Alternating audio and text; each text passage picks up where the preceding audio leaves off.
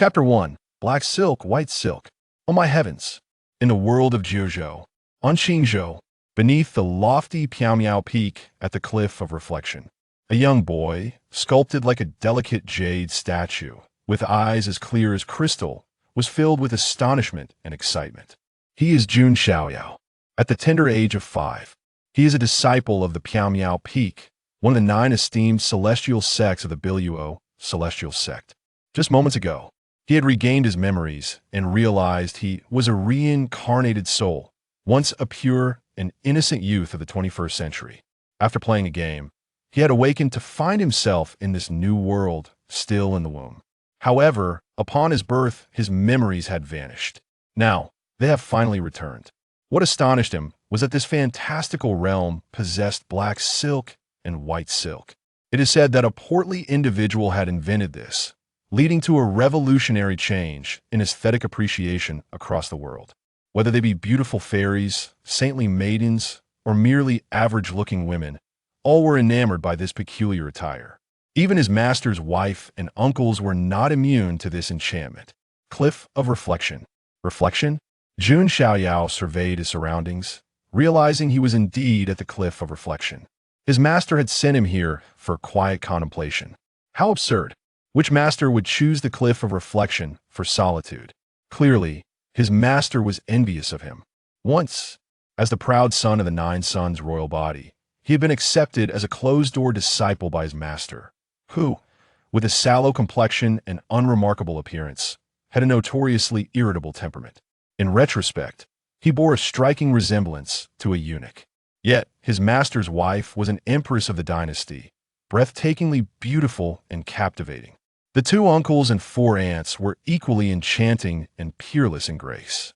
Due to Jun Xiaoyao's good looks, he was favored by his uncles and aunts, causing his master to feel slighted and use quiet contemplation as an excuse to punish him to this cliff of reflection.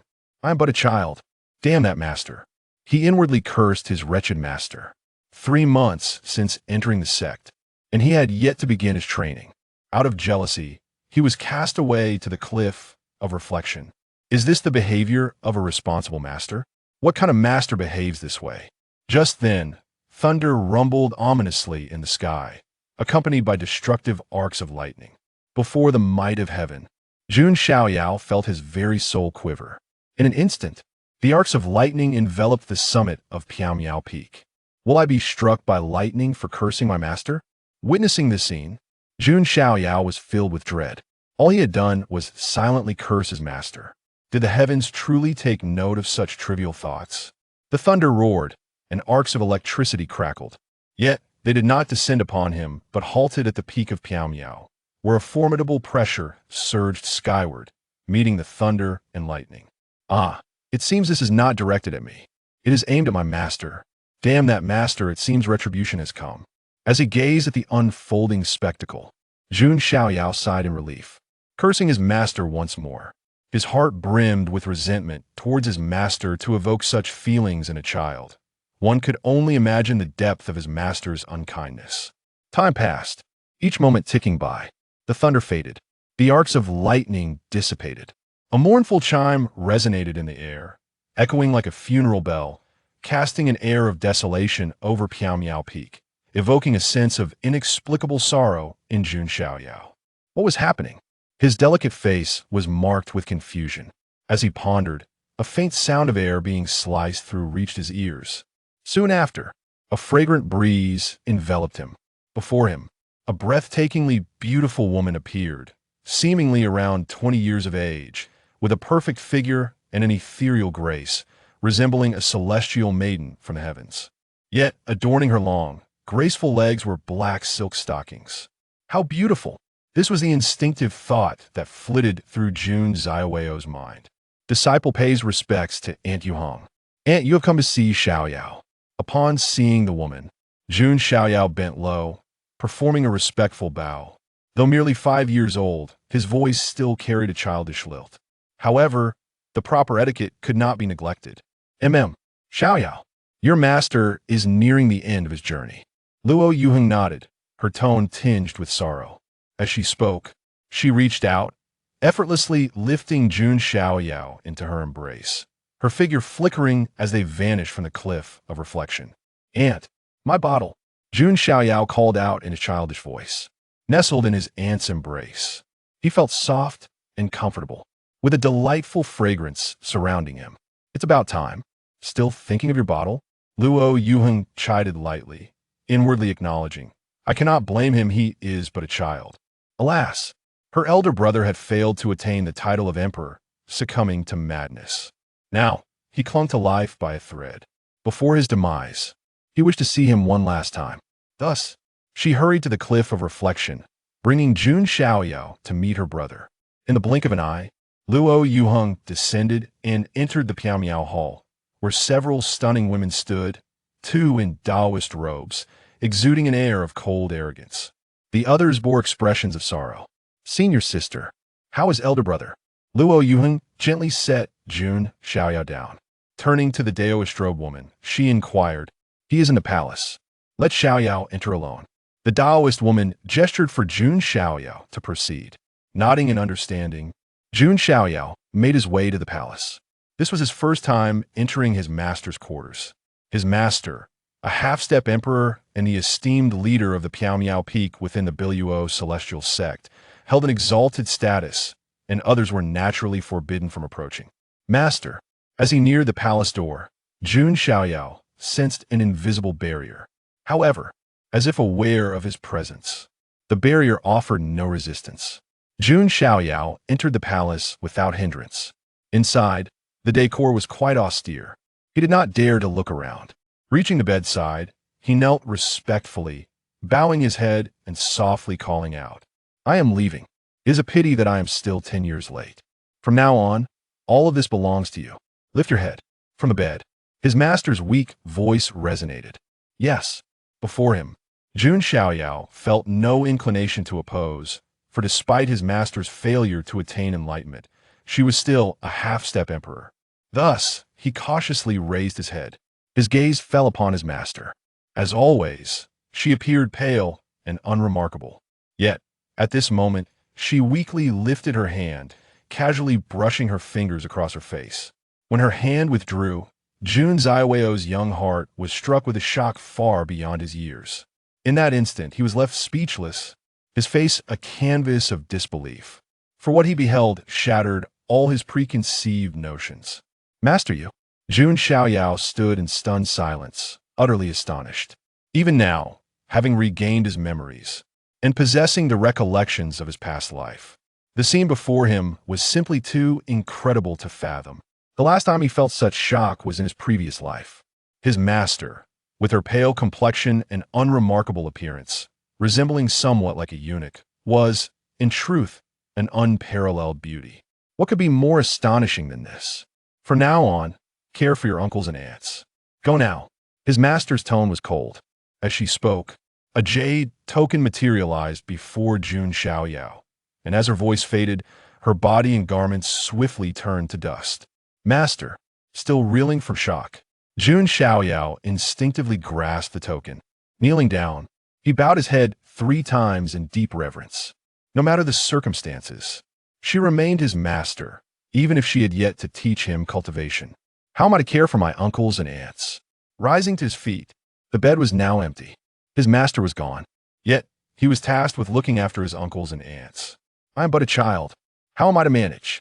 Moreover, his uncles were emperors, and his aunts were half-step emperors. He was merely a helpless child. After all, all right, I am a reincarnated soul. Where are my golden fingers and system? Others have reborn or traversed through worlds, taking flight from the very beginning. Yet as for me, 5 years have passed in utter futility. Ding! The system has detected the host summoning. System loading. As I pondered, an electronic synthesized voice echoed in Jun Xiaoyao's mind. It was the voice of the system. He was not taken aback, for he was aware that both traversing and rebirth came with a golden finger or system. Without one, it would be far too pitiful. In his previous life, he was a youth as pure as crystal, and upon his rebirth, he was certain to possess a golden finger or system. And now, it has indeed arrived. Did you emerge upon sensing my summoning? Were there no summons while I was still in the womb? Jun Xiaoyao felt a wave of frustration. In the womb, he had once contemplated the existence of a system or a golden finger. However, none had manifested. It seemed summoning could only occur post-birth. System loading complete. System binding. System binding complete. System activation. System activation complete. The voice of the system continued. In less than 10 seconds, it had successfully loaded, bound, and finally activated. Where are the functions? Jun Xiaoyao inquired. This system seemed rather dim-witted. Could it not simply divulge its functions without prompting? Must he be the one to ask? This system is currently at version 1.0. With enough points, one can enhance levels, skills, and talents. Much like a game, the system responded to Jun Xiaoyao. With this simple reply, Jun Xiaoyao quickly grasped the situation. It appeared to be causal. He had reincarnated after playing a game. Now, the system resembled a game assistant. To put simply, it meant using points to allocate attributes. Perhaps he could even don equipment. It seemed that his cultivation would differ from this world's norms. Then, from where do these points originate? Jun Xiaoyao continued his inquiries. He needed clarity. After all, his master and uncles would not intrude. Sources of points are as follows. 1. Points can be obtained by hunting monsters, beasts, or enemies. 2. Triggering system tasks will yield points upon completion. 3. Caring for master, uncles, and aunts will also grant points. 4 others. The system elucidated the methods for earning points. Are there no grand gifts? Jun Xiaoyao placed on step. This thing might not have any unless asked, and even if asked, it might still be absent. But what harm could there be in asking? The grand gift has been distributed. Please check within the Yuan realm. The system responded. Indeed, if he hadn't asked, there would have been nothing yet. Upon inquiry, a gift had materialized. Yuan realm? It should be akin to a system space. As Jun Xiaoyao contemplated the Yuan realm, instantly, his consciousness entered a wondrous space, vibrant with the fragrance of flowers and the melodies of birds. Before him, a golden halo hovered. Jun Xiaoyao states. On the halo, a prompt appeared. Grand gift, would you like to open it? Open. Jun Xiaoyao did not hesitate for a moment. This pertained to his very starting point. The grand gift has been opened. Congratulations. You have obtained 10,000 swords returning to origin Saint 1, domain star God 1. The grand gift had been unveiled. There were only 2 items. Both bore names indicative of divine abilities, and each had a suffix. Saint tier, God tier. Surely, he could not have misinterpreted. After all, this was a product of the system. Is cultivation necessary? Jun Xiaoyao inquired. Cultivation. He truly had no desire for it. He was in that restless age, lacking the patience for training. After all, he was still but a child. Upon fusion, no cultivation is required. Only points for enhancement are needed. The system replied. Hearing this, a glimmer of joy appeared on Jun Xiaoyao's face. No need for cultivation, simply allocating points would suffice. Fusion. Jun Xiaoyao commanded the system, beginning to wield its power. 10,000 swords returning to origin is fusing. Domain star God is fusing. Estimated time required, 12 hours. The system's prompt sounded. Both items were undergoing fusion. However, completion was projected to take 12 hours. Meanwhile, a light blue virtual screen appeared before Jun Xiaoyao, measuring 2 feet in width and length, emanating a sense of sci-fi allure. System, version 1.0. Name, Jun Xiaoyao. Age, 5 years. Talent, 9 Sun Imperial Body Enhanced. Realm, none, 0 10 points. Combat power, 100 points. 0 wealth, 0 skills. 10,000 swords return to origin. Merging, domain of stellar gods. Merging, system task, not refreshed. The main interface of the virtual light screen displays his information. It reveals that there are 2 secondary pages. Jun Xiaoyao attempted to manipulate it with his thoughts, and indeed, he succeeded. The second page contains equipment information and skill details. There are 6 slots for equipment: weapon, clothing, helmet, necklace, bracelet, and ring. Yet, at present, they remain completely empty, for he possesses no equipment that in terms of skills. Only 10,000 swords return to origin and domain of stellar gods are still in the process of merging. Withdrawing his consciousness from the Yuan realm, the virtual light screen continues to hover before him. With a blink, the virtual light screen vanished from sight. He then composed himself, a trace of sorrow gracing his features as he made his way towards the door of the palace. At this moment, the palace stood devoid of barriers, for his master had already passed away. Xiaoyao, brother. Upon seeing Jun Xiaoyao emerge, Luo Yuhing approached, squatting down to draw him closer to her. Master, his mentor is gone. Jun Xiaoyao lamented. The adage states that a crying child receives milk. Moreover, I am, after all, still a child. Children ought to behave like children, right? Sighing, the uncles and aunts present exchanged glances after hearing Jun Xiaoyao's words. Even though they had long been aware that he was barely clinging to life, hearing it directly from him made it somewhat difficult for them to accept. After all, they had been companions for hundreds of years. Xiaoyao, with the master gone, your uncles and aunts will protect you. The speaker was Aunt Yuyao, Jun Xiaoyao's little aunt, who favored wearing white silk. If not for the knowledge that she had lived for a century or two, he would have believed her to be a young girl. In truth, upon reaching a certain level of cultivation, one could retain eternal youth. For instance, his uncles and aunts still appeared to be in their 20s. Primarily due to their beauty, if one were unattractive, even youth would be of little consequence. You have received 5 points for your little aunt's care. The notification chimed. Points? Is it really this effortless? In an instant, a joyous smile illuminated Jun Xiaoyao's youthful face. Little aunt. I understand. Jun Xiaoyao obediently nodded. In the eyes of his aunts and uncles, he was a well-behaved child, and they harbored no qualms about his smile. Children are simply children, easily forgetful, swiftly emerging from the sorrow of their master's departure. We must attend to your master's final matters. Xiaoyao, you shall no longer need to visit the reflective cliff. Yuheng, Xiaoyao will reside with you. The speaker was the eldest sister of the leader of the mysterious peak, Jun Xiaoyao's Xuanji uncle. A true emperor, clad in Taoist robes, she appeared aloof and frigid, her words equally icy. Then I shall take my leave. Luo Yuheng nodded. As she spoke, she directly embraced Jun Xiaoyao and vanished in a flash. Being cradled by Aunt Yuheng, Jun Xiaoyao felt an overwhelming sense of warmth and softness. His gaze instinctively drifted towards her bosom. Aunt, I'm hungry. Observing the ample bounty before him, an inexplicable hunger surged within Jun Xiaoyao, prompting him to voice his need. I don't have any. As a half-step emperor. With formidable strength, she undoubtedly sensed Jun Xiaoyao's gaze, yet she remained unconcerned. After all, he was merely a child. What ill intentions could a child possibly harbor? However, upon hearing Jun Xiaoyao's words, Luo Yuheng's exquisite face flushed crimson. For she realized that he desired milk, and his gaze held a clear implication. What do you mean? The meaning was unmistakable. I am a girl, not a woman. What are you thinking? Thus, she shot Jun Xiaoyao a curious glare, playfully chiding him. But Jun Xiaoyao wished to express his hunger, but before he could finish, Luo Yuheng interrupted him. There is no but. Luo Yuheng cut him off, concerned that this little rascal might utter something that would further embarrass her. Suddenly, she felt her tone had been rather harsh. It wouldn't do to frighten the child. Seeing the small boy in her arms, his pitiful expression tugged at her heart, prompting her to soften her tone.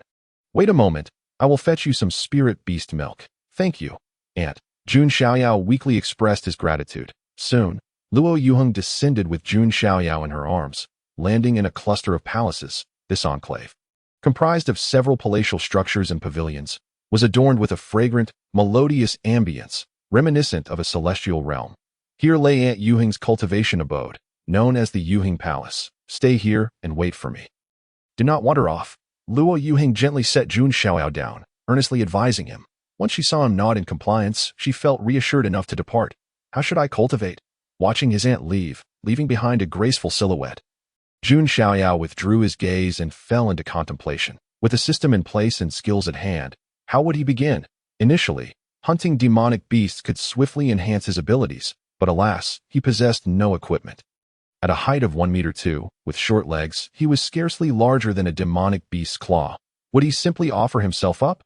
Moreover, this was the mysterious peak, one of the 9 peaks of the falling heavens sect. With his current capabilities, even leaving the mysterious peak was but a dream, let alone hunting demonic beasts. It seems one can only take things one step at a time. Jun Xiaoyao contemplated, ultimately realizing he had no other choice. He could only proceed step by step. Besides, with his little aunt's care, he could earn points, and he believed he could acquire more points from his uncles and aunts. After approximately 5 minutes, Aunt Yuhing returned, holding a large jade milk bottle, the same one he had always used. Come, drink your milk. Aunt Yuhing approached Jun Xiaoyao, removing the jade stopper. Instantly, a fragrant aroma wafted through the air. Aunt Yuhing is feeding you milk. Points increased by 10. The notification chimed. 10 points have been credited. Points truly come easily. In truth, ever since his birth, he had remained beside his parents, weaning at the age of 2.3 months prior.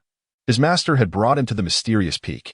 Despite possessing the 9 yang imperial body talent, his constitution remained frail. To improve his physique, his master sought spirit beast milk, intending to teach him cultivation once his constitution improved, yet now his master had passed away. Spirit beast milk is a precious commodity, infused with pure spiritual energy. Over the past 3 months, he had become quite addicted. Jun Xiaoyao let out a satisfying belch, giggle, seeing the imprint around Jun Xiaoyao's mouth. Luo Yuhing could not help but laugh. Who would be fond of a boy so exquisitely sculpted? Subsequently, she secured the milk bottle to Jun Xiaoyao's waist. Aunt, you are so beautiful. Jun Xiaoyao gazed at his beaming Shu. Her beauty simply enchanting. Unable to restrain himself, he offered a compliment, his voice somewhat childlike and innocent. Nonetheless, he had acclimated to this new existence, despite possessing the thoughts and memories of a former life. His body was that of a mere 5-year-old, with instincts befitting his age, rendering any sense of incongruity absent. So adorable. With a heart full of joy, Luo Yuhing was elated by the praise from the delicately crafted young boy. How could her mood not be uplifted? As she spoke, she playfully pressed a kiss on Jun Xiaoyao's cheek. The notification sound of 10 points being added echoed in the air. Jun Xiaoyao realized that while the points were accumulating, the reasons behind them remained unspoken. For once described, they would lose their essence. Shu, when will I be able to descend the mountain for training? Jun Xiaoyao inquired, relishing the softness he felt, a smile illuminating his face. In his previous life, he was a crystalline and pure youth, rarely encountering such exquisite women. In this life, however, he found himself kissed by the breathtaking Shu. Yet, amidst his excitement, he understood the importance of serious matters. Descend the mountain for training. What are you thinking? You are but 5 years old, yet to embark on your cultivation journey, lacking any semblance of skill, you must first grow stronger before you can venture out. Moreover, in half a month, our sect will recruit a new batch of disciples. You are the sole disciple of my elder brother, endowed with the regal physique, granting you the opportunity to partake in the Holy Sun assessment. Should you pass, you could ascend to become the Holy Sun. Upon hearing Jun Xiaoyao's words, Luo Yuhing paused momentarily, then could not help but burst into laughter, her mirth causing her to tremble. This little fellow truly dared to dream. What thoughts occupied his mind all day? To desire to descend the mountain for training without having begun his cultivation was perhaps a tad too ambitious. Furthermore, as the only disciple of my elder brother, who is the Lord of Piaomiao Peak, you possess the qualification to participate in the Holy Sun assessment. If you were to become the Holy Sun, our Piaomiao Peak would reap substantial benefits. Therefore, you are indeed the hope of our sect. I see, Jun Xiao responded, disappointment washing over him as he realized he could not descend the mountain. It seemed he needed to accumulate more points to enhance his cultivation and then sneak away to develop. You are still too young, Luo Yuhing reiterated. You cannot descend for training just yet. How about this? I will teach you the methods of cultivation, swordsmanship, and agility. If you master them within 3 days, I shall allow you to play in other areas of Piaomiao Peak. But you must not leave the mountain. What do you say? Seeing Jun Xiaoyao's dejected expression, Luo Yuhing felt a twinge of sympathy. The beautiful young boy, with his crestfallen demeanor, was irresistibly charming. She wondered what he would look like as he grew older. Surely, he would be quite handsome. All right. Shu, let us make a pinky promise. Upon hearing this, Jun Xiaoyao quickly nodded. Truth be told, if Shu and Sherbo were to oversee him, the prospect of training outside the mountain would be nearly impossible. Now that Shu had offered him the chance to explore within Piaomiao Peak, it was splendid news. After all, there were demon beasts lurking behind the peak. He could hunt them himself.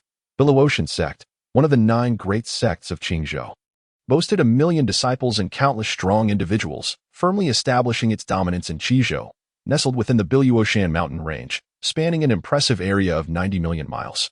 The entirety of the range belonged to Billuoshan Sect, with Piaomiao Peak being one of its 9 main summits. Beyond the 9 peaks lay millions of miles of mountains teeming with numerous demon beasts. All right, pinky promise. Luo Yuhing was taken aback, her amusement bubbling over. A half-step emperor, so close to the pinnacle of power, held a status of such extraordinary distinction, yet this little brat dared to question her integrity. Without hesitation, she extended her delicate finger to link with Jun Xiaoyao's. Sure, Shu, I'm feeling sleepy. After completing the pinky promise, Jun Xiaoyao was overtaken by drowsiness. The restoration of his memories had drained his energy significantly. I shall take you to bathe first. Luo Yuheng nodded, taking Jun Xiaoyao's hand and leading him toward her chambers. Compared to his masters, Yuheng Shishu's quarters were undoubtedly cozier. The floor was adorned with soft beast pelts, and the room exuded a subtle fragrance, reminiscent of her essence. Behind her chamber, a jade pool measuring 10 meters in length and half a meter in depth was filled with steaming warm water.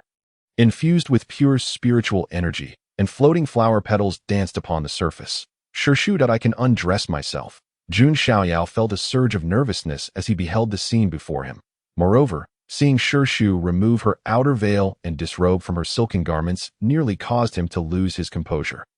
However, he reminded himself that he was merely a child, and thus Shu did not guard herself around him. What she did not know was that his thoughts, memories, and soul bore the weight of 20 years. He mused internally, how wonderful it would be if this continued for another decade. Indeed, being a child was the most blissful existence at that moment. He noticed Shu moving to assist him in undressing for the bath. And instinctively he took 2 steps back. How could this be? No matter the circumstances, he was still a crystalline and pure youth. He simply could not bring himself to let go. Hee. LOL. Upon witnessing Jun Xiaoyao's reaction, Luo Yuheng was momentarily stunned before bursting into laughter once more. This little rascal was undeniably adorable. In an instant, her laughter filled the air, causing her to tremble with delight, leaving Jun Xiaoyao utterly dumbfounded. This was overwhelming. He could hardly contain himself. Unfathomably, he envisioned a small dog lying amidst countless bones and dog food. Consequently, Jun Xiaoyao nervously began to shed his garments. The situation felt akin to him being a little lamb while Shu played the role of the big bad wolf. Amidst the bubbling laughter echoing from the jade pool, Luo Yuheng's melodious giggles rang out, truly joyful. She had never anticipated that this little boy could be so charming, wishing to cradle him in her hands. Even when she noticed Jun Xiaoyao's curious gaze upon her form, she remained unfazed. After all, what ill intentions could a child harbor? At most, it was mere curiosity about the body of a beautiful girl. All right, I'll help you. You're nearly asleep. Approximately 20 minutes later, Luo Yuheng approached Jun Xiaoyao's side and began assisting him with his bath. Jun Xiaoyao could only acquiesce to her guidance. Goodness, Shu was quite the rogue. She even splashed him. At this moment, Jun Xiaoyao felt as though he had come to a profound understanding. Initially, he fancied himself a hunter. Only now did he realize that he was, in fact, the prey. With his master being the true hunter. He once believed that men always had the advantage, but now he comprehended that, at times, it was the men who found themselves at a disadvantage. No, he was not a man. At best, he was merely a young boy. With a sudden increase of 50 points, he finally completed his bath, the system's notification echoing in his mind as the points were credited. Goodness, a swift 50 points. Although the origin of these points remained unspoken, Jun Xiaoyao understood it was due to his master's assistance during his bath. Alas, these 50 points were earned at the cost of his own body. Perhaps it was the exhaustion of both body and mind, for even before reaching the bed, he fell asleep in his master's embrace, the faint fragrance wafting into his nostrils, the warmth and comfort of her embrace akin to resting upon a cloud.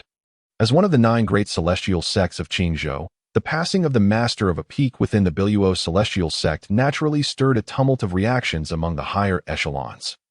Setting aside identity, simply the prowess of a pinnacle half-step emperor placed him among the top 30 of the Piaomiao celestial sect, considering there were only around 20 emperors in total. The fall of disciple Yu Tian was a misfortune for the sect. Presently, 2 matters required attention. Firstly, the arrangements for disciple Yu Tian's funeral. Secondly, the succession of the master of the Piaomiao Peak. Piaomiao Peak serves as the core of the Piaomiao celestial sect, where significant matters are deliberated. At this moment, over 30 high-ranking members of the sect had gathered in the Grand Hall, several of whom were emperors, while the remainder were half-step emperors. Those who were not half-step emperors were deemed unworthy of participating in the meeting. The one speaking was Shangwan Wudi, the master of Piaomiao Peak and one of the vice-sect leaders. For these 2 matters, they are not overly complicated. Firstly, we will handle the arrangements for disciple Yu Tian's funeral, and such matters should not be made public. Secondly, I shall temporarily act as the proxy for the master of Piaomiao Peak until disciple Yuntian's disciple has matured enough to inherit the position. By the way, the assessment for new disciples is just a few days away, and Jun Xiaoyao, as the sole disciple of disciple Yuntian, must participate in the son's assessment. Do any of the esteemed brothers or junior brothers have objections? Upon hearing Shangwan Wudi's words, Xuanji, the senior sister of Piaomiao Peak and an emperor herself, interjected. Naturally, she would not allow anyone to interfere with Piaomiao Peak. Her words were logical and her tone assertive. After finishing, her gaze swept over all present. Senior sister Xuanji speaks rightly. A middle-aged man nodded in agreement, a smile gracing his face. His support for Xuanji stemmed from his desire to pursue her as his partner. A pursuit that had lasted over a century without her granting him an opportunity. That I have heard that the disciple has only recently entered the sect. Moreover, he continued, he seems to possess the royal body. Such talent indeed marks him as a child of destiny. However, he has yet to reach the level required for the son's assessment. To qualify for the assessment, one must possess the heavenly body. Beside vice sect leader Shangwan Wudi, another half-step emperor chimed in. The royal body? For such talent, being a true disciple or the chief is quite normal, but to participate in the son's assessment, he still falls short. Another half-step emperor added with a smile, while the royal body signifies a child of destiny, the son represents the future of a sect. To take part in the assessment, one must at least possess the heavenly body. He is indeed lacking. However, he insisted, he must participate in the son's assessment, as it is merely a test. Furthermore, Jun Xiaoyao's participation has already received the approval of the ancestors and the palace lord. Xuanji cast a cool glance at a portion of those present, many of whom stood in opposition to her for the sake of their own lineage's interests. Of course, this so-called opposition was limited to internal competition. Oh, I see. In that case, I have nothing more to say. Senior sister Xuanji, that disciple has only just entered the sect. While there is no danger in participating in the assessment and no requirement for cultivation level, it is still best to provide prior instruction. Upon hearing Xuanji's words, several attendees were taken aback, all realizing that the approval from the ancestors and palace lord must have come at the behest of disciple Yuntian himself. No matter how reluctant they might be, they could not defy the will of the ancestors and the palace lord. In the early morning, within the chambers of Luo Yuhing, on a spacious and soft bed, Jun Xiaoyao awoke, roused by his growling stomach. Upon awakening, he found his master staring at him, her face flushed with something akin to anger. Master, Jun Xiaoyao called out weakly, puzzled. Last night, he had slept beside her. But now her gaze seemed somewhat off. Little piggy, she admonished, move away. Seeing Jun Xiaoyao's innocent expression, Luo Yuhing sighed, her gaze shifting away. Jun Xiaoyao blinked in surprise, realizing that his small hand was resting on her ample bosom. No wonder it felt so soft and comfortable. Master, I didn't mean to. Quickly, he withdrew his hand, though he felt a twinge of reluctance. Yet, he was truly afraid that she might take drastic measures. At that moment, his stomach grumbled audibly, and his eyes, along with his actions, betrayed his hunger, resembling one who was eyeing delectable food with anticipation. This left Luo Yuhing speechless. Did this little rascal truly consider her a food bowl or a milk bottle? Day in and day out, all he seemed to care about was milk. Today, she declared, I will teach you the methods of cultivation, body techniques, and sword techniques. Luo Yuhing shot Jun Xiaoyao a disapproving glance. Get up. You are my disciple, not my little ancestor. Well, all right. You are my little ancestor. I truly have no way to deal with you. With a notification sound indicating an addition of 50 points. It seemed that his master had earned him points for their shared slumber. Or perhaps it was just now. Wait, how many points do I have? Can I level up now? Reflecting briefly, he estimated he had around 125 points. There was no time to check now, and besides, the points wouldn't disappear after being credited. When his master taught him the cultivation methods later, he would seize the opportunity to check, and perhaps even level up. After getting out of bed, his master assisted him in dressing, and after washing up, he eagerly grabbed a milk bottle and drank heartily, soon letting out a satisfied burp. All right, she said. I will now teach you the most fundamental cultivation method. As an entry-level technique, you should be able to grasp it. Pay close attention to each word and its meaning. That if you do not understand or forget anything, be sure to inform me, or else I shall spank you. Luo Yuhing took a spirit fruit. Munching leisurely, her cheeks puffed up adorably like a little hamster. After finishing, she led Jun Xiaoyao to a tranquil spot, a place she often used for her own cultivation, as she spoke and guided him to sit cross-legged. Master, he began, I understand. Jun Xiaoyao nodded earnestly, feeling an indescribable heaviness in his heart. The cultivation method, it required comprehension before one could even begin to practice. This was undeniably arduous. Who would want to endure such toil after being reborn? Nonetheless, at that moment, he dared not defy his master. If he didn't take it seriously, his master would genuinely spank him. After all, sometimes the life of a child was not so easy. I shall teach you a technique known as the Guiyuanju. It is a practice of the outer disciples of the Biluo Tian sect, notable for its simplicity and ease of understanding, making it relatively accessible for beginners. Once you successfully cultivate this technique, I shall impart to you more profound methods. Watching Jun Xiaoyao sit obediently, Luo Yuhing felt a sense of satisfaction swell within her. Strangely, a sense of accomplishment arose within her. It seemed that teaching a disciple brought about such feelings. She had never had a disciple, nor had she taught anyone before. Yet here she was, preparing to instruct a 5-year-old child in the art of cultivation. Tea was indeed no small feat. As she spoke slowly, cautious lest Jun Xiaoyao fail to comprehend, her focus was unwavering, filling the atmosphere with a sense of reverence from the child. The Guiyuanju was being deciphered. However, just as Jun Xiaoyao was intently listening to Luo Yuhing explain the technique, a notification from the system sounded. Upon hearing this prompt, Jun Xiaoyao's heart raced with excitement. The system could actively decipher the cultivation method. Such a feature was astounding. Xiaoyao, his master, inquired, "How much of the technique have you retained?" Time seemed to stretch before Luo Yuhing paused, her beautiful eyes gazing expectantly at Jun Xiaoyao. Luo Yuhing teaches you the cultivation method, earning 50 points. Points were credited once more. Master, master. Jun Xiaoyao awaited the system to decipher the technique with a serious demeanor. When his master inquired, he momentarily lost focus. It's all right. Just tell your master how much you remembered. If you recall less, I won't hold it against you. After all, you are still young. We will take our time. Seeing Jun Xiaoyao's expression, Luo Yuhing felt a tinge of disappointment. After all, it was her first time teaching someone to cultivate. Yet, reflecting on her own beginnings, who could perfectly remember a technique on their first attempt? Moreover, Xiaoyao was still quite young. There was no rush. They would proceed at a leisurely pace. The primary concern was to prevent the child from developing a distaste for cultivation. Guiyuanju deciphered. Level, defective low grade. The Guiyuanju has been deduced to a perfect level and has fully integrated with the host. At this moment, the system's notification echoed in Jun Xiaoyao's mind. This technique was deemed defective low grade, which implied its inferiority. Not only was it subpar, but it was also incomplete. However, the system had managed to deduce it to a perfect level, seamlessly merging the perfected Guiyuanju with Jun Xiaoyao. Instantly, the perfected Guiyuanju manifested in Jun Xiaoyao's mind. Although it was his first encounter with a cultivation method, the Guiyuanju felt as if it were an innate part of him. As though he had practiced it countless times before. It was as though he were born with the ability to cultivate, akin to the instinctive act of nursing. Master, Xiaoyao timidly addressed, feeling that the technique was indeed incomplete. According to his understanding, he gazed at the expectant face before him, weakly calling out, "Master," before expressing his belief that the Guiyuanju was defective. "Pardon," his master exclaimed, incredulous. "You claim the Guiyuanju is defective? You can comprehend it?" Before Jun Xiaoyao could finish, Luo Yuhing interrupted, her expression one of disbelief. As a half-step emperor who practiced imperial-level techniques, she naturally understood that the foundational Guiyuanju was incomplete.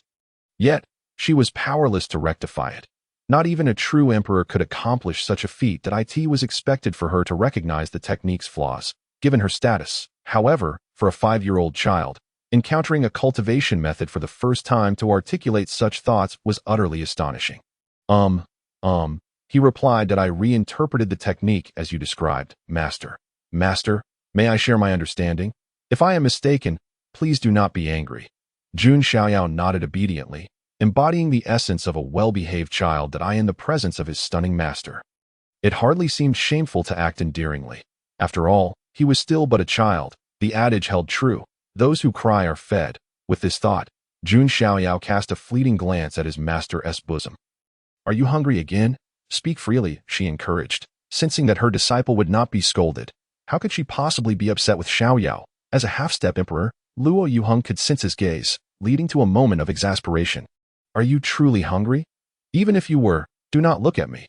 There's still spiritual beast milk in your bottle? Master, I'm not hungry. Xiaoyao believes the technique should be like this. Guiyuan. Jun Xiaoyao shook his head. I'm not hungry.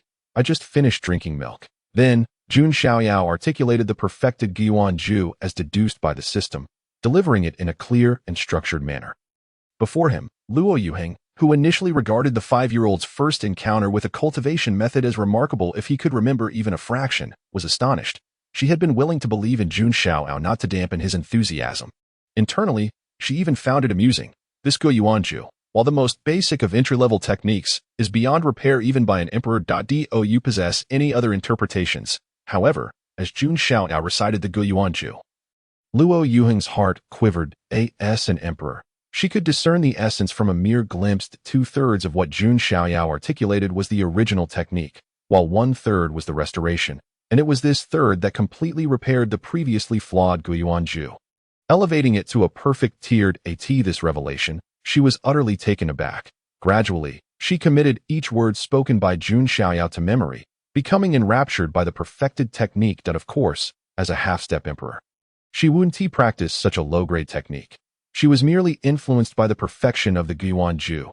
The ability to sway a half-step emperor was nothing short of miraculous. Master, Jun Xiaoyao called. Noticing his master's dazed expression, he understood that Luo Yuheng was astonished. Transforming a defective technique into a perfect one would indeed be shocking. Yet, as a child, he knew he must maintain his youthful demeanor. Thus addressing her as his master, your perfected Guiyuanju has astonished Master Yuheng, earning an additional 100 points. How delightful. Points credited once more. She exclaimed. Your understanding is quite impressive. Smack. Overwhelmed with astonishment, Luo Yuheng, upon hearing her name called, regained composure, her flustered demeanor appearing rather adorable. Initially, she was filled with excitement and enthusiasm, but upon reflection, she knew she must temper the child's pride and thus managed to suppress her exhilaration, offering a measured compliment. Yet, unable to resist, a soft peck landed upon Jun Xiaoyao's cheek. Setting aside talent for the moment, the mere comprehension of this martial art is nothing short of extraordinary. Astonishingly, with just a single hearing, he could mend the incomplete technique to perfection. One would hardly believe such a claim, yet it stands as undeniable truth. Points have been increased by 10, and the balance is accounted. Those who understand. Understand. Shu, should I continue practicing the Guiyuanju? Jun Xiaoyao mused, savoring the warmth upon his cheek, a delightful sensation that he thought to himself. For now, I cannot act upon you, but when I grow older, as for the practice, it is merely an excuse. With points, I can elevate my realm without the need for arduous training. First, comprehend this technique. The Belaotian Sutra, one of the 3 great techniques of the Belaotian sect, belongs to the imperial tier. Should you grasp its essence, then practice the Belaotian Sutra, and I shall determine whether you should first cultivate the Guiyuanju or the Belaotian Sutra based on your level of understanding. Listen closely. Luo Yuheng pondered for a moment before speaking.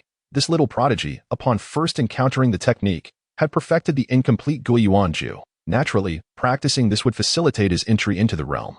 Yet she harbored a desire for Jun Xiaoyao to attempt the imperial tier art. Clinging to a minuscule hope, what if he could comprehend it?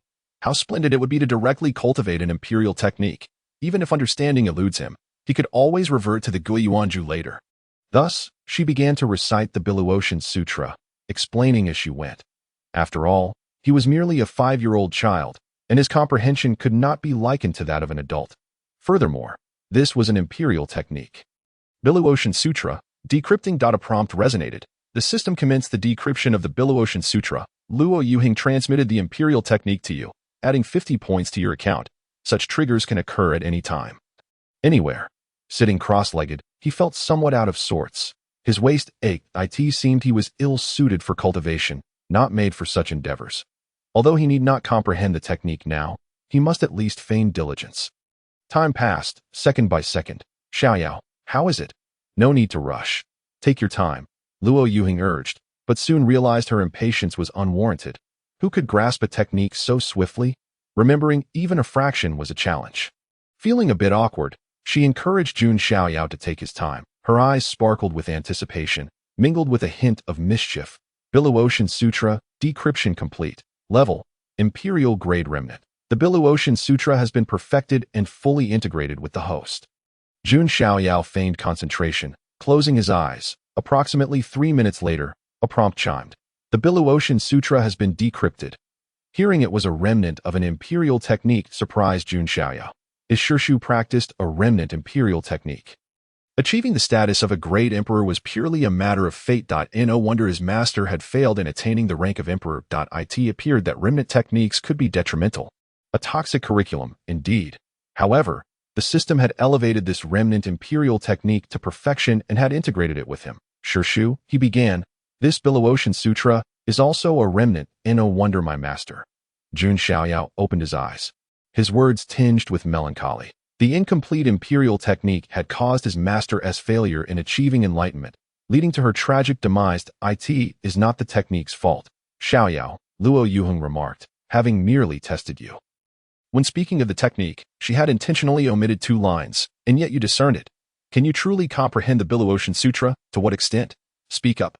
Seeing Jun Xiaoyao's pitiful demeanor stirred a pang of guilt within Luo Yuheng. Unintentionally, she had reminded the child of his master and made him believe it was the technique that led to her passing. She thought to herself, how wretched of me. Consequently, her voice lost some confidence. Her delicate fingers gently poking one another, revealing her embarrassment. As she spoke further, her eyes gleamed with expectation, her tone growing urgent. So it is, she uttered, Jiuzhou, I have completely grasped the Billowation Sutra and possess differing insights. Share them, she urged, not in haste. Upon hearing this, Luo Yuheng was consumed by anxiety. Billowation Sutra, ascending to the heavens, merging heaven and man, Jun Xiaoyao articulated slowly, relaying the system's refined Billowation Sutra. His pace was deliberate, for he was but a child. Beside him, Luo Yuheng was enraptured, her exquisite visage shifting in expression, soon lost in a trance, wholly absorbed. The Billowation Sutra had been her companion for 2 centuries, too familiar to be unfamiliar. Nevertheless, the rendition from Jun Xiaoyao's lips was breathtaking. The Billowation Sutra she had practiced previously was worlds apart from the one he recounted. Time continued its relentless march. Finally, Jun Xiaoyao concluded his recitation. The perfected Billowation Sutra left Luo Yuheng in a state of shock, awarding him an additional 100 points. Observing her in a trance-like state, it appeared she would not awaken anytime soon. After all, this was an imperial technique. With a blink, he summoned the virtual panel before him, fully aware that only he could see it, while others remained oblivious. Thus, he unabashedly displayed the panel before his Jiuzhou. System, version 1.0 name, Jun Xiaoyao age, 5 talent, 9 yang imperial body, enhanced, realm, none, 0 10 points, combat power, 100 points, 435 wealth, 0 skills, 10,000 swords returned to the sect, merging. Domain of Stars, merging. On the panel, 10,000 swords returned to the sect and Domain of Stars were still merging, yet the process was nearing completion. From yesterday until now, not even a full day had passed. And his points had soared to 435. To elevate his realm, only 10 points were required. This implies that I could substantially elevate my realm. System, he inquired, will there be any commotion upon elevation? Jun Xiaoyao communicated with the system, unable to contain his desire to upgrade. Indeed, such an enhancement would bolster his strength, provided it did not attract suspicion. There will not be, the system responded succinctly. Jun Xiaoyao knew well how reticent the system could be. Very well, he commanded. Elevate my realm. As he instructed the system to upgrade, Jun Xiaoyao began to channel the Billowation Sutra, feigning earnestness, preparing to astonish his Jiuzhou with his unprecedented cultivation speed. If one were to ascend in realms without any cultivation, that would indeed be a peculiar phenomenon. Yet, it is evident that anomalies exist. This world is replete with such prodigies, varying only in their degrees of excellence. By expending 10 points, your realm elevates to the first stage of the acquired realm. Current status, first stage of the acquired realm, with a combat power increase of 50. By spending 20 points, your realm advances to the second stage of the acquired realm. Current status, second stage of the acquired realm. Combat power augmented by 50. By consuming 30 points, your realm ascends to the third stage of the acquired realm. Current status, third stage of the acquired realm. Combat power enhanced by 50. By utilizing 40 points, your realm reaches the fourth stage of the acquired realm. Current status, fourth stage of the acquired realm. Combat power increased by 50. By expending 50 points, your realm progresses to the fifth stage of the acquired realm. Current status, fifth stage of the acquired realm. Combat power raised by 50. By consuming 60 points, your realm attains the sixth stage of the acquired realm. Current status, 6th stage of the acquired realm. Combat power boosted by 50. By utilizing 70 points, your realm escalates to the 7th stage of the acquired realm. Current status, 7th stage of the acquired realm. Combat power enhanced by 50. By expending 80 points. Your realm advances to the 8th stage of the acquired realm. Current status, 8th stage of the acquired realm.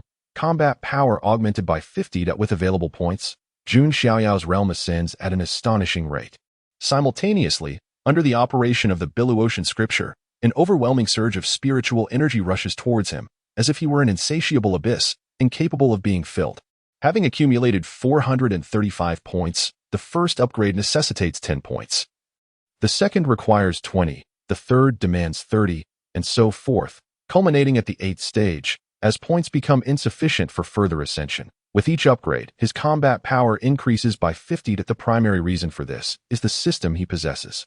His power framework adheres to its regulations. Consequently, in terms of combat power, he may lag behind other warriors of the same tier, yet he has the advantage of equipping gear and treasures. His foundational combat power stands at 100.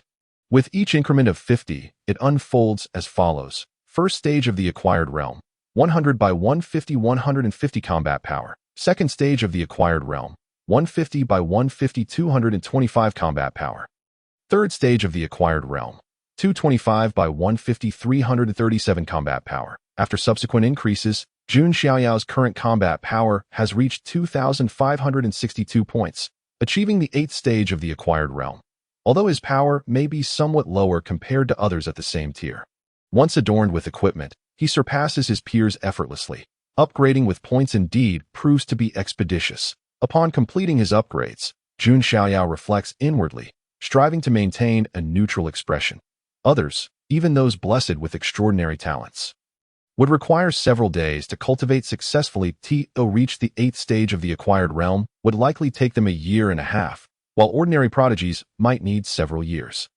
Yet, he accomplishes this feat in less than a minute, having not cultivated at all, but rather upgraded solely through points. The Billuotian scripture, now perfected, transitions to a supreme level of imperial techniques, even without relying on cultivation for advancement.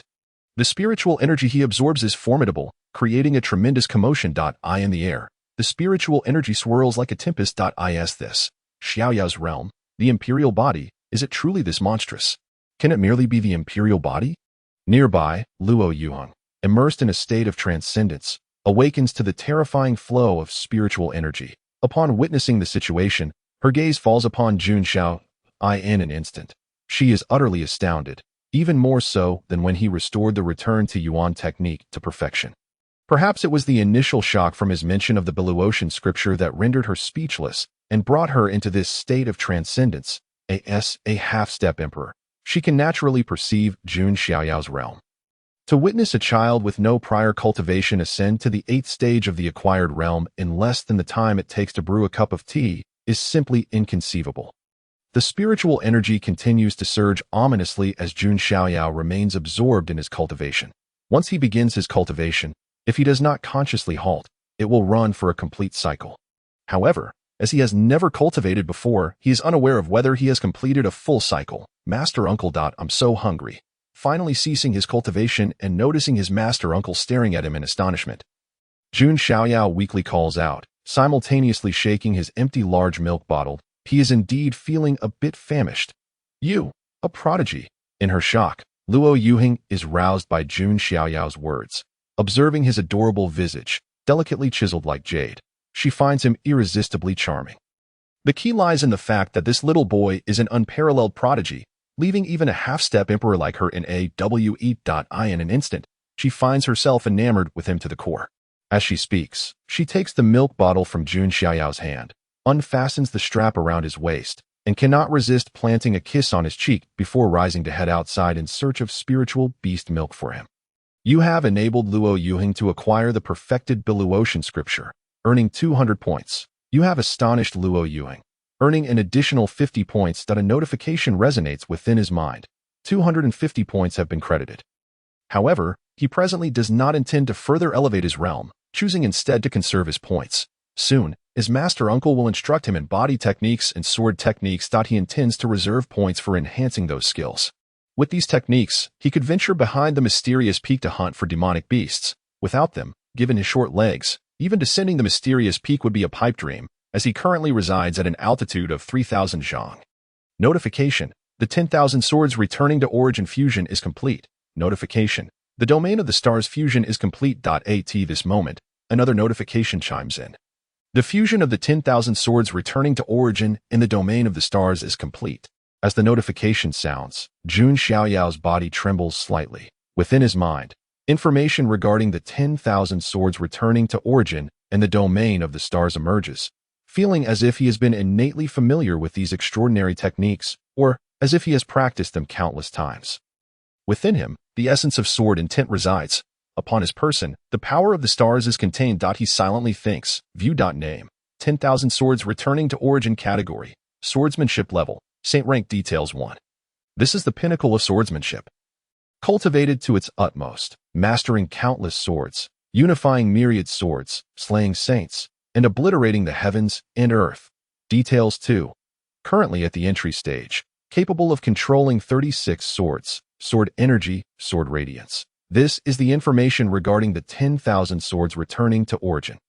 In truth, he has already mastered it. Even without looking, he understands it clearly. At this moment, he longs to move his little legs and rush out to put the 10,000 swords returning to origin into practice. How magnificent it would be! What man does not yearn to traverse the world with a sword?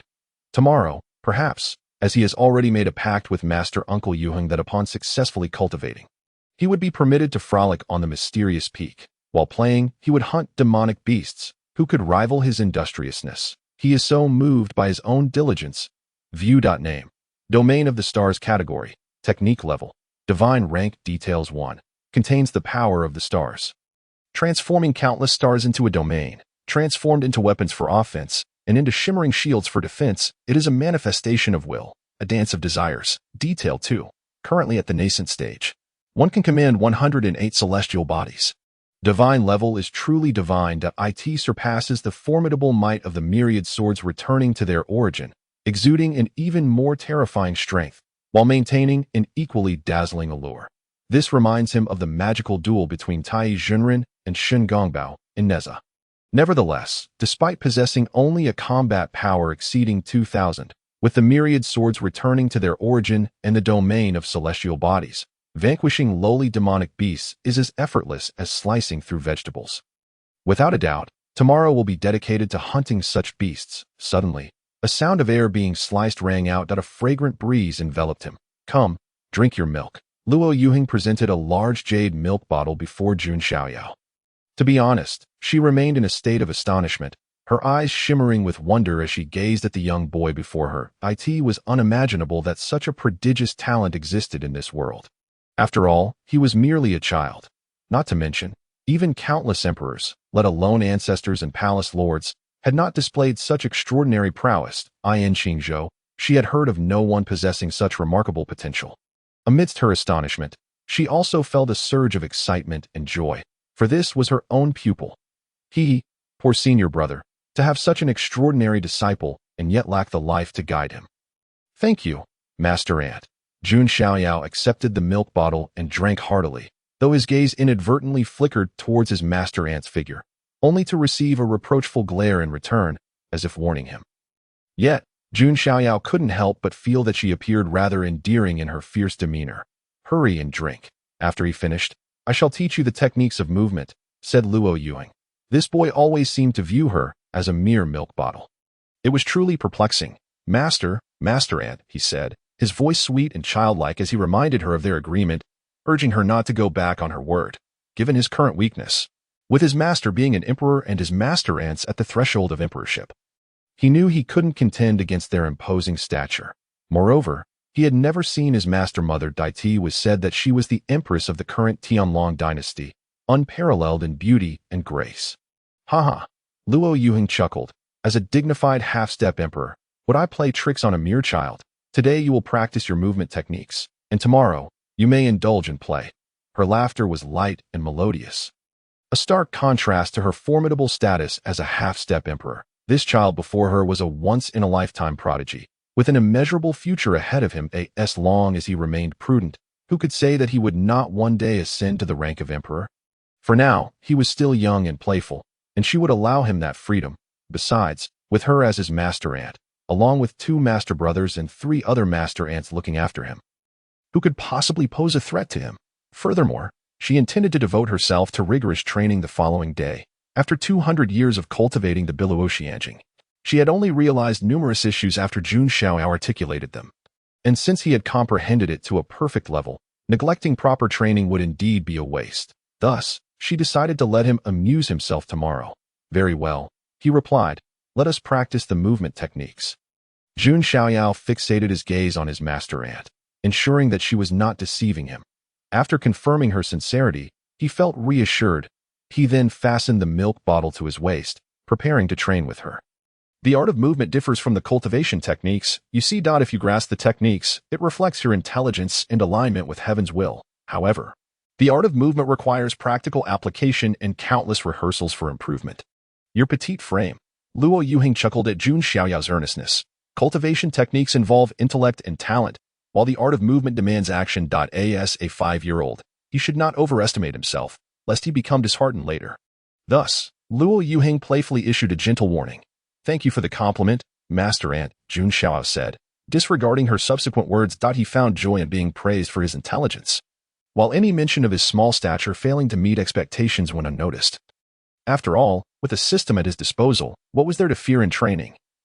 Conceited little one, Luo Yuhing remarked, noticing how adeptly he avoided the latter part of her statement. Subsequently, she explained the movement techniques to him, emphasizing the importance of understanding the cultivation method before integrating it into practice. As she spoke of the Yikongju, the system began to decode the information. Jun Xiaoyao sat upright, feigning seriousness. Do you understand? After a few rounds of astonishment, Luo Yuhing's nerves had relaxed considerably. After explaining the cultivation method, she directly inquired if he comprehended it, instinctively treating him as an equal rather than a mere child. Master Aunt, Jun Xiaoyao awkwardly extended his small hand to scratch his head, appearing quite adorable. Upon seeing his demeanor, Luo Yuhing realized that he did not grasp the concepts yet. Indeed, Jun Xiaoyao remained oblivious. As the system was still in the process of decoding, there must be a time lag. It was unreasonable for the system to decode instantaneously upon her explanation. Not yet. I see, she said. No rush. Take your time, she gently reassured him, fearing he might feel discouraged. Approaching him, she enveloped him in her embrace. Instantly, Jun Xiaoyao felt a wave of softness and pressure, coupled with a faint scent of milk, inexplicably stirring his hunger once more. The Yikongju's decoding was complete. Level, Emperor.it has now fused with the host. A prompt echoed in his mind. Master Aunt, you have granted me strength, I understand now. After relishing the warmth for a moment, Jun Xiaoyao spoke, reaching out to push Luo Yuhing away. However, his tiny hands merely found purchase against the summit of her chest. Luo Yuhing felt taken aback, but quickly dismissed it. Knowing that this was merely a child, what malice could he harbor? More importantly, his declaration of understanding filled her with immense joy. Did I grant you power? She mused, a playful smile gracing her lips. Let us begin. Watch closely. Luo Yuhing was momentarily taken aback by the words spoken by Jun Xiaoyao, feeling a sense of confusion. When did he gain such power? However, she quickly realized that it was merely a hug. Nevertheless, the way this little fellow spoke was truly delightful, bringing a sense of joy to her heart. Subsequently, she began teaching Jun Xiaoyao the skyward technique, which was considerably easier and simpler compared to the Biluoxian scriptures. Although it still required tangible effort, Jun Xiaoyao, with his petite frame, was trying his best to learn, albeit wobbling unsteadily. After all, he was still quite young and had limited control over his body. Yet, in comparison to others, he was exceptionally gifted, having mastered the skyward technique at the postnatal 8th stage. With a foundational level of cultivation, it was his first attempt at practicing body techniques, evoking a sensation akin to a king entering the fray among mere bronze rank. Time passed, minute by minute. Luo Yuhing was utterly astonished. This little prodigy was extraordinarily gifted. Help, Master Uncle, save me. Jun Xiaoyao cried out in a panic, feeling acrophobic as he took to the skies for the first time. Resembling a fledgling sparrow terrified of heights, he shouted for help. But even without his cries, Luo Yuhing would have intervened, for she was always by his side. Moreover, as a semi-emperor, she could manipulate the surrounding space with a mere thought, ensuring that Jun Xiaoyao would not fall. The sounds of laughter from Yuheng Palace, filled with Jun Xiaoyao's voice and Luo Yuheng's joyful laughter, infused the place with vitality and exuberance. Luo Yuheng gazed at the small boy before her eyes shining with wonder. Approximately an hour later, Jun Xiaoyao had learned to fly. "Master uncle," he said, his voice sweet and childlike. "I'm so tired." The dual assault of fatigue and sleepiness was overwhelming him. "Then perhaps you should rest for a while," Luo Yuheng suggested, embracing the little boy in her arms as she made her way towards the sleeping quarters, after practicing for so long since morning. It was only natural for a 5-year-old child to feel exhausted. Before she could reach the sleeping quarters, the little boy had already fallen fast asleep in her arms, even nuzzling closer, as if seeking a warm and comfortable position. "I wonder if Yuheng has taught Xiaoyao any cultivation?" She pondered. At 5 years old, having been at Piaomiao Peak for 3 months, it might be appropriate to introduce him to cultivation and instill good habits. At the summit of Piaomiao Peak, the meeting hall was the place where Xuanji and Xianyu cultivated, and it also served as the discussion chamber of Piaomiao Peak. At that moment, Xuanji and Xianyu, who were Jun Xiaoyao's senior disciples and the elder sisters of the Peak Master, gathered there. Alongside them were 3 stunningly beautiful women, Yu Wan, Yu Dai, and Yu Wei, who were also Jun Xiaoyao's masters. Xianyu spoke up, having dealt with the affairs following the passing of their junior brother yesterday. There was hardly anything to manage, as his body had already turned to dust, leaving no remains. And there was no need for anything so mundane. Today, they convened to discuss how to instruct Jun Xiaoyao, and who would take on the responsibility. Send a message for Yuheng and Xiaoyao to come. Xuanji instructed, her demeanor decisive and dignified, like an ice goddess, exuding an aura that kept others at bay. A graceful figure descended lightly before the meeting hall of Piaomiao Peak and entered with lively steps. "Senior sister, junior sister." Luo Yuheng greeted her senior and junior sisters with a cheerful smile. "Please, take a seat," Xuanji replied, nodding in acknowledgement.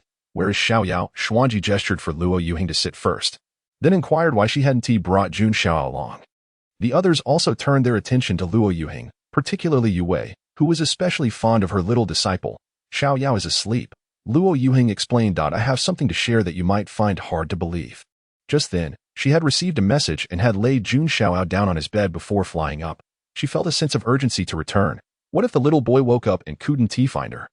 Simultaneously, she wanted to share the astonishing events of the day with her sisters, allowing them to experience the same shock. "What is it?" they asked, curiosity piqued. "Today, I intended to introduce Xiaoyao to cultivation, starting with the understanding of Yuan technique.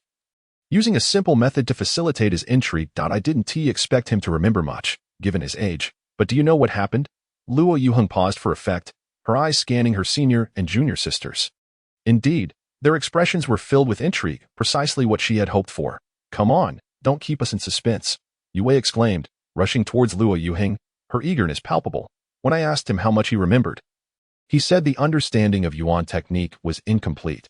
Then he mentioned he reinterpreted it, which left me astonished. Out of a desire to comfort him, I prompted him to elaborate, and to my utter amazement, what he described was a perfect version of the technique. At that moment, Luo Yuheng could still feel the shock and awe from the beginning of the conversation, a sensation only she could truly grasp. "What?" He discerned the incompleteness of the technique upon his first encounter. "Are you joking?" While recognizing a technique's flaws isn't difficult, understanding it at such a high level on the first try is simply unbelievable. Are you implying he has perfected the understanding of Yuan technique? Let us hear it. In the meeting hall, Xuanji and Xianyu, along with Yu Dai and the others, were utterly astonished by Luo Yuheng's revelation. Their disbelief was palpable, for it was simply too incredible. They would sooner believe their senior brother had returned from the dead than accept that a 5-year-old child could identify flaws in a technique and perfect it upon his first encounter. Moreover, they realized another astonishing point. He had not only recognized the flaws but also corrected them. How could one possibly believe such a tale? Wait a moment, Luo Yuheng continued. There's even more astonishing news. This was just the beginning. Greater surprises were yet to come. There's more. A few junior sisters and 2 senior sisters, still reeling from the previous shock, grew even more curious upon hearing Luo Yuheng mention that there was more to come. What could possibly be more astounding than what they had initially encountered? In fact, I had made a pact with him yesterday, promising that if he succeeded in his cultivation, he could continue on the Misty Peak by himself. Thus, I decided that today would mark the beginning of his training, contemplating whether he should practice the returning essence technique or the Billow Ocean scripture. After all, the returning essence technique is a beginner's level skill. Easy to grasp, and since he had already perfected it, it seemed more fitting for him. However, I was concerned that he might struggle with the Billu Ocean scripture later on. After careful consideration, I thought that if he could not comprehend the Billu Ocean scripture, he could revert to practicing the returning essence technique. I then imparted the methods of the Billu Ocean scripture to him, intentionally omitting a few details to see if he would notice. To my delight, he did, and even developed his own understanding. The Billu Ocean scripture perfected. Just as I entered a state of forgetfulness, he surprisingly began his own practice, achieving the realm of postnatal 8 stages. Luo Yuheng took a deep breath and recounted everything that transpired today.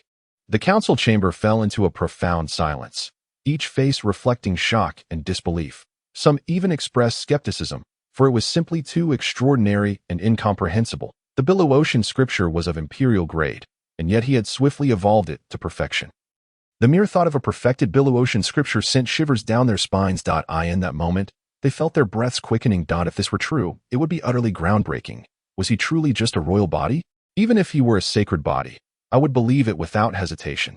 Senior sister, please write down the methods of the Billu Ocean scripture, but let's first examine the perfected returning essence technique, urged Yu Wei in the midst of their astonishment.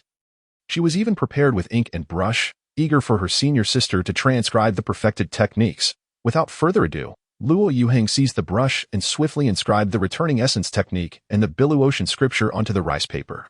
These were the restored and evolved versions after Jun Xiaoyao's improvements. You may examine them for yourselves. I shall take my leave now, she said, not wanting the little one to awaken and cry upon finding me absent. With that, her delicate figure vanished from sight. Departing the council chamber towards her own Yuheng palace. Uncle, milk? Jun Xiaoyao awoke, roused by hunger. Rubbing his eyes, he spotted his uncle seated at the bedside and weakly expressed his need for food. However, his gaze was fixed on his uncle's chest. Here, she replied, trying to divert his attention. And by the way, you're a boy. Don't stare at a girl's chest. Do you understand? Otherwise, people might think you're frivolous. Luo Yuheng could only roll her eyes in response. You hungry, so just eat. What else with the staring? I'm just a girl, not a woman. She extended her hand, offering the milk bottle she had already prepared, and then gently advised the little boy. Jun Xiaoyao, engrossed in drinking, did not respond, pondering to himself, but I like looking. What should I do? After finishing, he blinked and lay back down, quickly drifting off to sleep once more. It seemed he was utterly exhausted.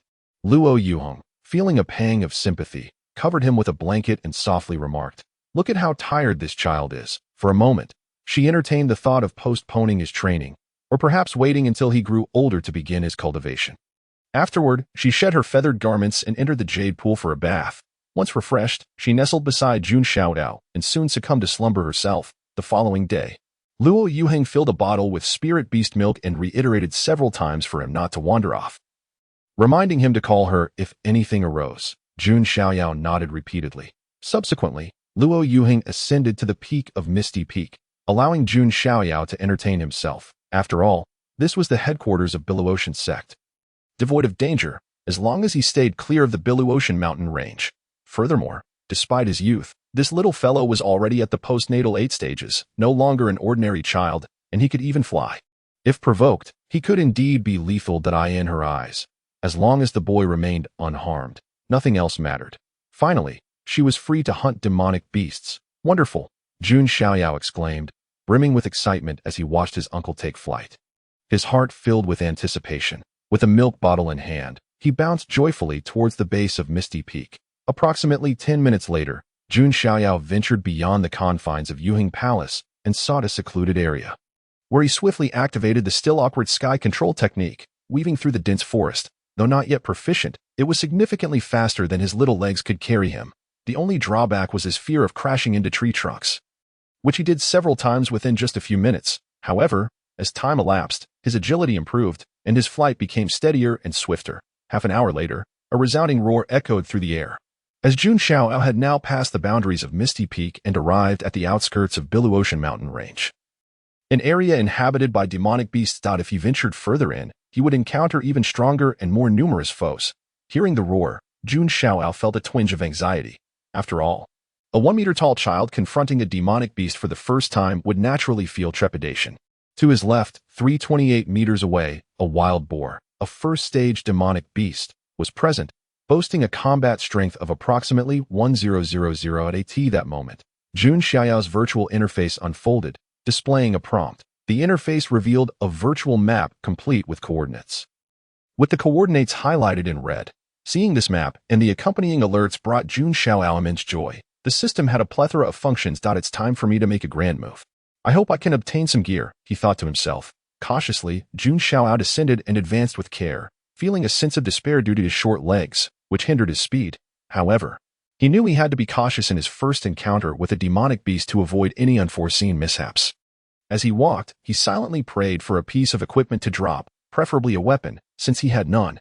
After walking for about 300 meters, he finally spotted the demonic beast. This wild boar was significantly larger than expected, measuring over 3 meters in length and radiating an aura of terror. However, recalling that this boar only possessed a combat strength of 1,000, he felt reassured, knowing that his own strength exceeded 2,000. He could easily overpower the boar. "Hey, demonic beast," he shouted, "bring me your gear, or better yet, your life." With a determined gaze fixed on the wild boar, Jun Xiaoyao took to the air, his voice ringing out at this moment. He fully realized the advantage of aerial combat. "I can fly. But you cannot. Can you even reach me?" The wild boar, upon noticing Jun Xiaoyao, roared as if it had spotted a delectable meal, lunging towards him. "You foolish beast. I am in the air. Can you fly?" With a swift and graceful motion, Jun Xiaoyao wielded the sword technique, instantly summoning a multitude of swords that converged as one, unleashing a torrent of sword energy that surged forth like an unstoppable tide towards the wild boar. After all, he was a formidable practitioner at the 8th tier of the acquired realm. The divine skill he employed was of the sacred tier, its power nothing short of terrifying. To confront a first-tier beast with such might was akin to using a cannon to swat a fly. Overkill in the extreme. The fearsome sword energy pierced through the wild boar in an instant, and it fell to the ground, lifeless and utterly defeated. But a swift kill, a mere second, was all it took to slay the first-tier beast, granting him 10 points and 10 spirit crystals, along with the drop of the Tianqing Swordman Grade 1. At the moment the wild boar collapsed, Jun Xiaoyao received a melodious notification, a delightful sound indeed. Having vanquished a first-tier beast, he was rewarded with 10 points and 10 spirit crystals. Fortune smiled upon him as he struck down a creature right at the beginning and obtained a weapon drop. A stroke of luck he had not experienced in over a decade of gaming in his past life, slaying a beast with every 10 steps, leaving no trace over 1,000 miles. Thus, he hastened to depart. Having ventured out with great effort, he must seize the precious time at hand. Time was of the essence. Today, he swore to earn no less than 1,000 points, lest he feel he had squandered his rebirth. Swiftly retreating from the battleground, Jun Xiaoyao sought a more concealed location to conceal himself and don his new equipment. Upon inspecting the item, he found Tianqing sword, type, weapon, level, human grade, combat power, 2,000. Description: this is an ordinary weapon, yet it possesses formidable combat prowess. Reading the information filled Jun Xiaoyao with joy. This weapon boasted 2,000 combat power, nearly matching his own enhanced strength, with a total of 2,562 combat power needed to obliterate a first-tier beast. Equipping this weapon would elevate his strength to a staggering 4,562 points, making his task even more effortless. He donned the equipment without hesitation and continued onward, his small frame darting quickly through the forest. Heading deeper where more formidable beasts awaited, before long, he encountered another beast. The battle commenced anew, yet these two were merely first-tier creatures, easily dispatched by Jun Xiaoyao. None could withstand his onslaught, and the technique of Wan Jiangui Zone allowed him to unleash a wave of 36 sword energies. In effect, everything within a 30-meter radius fell under the shadow of his sword strikes. The sounds of battle echoed as first-tier beasts continued to fall, and Jun Xiaoyao showed no signs of pause. His petite form was engulfed in a fervor of slaughter. Spirit crystals accumulated by 10 points and spirit crystals rising steadily, yet no equipment dropped, revealing to him the truth that items did not come easily. His initial weapon drop had been sheer luck, giving him a false impression of plentiful equipment drops. This illusion was finally shattered. Points were paramount. The more, the better. A notification chimed. Congratulations, you have leveled up. Current level, acquired 9th tier, combat power, 50. In a brief moment, a golden light enveloped Jun Xiaoyao, flickering before vanishing. That instant, he felt a significant surge in his strength. The system's voice chimed again, announcing his ascension to the 9th tier of the acquired realm. For a moment, he was taken aback, but upon hearing the system's subsequent message, he comprehended that the points earned from slaying beasts and enemies directly contributed to his leveling up, rather than being stored. This was a favorable arrangement. He could save points for upgrades elsewhere or for critical moments. Jun Xiaoyao was quite pleased with this setup. After leveling up, he did not pause, but rather exerted himself further. As the prospect of upgrading thrilled him, it was akin to a real-life game. Emerging from battle stronger was genuinely exhilarating. What could be more captivating in this world? While others toiled for ages to enhance their realms, he merely hunted beasts to ascend. The battle raged on, and Jun Xiaoyao felt no fatigue, for under the might of Wan Jiangui Zone, every foe fell as easily as chopping vegetables. Time ticked by. Points increased by 10, spirit crystals by 10. A notification resounded. Congratulations, you have leveled up. Current level, innate 1st tier, combat power, 100. Once again, he ascended to the innate realm. This time, his foundational combat power doubled with an increase of 100. A significant advancement indeed, marking a leap into a higher realm. In the vast world of Jiuzhou, the martial realms were categorized as acquired, innate, spirit sea, Yuan mansion, Tian gang, yin yang, myriad forms, celestial being, supreme, and emperor, beyond the emperor level. Even more transcendent tiers existed. It was said that the ancestors and leaders of the Biluo heavenly sect surpassed the emperor realm. Reaching the innate 1st tier, his foundational combat power had indeed doubled. Moreover, Jun Xiaoyao's physique had improved considerably. Though small in stature, he was markedly stronger than the average adult. Regardless, he was now an innate practitioner, a formidable force in the small town at the edge of the realm. From his experience in leveling up, Jun Xiaoyao discerned a pattern. Ordinary small realm upgrades yielded a foundational power increase of 50, while major realm advancements granted 100. The increments in strength became increasingly astonishing as one progressed. Acquired 8th tier, 2,562 points. Acquired 9th tier, 2562 by 153,843 points. Intrepid advancement to innate, 3843 by 207,686 points. Adding the weapon's 2,000 points, his total combat power reached an impressive 9,686 points. Nearing the threshold of 10,000, a 1st-tier beast possessed 1,000 points, while he boasted nearly tenfold that strength. The thought brought a smile to his face. How could he possibly lose? He resolved to continue, aiming to reach at least the innate 5th tier today, and perhaps score an additional piece of equipment or two. Jun Xiaoyao contemplated this as his right hand remained in motion, while his left hand clutched a bottle. Sipping the nourishing spirit beast milk, rich in nutrients and infused with spiritual energy. This milk originated from the celestial beast of the Piaomiao Peak. In his youth, he wielded a bottle in one hand and a sword in the other. As a teenager, he swapped the bottle for a wine flask while holding a formidable weapon in the other. Jun Xiaoyao gazed at the bottle in his hand, grateful he was but a child. Otherwise, it would be quite the spectacle. Yet, reflecting on it, he realized it was truly extraordinary. Who else had a child drinking milk while hunting beasts? Only Jun Xiaoyao could claim such a paradox. The tumult of battle echoed throughout the depths of the Biluo Mountains. He ventured further in. Though still miles from the center, the area was teeming with beasts, predominantly 1st tier, with the occasional 2nd tier beast making an appearance. For him at this moment, a 1st tier demon beast suffices. Of course, encountering a 2nd tier beast would be even better, as they yield greater quantities of spirit crystals and points, and may drop superior equipment. However, time is of the essence. He must return by afternoon. Otherwise, his master and her companions will grow concerned. Hunting a 1st-tier demon beast grants 10 points and 10 spirit crystals, with a drop of mercury ring, human level 1. Another piece of equipment has surfaced. A ring. Upon hearing this, a smile of delight spread across Jun Xiaoyao's face, for equipment signifies combat power, and combat power represents strength. The stronger one is, the bolder one feels. He is still too young. He must grow stronger to avoid being bullied. Inspecting the item. Name, Mercury Ring category. Ring level, human combat power, 1,000 details. Despite its name, this ring is not forged from mercury, but is rather a treasure endowed with formidable combat power. After reviewing the information, he noted that the Mercury Ring adds 1,000 combat power, which is 1,000 less than that of his weapon.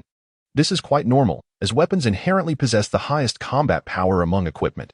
After finishing his appraisal, Jun Xiaoyao equipped the Mercury Ring. The equipment panel has 6 slots, with only the weapon slot currently filled, while the others remain vacant.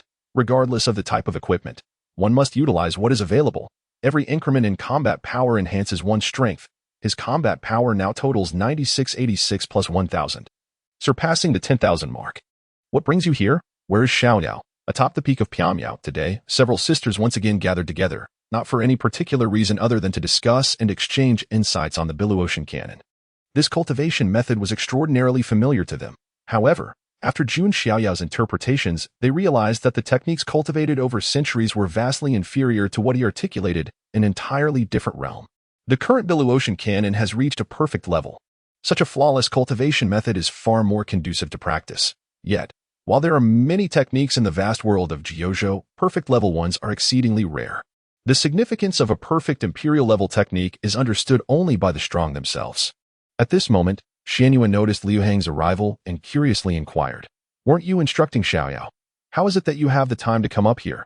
"This little one," she replied, "has gone off to play. I promised yesterday not to break my word. Besides, with a genius like him, a mere nudge in the right direction suffices. We mustn't impose our own methods upon him, for that would only mold him into a second version of ourselves. Even if he surpasses us, it would not be by much." Liu Yaheng remarked with a smile, her spirits elevated. How could one not feel joyful with such a remarkable young boy around? Moreover, she herself had training to attend to. "Senior sister, should we find him a playmate?" Yu Wang chuckled. "The boy is merely 5 years old. Without any companions of his age, might he not feel lonely?" Thus, she considered the idea of finding Jun Xiaoyao a playmate to be discussed after the Holy Sun assessment. Xian Wei shook her head, dismissing Yu Wang's suggestion.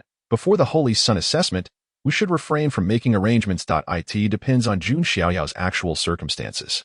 If he cannot become the Holy Sun, then we may find him companions. However, if he does become the Holy Sun, then it becomes unnecessary, for who would be worthy of being his playmate given his status and identity?" In her heart, she believed Jun Xiaoyao's chances of becoming the Holy Sun were merely 1 in 10,000 at the Holy Sun assessment. She sighed. Is indeed challenging. They, as prodigies, had become half-step emperors in a mere 2 centuries. Standing before the path of martial arts, their talents were unquestionable.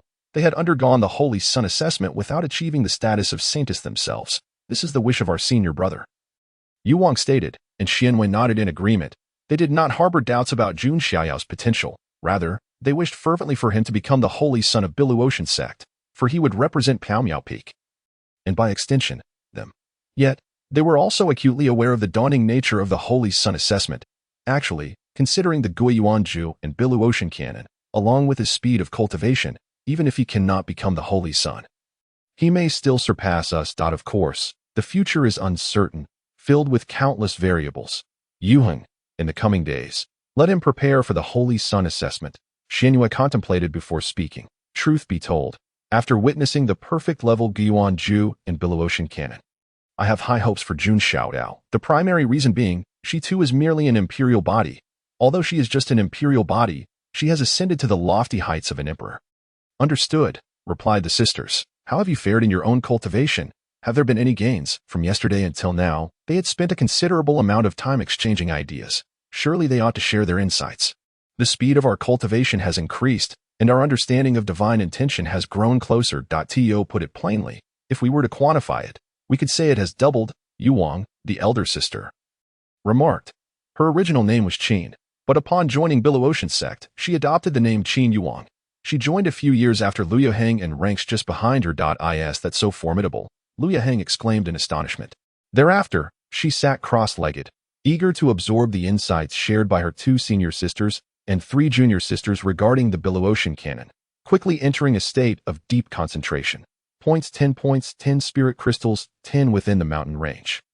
Time slipped away second by second, as Jun Xiaoyao's virtual panel reflected a steady increase in points and spirit crystals. Buzz, congratulations, you have leveled up. Current level, innate 2nd tier, combat power 50. Buzz, congratulations. You have leveled up. Current level, innate 3rd tier, combat power 50. Buzz, congratulations, you have leveled up. Current level, innate 4th tier, combat power 50. Buzz, congratulations, you have leveled up. Current level, innate 5th tier.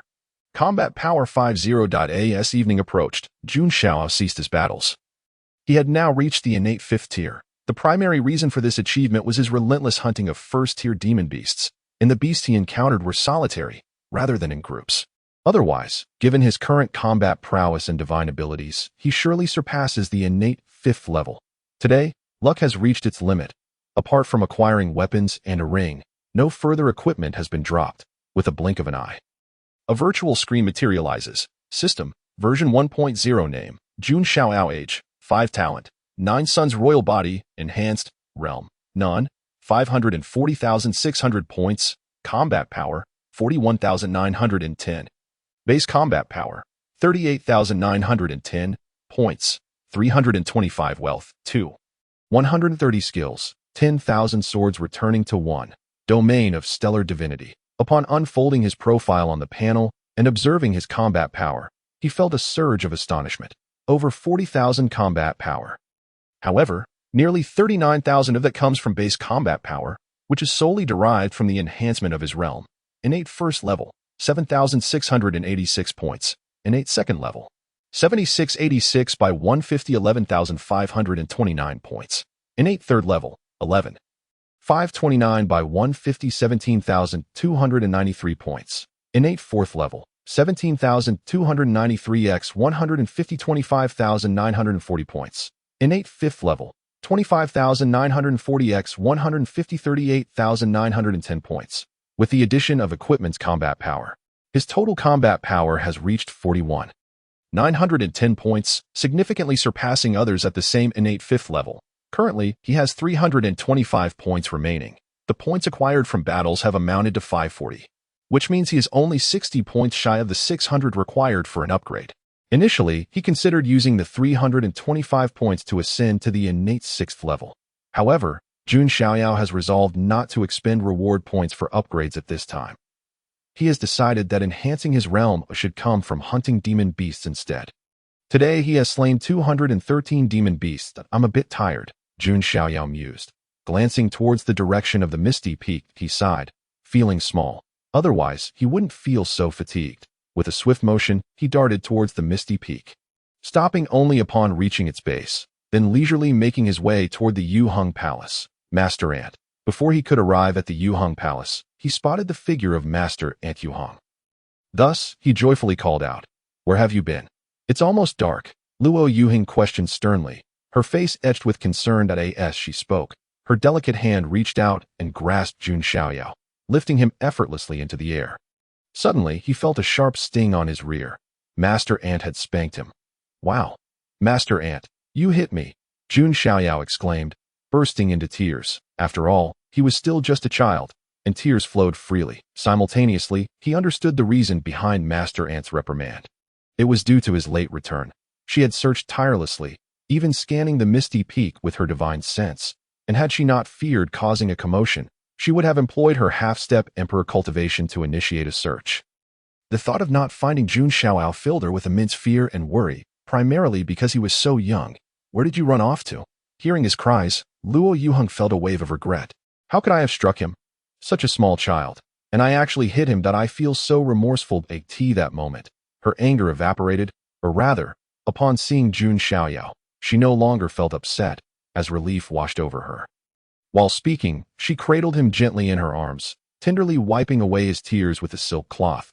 The sight of the little boy looking so pitiful was utterly adorable. Master Ant," Xiaoyao said, playing for a while before feeling bored.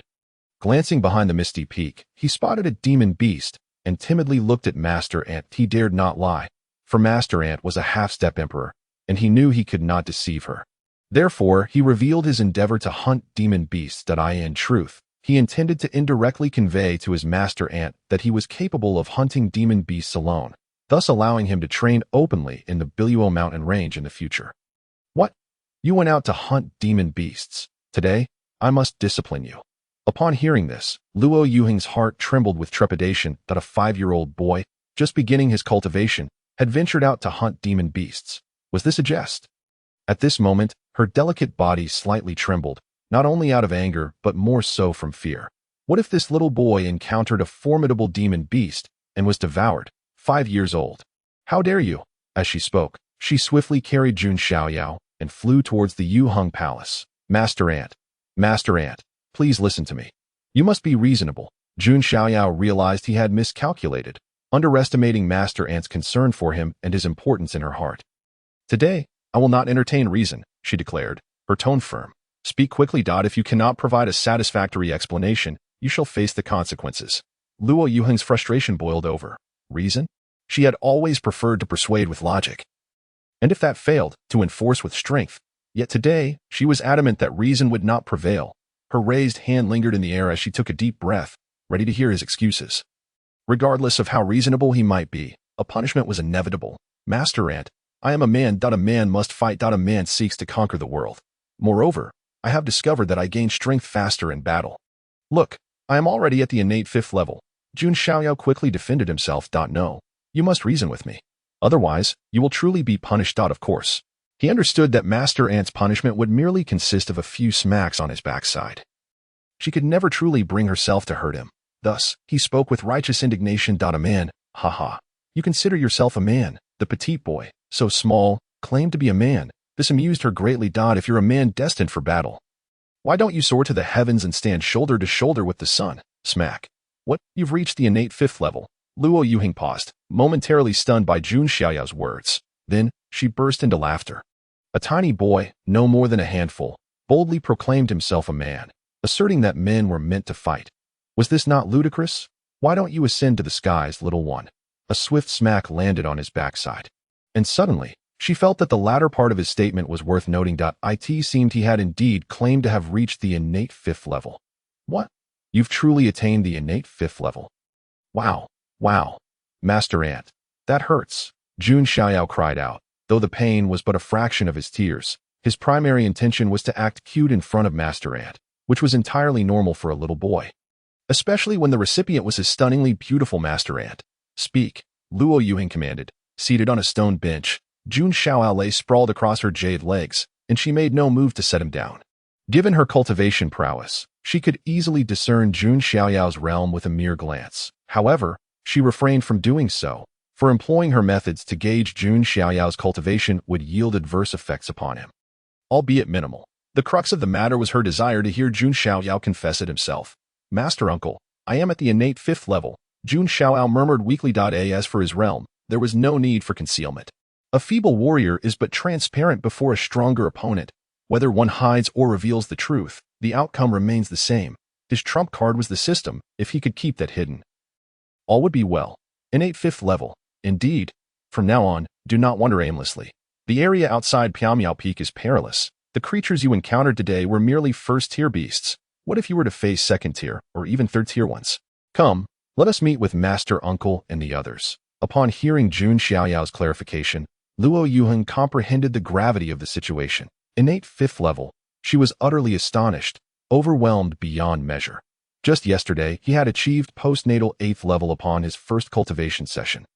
And now, after a single day of wandering, he had reached innate 5th level.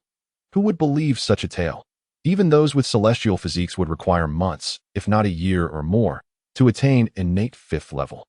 Yet he, within less than 2 days, had accomplished it. Amidst her astonishment, she personally checked, and indeed, he had reached 5th level. This matter required her to inform her senior sisters, as well as to deliberate on Jun Xiaoyao's escapade. What more could Jun Xiaoyao say? Resistance was futile, for he found himself cradled in Luo Yuheng's embrace, soaring towards the summit of Piaomiao Peak. He felt the softness and warmth of his master uncle's embrace. He succumbed to an overwhelming sense of comfort and drifted into slumber. What's this? Feeling a gentle nudge against her chest, Luo Yuheng glanced down to find that the little boy had already fallen asleep, tears still glistening on his exquisitely sculpted face, evoking a pang of compassion within her. She reached out to tenderly caress his delicate visage, filled with immense regret. How could I have struck him? Unconsciously, she pulled the small boy closer. Sister, what is it? Unbeknownst to her, Luo Yuheng had arrived at the pinnacle of Piaomiao Peak, her gaze fixed on the sleeping boy in her arms, lost in thought.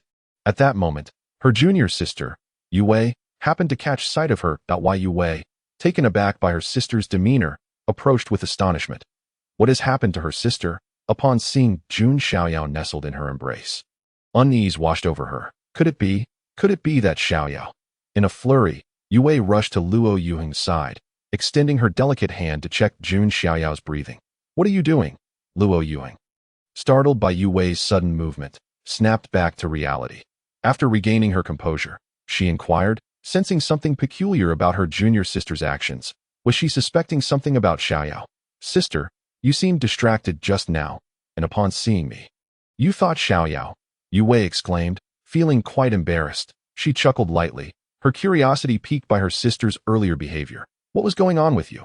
You truly are a handful. After hearing this, Luo Yuheng couldn't help but feel exasperated. Her little junior sister was indeed like a young girl, sometimes even more juvenile than one, appearing to be no older than 15 or 16, a petite, white-haired lowly who was, in reality, a formidable half-step great emperor. Sister, what happened? Yue pressed out. I just struck him, Luo Yuheng admitted as she walked towards the discussion hall. What? You hit Xiaoyao? Why? Looked out. He must be heartbroken. Upon hearing this, Yue hurriedly approached to examine the little boy still sleeping in her sister's arms. His cherubic face bore traces of tears, prompting an overwhelming sense of tenderness. How could you strike him?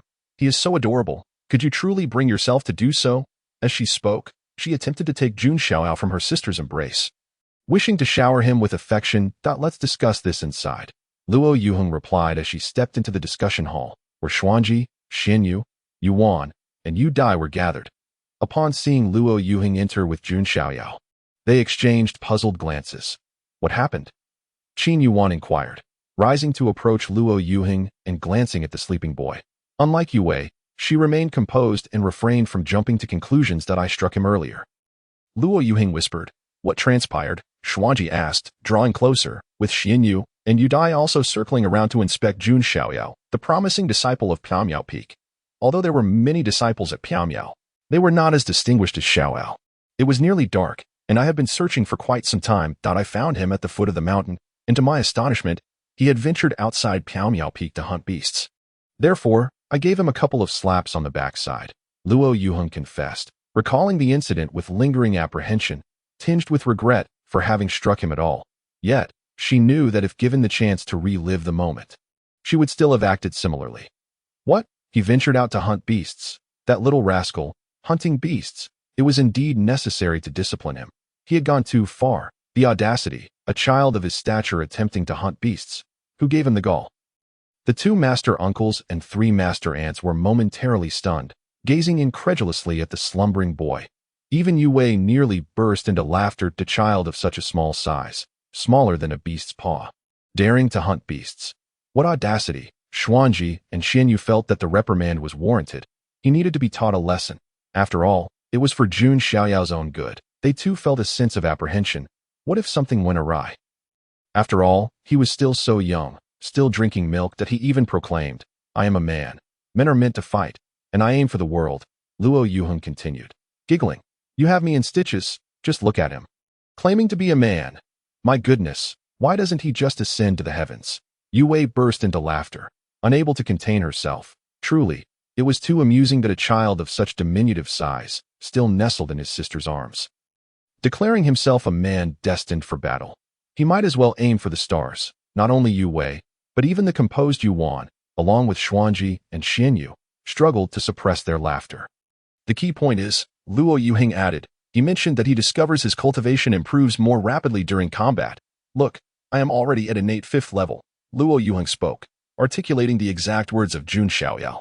She did so deliberately. Surely, I cannot be the only one astonished. Since we are all shocked, let us share in this sentiment together. After all, this is not merely my own disciple. Good fortune must be shared. What? Innate 5th level? He, at the innate 5th level, is it truly the case? Is he lying out of fear of being punished? They were all momentarily stunned, unconvinced, suspecting that Jun Xiaoyao was fabricating a story out of trepidation. Who would believe he had reached the innate 5th level? It must be a ruse to deceive the gullible. Even Xinyu furrowed her brow, thinking that lying is unbecoming of a good child. He must be properly educated. Otherwise, he shall remain in my palace, where I will instill in him the virtues of character and conduct, lest he become a failure. No, he truly has achieved the innate 5th level. Luo Yuheng shook her head. This little rascal was not lying. He genuinely reached the innate 5th level. The innate 5th level, indeed. So soon, he had only begun his cultivation yesterday, and today he has reached the innate 5th level. What a prodigy. Senior sister, you were the fastest in your cultivation, and even you took 6 months to attain the innate level, right? On the first day, he reached the 8th level, and the following day, the innate 5th level.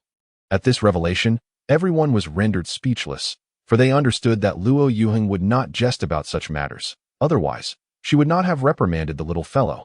Thus, what manner of monster is this child? Achieving the innate 5th level after merely 2 days of cultivation, they had never heard of such a phenomenon. In an instant, their gazes turned toward the little boy cradled in Luo Yuheng's arms, their eyes sparkling with curiosity. Master uncle. At that moment, a childish voice emerged from the boy's mouth. He sounded as if he had just awakened, still somewhat dazed. This voice captured the attention of Xuanji, Xianyu, and Yudi, their eyes fixating on the little boy in Luo Yuheng's embrace. Jun Xiaoyao opened his eyes, somewhat bewildered, and saw a few indistinct figures before him. The air was imbued with a faint fragrance. Feeling the softness and comfort around him, he realized he had fallen asleep in his master uncle's arms. He rubbed his little eyes with his tiny paws and finally discerned the figures before him, his 2 masters and 3 uncles. Master Uncle Xuanji was clad in Taoist robes, exuding an air of icy aloofness, reminiscent of a goddess from a frozen mountain. Master Uncle Xianyu wore regal attire, noble and unparalleled, exuding warmth and grace. Aunt Yuan possessed a perfect figure and breathtaking beauty, akin to a celestial maiden. Aunt Yu Dai was strikingly beautiful, exuding an ethereal charm, much like a female sword master. Aunt Yuing, with her white hair and delicate stature, was charmingly adorable, a lowly beauty. Each of them was a paragon of beauty, with figures that were perfect and legs that were long and slender, whether they were great emperors or half-step emperors. This was an astonishing place. Why were all the masters and uncles here? It seemed I was the center of attention. Master uncle, Master uncle. Jun Xiaoyao quickly slipped out of Luo Yuheng's embrace, bowed, and greeted them. Lowering his head as if he had committed a misdeed, his gaze fell upon the long, slender legs of his masters and uncles, realizing that he was not as tall as them. Enough. Your actions have already been conveyed to us by Master Uncle Yuheng. You were indeed in the wrong. Venturing out for training is commendable, but it requires the accompaniment of elders, or at the very least, you must inform your masters and uncles. Otherwise, if you encounter danger, we would be unaware of how to rescue you. Do you think what your master said is correct? Xinyu extended her hand, pulling Jun Xiaoyao closer to her. She squatted down to meet his gaze. Speaking gently, feeling the concern of Master Uncle Xinyu, his points increased by 50 points credited. Master Uncle. I understand my mistake. Jun Xiaoyao looked up at the stunning Xinyu, nodding as he responded. From his perspective, he had done nothing wrong. However, from the standpoint of his masters and uncles, he had indeed erred. After all, he was still very young, and they could not help but worry for him. Tell your master. When you engage in battle, do you encounter danger? Are you afraid? Also, during battle, does your realm and strength improve rapidly? Is it faster to cultivate or to fight? Xianyu rose, taking Jun Xiaoyao by the hand, and they both sat on a chair. She then lifted him onto her lap, her beautiful gaze fixed upon the little boy in her arms, gently inquiring. Her words made Jun Xiaoyao feel immensely relaxed. Master, Xiaoyao did not encounter any danger. At first, I was frightened. But then, I thought to myself, I am a man, how can I be afraid? So, I stopped being afraid. I feel that during battle, the cultivation technique operates automatically, faster than when I am merely cultivating. Jun Xiaoyao nestled in Xianyu's embrace, speaking earnestly in a childlike tone, evoking affection from several aunts, who all gazed at him. Upon hearing his words, they could not help but chuckle. Are you so adamant about being a man? Yes, you are a man, but you must be one in a few years. As for now, you are still just a little boy. Haha, our Xiaoyao is a man. In the future, he will protect his masters and aunts. Xianyu felt reassured. As long as he had not encountered any danger, her heart was at ease. That it is only natural to feel fear. However, to possess the determination to overcome that fear at his age is truly commendable. MMHM. In the future, Xiaoyao will protect his masters and aunts. Jun Xiaoyao nodded obediently, knowing that it was his responsibility to safeguard his masters and aunts. Xiaoyao, little Aunt Yuing beckoned to Jun Xiaoyao, saying, come play with me. Go on. Xinyu gestured. Subsequently, Jun Xiaoyao slipped off her lap and approached little Aunt Yuing, who took his hand and walked toward the meeting hall's exit. Soon, the duo, one large and one small, disappeared from the meeting hall. This little fellow, Xianyu withdrew her gaze and smiled. It seems we cannot treat him as a delicate flower. He must undergo training. Xuanji pondered for a moment before speaking. Originally, they had intended to protect the little one, allowing him to cultivate without worries, as there were 2 masters and 4 ants to safeguard him. They believed he would naturally grow stronger as he matured. However, it now appeared that this notion was flawed, for the little fellow was not one to remain idle. Training is indeed beneficial, but it must be within the confines of the Piaomiao Mountains. With someone accompanying him, Xianyu remarked, "This little creature is an unparalleled prodigy. Since yesterday, he has comprehended the technique and perfected the Guiyuan Ju to an extraordinary level, while also refining the Piaomiao Tianjing to perfection. Such feats are simply astonishing. I have witnessed cultivation that defies the heavens, strength that surpasses limits, and innate talents that are remarkable. Yet, I have never encountered someone with such an extraordinary understanding of techniques. Moreover, it is not merely his comprehension that is astonishing. His speed of cultivation is nothing short of miraculous. Within a single cycle, he progressed to the 8th stage of the postnatal realm. And today, he has directly attained the 5th stage of the innate realm. Who else could achieve such rapid advancement?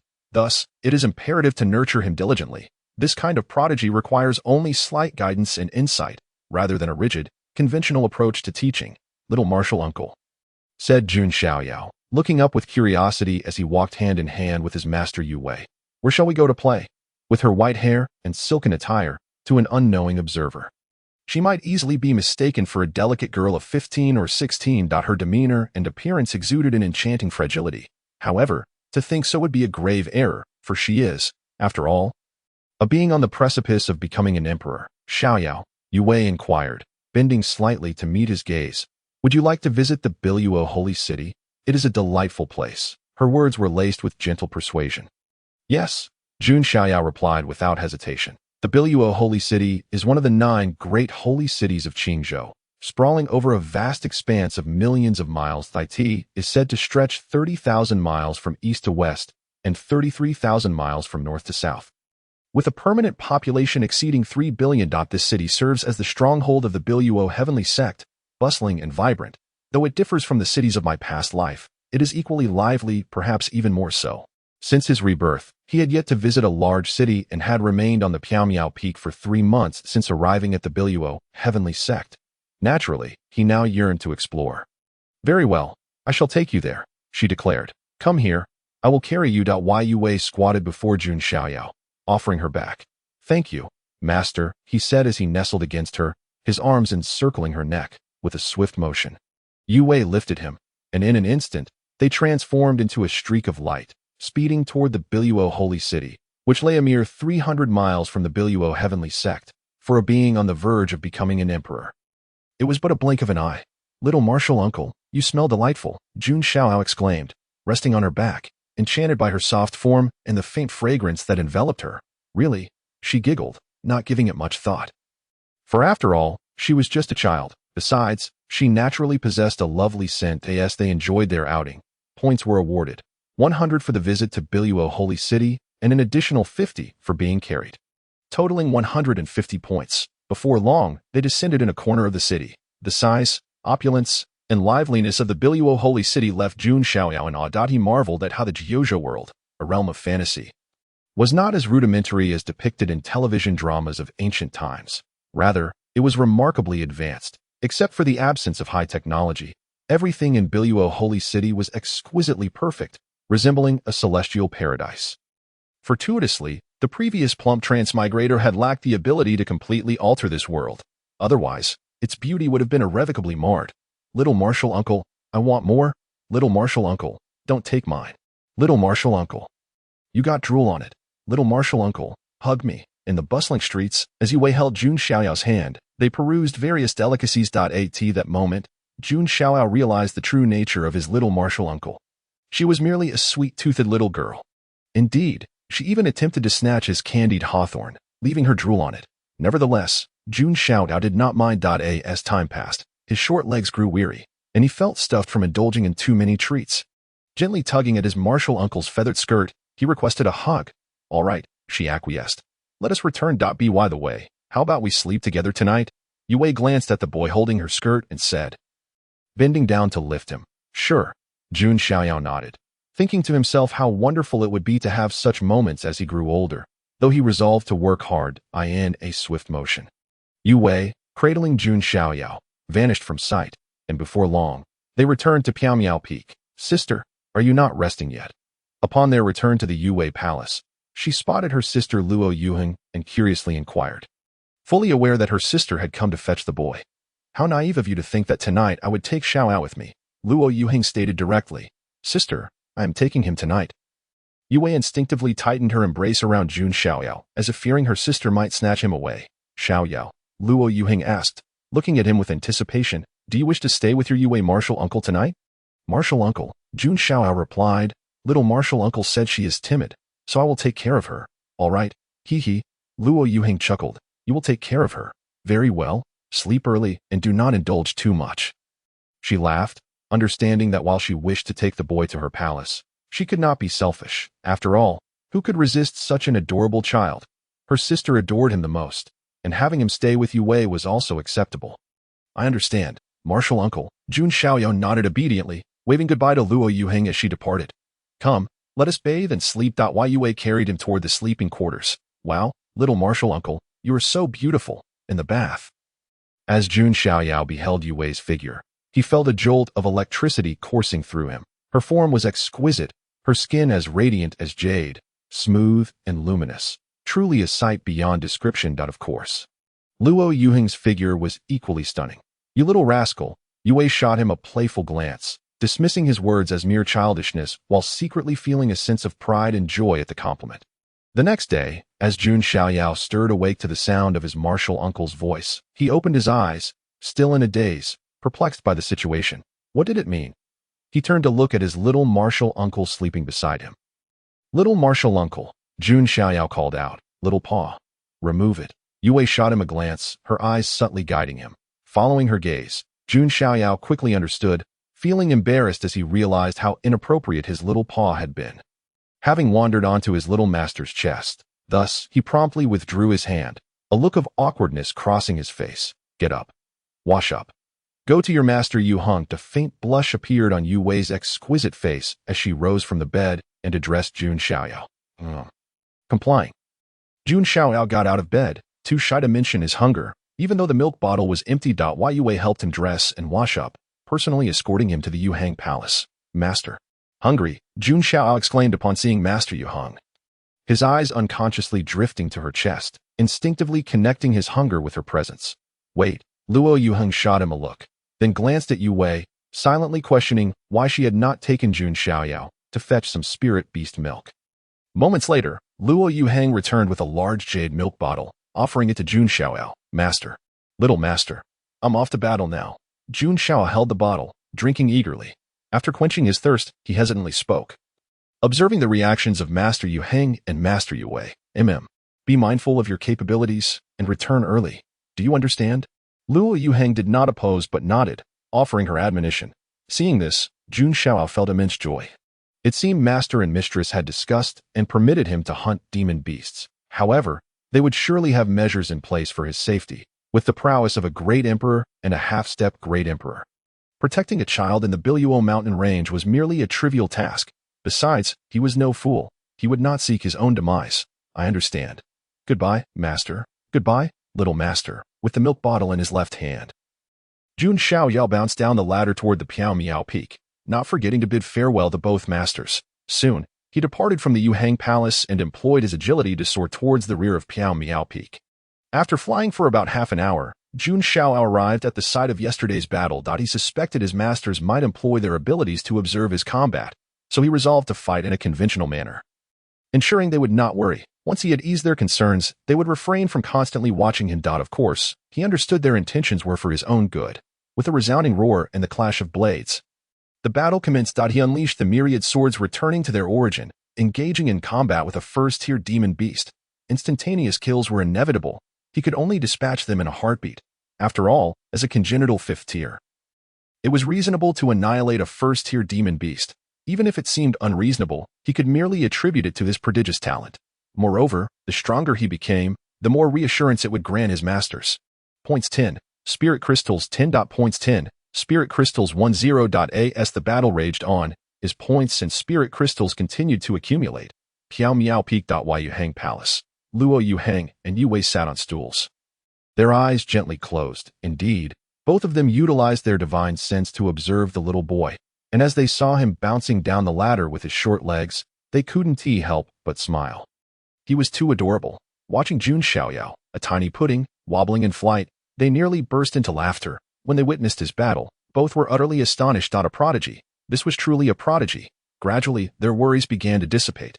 The imperial body was beyond measure. Yue opened her eyes and remarked, "It wasn't that she looked down on the imperial body. On the contrary, it was indeed exceptional." However, Jun Xiaoyao surpassed all expectations. Indeed.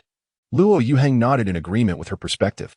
In the mountains, Jun Xiaoyao swiftly dispatched first-tier demon beasts. 1, 2, 3, 4. Each beast fell before him in an instant. Ding! Congratulations, you have leveled up. Current level, congenital 6th tier. Combat power increased by 50.40 points credited to AT that moment. A golden glow enveloped Jun Xiaoyao, seamlessly merging into his being. Simultaneously, a notification chimed again, announcing his ascension to the congenital 6th tier. With combat power consistently rising by 50. His overall combat power surged to 365 points. Today, Jun Xiaoyao mused, I shall venture deeper, striving to reach the spirit sea realm. After reaching the congenital stage, the points required for leveling up increased significantly. The first tier required 100 points, the second tier 200 points, the third tier 300 points, and so forth. Naturally, the required points escalated with each advancement, yet the combat power also heightened, with each level yielding an increase of 50. Just contemplating it felt daunting. With over 60,000 combat power, he could easily overpower all first, second, and third-tier demon beasts. In fact, with the combat power gained from his level increase, he could single-handedly dominate even without any equipment. As the mountain rang with the roars of demon beasts and the sound of sword energy tearing through the air. Jun Xiaoyao, standing at a mere 1.2 meters tall, seemed no larger than the ear of a demon beast in comparison. Yet, each of his strikes effortlessly annihilated the beasts. Points continued to soar. Spirit crystals multiplied. Hunting a second-tier demon beast, the white moth. Points 50, spirit crystals 50. Dropped. Qingfeng feather armor, human grade 1. At last, Jun Xiaoyao encountered a second-tier demon beast. This aerial demon beast was far superior to its terrestrial counterparts, as flying made it difficult to attack while boasting remarkable agility. However, upon facing Jun Xiaoyao, the myriad swords returning to their origin overwhelmed it, rendering even teleportation futile against his onslaught. Hunting the second-tier demon beast yielded a direct 50 points and 50 spirit crystals. This was significantly more rewarding than slaying a first-tier beast, netting him 5 times the spoils. Of course, the combat power of a second-tier demon beast was substantially greater than that of a first-tier. Estimated at around 5,000.4 postnatal and congenital warriors, there existed an insurmountable gap between first and second-tier beasts. Yet for Jun Xiaoyao, there was no distinction. Both were dispatched in an instant. An equipment drop. As Jun Xiaoyao heard the notification sound, he finally obtained a piece of equipment. This item was notoriously difficult to acquire. Yesterday, after an entire day of effort, he had managed to secure only a weapon and a ring. Yet today, not long after beginning, he had already procured a garment. This was indeed fortuitous. Equipment symbolized one's combat power. He decided against donning it for the time being, as his combat power already exceeded 60,000, allowing him to effortlessly dispatch the beast he encountered. Augmenting his strength at this juncture held little significance. The battle raged on without a moment's pause. After each hunt, he sought out the next beast. As he ventured deeper into the wilderness, the number of beasts increased and became more densely packed. Gradually, first-tier beasts became scarce as second-tier beasts proliferated. Each second-tier beast afforded him 50 points, enabling a swifter ascent in power. Buzz, congratulations, you have leveled up. Current level, innate 7th stage. Combat power increased by 50. In no time, Jun Xiaoyao's level soared once more, reaching the innate 7th stage. It appeared that achieving the spirit sea realm today would be quite effortless, especially since each second-tier beast offered 50 points. Upon attaining the innate 7th stage, Jun Xiaoyao's combat power surged to 90,547 points. A remarkable figure indeed. To be candid, gaining 50 points with each level up was simply terrifying. In comparison to other innate warriors, his strength was several times greater. Most innate 7th stage warriors possessed power around 7 to 8,000. Hiss, hiss, roar. Points increased by 50. Points increased by 50. Points increased by 10. Buzz, congratulations, you have leveled up. Current level, innate 8th stage. Combat power increased by 50. Buzz, congratulations, you have leveled up. Current level, innate 9th stage. Combat power increased by 50. Buzz, congratulations, you have leveled up. Current level, Spirit Sea 1st tier. Combat power increased by 100. Approximately an hour and a half later, Jun Xiaoyao's level ascended to Spirit Sea 1st tier. Upon reaching this realm, his base combat power doubled. However, from this point onward, the points required for each subsequent elevation would be measured in thousands. To advance to Spirit Sea 1st tier, he would need 1,000 points. From Spirit Sea 1st tier to 2nd tier, 2,000 points. 3,000 points. 4,000 points. 5,000 points. And so on. It was evident that after surpassing the Spirit Sea realm, the required points would escalate to tens of thousands. At present, Jun Xiaoyao's combat power had already exceeded 100,000. Innate 8th stage, 87,547 x 150 1321 points. Innate 9th stage, 131,321 x 150 196. 981 points. Spirit Sea 1st tier, 196,981 x 200 393,963 points. Adding the weapon and ring, his combat power reached 396,963 points, nearly 400,000. Yet, considering his status within the Spirit Sea realm, this figure seemed rather normal. Merely 20 times higher than other warriors of the same tier. Gurgle, gurgle. At this moment, Jun Xiaoyao paused his battles, swiftly seeking a more secluded spot to rest. For he felt hunger pangs. He retrieved a large jade bottle from his waist and began to drink heartily. Delicious. After a while, feeling satiated, he let out a satisfied burp, his small face radiating contentment. The milk from Spirit Beast was indeed exquisite. I'm so sleepy. He mused how wonderful it would be if his master were present. After quenching his thirst, he yearned for slumber, yet he knew he could not afford to doze off in such a place. Unbidden, thoughts of his master surfaced. How delightful it would be to sleep peacefully in her embrace. Her arms were the warmest. Never mind that I shall level up one more time before returning. Jun Xiaoyao rose, rubbing his eyes that he could not afford to linger any longer, lest he succumb to sleep. Hiss, hiss, swoosh, swoosh. The battle recommenced. With beast after beast falling, each 2nd tier beast yielded 50 points, and to elevate from Spirit Sea 1st tier to 2nd tier, he required 2,000 points. Thus, he needed to hunt down 40 2nd tier beasts to level up. But given his current combat power, this would be accomplished in no time. 10 minutes later. Buzz, congratulations, you have leveled up. Current level, Spirit Sea 2nd tier. Combat power increased by 20. Another level gained. However, this time, the increase in combat power was a mere 20 points. A stark contrast to the previous 50. Now, Jun Xiaoyao's combat power stood at 475,755 points. Even with just a 20-point increase, the figure remained formidable. I'm heading back. Jun Xiaoyao's figure shimmered as he flew towards the mysterious peak. Approximately 30 minutes later, he returned to the mysterious peak, specifically to the Jade Balance Palace. From a distance, he spotted his master, who was seated by the waterfall in front of the palace, eyes closed in meditation. The scene was picturesque, the woman resembling a celestial being, effortlessly becoming a breathtaking sight. Master, I'm sleepy. Observing the exquisite figure in the distance, Jun Xiaoyao ran towards her, his eyelids already drooping, his gait unsteady, as if he might topple over at any moment. This child. In truth, Luo Yuheng was not meditating at all. She had been waiting for Jun Xiaoyao. Even though it was still early, she felt an inexplicable emptiness in her heart, longing for the little boy. Just then, she sensed his presence and opened her eyes, only to see him wobbling towards her. As a half-step great emperor, she naturally discerned the boy's drowsy condition, his eyelids heavy, with a graceful motion. She caught him just as he was about to collapse. You little rascal, she chided playfully as she cradled him in her arms, her heart brimming with joy. She then proceeded to carry him towards her quarters. Spirit Sea Realm. While holding the little boy, as she walked towards her chambers, she suddenly noticed a trace of pure spiritual pressure emanating from him. After reaching the Spirit Sea Realm, one possesses spiritual pressure, which encompasses both aura and imposing presence. As Jun Xiaoyao slept, he had not suppressed his own level, allowing a portion of his spiritual pressure to leak out. Luo Yuheng, sensing this, was taken aback to discover that Jun Xiaoyao had attained the spirit sea realm.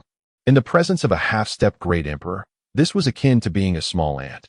Yet she, too, had once been a small ant, having taken a year and a half to reach this stage. While this young boy had effortlessly achieved it in less than 3 days, truly astonishing. Could it be that he would reach the Yuan mansion tomorrow? Amid her astonishment, a hint of happiness graced her delicate features. For the little boy she had nurtured was growing at an extraordinary pace, filling her with a sense of accomplishment. Of course, she merely mused about this, knowing that as one's realm ascended, the path to further elevation became increasingly arduous. Moreover, with Jun Xiaoyao being so young, the pursuit of cultivation demands not only temperament and insight but also perseverance. Upon entering the chamber, she gently placed the little boy upon the bed, tucking him in snugly before taking a seat at its edge. With her chin resting on her hand, she gazed at the exquisitely chiseled features of the boy, finding him increasingly enchanting with each passing moment. Suddenly, a thought struck her.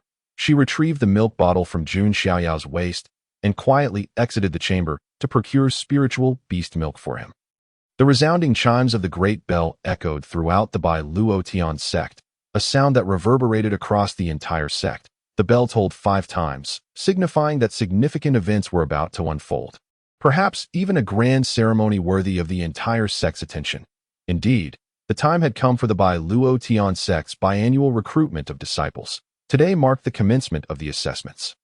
Those who succeeded would gain entry into the sect and become its disciples. If one possessed exceptional talent, they might even ascend to the status of true disciples, or perhaps even become a saint or a holy son.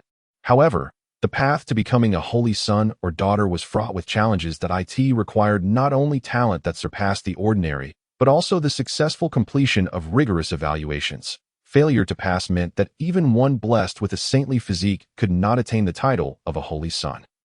This time, a staggering 3,923,019 individuals had registered.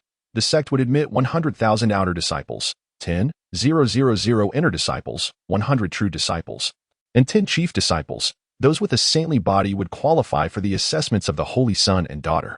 Beneath the gates of the Bai Luo Tian sect lay a vast plaza, measuring 10 miles in both length and width at this moment. The plaza was teeming with people, those participating in the assessments and their accompanying families. The voice of a great emperor from Bai Luo Peak resonated through the air, presiding over this recruitment event. The competition was fierce, with 3.9 million applicants vying for only 100,000 outer disciple positions and merely 10,000 inner disciple slots. To become an outer disciple would be a triumph in itself, and surely, I would secure a place among the inner disciples. I yearn to become the holy son of the Bai Luo Tian sect. But what aspirations are these? The true disciples of the sect hold a status akin to that of imperial princes, and the chief disciples surpass even the crown princes of empires.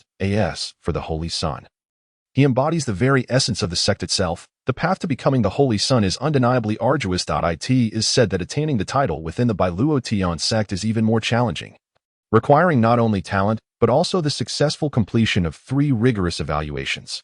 Currently, there exist only 3 holy sons and 4 holy daughters within the sect. The atmosphere buzzed with fervent discussions. Akin to a tsunami, most of the discourse revolved around the coveted title of holy son, as many aspired to achieve such esteemed status. That position could only be described as transcendent. Yet, is it truly so easy to become the holy son of the Bai Luo Tian sect? Certainly not. It is a formidable challenge, one that is exponentially more difficult than becoming a holy son in other sections. Saintly body, can I, with my saintly physique, truly become a holy daughter of the Bai Luo Tian sect? Amidst the crowd stood a young girl, around 11 or 12 years old, her eyes sparkling with a lively spirit, akin to that of a fairy. She gazed at the Bai Luo Tian sect and whispered softly. Having finally arrived on the last day of recruitment after traversing mountains and rivers, her sole purpose being to become the holy daughter of the sect. Moreover, she aspired to be the foremost holy daughter, surpassing even the great emperors. Her name was Tai Chu Jin. More importantly, she was a reborn soul, a saint reborn anew. Upon awakening, it was already evening. Jun Xiaoyao rubbed his eyes, still a bit groggy. Master uncle, he called out, spotting his master uncle, Yu Hong, who was looking at him. Are you hungry? Luo Yu Hong inquired, extending the milk bottle towards him. Jun Xiaoyao replied, his stomach gurgling in agreement before he could utter a word. Confirming his hunger, After all, he was 5 years old. Subsisting solely on milk was hardly sufficient. Fortunately, it was spiritual beast milk. If it were maternal milk, he would truly be at a loss, accepting the bottle. He began to drink heartily. Xiaoyao, Luo Yuheng said, observing him, "You should refrain from battling tomorrow." "Master uncle, why not?" Jun Xiaoyao responded, a hint of urgency in his tone as he released the milk bottle and gazed at his master uncle with confusion. Why? After all, would he be prevented from participating in a battle? The Bai Luo secret realm was opening ahead of schedule. Thus, Luo Yuheng continued, the recruitment of disciples has been moved up by 10 days. Once the assessments conclude, we will proceed with the evaluations for the Holy Son, followed by entry into the Bai Luo secret realm. If you become the Holy Son of the Bai Luo Tian sect, you must enter the secret realm. In truth, she held no concerns regarding Jun Xiaoyao entering the secret realm, as she believed it highly unlikely that he would become the Holy Son of the Bai Luo Tian sect. Therefore, there was no need for worry. As for her advising him not to battle tomorrow, it was merely to allow him to familiarize himself with the particulars of the Holy Son evaluations. Although the chances were slim, preparation was still essential. After all, effort is paramount. All right, Jun Xiaoyao conceded. Was the Holy Son evaluation truly so difficult? He wondered what the assessments entailed. No matter. He would treat it as a 2-day respite. Xiaoyao, Luo Yuheng suggested, would you like me to find you a playmate? Perhaps one of pleasing appearance, someone who could potentially become your partner in the future. She gazed at the little boy, feeling an inexplicable urge to tease him. No. Jun Xiaoyao protested, Master Uncle, can I marry you when I grow up? A look of confusion washed over him. What did that even mean? He was but 5 years old. Why would he be seeking a playmate? Moreover, wasn't his master uncle and master aunt good to him? As for beauty, how could anyone compare to his master uncle and master aunt? Even if there were others who were beautiful, none could match their strength. With a resolute tone, he firmly rejected the idea, then looked at the stunning Yuheng and timidly inquired, his gaze subtly assessing her reaction. "Tio, marry me when you grow up?"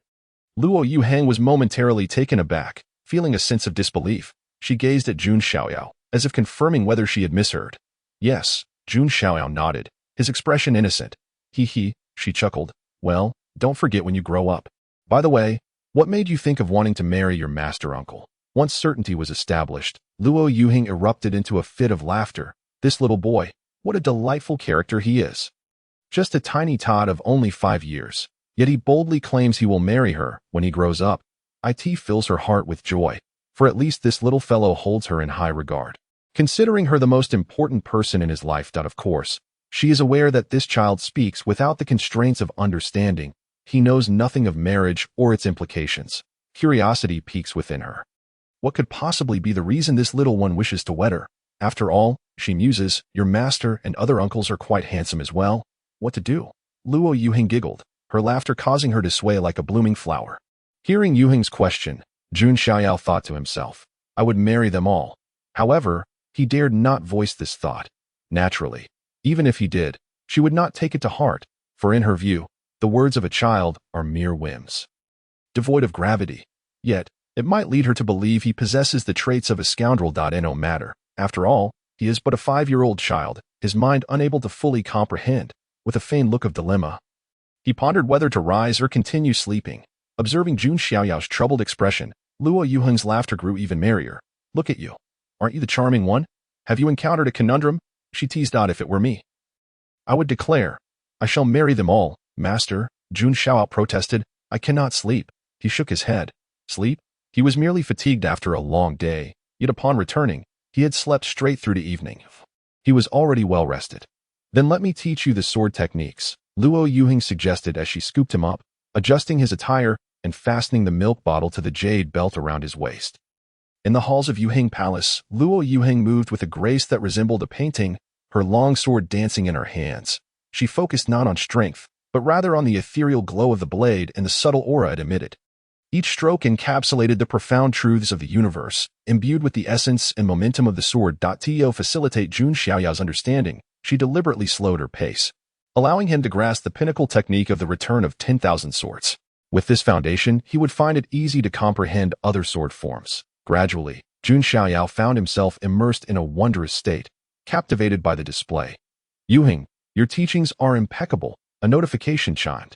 Yet, it did not distract Jun Xiaoyao in the least. Soon, As Luo Yuheng completed her demonstration, the system fully deciphered the sword technique. Annihilation sword technique was now merged with the host. Upon integration, Jun Xiaoyao had completely mastered this imperial-level sword technique. "Xiaoyao," she inquired, "do you comprehend it now? If not, I shall demonstrate once more." After finishing the sword forms, Luo Yuheng paused and approached Jun Xiaoyao, her eyes glimmering with anticipation. Days prior, she would have asked, "Xiaoyao, how many moves do you remember?" But now, her inquiry was simply, "Xiaoyao, do you understand?" "Master," he replied, "you were breathtaking while demonstrating the sword technique." His response was somewhat off-topic, as he had been mesmerized by her graceful movements rather than the technique itself. The notion of being captivated by the sword forms was, frankly, a jest. With the system's assistance, comprehension was effortless. Thus, he focused solely on admiring her. "You!" Luo Yuheng exclaimed, momentarily taken aback. She playfully poked his forehead with her slender finger, feigning annoyance, yet her heart brimmed with delight. It is only natural to appreciate beauty. While her swordplay is enchanting, her true allure surpasses it. "You are quite the flatterer," she teased, and Jun Xiaoyao, with a childlike sincerity, continued, "But truly, master, your beauty is beyond words. I am at a loss for adequate descriptions." "All right then," she responded, rolling her eyes playfully. "If you cannot remember, I shall have to spank you." Her gaze momentarily flicked to Jun Xiaoyao's backside, her delicate hand gently kneading as if preparing for a warm-up. "Master, please," he interjected, "I truly understand now." The sight of her playful demeanor made him flinch, anticipating her playful smack. "Oh," she exclaimed, intrigued. "If you truly grasp it, do you have any new insights?" Luo Yuheng was taken aback. Even though she was aware of Jun Xiaoyao's extraordinary talent, she could hardly believe he had comprehended the nuances of the sword technique. Mastering swordplay is far more complex than merely memorizing techniques. It requires an understanding of the underlying principles. To genuinely grasp a sword technique takes time and experience. And yet, Jun Xiaoyao claimed to have done so. As time ticked away, she listened intently, her heart racing with anticipation. Would this little one offer a fresh perspective on the annihilation sword technique? "Indeed, there are some insights," he began, straightening his posture, his eyes fixed on her as he articulated his thoughts, which were, in truth, the system's insights. Meanwhile, Luo Yuheng, absorbed in his words, felt a tremor of excitement. With a century of swordplay experience, her mastery of the annihilation sword technique was profound, yet what she heard from Jun Xiaoyao surpassed her own understanding, filling in the gaps she hadn't realized existed. Many questions regarding swordsmanship unraveled before her. That how it is, it can be approached in such a manner. As the moments passed, when Jun Xiaoyao concluded his insights, Luo Yuheng felt a revelation wash over her. Rising to her feet, she swiftly wielded her sword, and in an instant, her annihilation sword technique ascended to an entirely new realm. A sword and wielder became one. The harmony between heaven and humanity is profound. The entire being transforms into a divine sword capable of annihilating the heavens and the earth, as if it seeks to cleave through the very fabric of the sky. In that instant, the space within 100 miles shatters, engulfed by the overwhelming intent of destruction emanating from the sword. Suddenly, thunderous roars echo through the night sky as endless arcs of lightning descend. Witnessing this scene, Jun Xiaoyao feels a surge of anxiety within, for it was during a similar moment of enlightenment that his master fell into madness and perished. Now, his uncle's predicament mirrors that of his master on the path to divinity. In a swift motion, Jun Xiaoyao finds himself swept away by an unseen force, flung through the air until he gently lands in the chamber of Luo Yuheng. The tumult of thunder and lightning weaves through the night, illuminating this realm. At this moment, several ethereal figures fly into the Jade Balance Palace, keeping their distance from Luo Yuheng, for approaching her would only intensify the tribulation, marking them as her potential allies.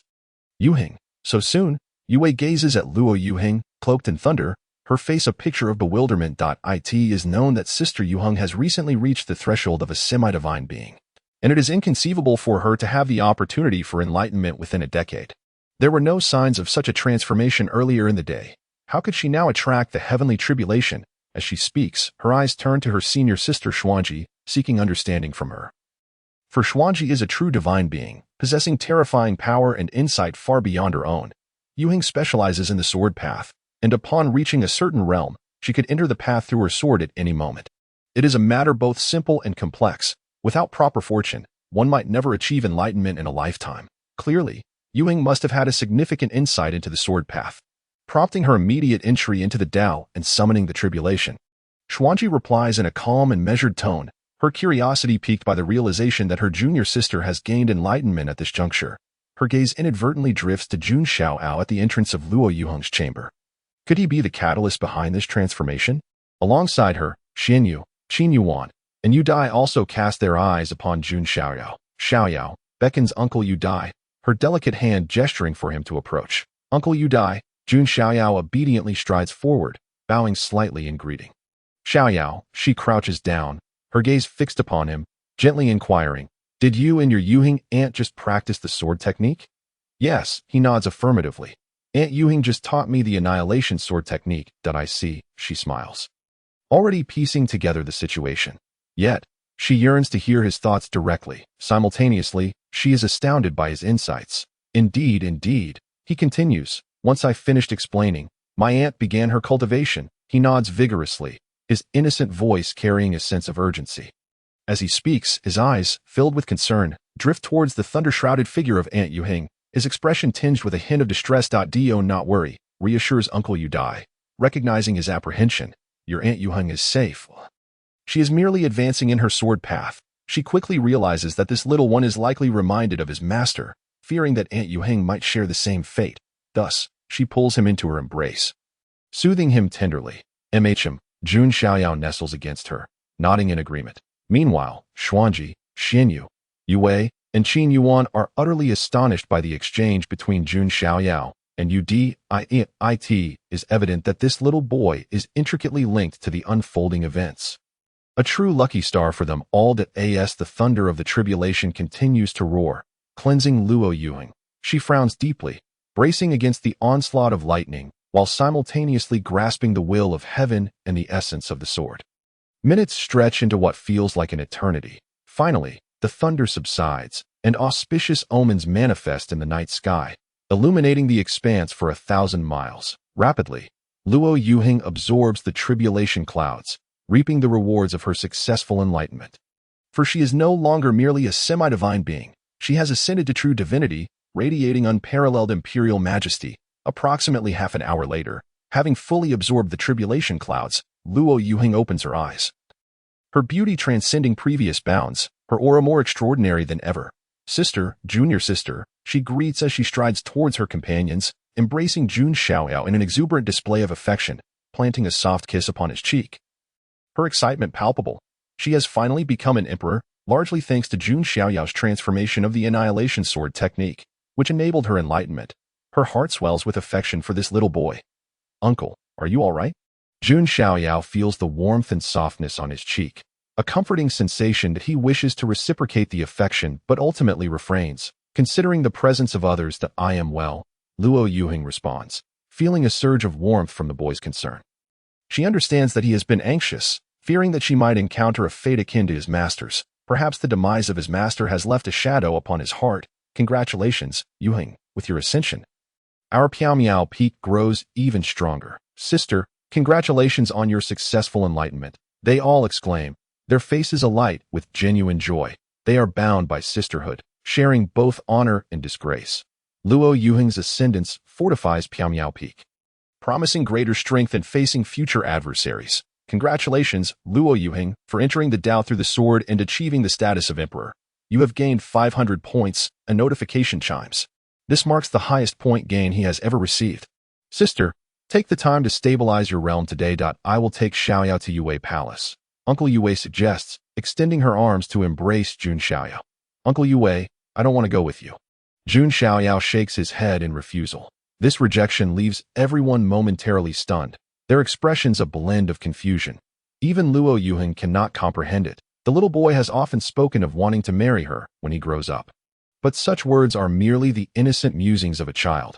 Moreover, he has affection for other aunts and uncles. So why would he refuse Yue? After all, did he not sleep soundly in her palace just last night? "Why not?" Yue, bewildered by his refusal, asks, "Weren't we just fine last night? I want to take you to my palace now. Why don't you want to come? This has left me feeling rather embarrassed." In an instant, she felt a wave of injustice wash over her. The little boy seemed to have little affection for Yue, lamenting softly, "Little Shirshu, that I worry about Shirshu Yuing, so I must keep an eye on him today." said Jun Xiaoyao in a babyish tone. As he spoke, his gaze was intently fixed on Shirshu Yuheng. To others, this appeared to be a look of genuine concern. Upon hearing Jun Xiaoyao's words, everyone felt a tremor in their hearts. So it was that the little one was indeed worried about Shirshu Yuheng and wished to care for him. Hence his absence from the little Shirshu's palace. It was evident how kind-hearted this little boy was.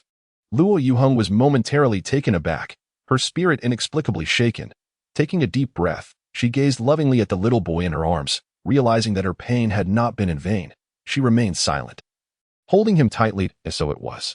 Our Xiaoyao is indeed a true gentleman.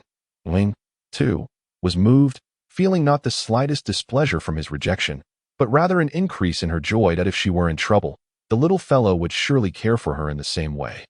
Then we shall take our leave. Xuanji and the others bid farewell to Luo Yuheng. Departing from Yuheng Palace, in the blink of an eye, only Jun Xiaoyao and Luo Yuheng remained in the palace. Xiaoyao. Thank you, Luo Yuheng said earnestly, looking intently at the little boy. Jun Xiaoyao was puzzled as to why Shirshu was thanking him. Was it for the annihilation sword technique or for his concern? In any case, he felt Shirshu hold him a bit closer, her warm embrace enveloping him with a subtle pressure. That evening, Shirshu took Jun Xiao out of the Yuchi to bathe. The shy scene made him shy away from looking. Thinking to himself, I am truly powerless at this moment. Finally, after enduring the ordeal, he finished bathing and was carried to bed by Shirshu, where he soon fell asleep nestled in her arms. The following day, Luo Yuheng did not allow him to play but instead began instructing him on the important matters regarding the Saint Sun assessment. The Saint Sun examination consists of 3 parts, the Biluo Heavenly Ladder, the Chaos Suppression Tower, and the 9 Calamities Sacred Sword. The assessments are unrelated to one's cultivation level, but are rather determined by innate talent. After countless eons, the Biluo sect has gleaned that only those above the celestial body level are eligible for the assessment. Those below have virtually no chance. Talent is graded from 1 to 9, and those above 9 are categorized as spiritual body, royal body, celestial body, immortal body, sacred body, divine body, and Tao body. Jun Xiaoyao possesses the 9 Yang royal body. Indeed a child of destiny. However, he still lacked the qualification for the assessment, a privilege that his master had secured for him. On the 3rd day, in the early morning, Jun Xiaoyao woke and instinctively nestled closer into Shirshu's embrace. The softness and fullness, imbued with a milky fragrance, filled him with nostalgia. Time to get up, Luo Yuheng said, casting a glance at the little boy, bemused by his utter lack of awareness regarding the distinctions between the sexes. Otherwise, she would not dare to share a bed with him. Jun Xiaoyao mumbled, rubbing his eyes, still somewhat dazed and reluctant to rise. Today, he must undergo the Saint Sun assessment. Noticing his inertia, Luo Yuheng gently reminded him. She shifted her position, got out of bed, and roused Jun Xiaoyao to get dressed and ready for the day. After freshening up, Jun Xiaoyao finally became alert, eagerly drinking from his milk bottle and letting out a satisfied burp before securing the bottle to his waist with a jade belt. Ding. System task issued. Become the Saint Son of Biluo sect. Reward. Mysterious treasure chest 1.at. That moment, Jun Xiaoyao heard the system's notification. A task had been assigned, his first ever. Excitement surged within him. This task was to become the Saint Son of Biluo sect, with a reward of a mysterious treasure chest. He harbored no worries about what might lie within, for he trusted that the system's offerings would be of the highest quality. A melodious and delightful voice reached his ears, accompanied by a fragrant breeze. Shirshu Yudi. Little Shirshu. Jun Xiaoyao recognized Yudi Shirshu and little Shirshu as they approached him. Feeling puzzled and curious, he greeted them. Today is your Saint Sun assessment. We are here to cheer you on. By the way, Yudi Shirshu added, just relax. Even if you don't become the Saint Sun, you are still our child of destiny. As she spoke, she made an encouraging gesture towards Jun Xiaoyao. Indeed, little Shirshu chimed in, regardless of the outcome, you are the most exceptional. In truth, both of them felt a mix of anticipation and concern, worried that Jun Xiaoyao might face disappointment. After all, becoming the Saint Sun was a daunting challenge, nearly impossible. Let us go, Luo Yuheng said. Today, we must complete 3 assessments. With that, she picked up Jun Xiaoyao and made her way towards the Misty Peak. Departing from the Misty Peak, they soared towards Piaomiao Peak, eventually landing at the foot of the mountain where a vast plaza lay, the very heart of Biluo sect. Along the way, numerous prodigies and formidable figures bowed respectfully upon seeing Luo Yuheng and her companions.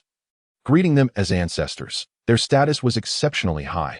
often either emperors or half-step emperors. However, seeing Jun Xiaoyao and Luo Yuheng's arms sparked curiosity among them. Could it be that this little boy was the progeny of Yuheng Shizhu? Before long, Luo Yuheng, Yudi, and Yueying arrived at the highest platform of the plaza as half-step emperor and emperor of Biluo sect. They held a position befitting their stature in such an event. The recruitment of disciples for Biluo sect was about to conclude. With 100,000 outer disciples, 10,000 inner disciples, 100 true disciples, and 10 chief disciples. Among them were 62 possessing celestial bodies and 4 sacred bodies. Those with celestial and sacred bodies would qualify for the assessments of the saint's son and saint daughter. The one speaking was Qin Wentian, an emperor from Piaomiao Peak, presiding over the recruitment of disciples. Seeing that the representatives of the 9 peaks were all present, he began to announce the proceedings. On the platform sat the representatives from the 9 peaks of Biluo sect, all ready to select disciples. Notably, this year had seen the emergence of 62 prodigies with celestial bodies and 4 with sacred bodies.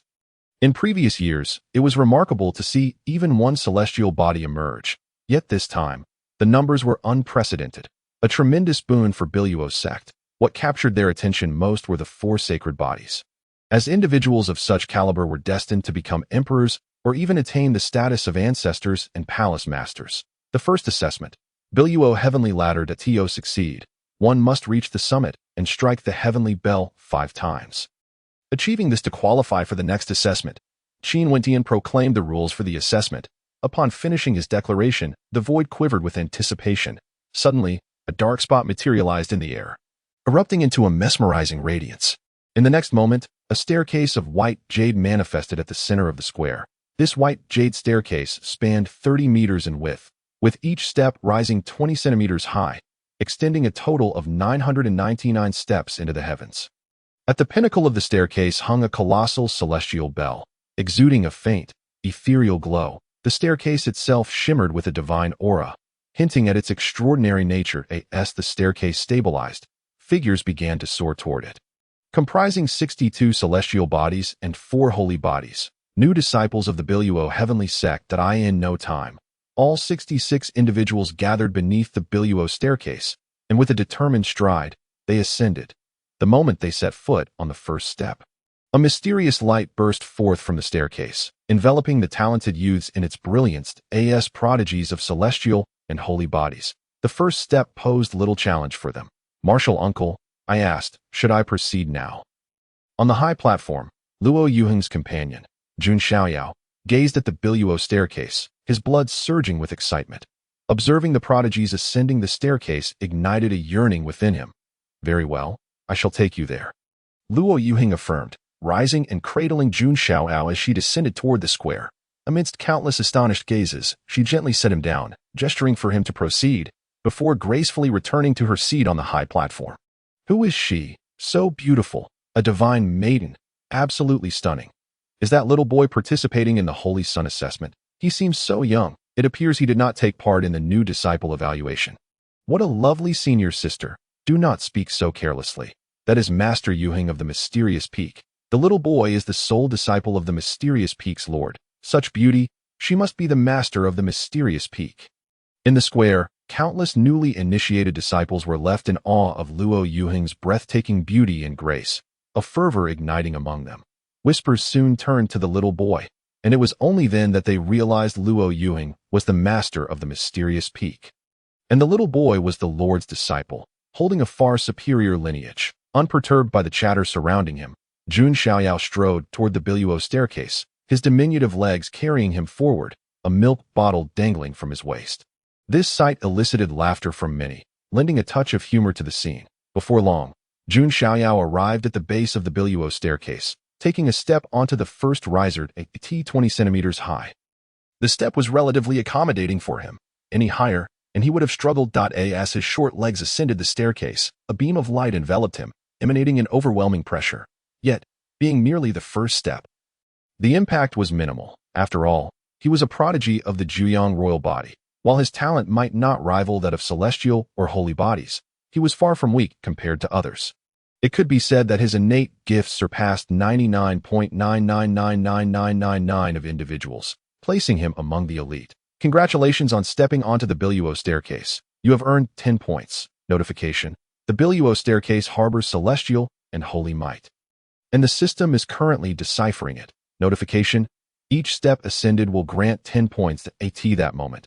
The system's prompt resonated, confirming the 10 points were credited. Furthermore, the system had devised a means to navigate the Biluo staircase, which was under analysis. In addition, each step would yield a reward of 10 points. A smile brightened Jun Xiaoyao's face at this fortuitous news. He promptly ascended another step, and once again, points were credited.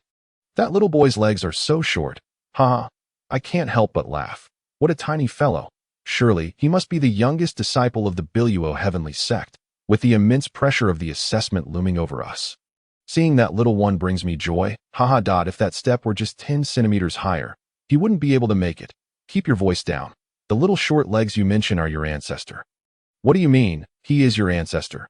Indeed, he is also my little ancestor. Do not underestimate his stature. He is our Biluo heavenly sect's youngest senior uncle, the sole disciple of the Lord of the mysterious peak. I see. In the square, all the newly initiated disciples were oblivious to the identity of the little short-legged boy. Not even the disciples of the Biluo heavenly sect knew Jun Xiaoyao well. After all, he had only been in the mysterious peak for 3 months, and only a handful of disciples were aware of his presence. Step 1, 2, 3, 4, 56, 58. After approximately 5 minutes, Jun Xiaoyao had reached the 58th step of the Biluo staircase. Undoubtedly the last to arrive, his short legs lagged behind, while the other prodigies, celestial or holy bodies, outpaced him in innate talent. Furthermore, he was the last to attempt the ascent. The higher he climbed, the more intense the pressure became. Jun Xiaoyao's pace slowed considerably, though the other prodigies fared better, confidently reaching the summit. For him, the challenge was formidable. Sister, Xiaoyao seems to be struggling, you die, remarked softly, her gaze filled with concern as she observed the little boy. In truth, even without her words, Luo Yuheng had already discerned the situation. The step 999. It's not just the Biluo staircase. Even an ordinary ladder would pose a challenge for him. Perhaps this will teach him that there are obstacles he cannot overcome. Luo Yuheng commented. Though her tone was casual, a hint of frustration lingered. She, too, wished to see Jun Xiaoyao reach the summit and perhaps ring the celestial bell. Yet, the boy was simply too small.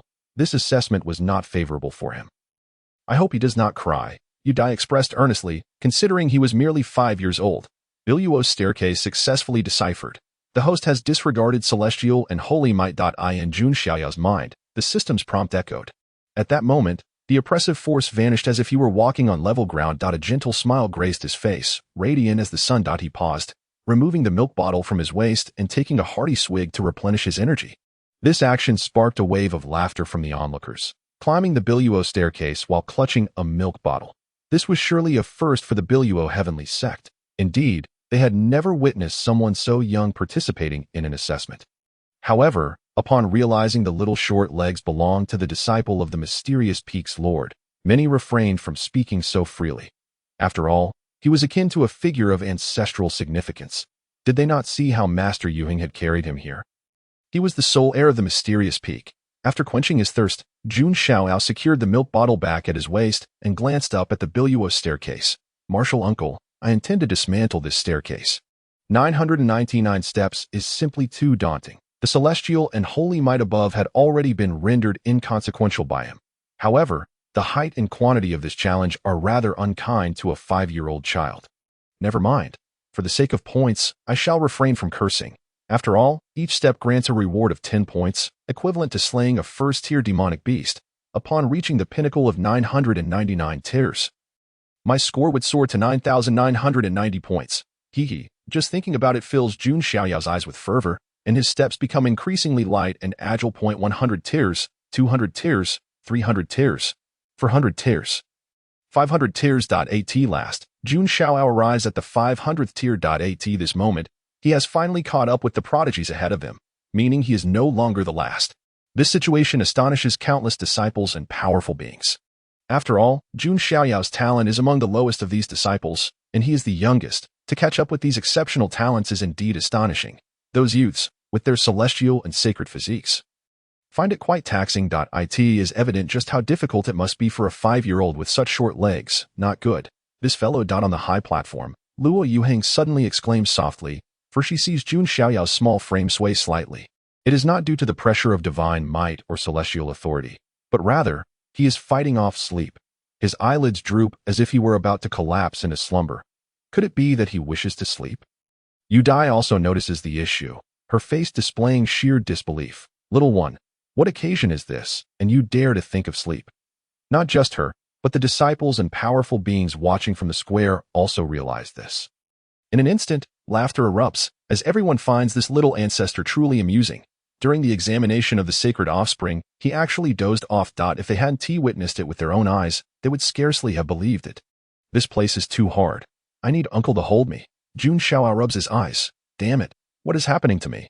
Have I formed a habit of wanting to sleep at the slightest provocation? This is hardly a suitable place for slumber. The primary reason is that it is too hard. Lacking the comfort of uncle's embrace, he could even roll off this place. Should he tumble down, he would undoubtedly end up bruised and battered. With this thought, Jun Xiaoyao endeavors to awaken himself, even giving himself a light slap. Taking a deep breath, he accelerates his pace, dashing upwards. Yes, he is running, while the other prodigies struggle heavily after reaching 500 or 600 tiers. He seems unaffected, his little legs moving swiftly as if propelled by wheels of fire, racing upward. He intends to collapse only after reaching the summit. How is this possible? What is happening? No way. Is this little ancestor aiming for the heavens? Goodness, to be able to sleep, he is actually running up the Billow Ocean ladder. The ultimate goal of this little ancestor must be merely to find a place to sleep. My heavens, this little one is simply too adorable. Impressive, truly impressive. Witnessing Jun Xiaoyao's antics, the hundreds of thousands of disciples and powerful beings in the square are left dumbfounded, as if they had encountered a ghost. For the sake of sleep, this little ancestor is indeed putting in the effort. Yet, how can one run at the 500th or 600th tier of the Billow Ocean sect? Surely, he is aiming for the skies. It seems that in his quest for sleep, this little ancestor is entirely disregarding the celestial and divine pressures of the ladder. In an instant, the entire square erupts in excitement. This child, Luo Yuheng, covers her forehead, utterly speechless. For the sake of sleep, he is truly going all out. Beside her, Yuang bursts into laughter. This little disciple is simply too cute. Her worries dissipate in that moment. Whether he becomes the sacred offspring or not is of little consequence, for she will always protect him. With this little short leg present, the square is filled with joy. Countless powerful beings sigh, as it has been many years since the disciples and strong individuals of the Billow Ocean sect have experienced such happiness. Thud, thud, thud, thud, thud, thud, thud, thud. Jun Xiaoyao climbs rapidly, without the pressure of divine and celestial might. The steps beneath his feet feel like an ordinary ladder. 600 tiers. He has now reached the 600th tier. Behind him, there are a dozen individuals. 700 tiers. Only a few individuals stand ahead of him. 800 tiers. Only a handful are beside him. 900 tiers. He leads them all, with the closest prodigy trailing him by several tiers. This scene leaves the disciples and powerful beings in the square utterly astounded. Unbelievable. Truly unbelievable. In the eyes of all strong beings and disciples, as long as this little short leg does not fall asleep, no one can surpass him. The first to reach the pinnacle of the Billow Ocean ladder must be him. 910 tiers, 920 tiers, 930 tiers, 997 tiers, 998 tiers, 999 tiers. At last, Jun Xiaoyao is the first to reach the summit. Standing atop the Billow Ocean ladder, he finds a platform. Upon this platform hangs an ancient bronze bell, imbued with divine and celestial might, radiating a mysterious brilliance that imparts an overwhelming sense of pressure. Is this the celestial bell? Jun Xiaoyao sways, his eyelids heavy, and succumbs to sleep, leaning against the platform without even striking the bell. Witnessing this, everyone is utterly flabbergasted. Indeed, children are unreliable. All present cover their foreheads. Speechless, they will call him to strike the celestial bell once he awakens. On the high platform, Qin Wentian wears a smile, finding amusement in the actions of this disciple. After all, he is merely a child. The competition among the 9 peaks is fierce, but regardless, Jun Xiaoyao is a disciple of the Billow Ocean sect. Internal competition is merely customary, yet they must unite against outsiders. This habit must be altered. Luo Yuheng is at her wit's end. Reflecting back, she recalls how the little one went out to hunt demonic beasts and returned home to sleep shortly after noon. Surely, it was also due to his desire for slumber. He is still young. In truth, he is quite adorable. Yudai remarks with a smile. This little disciple is undeniably charming. A prodigy of extraordinary talent. Who could resist liking such a disciple? Time passes, minute by minute. Finally, another disciple reaches the summit. Buzz, buzz, buzz, buzz, buzz. A girl of about 11 or 12 years appears, akin to a nimble sprite, her movements graceful. Yet, deep within her eyes lies a trace of maturity and decisiveness. She places her palm gently against the celestial bell. Seemingly weak, yet the bell erupts with a thunderous sound. 1 chime, 2 chimes, 3 chimes. After a full 6 resonances, the celestial bell finally falls silent. A 6-chime sacred body indeed defies the heavens. The 6 tolls of the Billowitian bell have not been achieved since 300 years ago. 3 chimes suffice to pass this assessment. It is evident how challenging it is to exceed 3 chimes, yet she has struck 6, truly astonishing. It seems she stands a significant chance of becoming the sacred maiden. How many chimes can the celestial bell produce? The Billowitian bell has a maximum of 9 chimes. Yet throughout history, no one has ever reached 9. The highest recorded is 8. Ordinary individuals can typically only manage a single chime. No, an ordinary person cannot strike the celestial bell, and furthermore, a mere disciple lacks even the qualification to do so. I never anticipated that the first to ring the celestial bell would produce 6 chimes. The sound of the bell reverberated, causing the square to erupt in excitement. Not only the newly initiated disciples, but also the formidable experts were left utterly astonished. 6 chimes. This equaled the highest record set 3 centuries ago. How could one not be amazed? Particularly, the elder figures associated with the celestial bell were beside themselves with excitement. For a disciple of such extraordinary talent, if they were to be taken under one's wing, it would mean having a prodigious disciple, a potential holy son. Of course, holy sons and daughters are taught by emperors and may also receive guidance from ancestors or palace lords. Senior sister, remarked a young girl of striking beauty. Her talent is impressive. Should we bring her over to be a bride for Xiaoyao? Yue Ying's eyes sparkled as she glanced at the girl beside the celestial bell, whispering to Liaheng at a sacred body and beauty. These 2 traits were precisely what caught her attention. Bringing her over for Xiaoyao would be utterly fitting. Xiaoyao is still young, Liaheng replied, instinctively feeling a bit resistant. The child is so small. Why seek a bride? Shouldn't tea cultivation take precedence? Wei Ying paused, taken aback by her senior sister's swift rejection. However, she dismissed the thought and simply anticipated the conclusion of the celestial ladder. Once it was over, she would awaken Jun Xiaoyao, have him strike the celestial bell, and wrap things up. This little one truly does not make things easy. On the buzzing celestial ladder, one by one, the disciples reached the summit. Yet, only half managed to achieve 3 chimes, while the rest could only manage 2, and some could barely manage a single chime. This illustrates just how challenging it is to strike the bell 3 times, let alone 6. An extraordinary feat indeed. Little ancestor, are you not awake? Goodness, hurry and wake up. Haha, by the time the little ancestor stirs, it might already be dark out. Although the little ancestor is adorable, achieving 3 chimes seems a tall order. I pray that he can manage it. Otherwise, he may very well cry. Little ancestor, wake up, don't sleep anymore.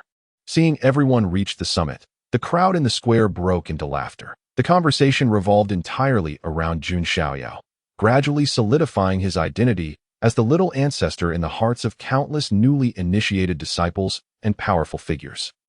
Regardless of his age, his status spoke volumes. This is the power of a formidable background. Little junior brother, it's time to wake up, came a voice filled with mirth, reaching the ears of the slumbering Jun Xiaoyao. He was reluctant to awaken, but eventually did. As he opened his eyes, a hint of confusion washed over him. Rubbing his eyes, he gazed in puzzlement at a middle-aged man, appearing to be around 30. Who was smiling at him? Am I? Oh, has it ended? Jun Xiaoyao was indeed a bit dazed. After surveying his surroundings, he recalled that he was participating in the Holy Sun assessment, having fallen asleep after reaching the summit. And it seemed the celestial bell had yet to be struck. Little junior brother, you have yet to strike the celestial bell. Go ahead. We're all just waiting for you. The middle-aged man, Lu Xingchen, was a disciple of Piaomiao Peak. Despite his youth, he was a powerful figure at the Heaven Man realm, merely a step away from becoming a supreme being. By seniority, he and Jun Xiaoyao were of the same generation, hence referring to him as junior brother. Jun Xiaoyao nodded, rising to his feet. Instinctively, he retrieved a milk bottle from his waist and began to drink. Observing this scene, the other prodigies at the pinnacle of the celestial ladder wore expressions of speechlessness, their faces adorned with smiles, intrigued by this little boy. They also understood that this young lad's identity was anything but ordinary. After finishing the milk, Jun Xiaoyao shook the bottle, finding it empty. His small mouth puckered slightly, giving him an air of grievance. The sight was so endearing that others couldn't help but stifle their laughter.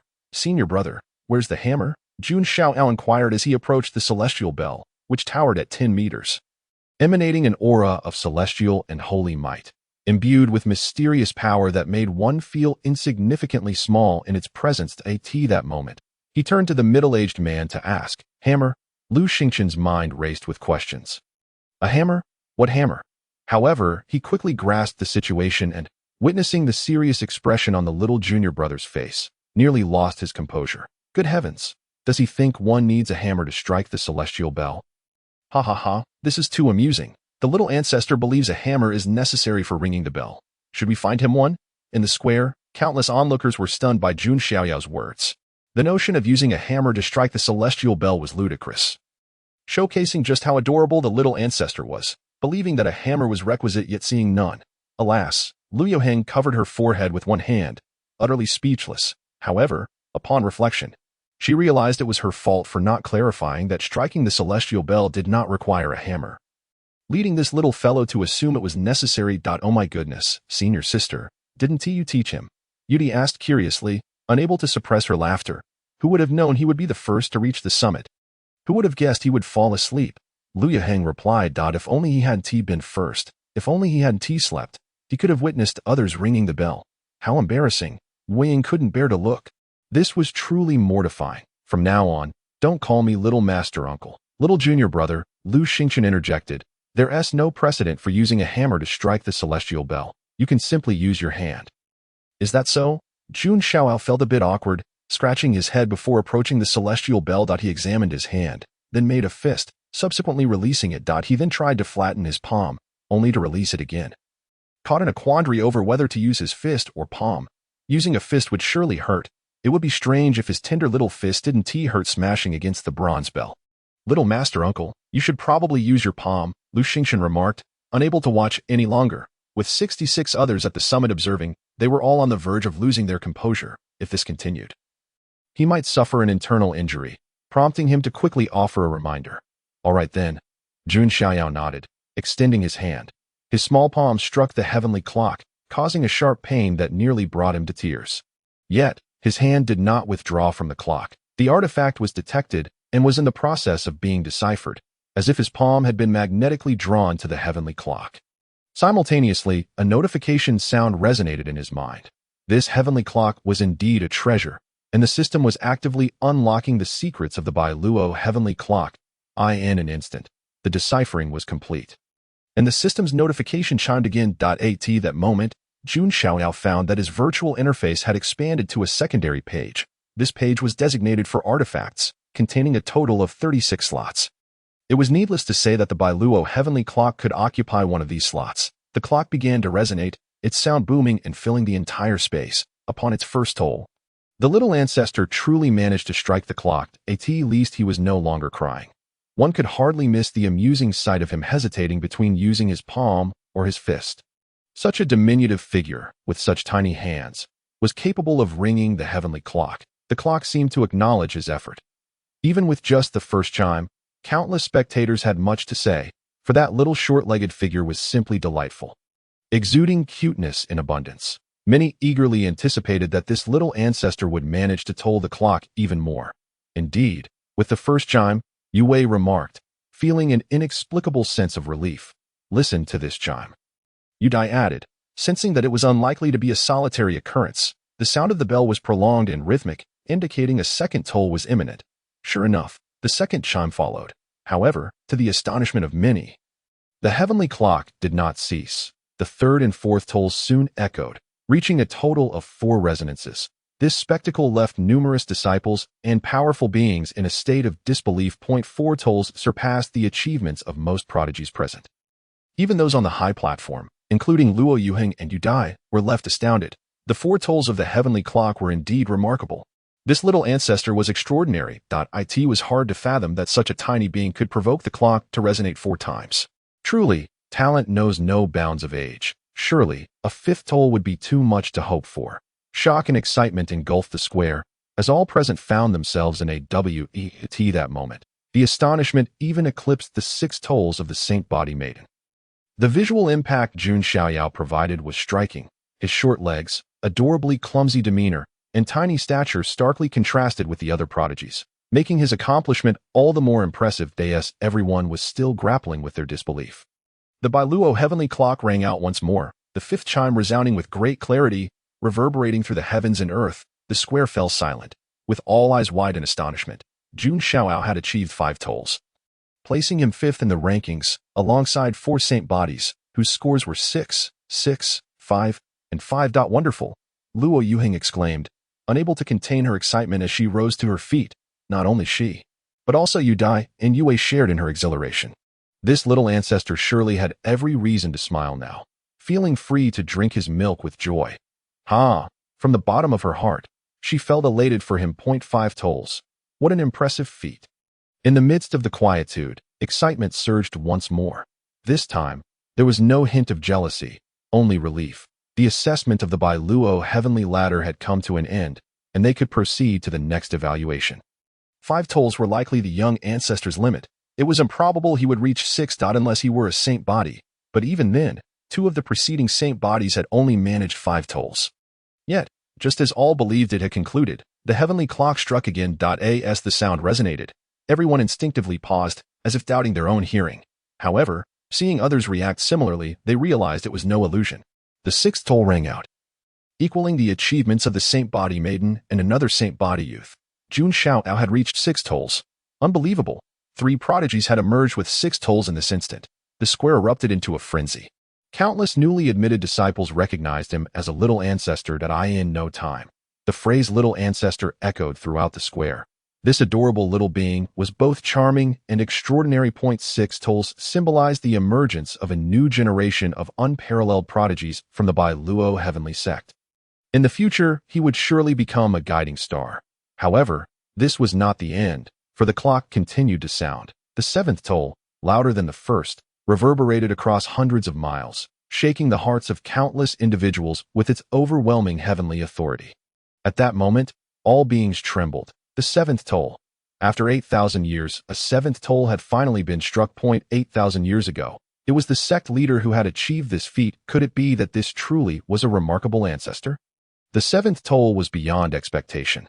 This little ancestor, both adorable and extraordinary. Surely, there would not be an 8th toll. In truth, at this moment, even an 8th toll would seem unsurprising, for this little ancestor was indeed an anomaly. Surely, I couldn't have truly predicted this, could I? The 7th toll represented Jun Xiaoyao, equaling the achievements from 8,000 years ago. It was the sect leader of the Bailuo heavenly sect who had struck the 7th toll. Now, the sect leader was an exalted being, whose very presence shook the heavens. This meant that in the realm of the heavenly clock, Jun Xiaoyao had claimed the top position in 8,000 years. The 8th toll, Luo Yuhing was beside herself with excitement, nearly wishing to embrace the little boy. Her gaze turned tenderly towards the summit of the heavenly ladder. I never anticipated this, Yue remarked. The 7th toll, who could have foreseen it? Is he truly of the royal body? Yu Dai began to harbor doubts regarding Jun Xiaoyao's innate talents. In truth, after Jun Xiaoyao mastered the perfect level return to origin technique and Bailuo heavenly scriptures, one could not help but question whether this little fellow's talent was genuinely confined to that of the royal body. Might there still be hidden talents? As they stood in shock, the celestial bell tolled once more. The 8th chime echoed like thunder on a clear day, yet within its resonance lay the might of the heavens, reverberating through the hearts and souls of all living beings. In the square, silence reigned. Upon the high platform, stillness prevailed. The pinnacle of the celestial ladder, an eerie quiet enveloped the scene. This realm seemed as though time itself had come to a standstill, devoid of any sound. Only the tolling of the bell lingered in their ears. All gazes were filled with astonishment and disbelief. 8 chimes. The celestial bell of Biluo had resonated 8 times, marking an unprecedented achievement in history. A feat not seen for countless millennia, and yet here it was, re-emerging after the ancient times. They all remained stunned. The bell tolled again, the 9th chime. Indeed, the 9th chime. In that moment, the supreme sound of the bell caused every heart to tremble, their pulses quickening as if under the influence of divine might. Instinctively, they gazed skyward. There, The ancient bell erupted in a million rays of light, a kaleidoscope of colors enveloping the square. This luminescence spread rapidly, hundreds of miles, thousands of miles, 10,000 miles, creating a vibrant aura that encompassed a radius of 100,000 miles around the celestial bell of Biluo. Within this realm, countless opportunities and auspicious signs descended, and the spiritual energy intensified tenfold. Many prodigies and powerful beings seemed to have gained profound insights. In the midst of their astonishment, the bell transformed into a streak of light and vanished from sight. In a hazy moment, some strong figures perceived that the light had landed upon Jun Xiaoyao, Luo Yuheng, as an emperor, along with Yu Dai and Yu Wan, who were half-step emperors, naturally discerned the truth. The disappearance of the bell was connected to Jun Xiaoyao. To be precise, the bell had recognized him as its master. Had the bell truly vanished? What transpired? The young ancestor had struck the 9th chime. This is dire. The young ancestor has caused the bell to disappear. Where has the bell gone? Good heavens, the spiritual energy is so pure and dense. Do you all feel that? I sense the energy is far more concentrated and refined than before. After a prolonged silence, the once quiet square erupted into a frenzy. More individuals stood agape, utterly lost as to what had transpired. What is this? On the high platform, Qin Wentian appeared bewildered, and once he regained his senses, he found himself at a loss for words. Encountering such an event left him unsure of how to respond, for the celestial bell of Biluo was one of the 7 great treasures of the Biluo celestial sect. Even if this treasure could not be used, what would they do if it had been lost? What do you mean? What is this? The bell was struck and has vanished. I must go inform the ancestor. Luo Yuheng cast a glance at Qin Wentian. By seniority, they were of the same generation, and she would still refer to him as senior brother. Indeed. It was simply a matter of it being struck and lost. Yue interjected, naturally stepping in to support her senior sister and to aid Jun Xiaoyao. As they were all aligned, the assessment of the celestial ladder has concluded. Those who struck the bell thrice shall be deemed as having passed this trial. The second trial is about to commence. Please prepare yourselves. Qin Wentian chose to remain silent. Since Luo Yuheng was personally going to inform the ancestor, he would leave the matter to her. After all, this was the prodigy who had struck the bell 9 times. The bell had acknowledged him as its master. What could the ancestor possibly do? Surely they would be laughing so hard they couldn't close their mouths. Subsequently, the announcement was made to conclude this trial. At the peak of the celestial ladder, the prodigies flickered and finally descended to the ground, while Jun Xiaoyao landed in the arms of Lu Xingchen. Though he could fly, the height had still made him a bit uneasy. He hung onto her petite frame, and Lu Xingchen wore an expression of helplessness. The others found it amusing. The young ancestor's descent was indeed beyond their expectations, hanging onto someone's arm to come down. How delightful! In this day and age, some individuals perform actions that forever surpass your imagination. How adorable he looked. The young ancestor who struck the bell 9 times. How could he be so endearing?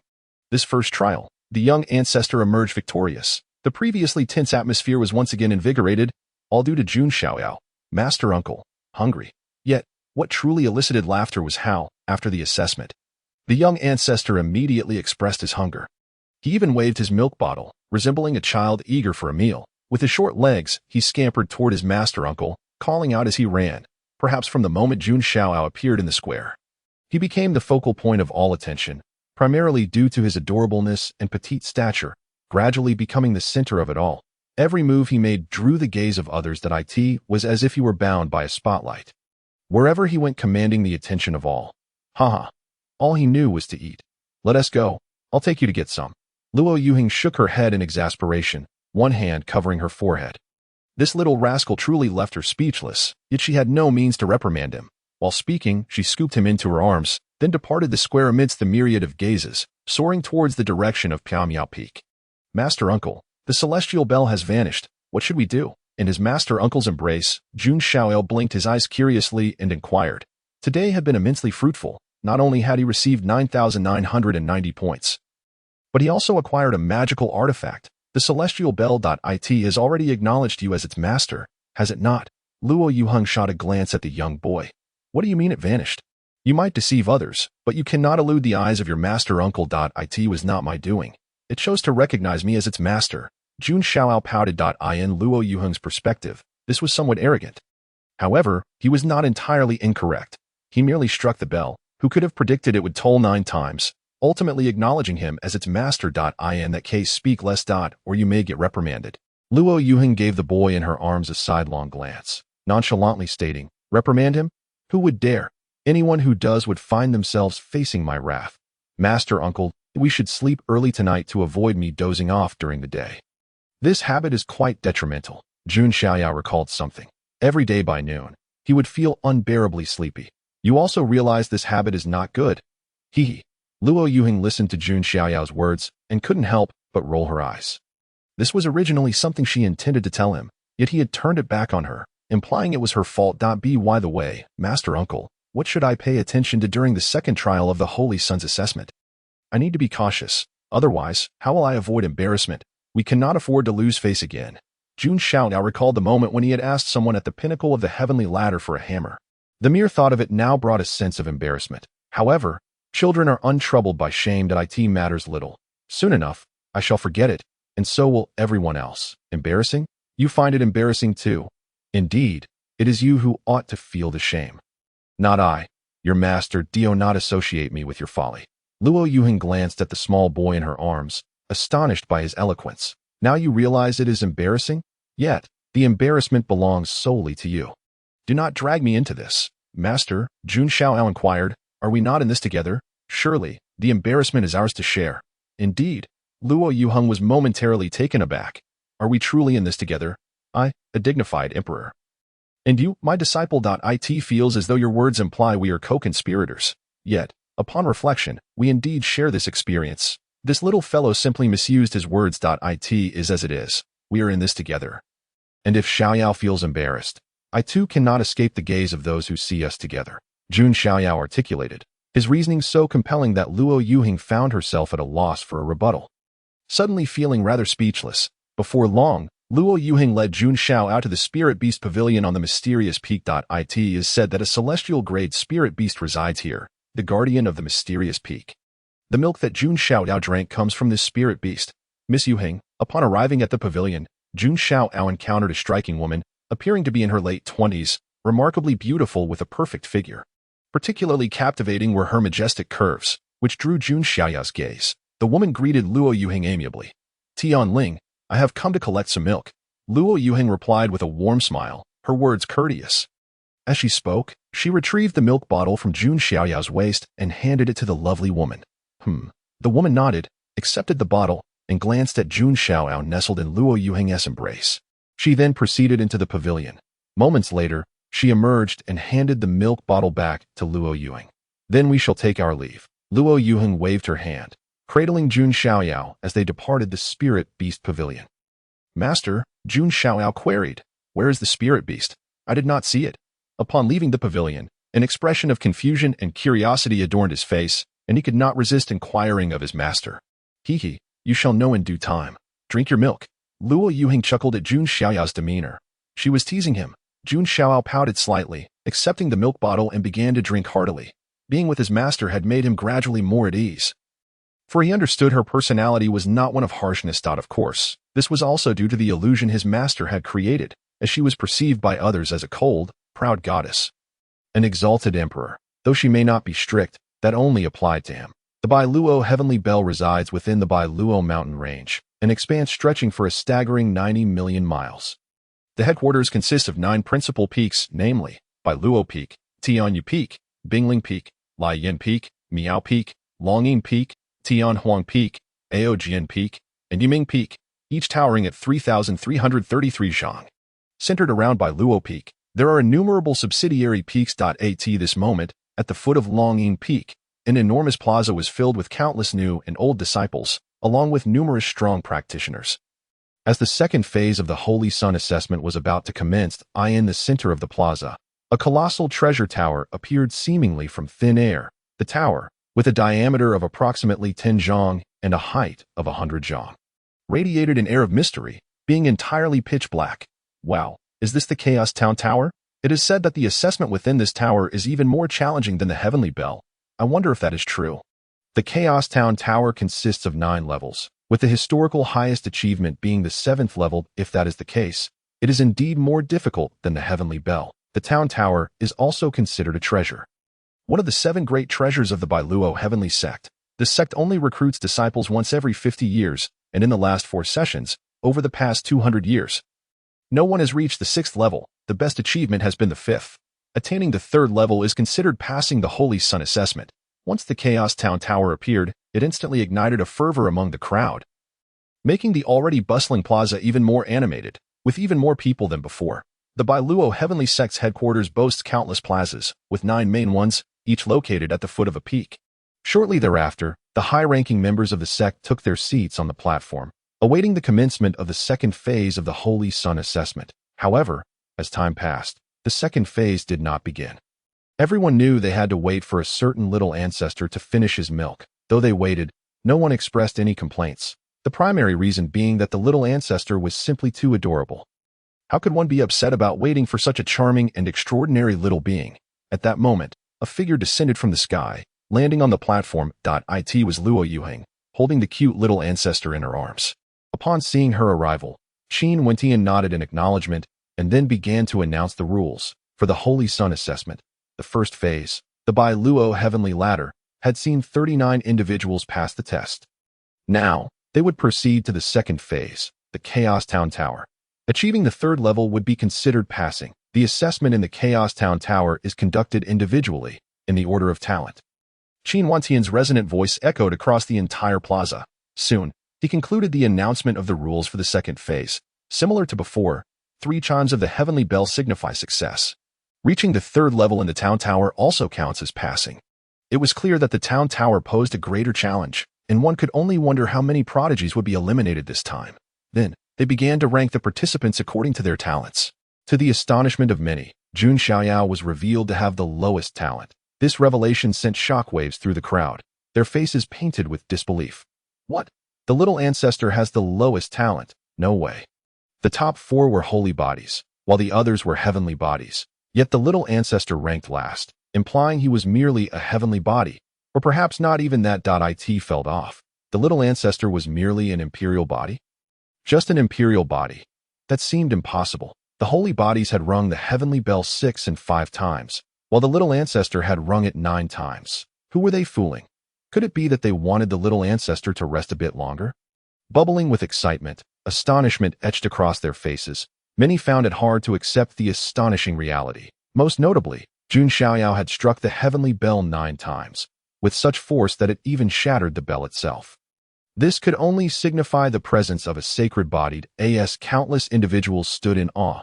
The 2nd assessment commenced. The foremost talent, known as Tai Chu Jin, an exceptional sacred body, entered the Chaos Town Tower.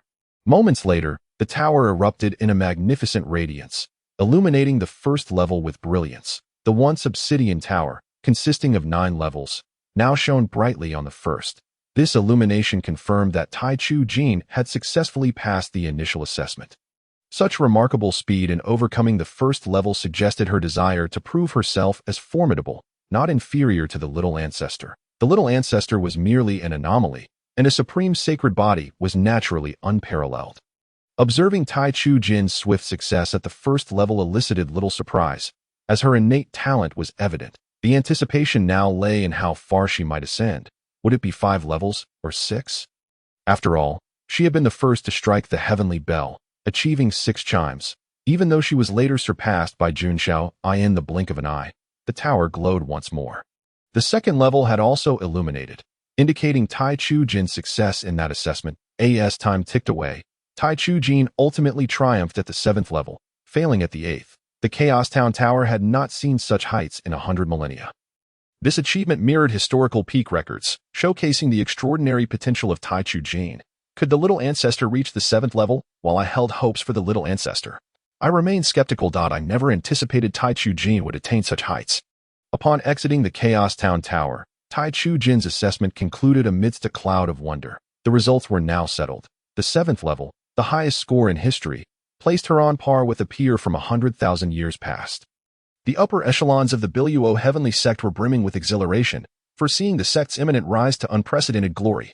7th level, she mused, casting a challenging glance at the young boy on the high platform. Internally, she questioned, what can you do to surpass me?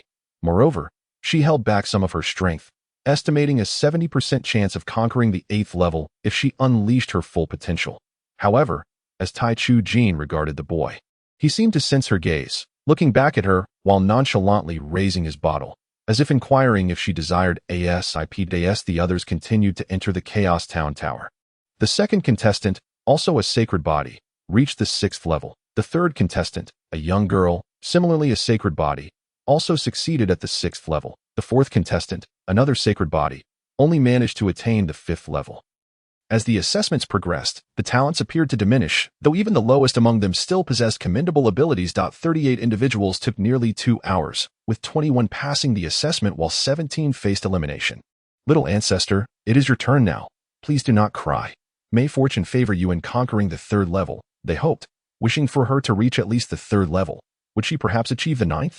I pondered how we would determine if the little ancestor had fallen asleep within the tower. Once all 38 candidates had completed their assessments, countless gazes instinctively turned towards the high platform, where the young boy nestled in his master's embrace. Master, Jun Xiaoyao exclaimed, I am heading to the town tower. Do not think of me. He descended from the lap of his uncle, Luo Yuheng, and made his way toward the platform. Meanwhile, Luo Yuheng facepalmed, utterly speechless. You just need a moment in the town tower. It hardly takes long that if one were unaware, they might think you were off on a grand adventure. This young disciple was indeed entertaining. Qin Wentian could no longer contain his amusement, a smile spreading across his face. Do not set your sights on him, Luo Yuheng warned coldly, protective of her brother. Should Xiaoyao ascend as the Holy Son, it was not beyond reason that her brother might harbor intentions toward him. In truth, prior to Jun Xiaoyao's ascent of the heavenly ladder, she held no hopes for him becoming the Holy Son. However, after reaching the summit, a flicker of hope ignited within her, intensifying when he struck the heavenly bell 9 times. What of the imperial body? Is there a decree barring it from becoming the Holy Son? They cheered, Little ancestor, go forth, little short ancestor, you can do it. When Jun Xiaoyao stepped down from the high platform and into the heart of the plaza, a wave of fervor erupted among the crowd, gradually coalescing into a chant of encouragement for the little ancestor. Just as many anticipated that the little ancestor might falter under pressure, he strode forth with an air of confidence, his hands behind his back, toward the entrance of the town tower. Upon reaching the entrance, he raised a small hand with an air of nonchalance, exuding an undeniable charm. Laughter erupted from the crowd, with many captivated by the adorable little figure, some even expressing a desire to embrace him. The atmosphere, once tense, transformed into one of light-hearted joy at the appearance of the little short ancestor, who unwittingly became the source of merriment. Upon entering the Chaos Town Tower, Jun Xiaoyao found himself engulfed in an overwhelming chaos, unable to discern his surroundings or even move a finger, rendering him utterly powerless. Simultaneously, the tower brimmed with a mysterious energy, the nature of which eluded him, leaving him uncertain about how to pass the assessment. Just then, a voice echoed within the tower. Absorb and refine the power of consciousness. Meet the standard to pass. Upon hearing this, Jun Xiaoyao realized the assessment concerned his consciousness, encompassing both spirit and thought. That he instinctively began to absorb the power of consciousness present at that moment. A notification from the system resounded. Treasure detection system is currently being deciphered. Jun Xiaoyao relished the sound of the system's notifications, feeling an invigorating sense of confidence. With the system's assistance, how could he possibly fail the assessment? Time passes, second by second. Approximately 10 seconds later, the first layer has been cracked. The prompt sound rings again, indicating that the system has successfully breached the first layer. It appears that only by overcoming 9 layers can one remove the chaotic suppression tower. The heavenly bell now lies within his system space, awaiting placement upon the treasure panel. As soon as the first layer was unlocked, Jun Xiaoyao's form was enveloped by a mysterious radiance, vanishing from sight. Before his departure, the first layer illuminated once more. The chaotic suppression tower, after each individual's assessment concludes, would revert to darkness. Now, however, the first layer glows again, signifying that Jun Xiaoyao has passed the initial test. Little Ancestor has succeeded in the first layer's trial. The speed is not particularly swift, yet it seems Little Ancestor should manage to conquer the third layer. One can only hope that he can indeed surpass 3 layers. Each time, he stands at the forefront. Ever since he struck the heavenly bell, a desire has emerged within me for him to also dismantle the chaotic suppression tower. That notion is ill-advised, akin to my own thoughts regarding Jun Xiaoyao. Discussions abound among the masses. Upon witnessing his success in the first layer, the square buzzes with renewed excitement. The first layer is merely a starting point. Tai Chu Jin feels somewhat displeased. This young boy consistently eclipses her spotlight. In truth, she does not wish for attention but aspires to develop quietly and reach the pinnacle, even surpassing her past life zenith. Yet, seeing the disciples' admiration for this boy stirs a tinge of jealousy within her. Nonetheless, she refrains from displaying it. After all, that boy has the backing of a great emperor's master, or rather, several emperors as allies.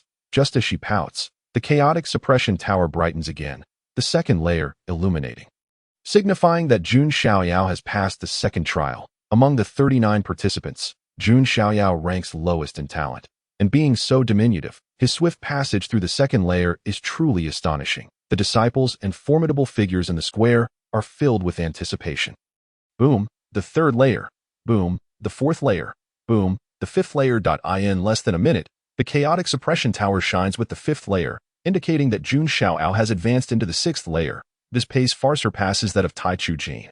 In an instant, the crowd erupts. 5 layers. This is 5 layers. Could little ancestor truly ascend to the pinnacle of the suppression tower as others hope? Sister, could Xiaoyao actually reach the summit? Yudai is utterly astonished. She feels a pang of regret, having never surpassed the third layer, ultimately failing to become the holy maiden. Understanding the difficulties within the tower, witnessing Jun Xiaoyao achieve the fifth layer so rapidly is indeed remarkable. There exists a genuine possibility. During the heavenly ladder, during the heavenly bell, who could have anticipated such an outcome? Yuan expresses her eagerness, yearning for this young lad to reach the 9th layer. If he does, even if he cannot pass the 9 tribulations sacred swords trial, he might still become a holy son. After all, the heavenly bell tolls 9 times, and the chaotic suppression tower consists of 9 layers. This moment is crucial. Even if we assume the worst, could Xiaoyao's talent possibly diminish? Such extraordinary potential, his future is boundless. Boom, the 6th layer. Soon, the 6th layer of the suppression tower illuminates, indicating that Jun Xiao has passed this stage. As he conquers the 6th layer, an unusual scene unfolds in the square. Instead of the anticipated fervor and discussions, a profound silence envelopes the crowd, broken only by the sound of deep breaths and heartbeats. Everyone collectively anticipates whether little ancestor will reach the 7th layer. Should he succeed, he would outshine even the sacred body, equaling the historical record. The hearts of all beat in unison with Jun Xiaoyao's trials. A phenomenon unprecedented. Boom, the 7th layer lights up. The sound reverberates through the souls of all present. Good, the 7th layer. Little ancestor has reached the 7th layer. Nyo, with the 7th layer attained, how far away can the 8th layer be? Little ancestor, ascend to the summit. The 9th layer awaits you. Cheerful little ancestor, go forth. After the silence, the eruption of excitement resembles a tsunami. The 7th layer has equaled Tai Chu Jin's achievement, matching the highest historical record. Moreover, he still has the chance to ascend higher, for he has yet to exit the chaotic suppression tower. After a brief surge of enthusiasm, the square falls silent once more, all eyes fixed upon the suppression tower. 7 layers, how could this be? Just 7 layers. If I were to unleash my hidden cards, I could probably reach the 8th layer. Young lad, you remain too small. Taichu Jin gazes at the chaotic suppression tower, her heart inexplicably trembling. Yet, she remains obstinate, unwilling to accept this reality. Boom, as if striking her face, a sound emanates from the chaotic suppression tower, and simultaneously, the 8th layer illuminates. Yet, the radiance this time is golden, entirely distinct from the previous white glow. The golden light shines even more brilliantly, akin to the sun's rays, casting myriad beams that envelop the square beneath Longing Peak. Heavens, a record has been shattered. Little ancestor has broken the record. Little ancestor, adorable. The 8th layer, he has actually passed the 8th layer's test. It's over. The suppression tower may soon vanish. This is bad. Little ancestor might obliterate yet another treasured item. Little ancestor, you could very well face a wall. The crowd erupts, completely in a frenzy. Originally, it was merely some newly initiated disciples cheering for Jun Xiaoyao, but now, both former disciples and strong figures join in the fervor. This little ancestor has the potential to reach the summit. Should he top the tower twice, the position of Holy Son would surely be his, even if he is not officially designated as such. Countless hearts will regard him as the Holy Son, not merely due to his charm, but because of his extraordinary talent. Xiaoyao has reached the 8th layer. Sister, Yuan exclaims, brimming with excitement, tugging at her sister's feathered robe. I see it, Luo Yuhing replies, casting a glance at Yuan. As if I could miss it, she thinks, both her eyes and heart affixed to the suppression tower. The 8th layer of the suppression tower. Unbelievable. Our little boy is indeed remarkable. Tai-Dai's eyes shimmer with wonder. This exhilaration feels akin to her achieving the 8th layer herself, more thrilling than attaining half a step toward the great emperor. Newly initiated disciples ponder, can he reach the summit? Old disciples wonder, can he reach the summit? High-ranking figures of the heavenly sect contemplate, can he reach the summit? Tai Chu Jin muses, could he truly reach the summit? At this moment, the entire square suddenly falls silent. Everyone's gaze is fixed on the chaotic suppression tower, their minds echoing 4 words, can he ascend? Even Tai Chu Jin begins to doubt her own luck. Is it truly so unfortunate for her to encounter such an extraordinary prodigy? Boom. As everyone is filled with anticipation, a thunderous roar reverberated through the air. It was the sound that everyone had eagerly anticipated. As the sound echoed, the pinnacle of the chaotic town's tower of heaven illuminated with a kaleidoscope of colors, radiating beams of light akin to the blazing sun, dispersing millions of brilliant rays. Centered around the square, these beams swiftly spread outward, 10 miles, 100 miles, 1,000 miles, 10,000 miles, 100,000 miles, 1,000,000 miles, 10 million miles. In mere seconds, countless streams of colorful brilliance enveloped an expanse of 90 million miles, shrouding the entire Luotian sect and its surrounding mountains. Everywhere the light touched, spiritual energy surged, doubling, tripling, multiplying 10-fold, 20-fold, 30-fold, 40-fold, 50-fold. The purity and richness of the spiritual energy had increased 50-fold compared to before. Originally, the Luotian sect was a blessed realm for cultivation, but now it had become even more extraordinary in such an environment. With the passage of time, even a mere pig could grow stronger. Within the embrace of this radiant light, every individual felt their cells invigorated, as if they were basking in a rejuvenating hot spring. I've broken through.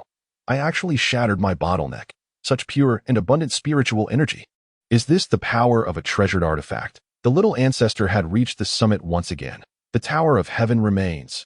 Oh no, the chaotic Tower of Heaven is shrinking. Thankfully, the little ancestor has emerged. But alas, the tower has vanished.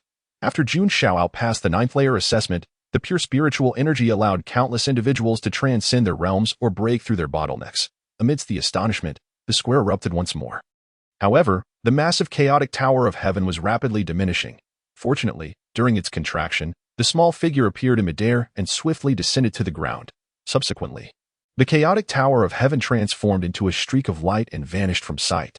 On the high platform, Qin Wentian's fears were realized. The heavenly bell had been dispensed with by Jun Xiaoyao, and now the Tower of Heaven had also been lost, resulting in 2 treasured artifacts being forfeited in a single assessment of the Holy Sun.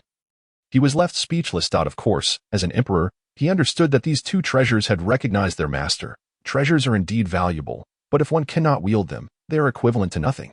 Only when someone masters a treasured artifact can its true power be unleashed. As a disciple of the Luotian sect, Jun Xiaoyao being recognized by 2 treasures was undoubtedly a joyous occasion. Yet, with both treasures now in his possession, he found himself at a loss. Brother Qin, Luo Yuheng spoke up. Let's proceed to the next segment. This moment, she was brimming with excitement. Her little boy had topped both assessments and acquired 2 treasured artifacts. How could she not be thrilled? Very well, Qin Wentian nodded. There was no choice but to continue with the next assessment. He was quite concerned that Jun Xiaoyao might also master the 9 calamities holy sword. Next, Qin Wentian announced the results of the assessment.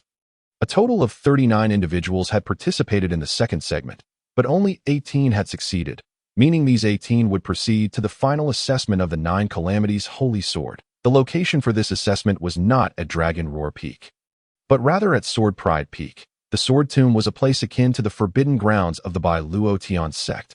No one else could enter the Sword Tomb, save for those participating in the assessment and the high-ranking members of the sect. A throng of prodigies, under Qin Wentian's guidance, soared towards Sword Pride Peak. Meanwhile, Jun Xiaoyao was cradled in the embrace of his Aunt Yue. Auntie, he murmured, I'm so sleepy. Leaning against her comforting presence, he felt utterly at ease. Almost lulled into slumber, you can sleep after the assessment, Aunt Yue replied, casting him a knowing glance. She was well aware that Jun Xiaoyao was nestled against her bosom, but she paid it no mind. What ill intent could a child possibly harbor? All right then, he pouted. In truth, he was not excessively tired, or rather, he could still endure a bit longer. He needed to at least make it through the 3rd assessment. Today had yielded tremendous rewards. 2 artifacts, and 9,990 points. As long as he could become the holy son of the Bailuo Tian sect, he would fulfill the system's mission, which promised a mysterious treasure chest as a reward.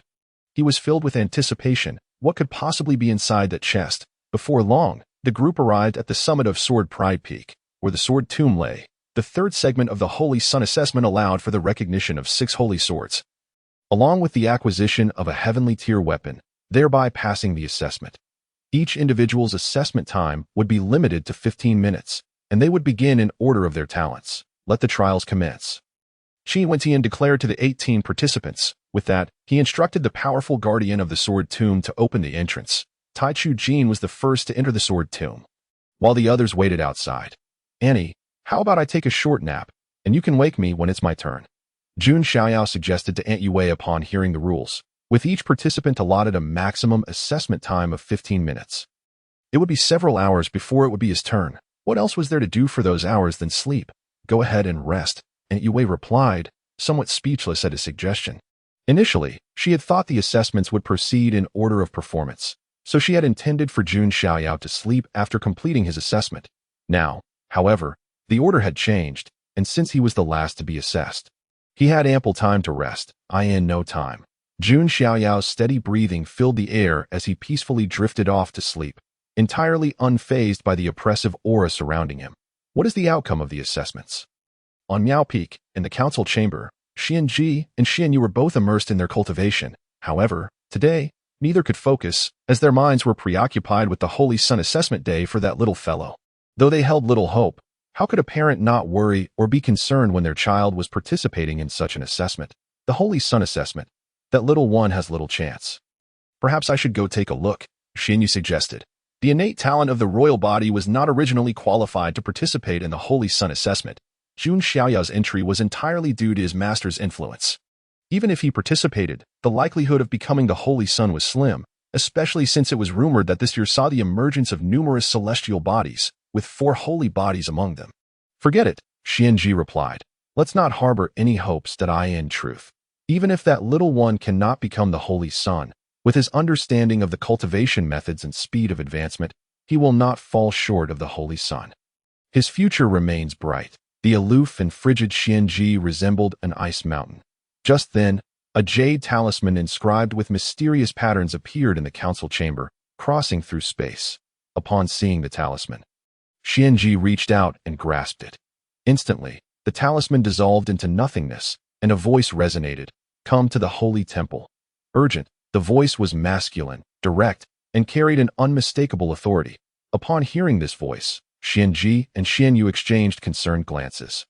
The voice belonged to the master of Bailuo Peak, who also held the title of the current leader of the Bailuo Tian sect, a half-step sage, ranking among the top 5 superlative figures within the sect. I shall go and see, Xianji decided. Xianyu spoke. In the next moment, the 2 sisters vanished from their original spot, only to reappear on Bailuo Peak. Upon their arrival, other emperors from different peaks were also hurrying towards this location. Observing this situation, both Xianji and Xianyu were perplexed. Could something significant have transpired? In truth, the commotion at Bailuo Heavenly Sect was indeed considerable, yet the 2 were unaware due to their discussions in the assembly hall, where they had also set up a barrier, thus oblivious to the events unfolding at Bailuo Heavenly Sect. Upon entering the sacred hall, they found over a dozen powerful individuals present, hailing from several main peaks, including Bailuo Peak. Upon seeing the sect leader seated in the main position, they all inclined their bodies slightly in greeting. Please, take a seat, commanded the sect leader, known as Shangwan Wudi, a name befitting one who had lived a life of invincibility. With a glance at the arriving disciples, Shangwan Wudi spoke in a calm tone that I called you here for a reason. Xianyu noticed that everyone was looking at her and her sister. Momentarily unsure of the situation, that it seemed as though everyone else was aware of what had transpired, while they remained in the dark.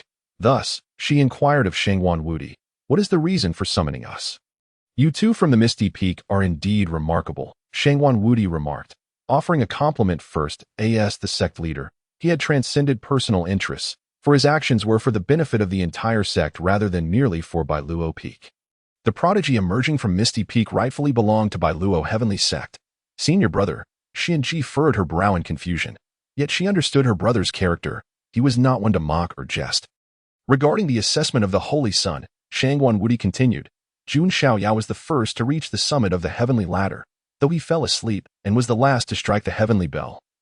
His prowess is undeniable. The bell resonated 9 times, signifying its acknowledgement of him as its master. This, of course, is the belief of others, as the bell recognized him as its rightful owner. In the chaotic town tower.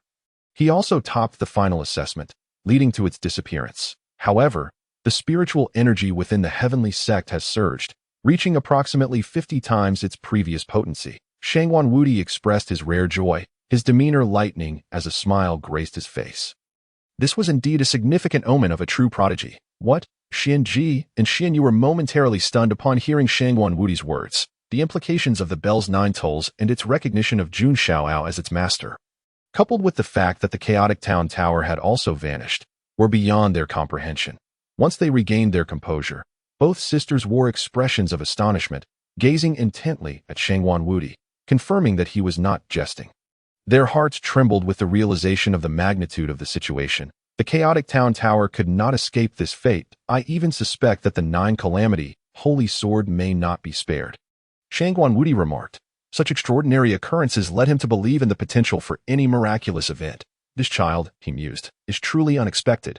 After a lengthy pause, Xianji took a deep breath, at a loss for words. To be honest, she still found it hard to accept, as it was simply too incredible. The reason for your summons, Shangguan Wudi continued, was primarily to discuss how to cultivate him.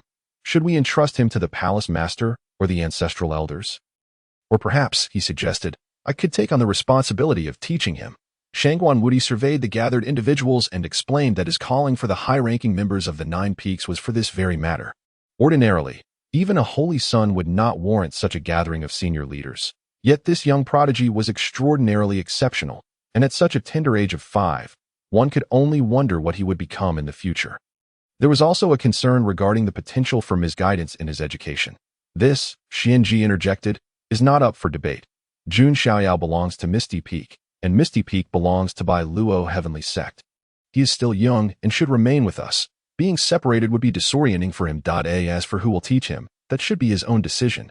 Here, I must propose a suggestion. Allow him to explore and cultivate on his own, while we provide all necessary resources. As soon as Shangguan Wudi finished speaking, Xianji immediately voiced her thoughts without affording anyone a chance to respond.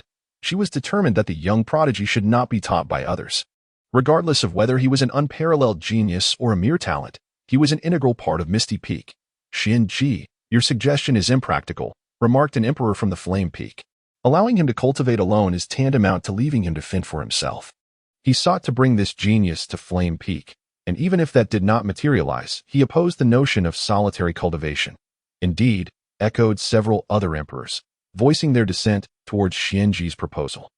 It was deemed rather lacking, and some even suspected that Xianji might inadvertently hinder this extraordinary prodigy. Xianji, Shangguan Wudi fixed his gaze upon her. Your suggestion must be substantiated with reasoning. Providing resources is standard. Any holy son could access tremendous resources for cultivation. Moreover, given the extraordinary nature of this young individual, permitting him to cultivate in isolation is hardly a sound idea. One could even call it a misguided notion. I have my reasons, Xianji asserted, nodding in affirmation. With a swift flick of her hand, she conjured a brilliant display of light, within which mysterious characters began to form, radiating with a myriad of colors and exuding an aura of profundity. All present were emperors and could instantly comprehend the significance of these characters. They were, in fact, a form of cultivation technique, the return to origin technique. The Bai Luo Heavenly Scripture, they recognized the techniques as the return to origin technique and the Bai Luo Heavenly Scripture.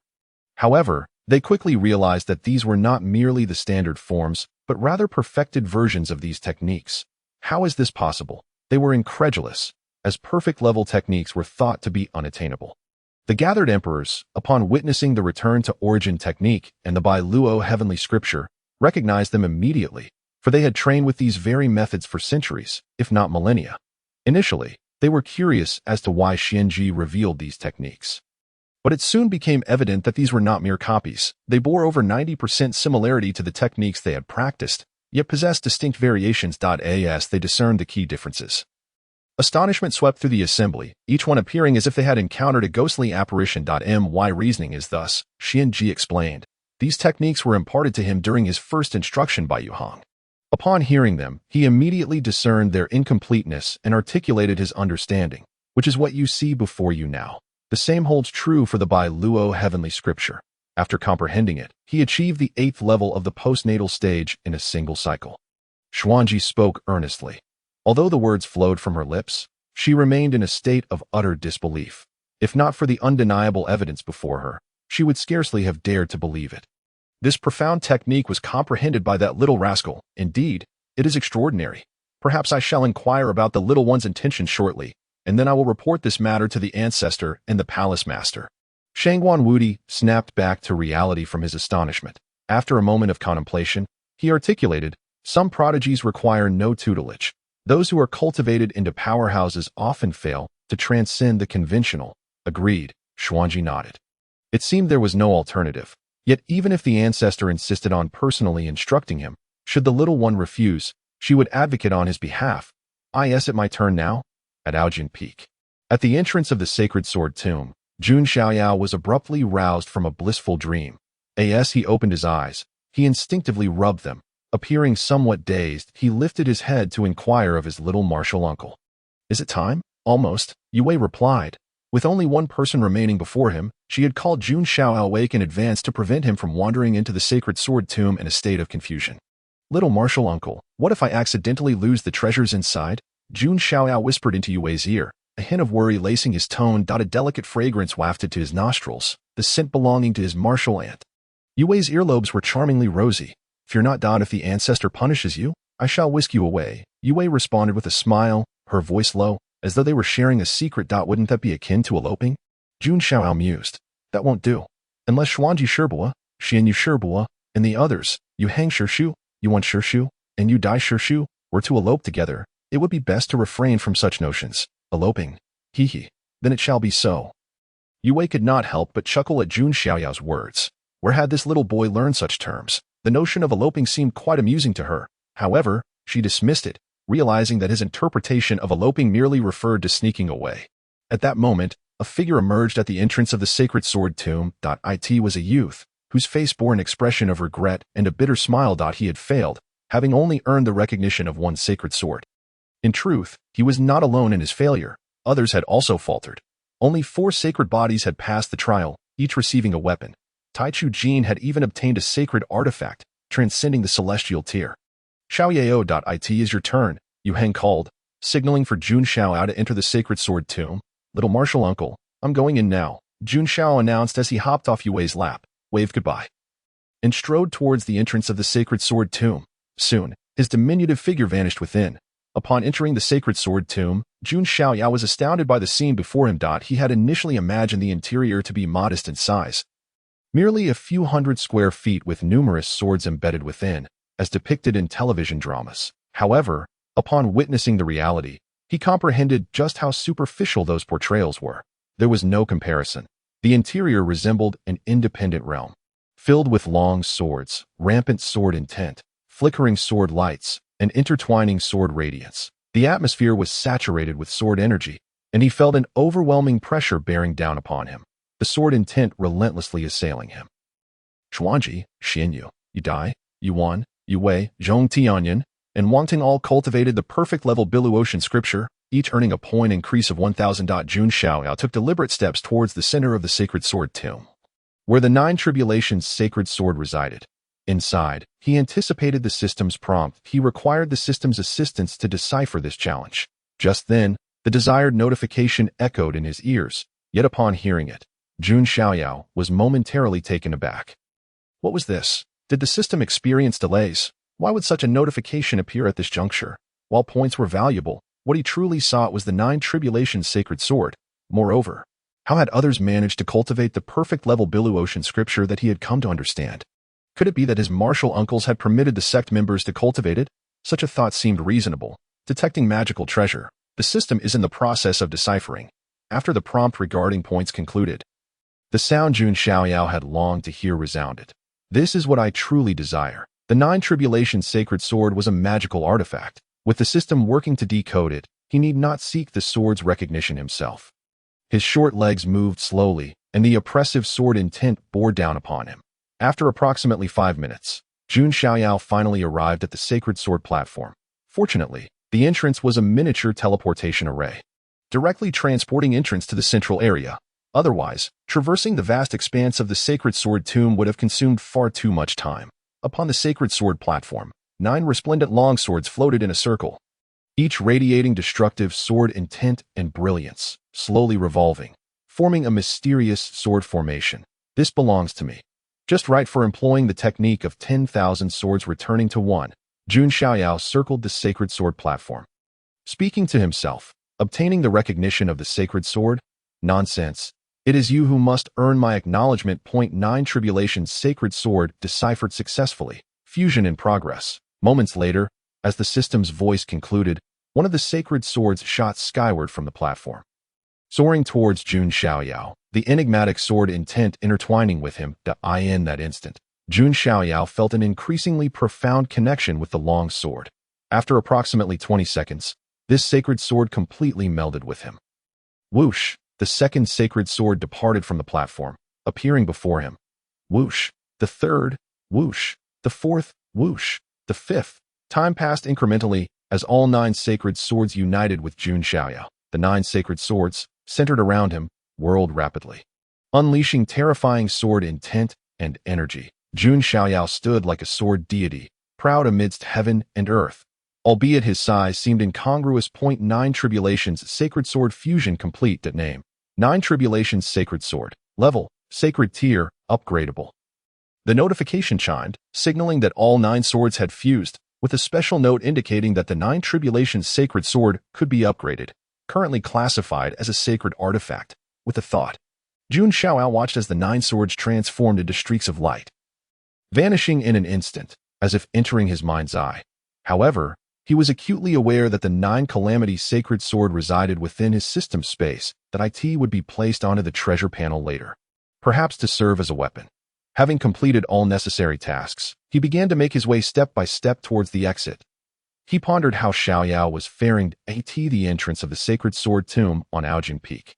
Yu Yao appeared calm, yet her heart was filled with anxiety. The dangers within the sacred sword tomb were not to be underestimated, unlike those of the heavenly ladder or the suppressing heaven tower. Should any unforeseen circumstances arise, even an emperor might find it impossible to escape. As time elapsed, her urgency grew. It will be fine, Luo Yuheng said, seemingly offering comfort to Yu Yao while also reassuring himself. Nearby, other high-ranking members from various peaks of Tianzong watched with curiosity, uncertain if this little one would succeed, especially since Taichu Jin had failed. Nonetheless, Taichu Jin had still managed to become a holy maiden. As time wore on, a faint sound emerged from the entrance of the sacred sword tomb, revealing a figure, though to call it a figure would be an understatement, for it was merely a diminutive being. The appearance of this small entity instantly captured everyone's attention, filled with anticipation and inquiries. Jun Xiaoyao, how did it go? Qin Wentian inquired.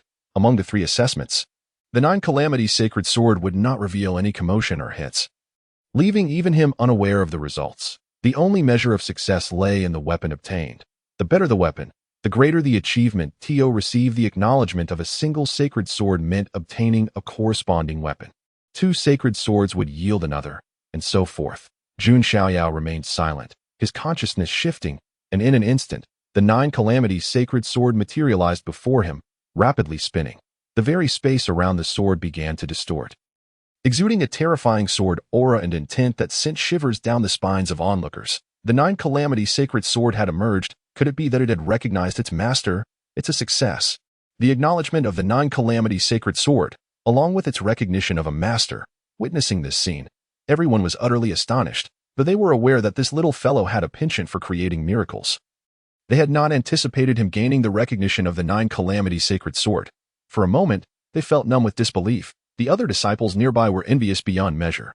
Taichu Jin, Zhua Tianxiao, Nalan Ruoxue, Shiming Qingji, Jun Xiaoyao, congratulations on becoming holy sons and holy maidens. Now, please follow me to the sacred hall, Qin Wentian announced, casting a glance at all present. The 5 individuals whose names had been mentioned would ascend as holy sons and holy maidens, while the others faced complete failure in the assessment. However, even in their failure, they were still recognized as extraordinary talents, with the potential to become true disciples or even the top 10 chief disciples. Albeit a step below the holy sons and maidens, he personally led the 5 towards the sacred hall, entrusting the remaining individuals to another emperor responsible for disciple recruitment. Whoosh, one by one, the figures departed from Aojin Peak. Soaring towards the sacred hall of Piaomiao Peak, little Shirshu, what of Master Yu Hung and Master Yu Dai? Are they not going to the sacred hall? In Master Yu Yao's arms, Jun Xiaoyao inquired. They will select a few disciples, Yu Yao replied.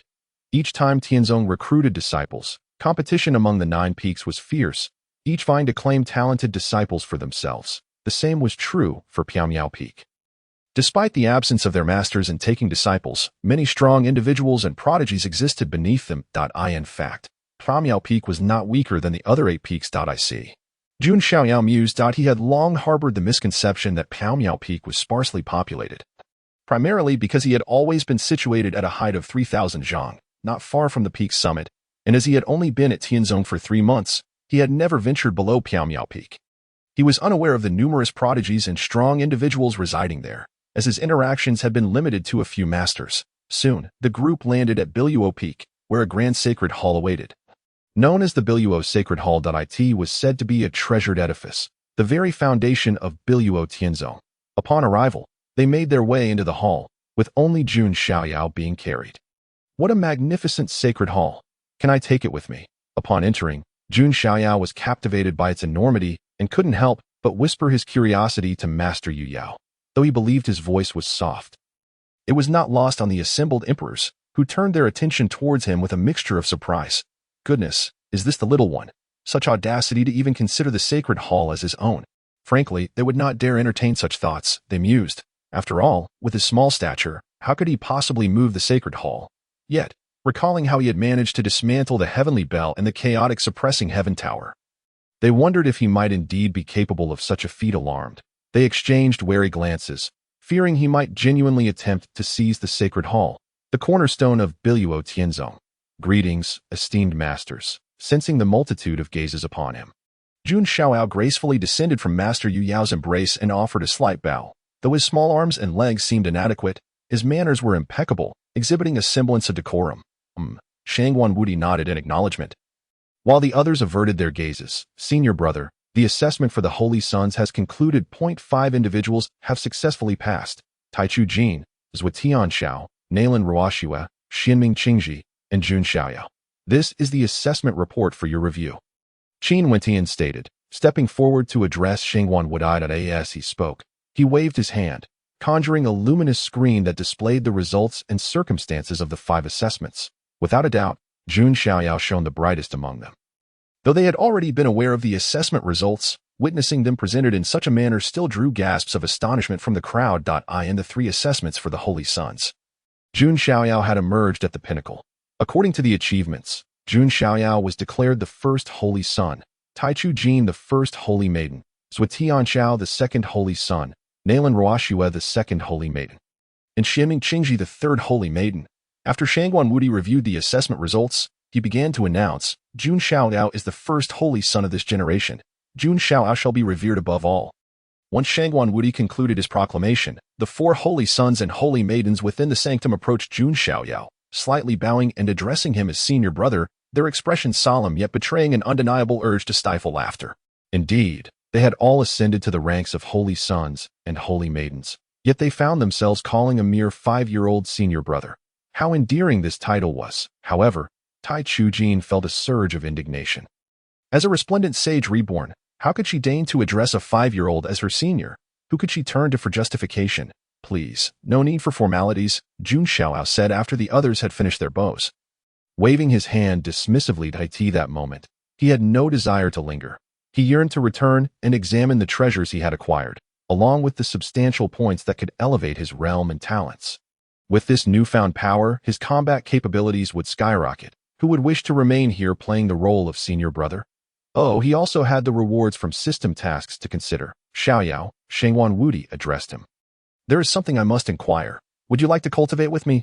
Shangguan Wudi regarded the small figure of Jun Xiaoyao, finding him quite endearing and possessing unparalleled talent. If nurtured properly, he could potentially become another sage for the Biluotian sect.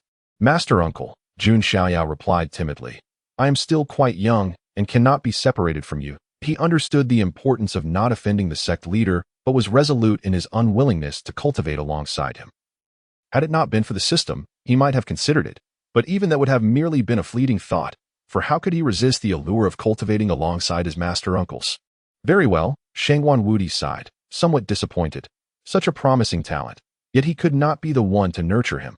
Nevertheless, this little one was indeed part of the Belaotian sect. Master uncle, Jun Xiaoyao tugged at his master uncle's hand.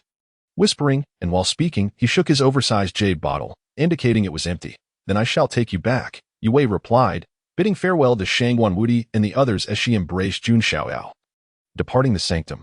Whoosh, whoosh, whoosh. Yue soared through the skies with Jun Xiaoyao in her arms, heading towards the Yue Palace. Master uncle, Jun Xiaoyao inquired, what benefits does one gain from becoming a holy son?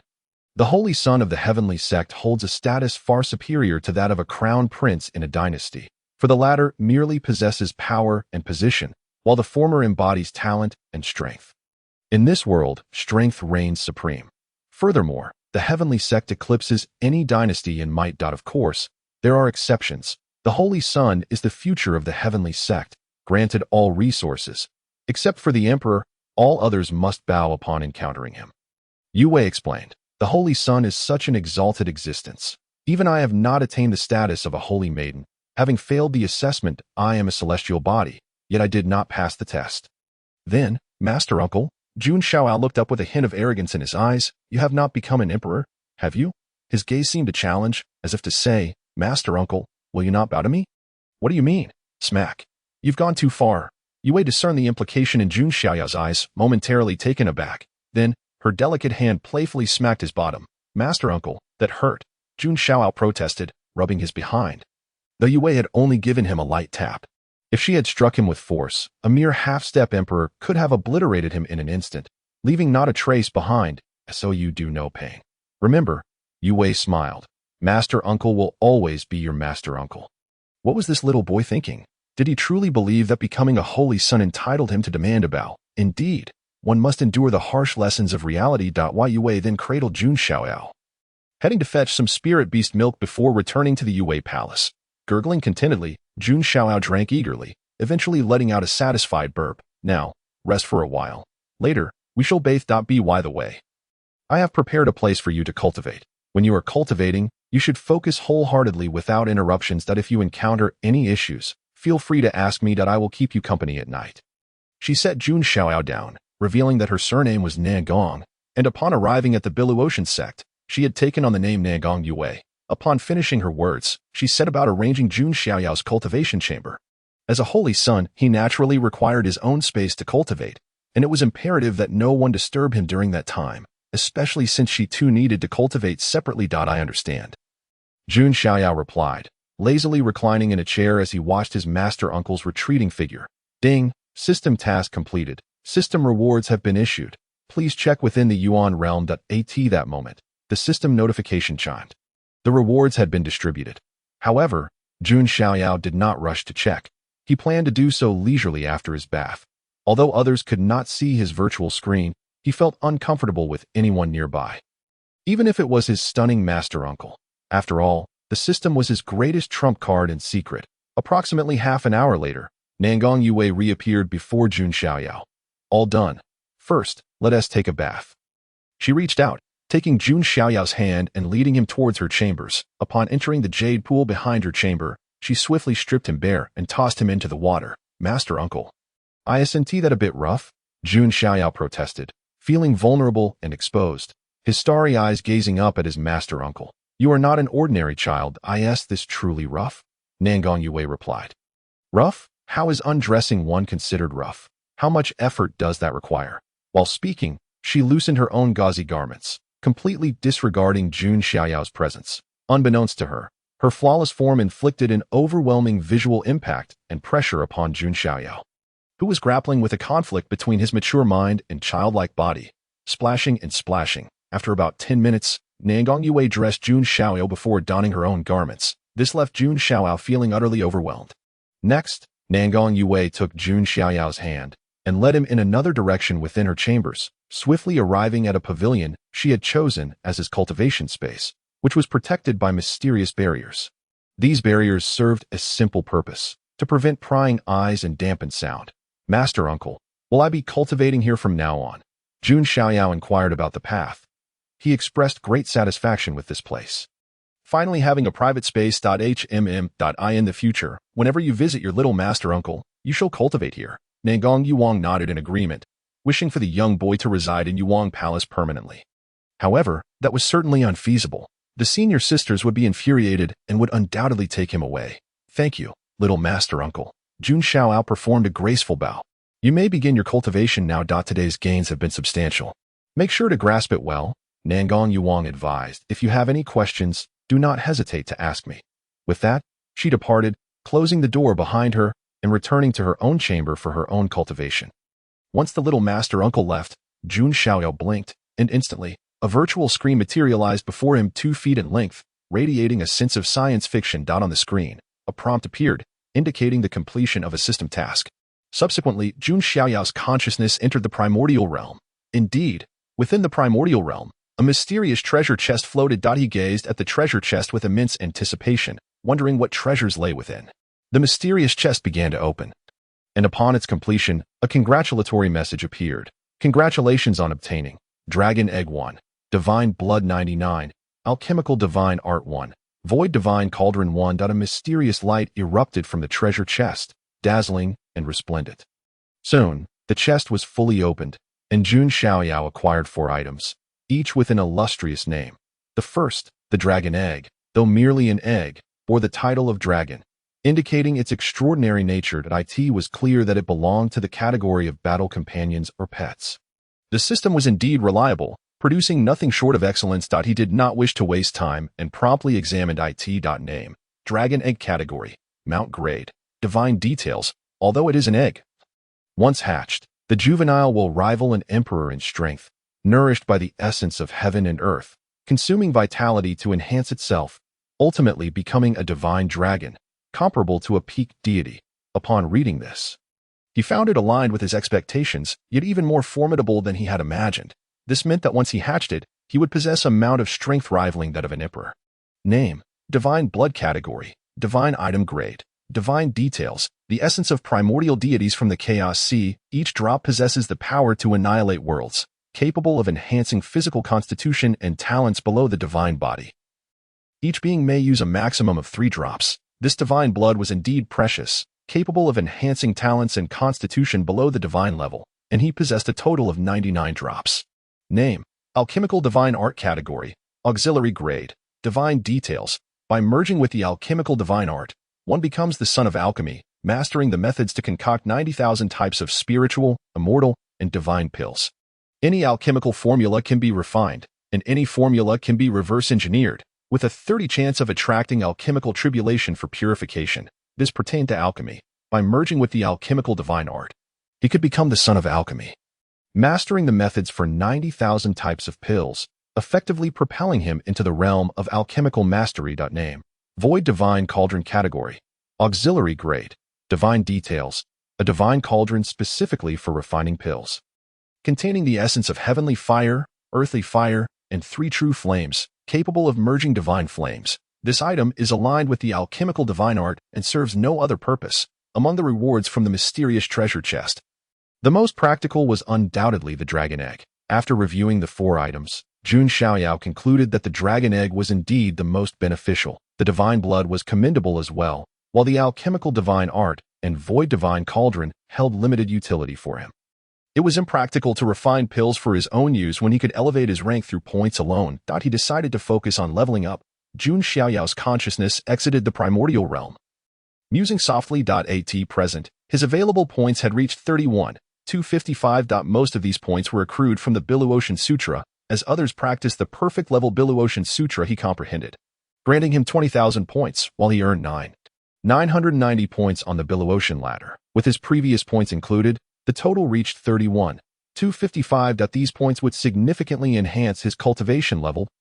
Progress from the first to the second tier of the Spirit Sea realm required 2,000 points. Advancing from the second to the third tier necessitated 3,000 points, while moving from the third to the fourth tier required 4,000 points. A few thousand points were trivial for Jun Xiaoyao. Level up, he instructed the system, initiating his ascension, consuming 3,000 points. Your realm has advanced from Spirit C Tier 2 to Tier 3. Current status. Spirit C Tier 3. Combat power increased by 20. Current power. 570. 306. Consuming 4,000 points. Your realm has advanced from Spirit C Tier 3 to Tier 4. Current status. Spirit C Tier 4. Combat power increased by 20. Current power. 683. 786. Consuming 7,000 points. Your realm has advanced from Spirit C Tier 6 to Tier 7. Current status. Spirit C Tier 7. Combat power increased by 20. Current power. 179. 367. A total of 25,000 points were expended, elevating his realm to Spirit C Tier 7, leaving him with 6,985 points, insufficient for further advancement. As ascending from Tier 7 to Tier 8 required 8,000 points, how fortunate it was to possess a system from Spirit C Tier 2 to Tier 7 took scarcely a minute. For other prodigies, it might have taken a year, and for ordinary martial artists, one could only imagine the time required. Now, with just the elevation of his level, his combat power had surpassed 1 million, reaching 179,000. It was time to inspect his treasured artifacts. A smile, incongruent with his age, spread across Jun Xiaoyao's face, filled with pride and curiosity. During the saintly assessment, he had acquired 3 supreme treasures: Billow-Ocean Bell, Chaos Suppression Tower, and 9 Calamity Holy Sword. These treasures represented 3 of the 7 supreme artifacts of the Billow-Ocean sect. This meant that he held the majority of the sect's treasures in his possession. His consciousness entered the primordial realm once more. Within the primordial space floated the Heavenly Bell, Suppression Tower, and Holy Sword. Upon gazing at them, the information of the 3 supreme treasures appeared before his eyes. Name: Billow-Ocean Bell. Grade: Sacred Artifact. Details: 1. Capable of unleashing devastating sonic wave attacks. Details: 2. When activated in battle, it can temporarily amplify one's strength by 100-fold. Duration: 15 minutes. Such was the function of the Billow-Ocean Bell. It could unleash sonic attacks and temporarily enhance his strength 100-fold. Truly extraordinary, a sacred artifact of unparalleled might. Name: Chaos Suppression Tower. Grade: Sacred Artifact. Details: 1. Contains the rules of gravity, capable of suppressing all 100-fold gravity. Details: 2. Contains defensive rules, providing invincible protection. Name: 9 Calamity Holy Sword. Grade: Sacred Artifact. Details: 1. Enhances sword attack by 10,000. Details: 2. Contains the 9-9 Annihilation Sword formation. These 3 supreme treasures were indeed formidable. After reviewing them, Jun Xiaoyao was left astonished, realizing that the individuals from Billow-Ocean sect could not fully grasp the power of these treasures. Thus, the true extent of their power remains unknown, relegated merely to tools for assessing the disciples. Now, having gained mastery over them, he is ready to take flight. Subsequently, Jun Xiaoyao placed the 3 treasures upon the artifact panel. The Bai Luo Tianzhong. Activation increases combat power by 99999. The Hun Dun Zhentian Ta. Activation increases combat power by 99999. The Jiu Jiasheng Jian. Activation increases combat power by 99999. With their placement, the functionalities of the 3 treasures were fully activated, each contributing an impressive 99,999 to his combat prowess.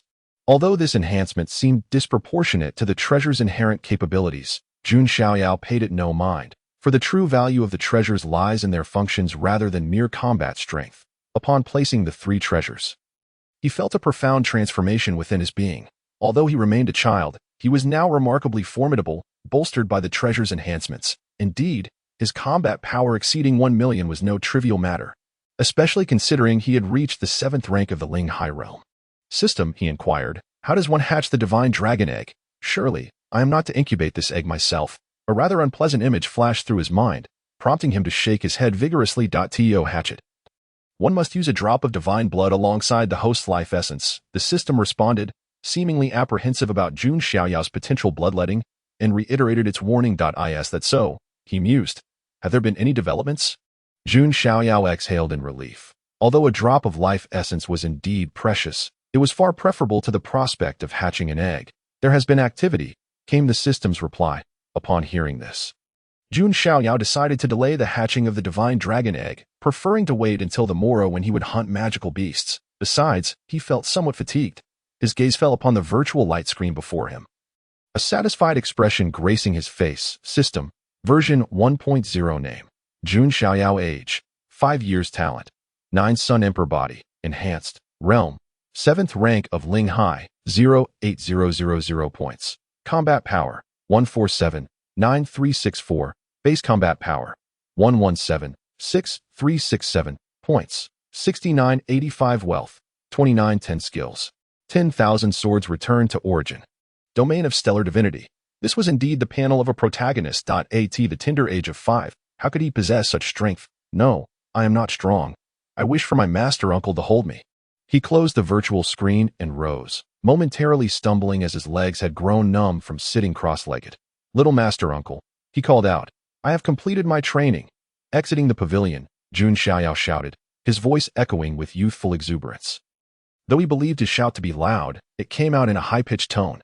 However, Nangong Weiying, a half-step emperor, naturally heard him. At that moment, she was engaged in her own training, and upon hearing Jun Xiaoyao's voice, a smile tugged at her lips as she began to conclude her session. Soon, she observed the small boy entering her chamber, his starry eyes fixed upon her. What is it that you gaze upon? She inquired, opening her eyes and shooting a playful glare at the boy. How have you fared?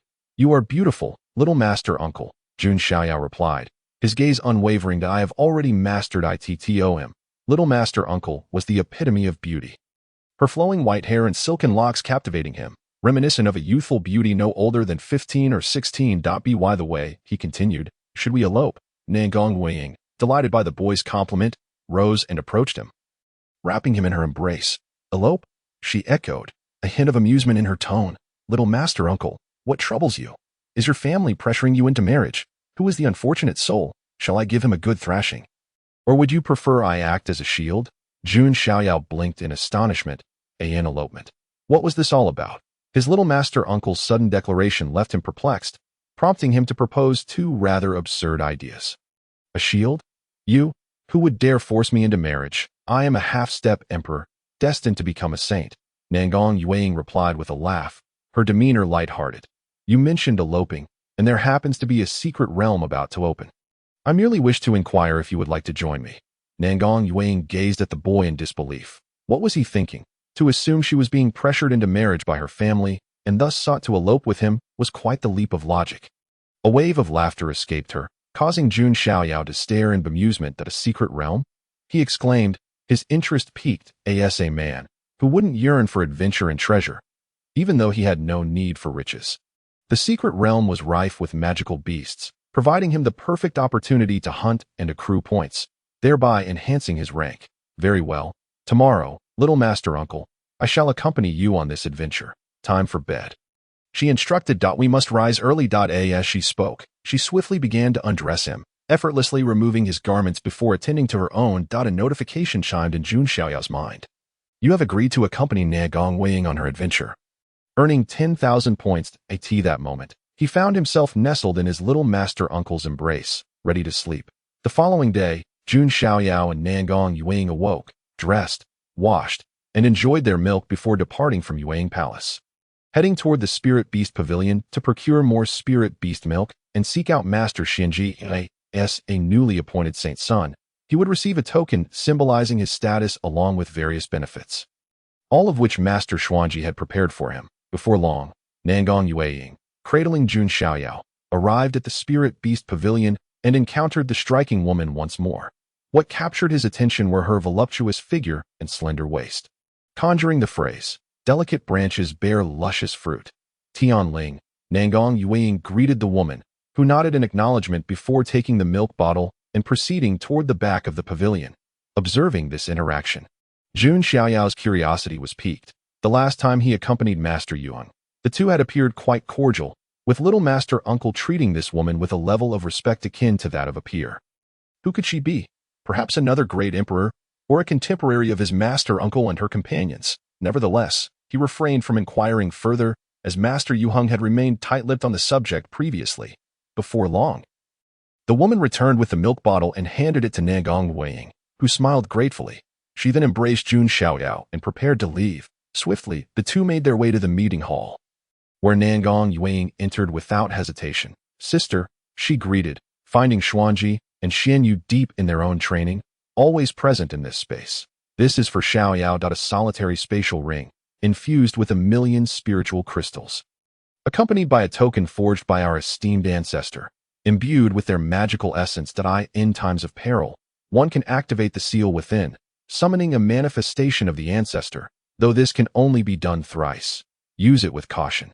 Xuanji handed a time-worn ring to Jun Xiaoyao. This ring, a treasure of immense value, is fitting for the holy son of the Biluo heavenly sect. Jun Xiaoyao, being the foremost holy son, has access to all the resources of the sect. However, the true gem lies in the token, crafted by the ancestor themselves, endowed with their potent magic. In the face of danger, it can be activated. Bringing forth the ancestor's avatar. It is crucial to remember that the ancestor is a sage. Even their avatar could vanquish any being beneath the sage rank. Although it may only be used thrice, that is more than sufficient. Master Uncle, I understand, Jun Xiaoyao said, accepting the spatial ring with a nod of compliance. In truth, he did not covet the spatial ring, for he possesses the primordial realm, a world unto itself. Sister, Nan Gong Yuang remarked to Xuanji, I shall take Xiaoyao out for a period of training, allowing him to fully master the treasures at his disposal. The secret realm? Xuanji inquired, casting a glance at Nan Gong Yuang.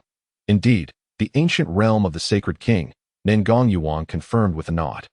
This ancient realm is one of the 9 great secret realms of Jiuzhou, said to open once every 10,000 years, drawing countless prodigies and powerful beings within its confines, with the sole restriction being that entrants must be under 100 years of age. Fortunately, Nan Gong Yuang is just shy of this age, an aspect of luck. Indeed, in the vast world of the 9 continents, age holds little significance for those of power, as cultivating to a certain level extends one's lifespan. Emperors can live for as long as 2,000 years. Though Nan Gong Yuang is not a holy maiden, her prodigious talent is unparalleled, having reached the threshold of a half-step emperor before the age of 100. Thus, in that secret realm, she would be nearly invincible, considering that not everyone can achieve the status of a half-step emperor by that age. Exercise caution, Xuanji warned. There may be unusual occurrences within the secret realm. Numerous sects and families are training their elite to enter the ancient realm of the sacred king. Though you are a half-step emperor, you will face certain constraints once inside. Do not be complacent. After a moment of contemplation, Xuanji nodded in agreement.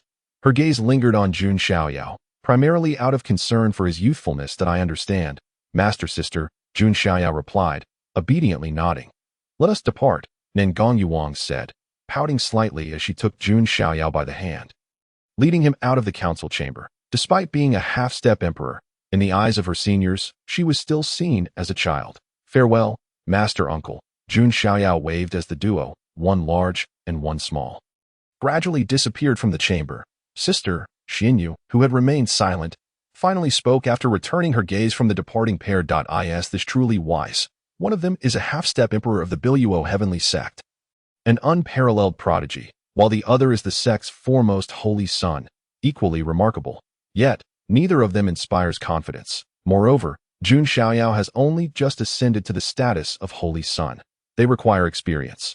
Although Yuang is a half-step emperor, she is still under 100 years old. In the future, Xuanji articulated her thoughts. It is highly likely that she will attain the status of a sage. The little one is in a similar predicament.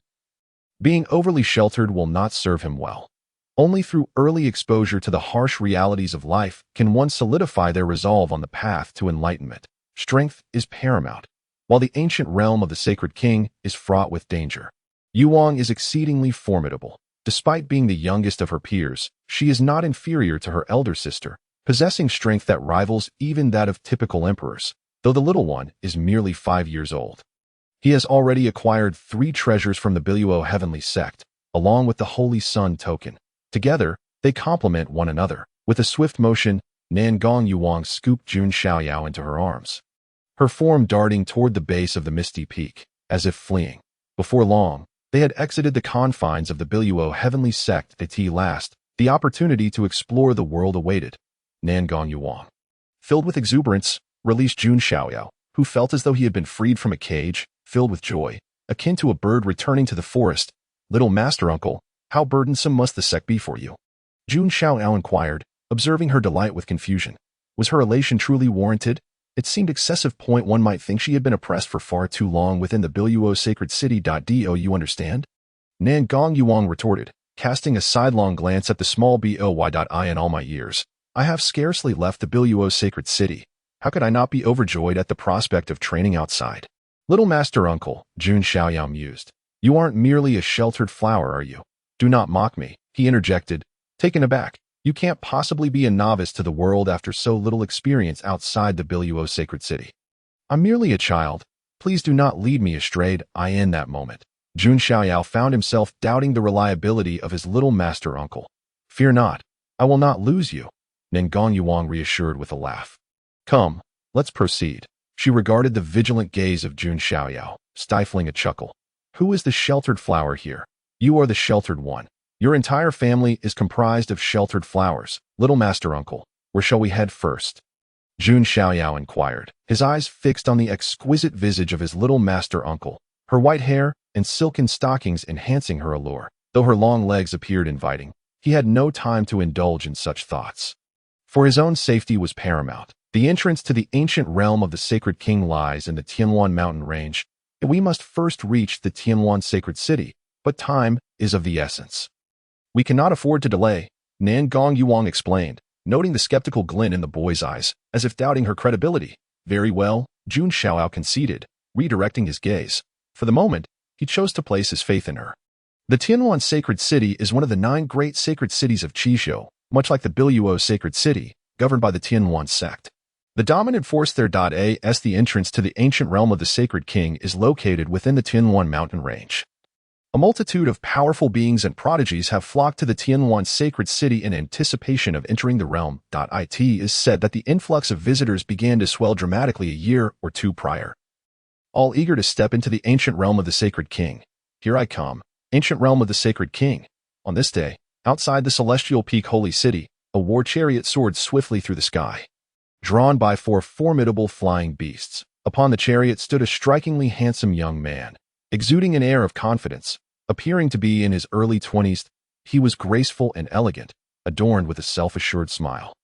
Beside him were 4 exquisite maidens, fluttering like swallows. He was none other than the renowned young master Wen Tianqing, one of the 9 young masters of Jiuzhou. His unparalleled talent and astonishing abilities were legendary. It was said that he achieved the celestial realm at 5, the innate realm at 8, the spiritual sea at 10, and the primal realm at 12. Within a mere century, he had ascended to the brink of becoming a great emperor.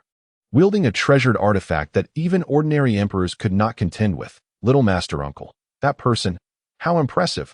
On the official road, a young boy was led by a stunning maiden with white silk and white hair, leisurely making their way toward the gates of Celestial Peak Holy City. Observing the descending war chariot in the sky, the boy innocently remarked to his Little Master Uncle, "It seems he has a few screws loose. We ought to be understanding." Nengong Yue nodded in agreement, her face beaming with approval. The two were in perfect harmony, playfully exchanging banter as they traveled. The boy acted like an adult, while the adult behaved like a child. Despite earlier intentions to hurry, they indulged in food and fun, nearly forgetting their destination in the sacred king ancient realm. However, upon realizing time was running short, Nengong Yue employed secret techniques to traverse space, tirelessly journeying until they finally reached the Celestial Peak Holy City. Little Master Uncle, it seems he is staring at your legs, still sneaking glances. I see. Should I gouge out his eyes? Jun Xiaoyao noticed the handsome young man was indeed watching them, particularly fixated on his Little Master Uncle's legs, prompting him to caution. This fool dares to claim himself as this young master while secretly ogling my Little Master Uncle's legs. How lewd. Unlike me, who looks openly. If I wish to touch, I shall. If I desire to embrace, I will. One should not be sneaky about such things. Nengong Yue shot a sharp glance at the youth on the war chariot, gently ruffling Jun Xiaoyao's hair as she advised her little disciple. Indeed, do not steal glances. Yes, yes. Jun Xiaoyao nodded obediently, his demeanor endearing. Unbeknownst to him, his small hand encircled his Little Master Uncle's long, white silk-clad leg. A gesture that was utterly heartwarming. Not far off, when Tianqing observed the exchange between Jun Xiaoyao and Nengong Yue, nearly choking on his own blood, the audacity of the young boy left him speechless. It was true he had stolen a glance at Nengong Yue's legs, yet he could hardly be blamed. Her beauty was simply captivating. However, he never anticipated the boy would bluntly expose his actions, igniting a mix of embarrassment and fury within him. Still, He was determined to maintain his composure before the enchanting goddess, reminding himself of his status as one of the 9 young masters of Jiuzhou. Internally, he mused, you claim to be above such things, yet you cling to her leg. Xiaoyao is indeed well-behaved. Nangong Yue affectionately patted the boy's head as they strolled toward the city gates at a leisurely pace. My lady, please do not misunderstand. I was merely taken aback by your beauty and am not a frivolous man. May I inquire your name? I am Wen Tianqing, the so-called young master Tianqing. Have you perhaps heard of me? At that moment, when Tianqing dismounted from the war chariot, waving a folding fan that made the chariot vanish, his movements exuding grace and elegance as he approached Nangong Yue and Jun Xiaoyao. Slightly bowing in greeting. In his mind, he thought, as the illustrious young master Tianqing, with unmatched grace and terrifying prowess, after revealing my name, surely you will be starry-eyed and seek me out? Then, I shall have my way with you. Do you know him? Nangong Yue asked casually, not even glancing at Wen Tianqing. I do not, Jun Xiaoyao replied, shaking his head. Who knows any young master? I haven't heard of him either, Nangong Yue remarked. Not addressing Wen Tianqing but speaking directly to Jun Xiaoyao, the two treating him as if he were invisible, nearby.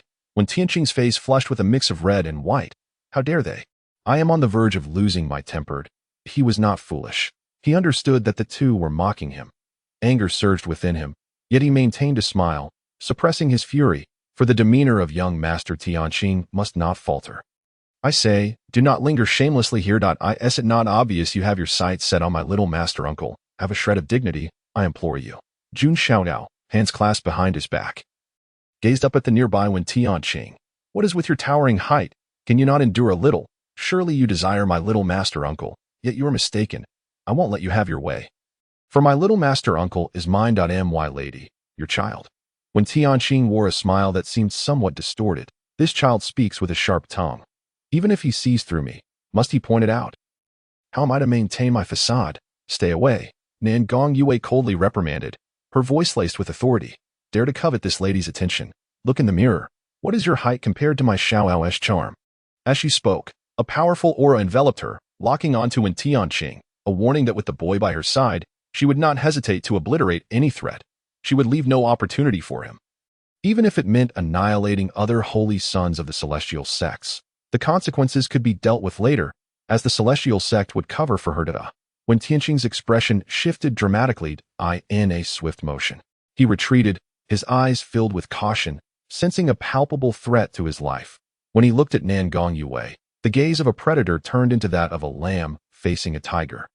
He realized that this beautiful maiden with white silk and hair was a being of immense power, rivaling, if not surpassing, his own. Nangong Yue uttered coldly, her gaze softening and even smiling as she did not wish for Jun Xiaoyao to feel her icy demeanor and murderous intent. Hand in hand, they entered the celestial peak holy city. Who is she? When Tianqing gazed upon the figures of two individuals, one large and one small, his eyes darkening with a ruthless glint, a fleeting flicker of bloodthirsty cruelty crossed his visage. He turned to the 4 stunning maidens beside him, questioning them, for in his recollection, Jiuzhou held no such notable character. Immediately, a smile graced his lips, revealing a hint of delight. The fair-haired beauty, clad in white silk, was, in fact, a formidable presence. Conquering such a captivating creature would undoubtedly yield a sense of accomplishment. Once I grow weary of the game, I shall toy with you, making you aware of the consequences of underestimating me. Young master, none of the major celestial sects or prominent families have any record of her. She likely seldom ventures out into the world. The breathtaking young lady held a jade slip, upon which was inscribed the names of the powerful figures and prodigies of the Jiuzhou sects. Yet the fair-haired maiden was conspicuously absent. Let us proceed into the city, she declared, as they too sought entry into the sacred king ancient realm. Humph, when Tianqing stepped forward, making his way into the Tianluan sacred city.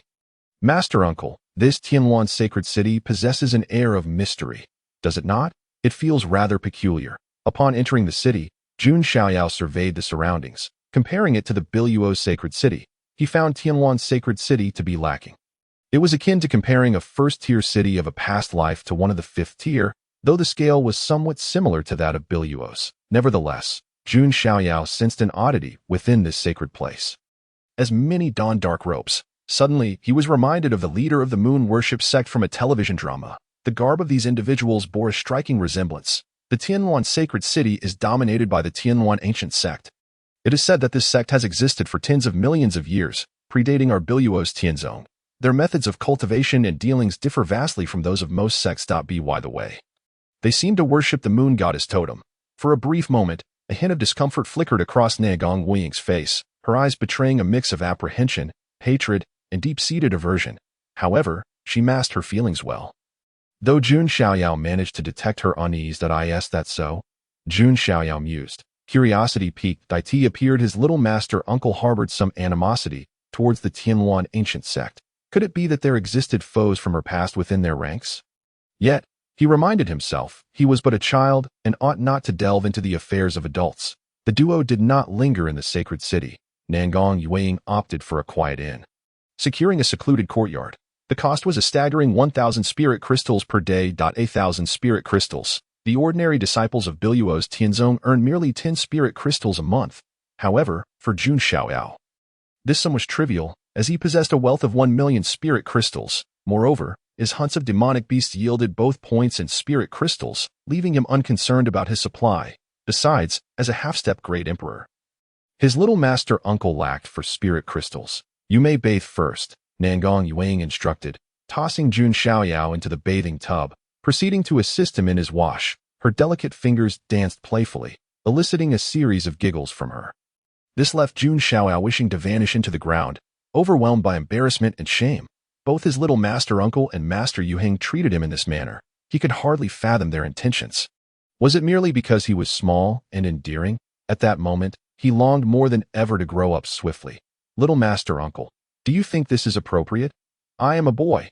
This was the last vestige of his stubbornness, his final struggle. Yet he understood that he could not escape the clutches of his little master uncle. A boy. Nangong Weiying chuckled, her laughter ringing like the sweetest melody, as if she had heard the most amusing joke in the world. A mere child, claiming to be a man. What gives you such confidence? At 5 years of age, I have yet to hear of a boy being called a man. Humph, Jun Xiaoyao retorted, just wait until I grow up. Then see if you dare. His indignation was palpable, for this was the greatest humiliation he could endure as a boy. Little master uncle, you truly infuriate me. And when you grow up, what will change? Nangong Weiying teased, finding his frustrated demeanor utterly adorable. Coupled with his youthful voice, it made her want to pinch his cheeks. Grow up? What difference will that make? I shall still have the upper hand. As she spoke, her slender fingers mimicked a pinching motion, her gaze playfully challenging Jun Xiaoyao. In the end, she flicked her fingers again, leaving him utterly speechless. Just wait. You shall see. I may be 5 now, but in 10 years, little master uncle, I am tired. I shall not wash any longer. I need to sleep. Jun Xiaoyao conceded, knowing he had to relent that a gentleman's revenge is best served after 10 years. Indeed, 10 years are not too late. Yet, he could not resist taking advantage of the situation, considering it a form of interest. Hee. Nangong Weiying was well aware of Jun Xiaoyao's intentions. Tired? Was that not just a ploy to avoid her playful grasp? Little boy, before me, you are still far too tender. Nonetheless, she refrained from teasing him further, washing him thoroughly before drying him off and dressing him in clean garments, then carrying him to bed. She then began her own bathing and changing routine. Master uncle, is the 9th young master quite renowned? Jun Xiaoyao inquired. Feeling rather bored on the bed, somewhat, she replied to In Qingzhou. Remember this. The 9 holy sons, the 9 holy daughters, the 9 exquisite beauties, and the 9th young master. Aside from a handful among the 9th young masters, the rest are unparalleled prodigies. Later, I shall inscribe their information onto a jade slip for you to peruse at your leisure. Of course, there are many hidden prodigies, some even more terrifying than these individuals. Those known to the public are merely the most remarkable, while those unknown do not equate to weakness. From the direction of the bath, the sound of water and Nangong Weiying's voice filled the air as she conversed with Jun Xiaoyao. Little master uncle, I understand who the 9 holy sons and 9 holy daughters are, but what exactly are the 9 exquisite beauties? Jun Xiaoyao's curiosity remained piqued, as conversing with his little master uncle seemed a pleasant way to pass the time. The 9 exquisite beauties, she explained, refer to 9 breathtaking maidens, renowned for their unparalleled beauty and grace. In the future, you shall marry them all, strengthening the Piaomiao Peak. Nangong Weiying chuckled, clearly entertained by the thought. However, Jun Xiaoyao remarked, they certainly cannot compare to my little master uncle. The weight of her suggestion pressed upon him, yet he resolved to give his utmost effort to not disappoint her. he was acutely aware that as a man, he must never praise other women in front of a woman. The consequences could be severe, beyond imagination. Thus, he would not commit such a blunder. You have a sweet tongue, she teased out. I like that. Indeed. Upon hearing that Jun Xiaoyao did not deny the beauty of other women, Nagong Yuan's expression turned frosty. This ingrate dared to find other women attractive. How vexing. However, upon hearing the subsequent remark, the chill on her face melted into warmth, and she immediately brightened. Suddenly, a cacophony of water splashing erupted. In a hazy state, Jun Xiaoyao glimpsed through the window as his petite master uncle emerged from the bath, her exquisite form wrapped in ethereal gauze, before she approached him moments later. Sleep early, she advised.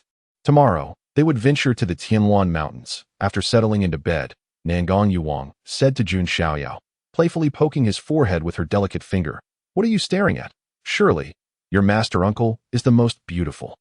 Right? And what about the jade slip?" he inquired. "Aren't you going to carve it?" Jun Xiaoyao was taken aback. Hadn't she mentioned she would inscribe the information of those individuals into the jade slip for him to see? How could it have vanished during her bath? "I'm tired," she declared. "We'll discuss it later. Come here a bit closer and hold me." Rubbing her eyes, Nangong Yuang appeared somewhat drowsy. It seemed sleep had crept upon her unexpectedly. "Master uncle," Jun Xiaoyao began. "Please don't squeeze me so tightly. I can hardly breathe," he protested, overwhelmed by the bliss of the moment. The following morning, Nangong Yuang roused Jun Xiaoyao early, assisting him in getting dressed before carrying him. Still rubbing his eyes to wash up. After refreshing himself, he began to feel more awake. "Master uncle, why are we up so early?" Jun Xiaoyao asked, still groggy, though he refrained from voicing any complaints, fearing her playful wrath. After all, his master uncle had a childlike temperament. Had he known her nature beforehand, he might have refrained from accompanying her on this expedition to the Tianluan Mountains. "Today," she explained, "the teleportation entrance to the ancient realm of the Holy King will materialize. If we arrive late, we may miss it. If your master and the others find out we were tardy due to oversleeping, they will surely mock us." Nangong Yuang tugged at Jun Xiaoyao as they made their way outside the courtyard. The striking combination of a white-haired, white-clad beauty and a delicately chiseled young boy naturally drew the attention of passers-by, but the two paid them no heed, treating their gazes as if they were mere air.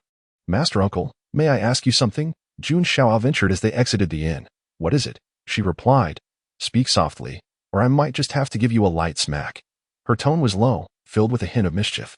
What could this young boy possibly wish to inquire about? Surely, it wouldn't be about her private matters. How embarrassing it would be to be questioned about such things in public, of course. If he kept his voice down, she wouldn't mind. After all, what ill intentions could a child possibly harbor? "Why haven't I seen my master's wife since my master passed away?" Jun Xiaoyao asked quietly, cautious not to raise his voice for fear of a playful reprimand. While a light smack wouldn't hurt much, the embarrassment of being scolded was another matter entirely. "Your master," Nangong Yuang began, "and your master's wife did not share a deep bond. Their marriage was more of a union of convenience, a familial alliance, you understand. Your master's wife is the empress of the Taishan dynasty, and she is exceedingly beautiful." Nangong Yuang listened intently, ready to cover the boy's mouth should he utter anything awkward or embarrassing. However, she never anticipated that Jun Xiaoyao would inquire about his master's wife. And her response came swiftly. Without hesitation. Jun Xiaoyao replied, enlightenment dawning upon him. Yet he realized he had never met his master's wife. "Let us go," Nangong Yuang said, suddenly sweeping him up into her arms. With a graceful motion, she took to the skies, soaring towards the outskirts of Tianluan's sacred city, where many others were also hastily departing for the Tianluan Mountains, eager to enter the ancient realm of the Holy King. In a flash, Nangong Yuang had whisked Jun Xiaoyao away from Tianluan's sacred city, gliding towards the horizon. The sky was filled with people, some flying on swords, others riding magical beasts or traveling in flying vessels. The variety of aerial transport left Jun Xiaoyao awestruck. At that moment, his first impression was, "Goodness, there are so many people." Xiaoyao, within the secret realm, aside from your master uncle, everything is a no-holds-barred battle. Do not hesitate. Do not trust anyone, and if your cultivation level is insufficient, unleash your treasures at once. If you cannot win, summon your ancestors, Nangong Yuang instructed as they flew. In the secret realm, encounters with random teleportation were rare. Hence, she felt confident in bringing Jun Xiaoyao along. However, there were still uncertainties. What if they were separated?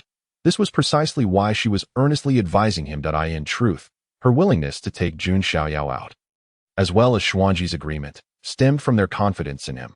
Confidence bolstered by the Holy Sun's token and the three treasures he possessed. For one to be acknowledged by three treasures simultaneously was nothing short of extraordinary.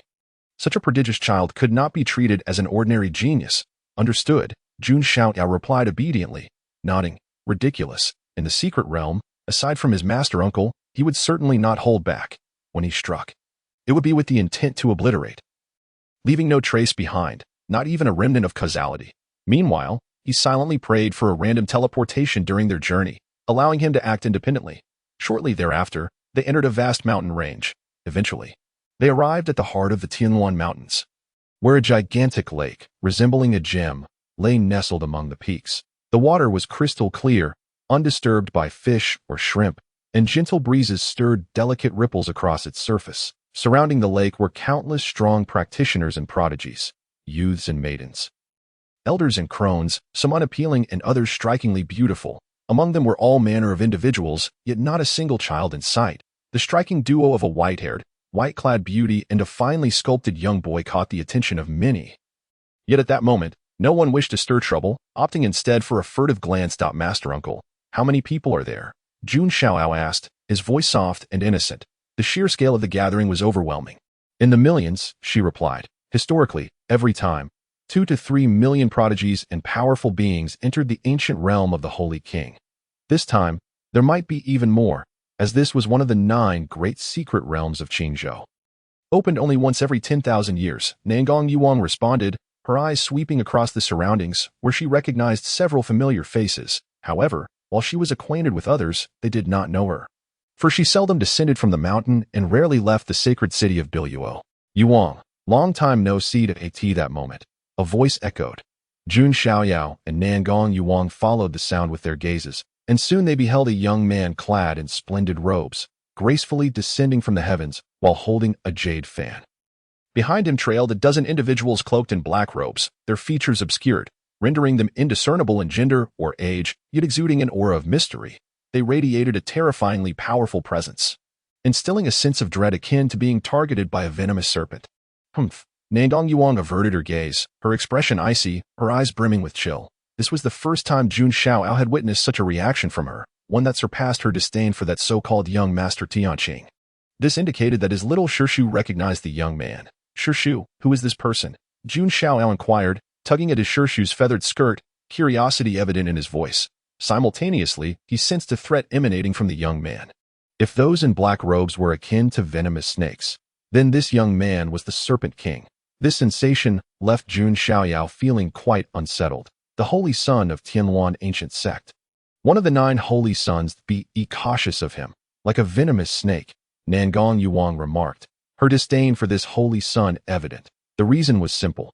This holy son of Tianluan ancient sect was bound to her by a marriage contract, one she despised. Thus, she rarely descended from the Biluo heavenly sect, using her cultivation as an excuse to buy time.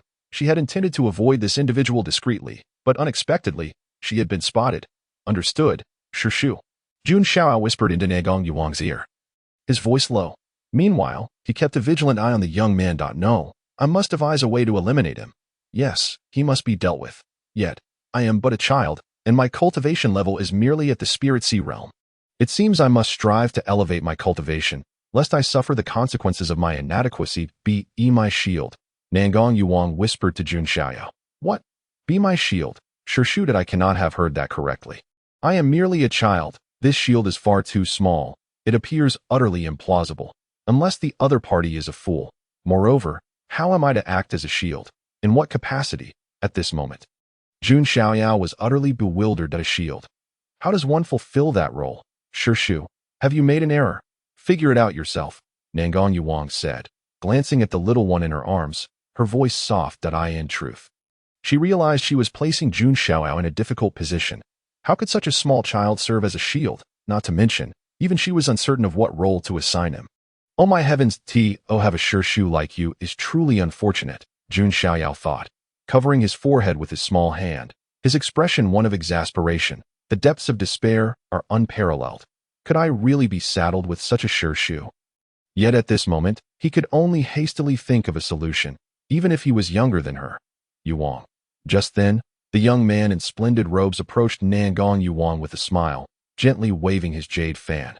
Believing himself to be quite charming, "Would you kindly silence yourself? Can you not see that she is disinclined to engage with you?" Jun Xiaoyao retorted, openly dismissive. "Damn it, I shall first scold you out of respect.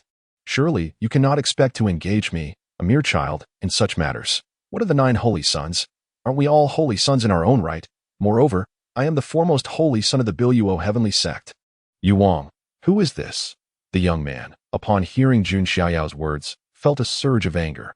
Here he was, the illustrious holy son of Tianluan ancient sect, being snubbed while attempting to greet his fiancée, only to be further insulted by a child. The embarrassment was palpable, especially since Nangong Yuang indeed wished to ignore him. Nevertheless, as the holy son of Tianluan ancient sect, one must maintain composure. Moreover, one cannot lose face before his beautiful fiancée. "My son," Nangong Yuang coldly declared. The words slipped out effortlessly, and she was startled by her own audacity. Not only was she taken aback, but Jun Xiaoyao was also flabbergasted. "Shu, you cannot play me like this. Are we not good friends? How can you seize such an opportunity? How shall I grow to fit into your narrative?" The shock extended to the young man, the holy son of Tianluan ancient sect. A son? Nangong Yuang's son? How could that be? When did Nangong Yuang bear a child? Furthermore, as her betrothed, how was he unaware of her having a son? Did she have a lover in the Biluo heavenly sect? Suddenly, he felt the world around him turn green with envy. "Mother, I am hungry. I want milk," Jun Xiao exclaimed, clinging to Nangong Yuang's neck, his eyes fixated on her chest, speaking in a sweet, childish voice. This was casual. A sure sign he often spoke this way. "Wait till you'll have your milk once we enter the holy king ancient realm." Nangong Yuang shot Jun Xiaoyao a glance, uncertain whether he was teasing her or genuinely hungry. "By the way, isn't your milk bottle tied to your waist? Surely there is still some left." However, at this moment, she needed to address the holy son of Tianluan ancient sect, so her response remained ambiguous. "Jun Xiaoyao nodded obediently, snuggling into her gentle embrace. Nangong Yuang. "What does this mean?" The young man in splendid robes observed the exchange between Jun Xiaoyao and Nangong Yuang, as well as the sight of her cradling him. They appeared unmistakably like mother and son. In that instant, he nearly spat blood. Good heavens, throughout his life, he had always been the one to cuckold others, yet he never imagined that one day he would find himself in such a position. At this moment, he finally understood the pain of being betrayed. "Mother, who is he?" "Father said," Jun Xiaoyao began, "to keep an eye on you and not speak to any other men besides him." He delivered the sting with subtlety. Yet it cut deep. "I do not know him. Do not speak nonsense to your father." Nangong Yuang was astonished. This little one was quite adept at acting, far more than she had anticipated. "Is that so?" Jun Xiaoyao mused to himself, his eyes curiously scrutinizing the young man in splendid robes. "That I must admit, this youth is rather handsome." But as he assessed the young man, the latter was likewise appraising him. Glancing at Jun Xiaoyao and then at Nangong Yuang, he could not help but notice that this exquisitely crafted little boy bore some resemblance to Nangong Yuang, and both were strikingly attractive. In an instant, the young man's heart ached further. How could his snow-haired, silken-haired fiancée be entangled with another? "My anguish is unbearable. Nangong Yuang, you truly deserve to be cursed." The young man in fine garments was on the verge of spewing blood. For the beauty of Nangong Yuang only deepened his discomfort. It was unbearable to think that such a stunning fiancée was entangled with other men. The mere thought of her with another sent his mind spiraling into a tumultuous frenzy. "Ling Tiandu, is there to be a duel here?" Nangong Yuang's gaze was frosty. If looks could kill, the young man in fine garments would have long since perished. As it turns out, this youth is named Ling Tiandu, the foremost saint son of the Tianluan ancient sect. Hailed as one of the 9 saint sons by the Jiuzhou Tianji Pavilion, his talents and strength are nothing short of terrifying. "Mother, please refrain from fighting. Be a lady. I ask, do you not feel humiliated enough? You must surely know why my mother disapproves of you. Allow me to enlighten you. First, you lack in looks. Had you possessed even half my charm, this situation would not have arisen. Second, your appearance resembles that of a venomous serpent. Had you even a fraction of my discernment, you would not be in such a predicament. Third, your foolish demeanor, waving that tattered fan about. Do you truly believe it makes you appear dashing?" Jun Xiaoyao was elated at the prospect of a fight with his junior martial uncle. A battle involving a half-step emperor would undoubtedly be thrilling. Yet, at this moment, it was evident that a confrontation was unlikely, so he resolved to mock this foolish individual instead. How could his own delicate, white-haired companion be the object of another man's desires? His childish voice rang out, drawing the attention of numerous nearby prodigies and powerful figures, each with expressions of exquisite amusement, stifling laughter as they glanced over. In an instant, Ling Tiandu's face turned a sickly green. Damn it, are you eager for the world to know? You wish for all to be aware that Ling Tiandu, one of the 9 saint sons, has been humiliated. Furious, Ling Tiandu spat out a mouthful of blood. Inside a half-step emperor to such a degree is a testament to his rage that he felt as though he had been utterly wronged. The jade fan in his hand was forgotten as he stealthily tucked it away, for the words of Jun Xiaoyao made him acutely aware of his own foolishness. Mother, he has bled. He has bled. Look, he possesses self-awareness, having stowed away his fan. Jun Xiaoyao feigned innocence, displaying a look of shock as he shook Nangong Yuan's shoulder and pointed at Ling Tiandu. Hee. You speak too much. Nangong Yuan could no longer contain her laughter upon hearing Jun Xiaoyao's comments. This young boy is infuriatingly amusing. It is astounding that the esteemed Ling Tiandu could be driven to bloodshed by mere words. Mother. He has retrieved the fan once more. Jun Xiaoyao gazed at Ling Tiandu with wide-eyed astonishment. His expression adorably innocent that in truth. This time he was genuinely surprised. He had not anticipated Ling Tiandu would brandish the fan again after putting it away, eliciting a chuckle. This fool is not particularly astute. I swear, at this moment. Ling Tiandu was seething with rage. The jade fan felt like a hot potato in his hands. He was caught in a dilemma, whether to keep it or to put it away. This little brat's tongue is infuriatingly sharp. Unable to contain himself any longer, the terrifying aura of an emperor erupted forth. He wished to tear Nangong Yuan to shreds and reduce this little imp to dust. Mother, he intends to strike me. Upon witnessing this, Jun Xiaoyao was invigorated. However, he sensed that his junior martial uncle would not prevail to protect her. He summoned the Bai Luo heavenly bell, which floated above them, radiating an unparalleled sanctity, causing the very air to tremble and distort. He would not dare. Put it away. Seeing Jun Xiaoyao summon the Bai Luo heavenly bell, Nangong Yuan felt a surge of joy, knowing the young boy was concerned for her well-being. Jun Xiaoyao nodded in agreement, and the Bai Luo heavenly bell vanished. Indeed, Ling Tiandu had no genuine intention of engaging. Instead, staring at him in horror, for the bell exuded an absolute pressure, and he recognized it as the treasure of the Bai Luo heavenly sect. What is happening? Someone from the Bai Luo heavenly sect has acquired this treasure. And it's a child at that. How could he have been unaware? Ling Tiandu, what you think? I know.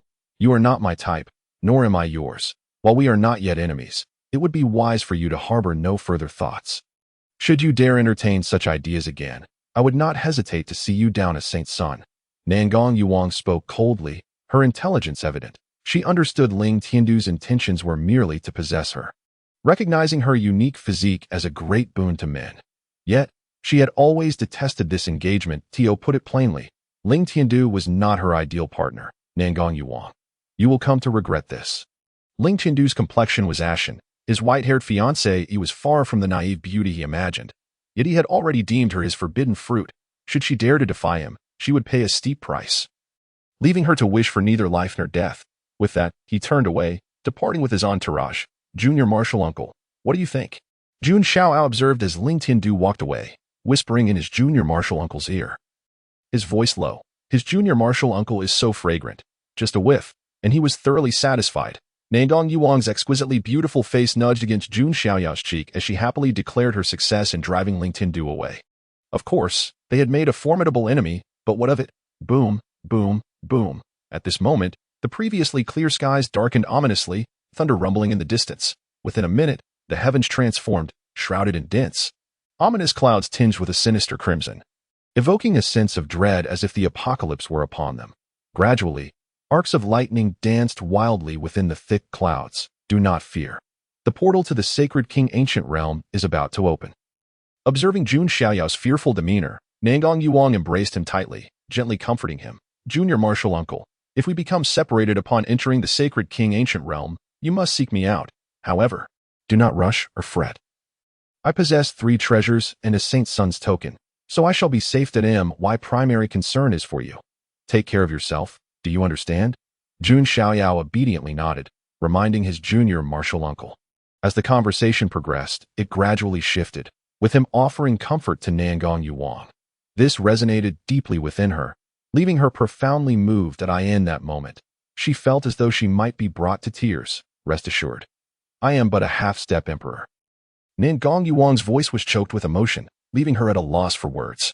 Her rosy lips brushed gently against Jun Xiaoyao's cheek. The thunderous roars grew ever louder, and the electric arcs became increasingly dense.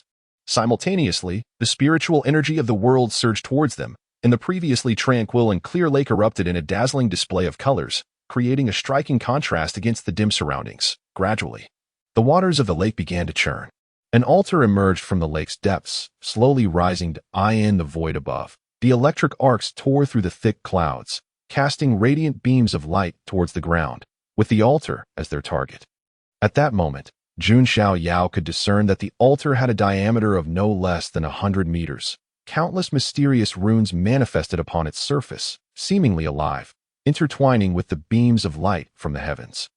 The sky brightened, transforming the entire Tianluan mountain range into a breathtaking spectacle. A resonant sound, neither from the sky nor the altar, reverberated through the air, and with its emergence, the beams connecting to the altar formed a teleportation passage.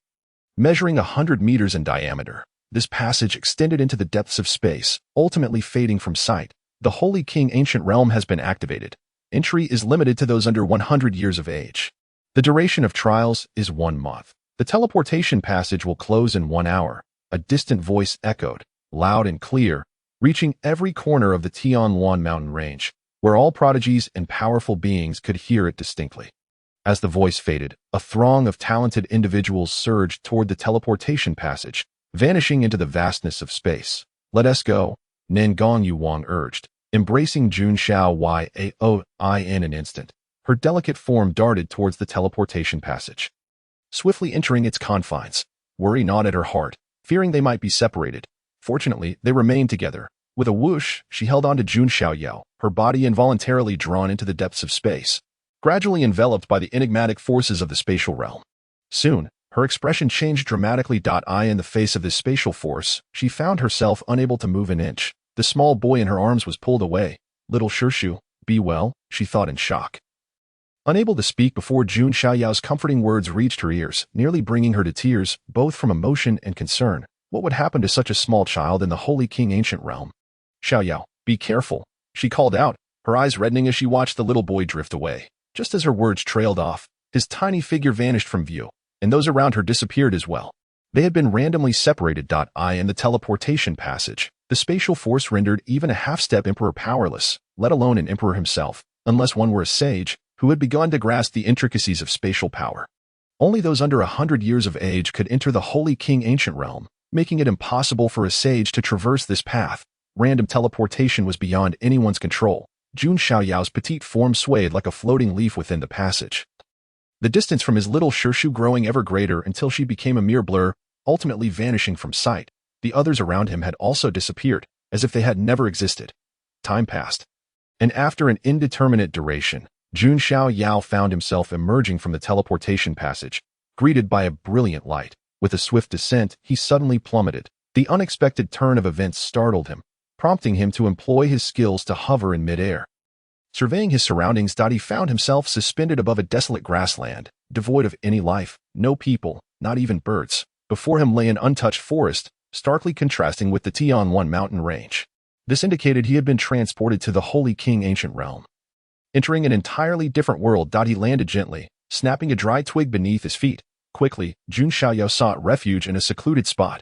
Fortunately, being so small, he found ample places to hide without detection, simultaneously concealing his presence. Despite it being his first venture into this secret realm, he possessed a fair understanding of wilderness survival. As time ticked by, approximately a minute later, a distant yet resonant voice echoed from the sky, reminiscent of the earlier announcements from Tianluan Mountain. Welcome to the Holy King Ancient Realm. I am the spirit of the Holy King Ancient Realm. You shall spend 1 month here, provided you can survive. However, you have not yet truly entered the Holy King Ancient Realm. You are still in the first outer layer and must undergo trials to gain entry into the true realm in this outer layer. Countless beasts await. Slaying these beasts will earn you slaughter points, and defeating enemies will also yield points. Accumulate 1 million slaughter points to qualify for entry into the second inner layer. The outer layer will feature a slaughter leaderboard, recording only the top 10,000 after 10 days. The second inner layer will open. The ethereal voice resonated as if whispering directly into his ear, yet it also felt distant. Jun Xiaoyao listened intently as a beam of light descended from the heavens, landing precisely before him. This light merged with his being, and before him appeared an information panel, somewhat akin to a virtual screen, albeit smaller. The panel displayed the following details. Name: Jun Xiaoyao. Age: 5 years. Realm: Spirit Sea Realm. Slaughter points: 0. Slaughter leaderboard: None. Cultivation leaderboard: None. Talent leaderboard: None. Holy Intent leaderboard: None. The information was sparse, primarily centered around the Holy King Ancient Realm. Is the spirit truly so powerful? Jun Xiaoyao pondered, astonished at the comprehensive knowledge it possessed about him. It appeared that surveillance was inescapable upon entering this realm. Silence enveloped him, the surroundings eerily quiet. He glanced at the sky, which seemed to indicate it was midday, mirroring the time in the Tian-1 mountain range. After waiting for a while, no further announcements from the spirit were forthcoming. Jun Xiaoyao began to contemplate, piecing together the spirit's words. Point 1. The trial duration in the Holy King Ancient Realm is 1 month. Point 2. According to the spirit, this is merely the first outer layer. One must acquire 1 million slaughter points to gain access to the second inner layer. Point 3. The leaderboard will record the top 10,000 participants. Point 4. Slaughter points can be obtained by hunting beasts and seizing points from enemies. 5. Additionally, there are cultivation, talent, and even holy intent leaderboards, but those matters would likely arise only after entering the second layer. For now, hunting beasts would be the priority, and later, he would focus on hatching the dragon eggs. Jun Xiaoyao pondered for a moment. Meticulously planning his route, he resolved to first hunt some demonic beasts to earn slaughter points. In the process of slaying these creatures, he would also accumulate points. Achieving 2 objectives at once, with a swift motion, his petite figure darted into the air, soaring towards the horizon. Suspended behind him was the Jiuzhou's sacred sword, making him resemble a divine swordsman standing proudly between heaven and earth. Albeit a diminutive one due to his small stature. In no time, Jun Xiaoyao heard the growls of demonic beasts. Rather than slowing down, he quickened his pace. Within seconds, he encountered a second-tier demonic beast, which possessed a strength of approximately 5000. Jun Xiaoyao. This creature was exceedingly feeble, given his own combat power exceeding 1 million and the possession of 3 supreme treasures. With a flick of his fingers, he executed the Annihilation Sword technique, utilizing his fingers as a sword. Employing the Jiuzhou's sacred sword for the technique of 10,000 swords returning to 1 would be a gross misallocation of resources. It was entirely unnecessary. Hence, wielding his fingers as a sword to perform the Annihilation Sword technique was simply exquisite. Upon slaying the second-tier demonic beast, the system chimed, indicating he had earned 50 points and 50 spirit crystals. Simultaneously, a notification appeared in his information panel, stating his slaughter points had increased by 0.5. The absurdity of this fractional increase almost amused Jun Xiaoyao. Was the data so precise that it extended to decimals? Killing a second-tier demonic beast yielded only 0.5 slaughter points. Was the artifact spirit mistaken? Did smaller values somehow hold greater value? However, Jun Xiaoyao soon comprehended the information displayed. The system indicated, slaying a beast of equal tier grants 1 slaughter point. Defeating one of a higher tier grants 2 points, and so forth, up to 8 points for those 3 tiers above. Conversely, slaying creatures of a lower tier yields only 0.5 points. Additionally, the notification stated that killing an enemy grants all their slaughter points. With this clarification, Jun Xiaoyao finally understood the fairness of the system. That he mused that if lesser beings like his junior disciple, who was on the brink of becoming an emperor, could earn normal slaughter points from lower-tier beasts, it would be unfair for low-tier warriors. This new setup, however, ensured equity. It seems, he thought, I should hoard points first instead of leveling up. It wouldn't be advantageous to level up too quickly. After realizing this, he discovered a flaw in the system. His low tier but high combat power allowed him to earn normal slaughter points from demonic beasts. Unless his combat power proved insufficient, he should refrain from elevating his level. Damn it. Who said children are foolish? I am quite clever, he chuckled, a smile gracing his face. With 1 million combat power and 3 supreme treasures, while he wouldn't claim to easily defeat beasts of the 6th or 7th tiers, he could certainly handle those below that. With renewed determination, he sought out more demonic beasts, eager to engage in a grand hunt. Soon, he encountered a pack of beasts ranging from 1st to 5th tiers. Upon seeing this array of foes, Jun Xiaoyao's face beamed with delight. Jiuzhou Sacred Sword. 10,000 swords returning to one. The Jiuzhou Sacred Sword unleashed a cataclysmic aura, transforming into 9 colossal sacred swords. In that instant, Jun Xiaoyao executed the technique, causing the flora and fauna around him to morph into sword energy and brilliance, cascading towards the demonic beasts ahead. Slaughter points surged by 0.5, then 1. Followed by 0.5, 2, and finally 8. The 10,000 swords returning to one technique was a group attack, and combined with his million combat power and the Jiuzhou Sacred Sword, no beast could withstand such an onslaught. In an instant, the surrounding area seemed on the brink of annihilation, with countless beasts collapsing under the pressure. Jun Xiaoyao's slaughter points escalated wildly, alongside his points and spirit crystals. Points accumulated. 10, 50, 100, 500, spirit crystals gathered. 10, 50, 100. In this system, fairness was irrelevant. Only benefits to the host mattered. Regardless of tier, the points and crystals earned from slaying beasts remained unchanged. This sensation rekindled the thrill he felt in his past life while mass attacking as a mage. Experience numbers floated continuously, alongside the clinking of coins. At this moment, he felt invincible. What of a half-step emperor? When the time comes, I too shall have my place on the slaughter leaderboard. Only then will my junior disciple know I am alive. And she will cease her worries. Congratulations, you have entered the top 10,000 on the slaughter leaderboard. Current slaughter points. 194. Please continue to strive. A notification chimed. This sound belonged not to the system, but to the artifact spirit, indicating his rank among the top 10,000 with 194 slaughter points. Given that he and Nangong Weiying were among the first to enter the teleportation portal, it was only natural he ranked so high after such mass slaughter. Just the beginning, Jun Xiaoyao mused with a harmless smile. Having just begun, he had already secured a position in the top 10,000. As time passed, true strength would reveal itself, and the gap would widen. Slaughter points increased by 2, 8, 16, and 4. After executing the 10,000 swords returning to 1, the surrounding environment transformed into an ocean of sword energy and light, overwhelming the demonic beasts effortlessly. The Jiuzhou Sacred Sword hovered around Jun Xiaoyao, creating a spectacular and mesmerizing display centered around him, a sight he adored. What man doesn't dream of wielding a sword and traversing the world, or of the glory of 10,000 swords returning to 1? Congratulations, you are now ranked 9,001 on the slaughter leaderboard. Current slaughter points. 300. Please continue to strive. The notification chimed again. Each 100 rank increase prompting an announcement. Before long, Jun Xiaoyao's rank rose to 9,001. He glanced at the top rank, noting that even the leader had only 297 points. This individual likely faced similar groups of demonic beasts, though it was uncertain whether they were a half-step emperor or something else entirely. As high tier did not guarantee high slaughter points, today, he resolved, I shall not rest until I breach the top 10. Jun Xiaoyao muttered to himself. After finally arriving at the secret realm, wouldn't it be a waste not to accumulate more points? For him, it was akin to playing a game. In his previous life, he often encountered wealthy players and sycophants, making it impossible to compete. Now, it resembled a ghost server, with him as the sole player. If he were to feel constrained in such a situation, what would be the purpose of his rebirth? What he desired was to be first in everything. Regardless of the challenge, he aimed to be the best. Slaying a 4th-tier demon beast, the Earth Dragon, he gained 500 points and 500 spirit crystals, along with a drop, the Moonlight Bracelet, a mystic-grade item. At last, he had obtained his first piece of equipment since entering the ancient realm of the Saint King. And it was a mystic-grade item at that. Upon hearing the notification, a joyous smile graced Jun Xiaoyao's face. The better the equipment, the greater the combat power it represented.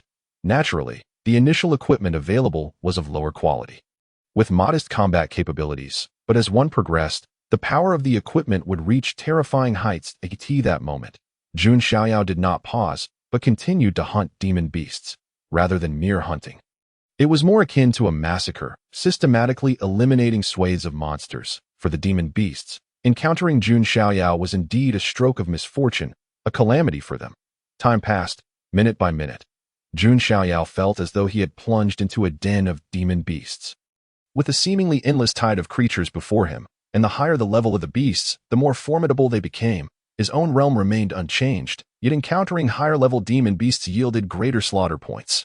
First tier, approximately 1,000 strength, yielding 0.5 points. Second tier, approximately 5,000 strength, yielding 1 point. Third tier, approximately 10,000 strength, yielding 2 points. Fourth tier, approximately 50,000 strength, yielding 4 points. 5th tier, approximately 100,000 strength, yielding 8 points. 6th tier, approximately 500,000 strength, yielding 18 points. 7th tier, approximately 1 million strength, yielding 36 points. Currently, Jun Xiaoyao is cautious not to take unnecessary risks, keeping his hunting range confined to beasts of the 7th tier or lower. This was due to the fact that 7th tier beasts possessed around 1,000,000 strength, while his combat power exceeded 1 million. With the combined might of the 10,000 swords returning to the sect and the 9 calamities sacred sword, he could annihilate them without offering even the slightest chance of resistance. The primary reason for his caution was his youth. He was still too small to withstand excessive strain. Of course, armed with the 10,000 swords returning to the sect and the 9 calamities sacred sword, along with his considerable combat power, he could still defeat 8th tier beasts, albeit with a degree of risk. As time slipped away, 8,000, 7,000, 6,000, 1,000, 900, 800, his slaughter points soared uncontrollably. Other talented individuals and powerhouses could hardly compare.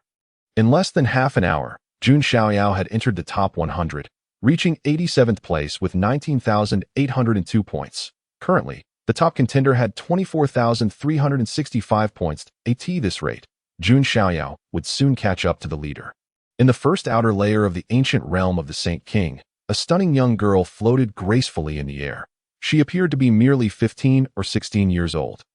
With white hair and elegant white silk, captivating all who beheld her, she was Nangong Weiying, seemingly strolling, yet her speed was astonishing, each step propelling her across dozens of miles. At this moment, however, her mind was elsewhere. Her exquisitely beautiful face etched with a look of melancholy, her eyes filled with worry and longing. When the young boy was by her side, she felt no such emptiness, yet now, apart from him, a void consumed her. In this secret realm, she wondered how the boy was faring. What if something had happened to him? What should I do? Nangong Weiying lacked the heart to hunt demon beasts. A mere half-step into the emperor realm, the trials before her felt like child's play. Time continued to elapse. With a blink, a notification bar appeared before her, displaying not only her own information but also a leaderboard for slaughter points. Unintentionally, her gaze fell upon the leaderboard. Upon seeing it, disbelief flickered in her eyes, quickly followed by excitement and joy. How is this possible? This guy. Nangong Weiying gazed at the leaderboard, her expression shifting between shock, excitement, and joy, entangled in a whirlwind of emotions until she finally processed the information. There, among the top 100 names, was Jun Xiaoyao, a name that occupied her thoughts. She had never anticipated seeing him ranked within the top 100. And his slaughter points were continuously climbing at an astonishing rate, a velocity that left her astounded. Too powerful. It was as if her worries had been alleviated. Nangong Weiying felt a wave of relief wash over her upon confirming Jun Xiaoyao's safety. Her mood transformed from cloudy to clear, as if the sun had emerged after a storm. In fact, she nearly leaped for joy. Even that little fellow had grown so strong that his little master ant. The pressure was immense. However, she had to make him understand one thing. She would always be his little master ant, and if he wished to surpass her, he would still need a few more years. Watching the fluctuating numbers, Nangong Weiying felt her own excitement surge. She could not allow this young boy to underestimate himself. Speaking to herself, she began to choose her direction, preparing for a grand endeavor. Slaughter points increased. 4, 2, 1, 0.5 for. Although Jun Xiaoyao was merely a short figure of 1 meter and 2, the 10,000 swords returning to the sect and the 9 calamities sacred sword were formidable indeed. A torrent of sword energy engulfed everything before him, obliterating all in its path. He was a veritable force of destruction, reaping substantial rewards with each passing second. As his slaughter points surged, his rank climbed higher. 72nd, 66th, 53 RD, 37th, 8th, for 3 RD, 2 ND, 1 SD. Unbeknownst to him, Jun Xiaoyao had ascended to the pinnacle of the slaughter leaderboard. His current points had reached an impressive 49,329. Remarkably, this was achieved within just 1 hour. At this rate, reaching 300,000 points by nightfall would pose no challenge. In other words, it would take him merely 2 days to elevate his slaughter points to 1 million, thus qualifying him for entry into the second tier of the inner circle. A multitude of slaughter points signifies the abundance of slain demonic beasts. The more beasts he hunts, the greater his points and spiritual crystals become. Naturally, this also leads to a significant increase in equipment drops, including even imperial-grade gear, which left him utterly astonished. The fact that a 7th-tier demonic beast could yield such high-tier equipment was beyond his expectations. However, upon reflection, it seemed reasonable, as it was indeed a 7th-tier demonic beast. For other martial artists, 7th-tier beasts pose a considerable challenge. Yet for him, they were a breeze. Who is this Jun Xiaoyao? Such strength is remarkable. Originally, the top contender was Shen Hanqing, the young master of the Qishou Divine Sword Manor. The Divine Sword Manor is one of the 9 great celestial sects and is unique among them for its familial structure. To become a disciple of the Divine Sword Manor, one must not only possess extraordinary talent in swordsmanship, but also align themselves with the Shen family. Male disciples are expected to marry daughters of the Shen family, while female disciples must wed sons of the Shun family. In essence, this binds them entirely to the Shun lineage. Gradually, every disciple and prodigy within the Divine Sword Manor became intertwined with the bloodline of the Shen family. Unless they are newly initiated disciples, even they would eventually become part of the Shun family. Shen Hanqing gazed at the slaughter leaderboard. A look of astonishment crossed his face. Born for the sword. His talent in swordsmanship was unparalleled, achieving the status of a half-step emperor before even reaching 100 years of age, just one step away from becoming a true emperor. Moreover, his strength surpassed that of many emperors. As the offensive capabilities of sword cultivators are unrivaled, Shen Hanqing had mastered the first sword technique of the Shen family, the Haotian sword technique, which incorporates sword formations and is classified as a group attack style. Exhibiting terrifying power. He was the only prodigy in a millennium to have cultivated the Haotian sword technique. Upon entering the Sacred King Ancient Realm, he fortuitously encountered a swarm of demonic beasts.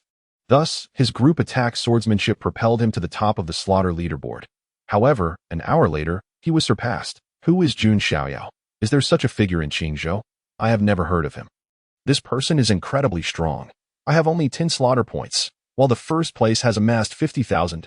How is that possible? Accumulating slaughter points is no easy feat. 1 million slaughter points would directly eliminate 90% of the participants. Jun Xiaoyao, isn't he the holy son of our celestial sect? Could it be that this little ancestor has also come to the Sacred King Ancient Realm? As time passed, the prodigies and strong individuals destined to enter the Sacred King Ancient Realm had all arrived. Each one familiarized themselves with the rules. Observing the rankings on the slaughter leaderboard, countless individuals were left in utter disbelief, for accumulating slaughter points is a daunting task. Yet, the first place boasts 50,000 points, casting doubt upon many and leading them to question their own abilities. Is it possible that they are truly useless? Moreover, who is this Jun Xiaoyao? I have never heard of him. 90% of the people do not recognize the name Jun Xiaoyao. However, among them, a portion hails from the Biluo celestial sect. Upon seeing this name, they were filled with suspicion. Could it be a namesake? After all, the little ancestor from their sect is only 5 years old. Can such a young child truly enter the Sacred King Ancient Realm? With the sounds of battle echoing, time seemed to fly by. Unbeknownst to them, the sky gradually darkened. A 7th-tier demonic beast fell.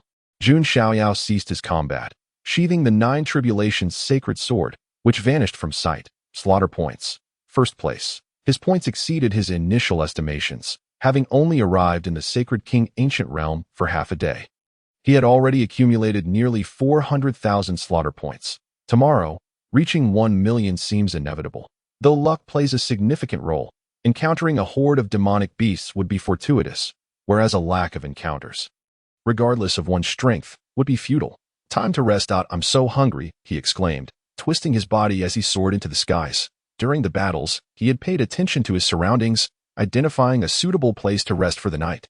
Before arriving at the Tianluan mountain range, his little master uncle had imparted a wealth of knowledge about wilderness survival and secrets of the realm. His spatial ring contained a veritable treasure trove of food and drink. Not to mention a month, even 10 or 8 years would not lead to starvation. Finally, before the night fully descended, Jun Xiaoyao arrived beneath a sheer cliff. In a flash, he appeared in the middle of the cliff, where a modest cave awaited him, dry and suitable for habitation, with a concealed entrance. Upon entering, he retrieved a jade slip, activating the formation within to obscure the cave's entrance. The jade slip was a gift from his little master uncle, and he had a plethora of them stored in his spatial ring, each with various functions. Today, how many spiritual crystals and points did he earn? First, let us assess the gains. Jun Xiaoyao tidied up the cave, then nestled his petite form in his bedding that he took out some food from the spatial ring. Munching away as his eyes blinked, and a virtual screen unfurled before him. On the screen, he beheld his points and spiritual crystals, leading to a moment of astonishment. Indeed, hunting demonic beasts within the secret realm is exhilarating. Were it not for the need for slaughter points, these points would have propelled his cultivation to new heights. System, version 1.0. Name, Jun Xiaoyao. Age, 5 talent, 9 young imperial body, enhanced, realm, spirit sea realm, 7th tier, 08000 points, combat power, 147, 9364, base combat power, 117, 6367, points, 898510 wealth, 192, 3510 skills, 10,000 swords returned to 1 sacred.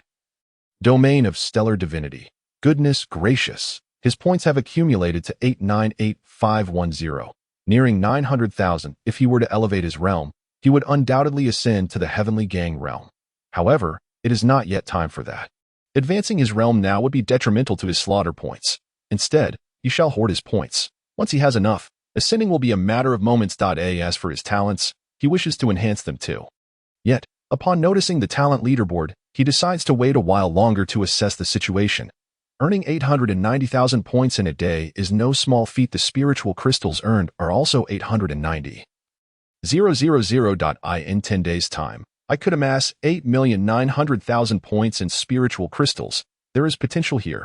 Indeed, Jun Xiaoyao gazed at the ethereal light screen, brimming with excitement. The spirit crystal held little significance for him, for he was free from the burdens of sustenance and had no need to procure treasures. Yet, the points were his lifeblood. More points, more blessings.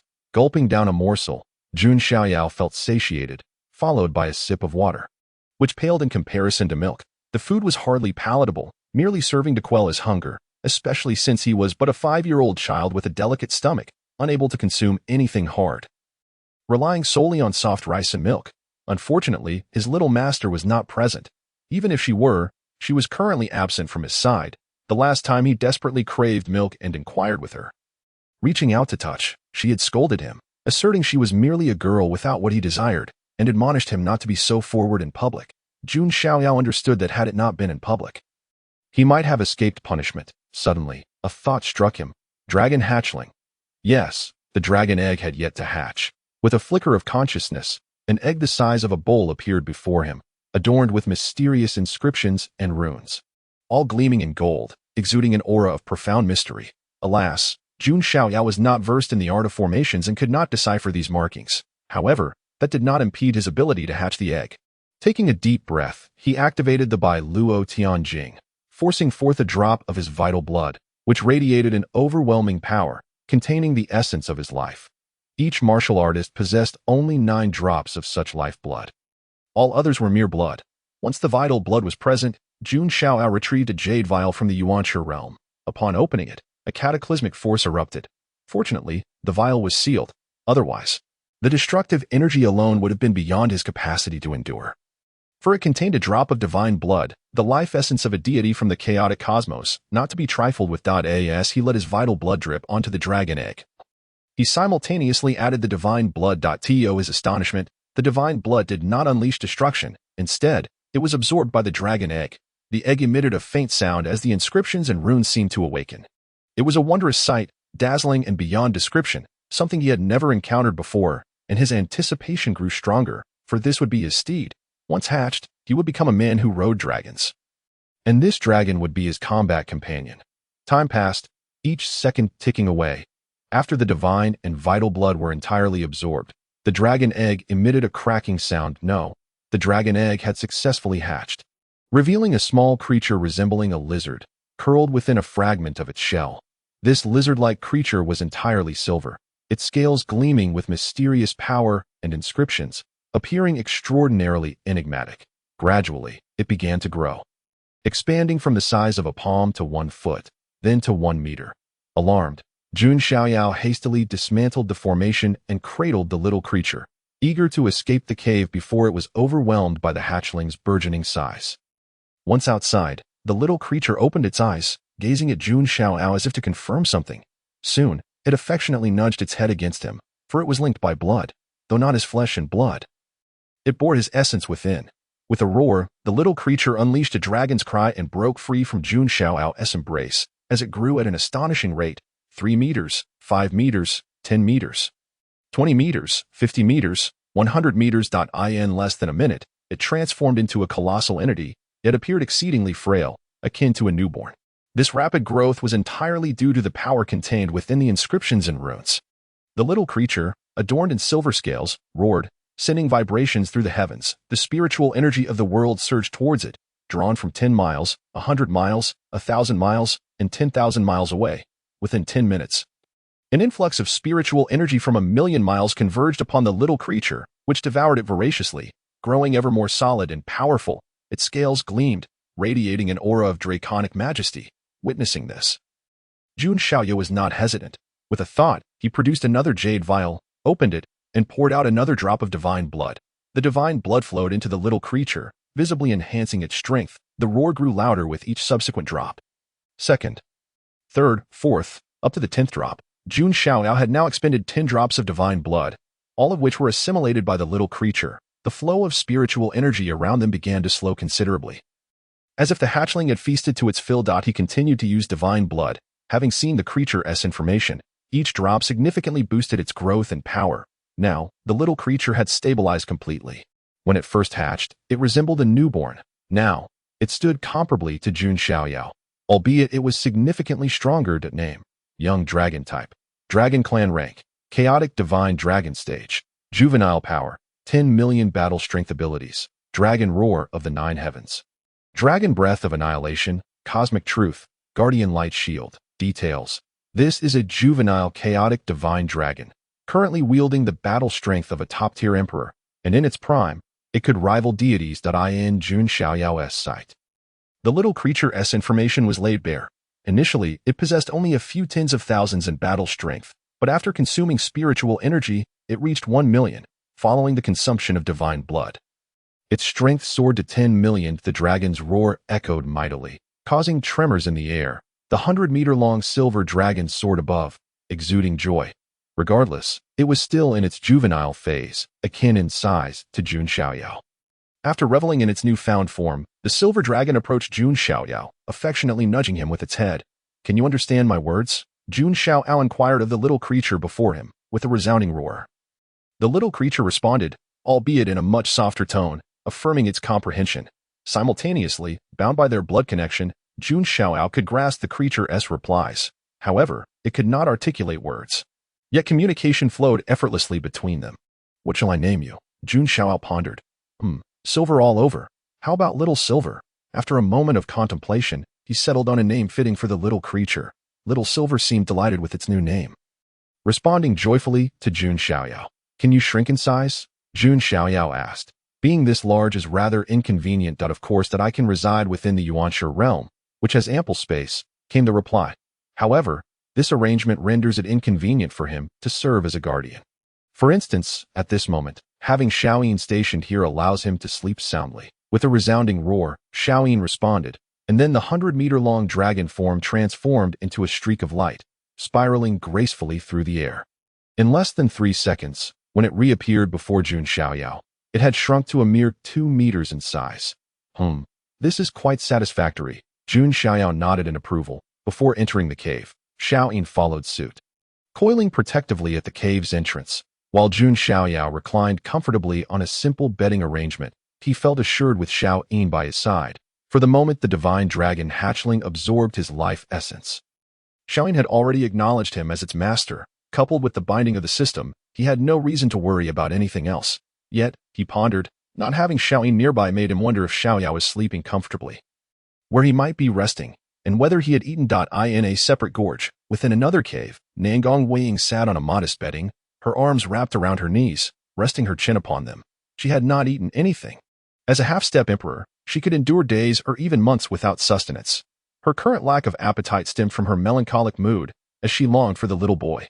Her heart was heavy with concern, especially considering he was only 5 years old, while other children of his age remained nestled in their mother's arms, having their every need catered to.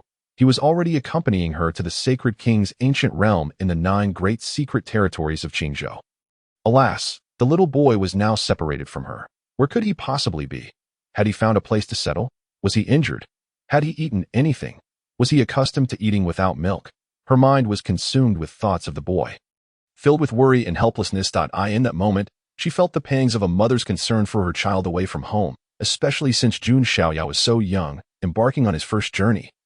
His first venture into a secret realm. Oh, this little prodigy, she mused, recalling that he was the top of the slaughter rankings. When they eventually met, she reminded herself, she mustn't mention the slaughter rankings. After a prolonged sigh, Nangong Yueying feigned indifference, huffing dismissively.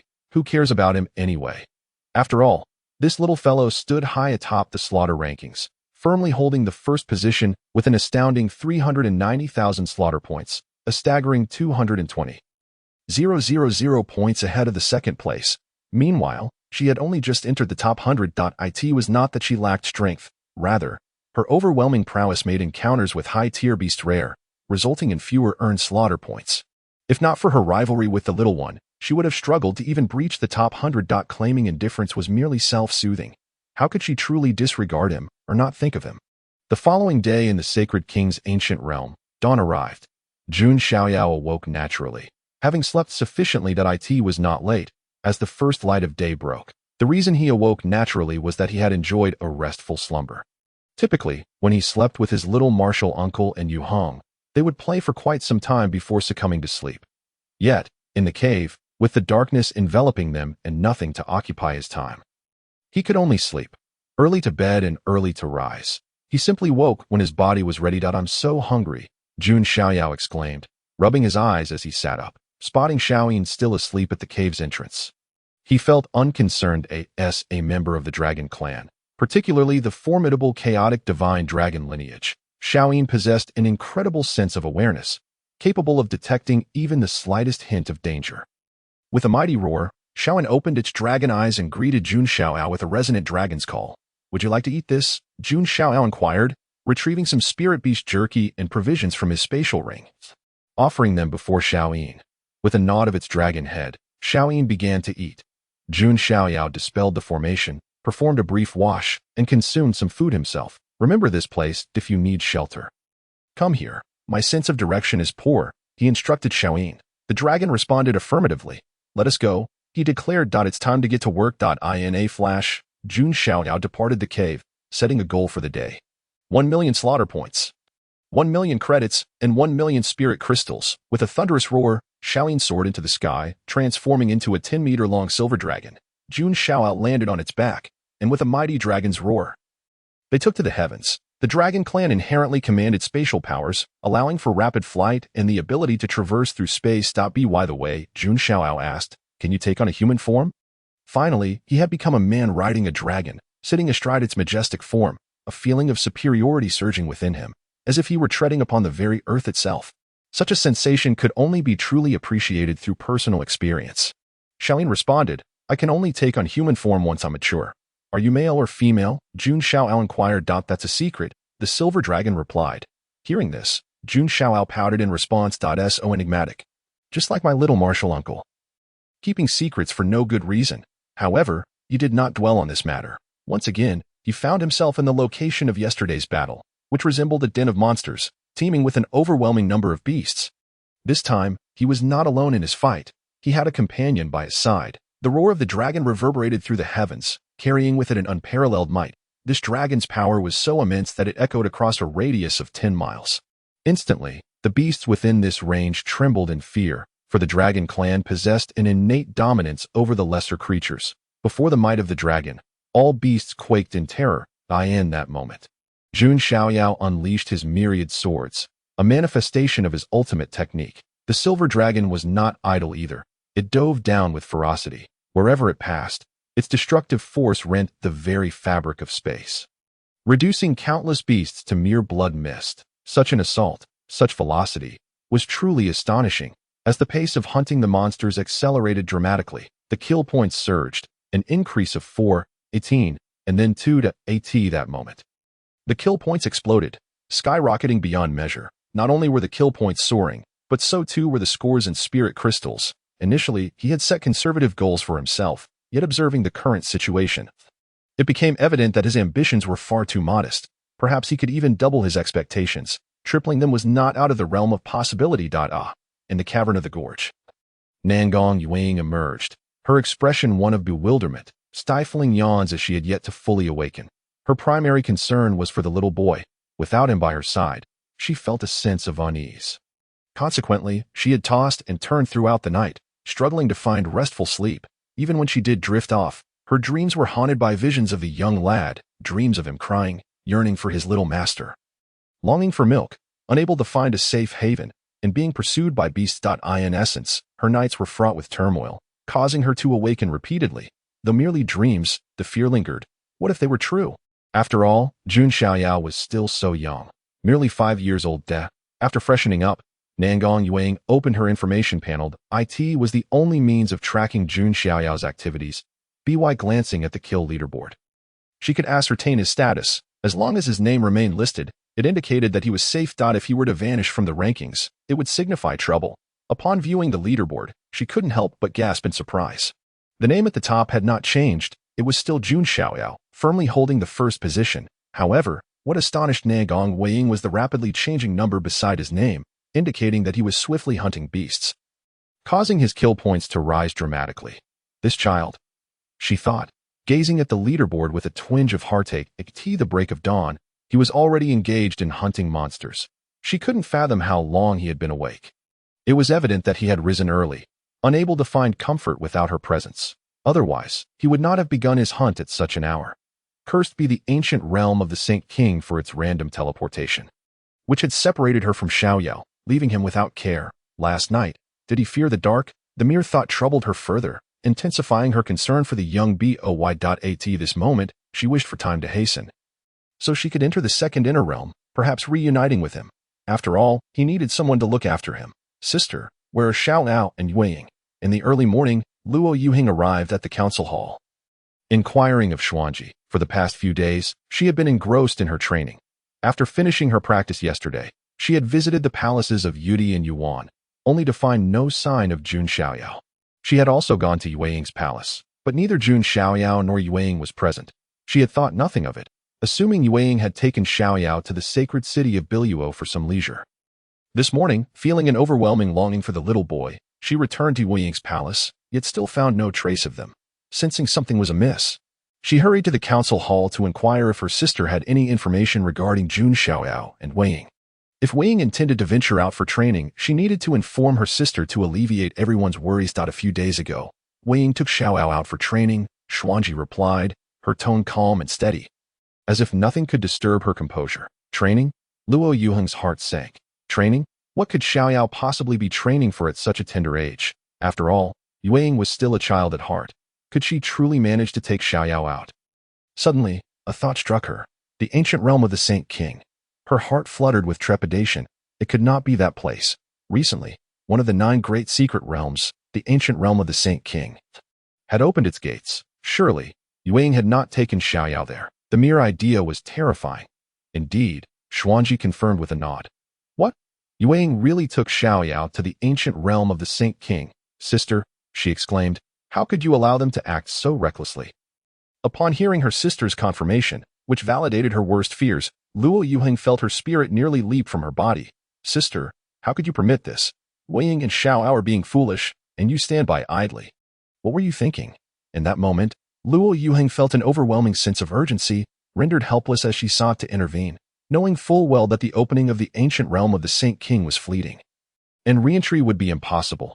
Even if they did manage to enter, the realm was vast. How could she possibly find them? Xiaoyao possessed 3 supreme treasures and the token of the Holy Sun. He was a prodigy with his own destiny. Though Yueying was younger and still possessed a child's heart, this could also serve as an opportunity for her to grow. Together, they complemented each other, thriving in synergy. I have already foreseen great fortune for them. Xuanji observed her sister's distress without reproach. After all, it was only natural for her to worry for Jun Xiaoyao and Nangong Yueying. Their sisterly bond had always been one of concern. She continued, unhurriedly explaining that she had already divined their future before they had left Biluo Tianzong. The reading had foretold great luck and auspiciousness, indicating that their synergy would yield fruitful results. Even if Nangong Yueying had not mentioned her desire to train, Xuanji would have encouraged her to take Xiaoyao to the ancient realm of the Saint King for an adventure. Very well, Luo Yuheng conceded, taking her sister's words to heart. After all, Her sister's divination skills were unparalleled, and she trusted her judgment. Yet despite this trust, her heart could not help but worry for the little boy. Little Silver, your consumption of the essence and blood of the beasts is rapidly enhancing your power. In a place resembling a den of monstrous beasts, Jun Xiaoyao and Xiao Yin reveled in their slaughter. Akin to a fully leveled account entering a novice map, where every beast was as easy to fell as chopping vegetables. While hunting these creatures, Jun Xiaoyao observed Xiao Yin absorbing the essence and blood of the fallen beasts.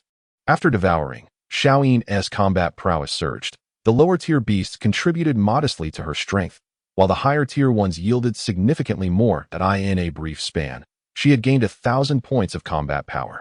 At this rate, it would become quite alarming. Nevertheless, he accepted the might of the dragon clan. Proudly, Xiao Yin lifted her regal dragon head, her demeanor brimming with satisfaction and a hint of swagger. What a pity. She lamented, I am too small to roast meat. Otherwise, I could rely on a few spirit rabbits. Jun Xiaoyao sighed. Being so small and lacking the skill to roast meat, in this environment, roasting a few spirit rabbits would indeed be an exquisite delight. Others who traversed or were reborn seemed to relish fishing and barbecuing, yet he was utterly inept at such pursuits. Boom, boom, boom, points increased by 10, points increased by 100, spirit crystals increased by 10. Spirit crystals increased by 500. The beasts continued to fall in droves, points climbing rapidly. Jun Xiaoyao chose not to dwell on it. What he sought was the outcome. As evening approached, he began to tally his gains from the day. For it was during this moment that he felt the utmost satisfaction. At other times, it was far more prudent to expend energy on hunting beasts. Yet, he couldn't help but miss his little master uncle. Wishing to be cradled in his embrace while sleeping. After all, his little master uncle was fragrant and soft, adorned in silken white fur. On the leaderboard of slaughter, he was consistently at the top. And he intended to mention his rankings more frequently. Slaughter leaderboard. First place, Jun Xiaoyao, 510, 985 kill points. Slaughter leaderboard. First place, Jun Xiaoyao, 545, 563 kill points. Slaughter leaderboard. First place, Jun Xiaoyao, 591, 231 kill points. Slaughter leaderboard. First place, Jun Xiaoyao, 918, 235 kill points. By noon, Jun Xiaoyao's kill points had reached 910,000, drawing ever closer to the coveted million mark. Other prodigies and formidable individuals in the first outer layer, upon witnessing Jun Xiaoyao's kill points, felt both powerless and astonished. How was this feat accomplished? They had labored tirelessly from the previous day until now, yet their points hadn't even breached the 1,000 mark. The acquisition of kill points seemed insurmountably difficult. It appeared that he would be eliminated from the first outer layer and would not enter the second inner layer. The Sacred King Ancient Realm was indeed unlike the legends. How could Jun Xiaoyao's kill points escalate so rapidly? Who exactly was Jun Xiaoyao? The little ancestor, indeed, was the little ancestor. That little short ancestor remained as extraordinary as ever. Who would have guessed that my little ancestor was merely a 5-year-old child? Would he not amass 2 million kill points today? In the first outer layer of the Sacred King Ancient Realm, millions of prodigies and strong individuals congregated. For these individuals, acquiring kill points was not particularly challenging. Yet witnessing a meteoric rise in points was akin to dreaming. A million kill points had become an insurmountable chasm, destined to prevent many from entering the second inner layer. However, upon observing the rate at which Jun Xiaoyao's kill points were climbing, they began to question their very existence. Were they truly on the same wavelength as Jun Xiaoyao? Among those who entered the Sacred King Ancient Realm were numerous powerful disciples of the Biluo celestial sect, who, upon seeing Jun Xiaoyao's name, recognized him as their sect's little ancestor. Their impression of that short-legged boy was indelible. After all, it was the little ancestor who had lost 3 supreme treasures. Indeed, the little ancestor was still as defiant as ever. Swish, swish, Jun Xiaoyao and Xiao Yin sat on the grassy expanse, sharing food. The sight of a boy and a dragon together appeared utterly bizarre, yet their camaraderie was harmonious. After finishing their meal, Jun Xiaoyao rested his head on Xiao Yin, preparing for a brief respite. At that moment, the sound of rushing air pierced his ears. He looked up to see several figures soaring towards him, 5 in total, 2 in the lead and 3 trailing behind. It was evident that they were not allies and were instead fleeing from pursuers, yet they headed straight for him. This left Jun Xiaoyao feeling exasperated. Could they not allow him a moment's peace? Sister, there are people over there. Mu Sinu's figure darted with desperation. She had encountered her senior sister in the Sacred King Ancient Realm, and the two had been honing their skills together, only to find themselves beset by formidable foes. They were being pursued by 3 powerful opponents of the Wanxiang realm and, unable to contend with them, had no choice but to flee. Their escape had spanned thousands of miles, and they still could not shake off their relentless pursuers. Even worse, both had sustained injuries, and despair began to creep into their hearts. They resolved that if escape proved impossible, they would rather end their own lives than endure the humiliation of capture. What if Jun Xiaoyao hesitated? What if the pursuers had also set their sights on them? That would be even more perilous. After all, both were strikingly beautiful and possessed commendable talents that in such a secret realm. They would appear as lambs to the slaughter in the eyes of in that fleeting moment of indecision. As she observed the enemies drawing ever closer, she could only gamble on the hope that the individuals ahead could provide assistance. Or at the very least, not join in the pursuit. Swish, swish. The two women swiftly maneuvered, propelling themselves forward with increased speed. Soon, the sisters caught sight of their pursuers, only to feel a wave of disappointment wash over them. Before them stood a young boy and an unknown beast. Little ancestor. It's the little ancestor. In her moment of dismay, Musinyu suddenly recognized the young boy, and a vivid image flashed in her mind. A short figure climbing the Biluo celestial ladder. Subsequently striking the heavenly bell. In that instant, she remembered. This was indeed her little ancestor. Little ancestor? What little ancestor? Jun Xiaoyao was puzzled by her sister's astonishment. She reached out and tugged at her sister, urging her to continue flying away. She had been away honing her skills for some time and was unaware of recent events in the sect. Sister, Musinyu exclaimed, he is our sect's little ancestor. The disciple of the master of Piaomiao Peak, the current foremost saint. Her voice was filled with excitement. After speaking, she hurried forward, approaching Jun Xiaoyao from a few meters away. Disciple Musinyu pays respects to the little ancestor, she said, bowing gracefully in greeting. Are you fleeing? Jun Xiaoyao, reclining against Xiaoyin, regarded Musinyu and Jun Xiaoyao with a calm gaze, inquiring languidly. Yes, Musinyu stammered, her embarrassment palpable. Indeed. They were fleeing. Isn't that disgraceful? Jun Xiaoyao sat up, his tone cold. However, to Musinyu's ears, his childish voice only made him seem even more endearing. At this moment, she could only lower her head, too timid to speak. Swish, swish. Just then, the three adversaries caught up and landed nearby. They were three men, two young and one middle-aged, casting lewd smiles at Musinyu and Jun Xiaoyao. Fleeing, are we? One of them sneered. Why not run a bit more? Heh. Let us indulge ourselves thoroughly. And then you may present your points of slaughter. One of the young men, with a lecherous expression, cast glances back and forth between Musinyu and Jun Xiaoyao, even swallowing hard in anticipation. Senior brother, he remarked, relishing the prospect of such exquisite playthings after a long absence. Let us savor the moment a while longer before we strike. Another young man chimed in, viewing the two enchanting women as mere lambs awaiting slaughter. They refrained from delivering fatal blows, eager to enjoy their liveliness a little longer. Otherwise, Musinyu and her companion would have perished long ago. All they know is play, one of them sneered. Their unique physiques made them suitable as furnace vessels. I desire the one with the ample bosom, he declared, indicating Musinyu, for he was aware of her exceptional constitution. The other one is yours. The middle-aged man spoke coldly, his finger pointing at Musinyu. Knowing full well that if a man were to cultivate with her, his progress would be astonishingly swift, the two young men paused momentarily but quickly acquiesced. In their eyes, Musinyu and Jun Xiaoyao were already as good as captured. While Jun Xiaoyao was utterly disregarded, the diminutive figure of Xiaoyin, now shrunk, also drew little attention. Are you truly as fragrant as you appear? Jun Xiaoyao mused, glancing at Musinyu and Jun Xiaoyao as he approached them, drawing in their scent with an air of frivolity. Yet, his small stature rendered the act more endearing than lewd. My disciple is utterly useless, Musinyu lamented, lowering her gaze, understanding the implication behind the words of the little ancestor. Oh, he responded, then they deserve to die. His gaze turned icy towards the trio before him.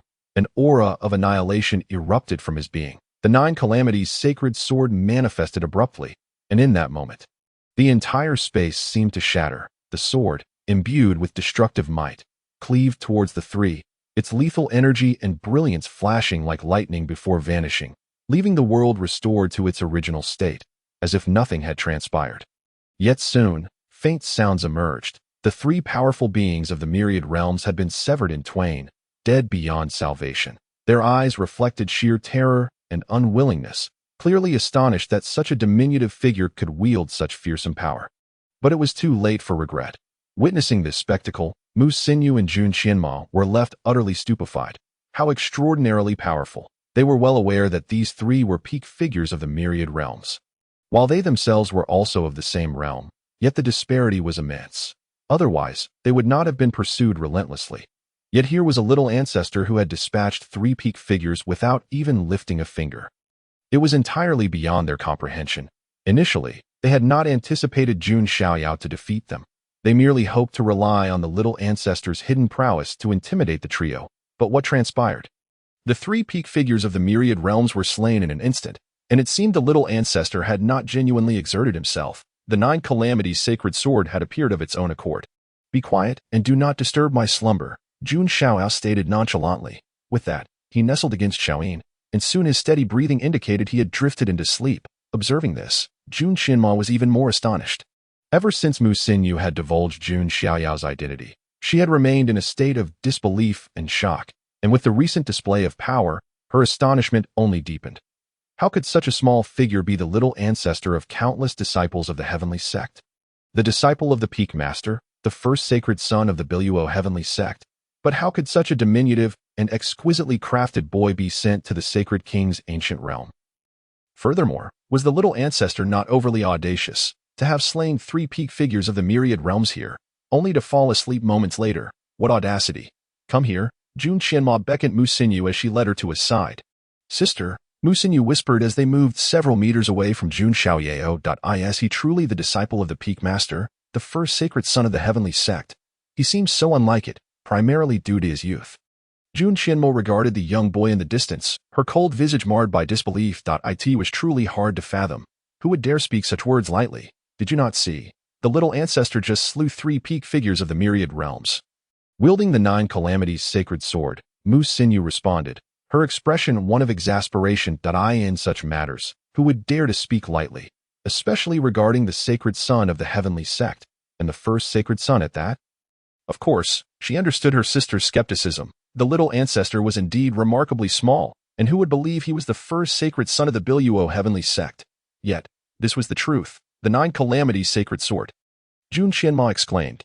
Indeed, it was the nine calamities' sacred sword. What? He has mastered the nine calamities' sacred sword. Jun Xiaoyao nodded, yet as realization dawned upon her, her face fell into shock. The nine calamities' sacred sword was one of the seven supreme treasures of the Biluo heavenly sect. And during the sacred son's trials, no one had ever received recognition for more than 6 swords. Yet this young boy had somehow mastered all 9. But how could that be? It was inconceivable. Jun Xiaoyao awoke after a brief slumber. Wishing to continue resting, yet fearing oversleeping as he still needed to hunt beasts today to gain slaughter points. Thus, he set a timer with the system for an hour's sleep, which had now elapsed. Yawning and rubbing his eyes, still somewhat groggy, he noticed 2 stunningly beautiful women flanking him and recalled that they were disciples of the Misty Peak, whom he had rescued earlier. He had assumed they would have departed. Disciples await the little ancestor's command, Mu Xinyu said softly, unsure of how to respond directly. Command? He echoed, we are in a secret realm. What command could I possibly give you?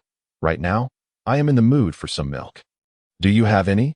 Jun Xiaoyao rose gracefully, brushing off the remnants of grass from his attire, and spoke with a hint of indignation. Who among us has not experienced the irritability of waking up? This is a secret realm. What tasks can I possibly assign you? Furthermore, with your limited abilities, I dare say you are more of a burden than an asset. Very well, I shall delegate tasks to you. Right now, I desire a drink of milk. Do you have any? As he spoke, his gaze instinctively drifted towards Mu Xinyu and Jun Xiaoyao, curious about the remark made by the middle-aged man regarding ample bosoms. Upon closer inspection, he noted their impressive stature, quite pronounced indeed. I do not have any, Jun Xiaoyao exclaimed, taken aback. Was this little ancestor truly so frivolous? Yet, she dared not voice her thoughts and simply shook her head. For she genuinely had none. In her response, she glanced at Mu Xinyu. I do not have any either. Mu Xinyu quickly interjected, her cheeks aflame with embarrassment.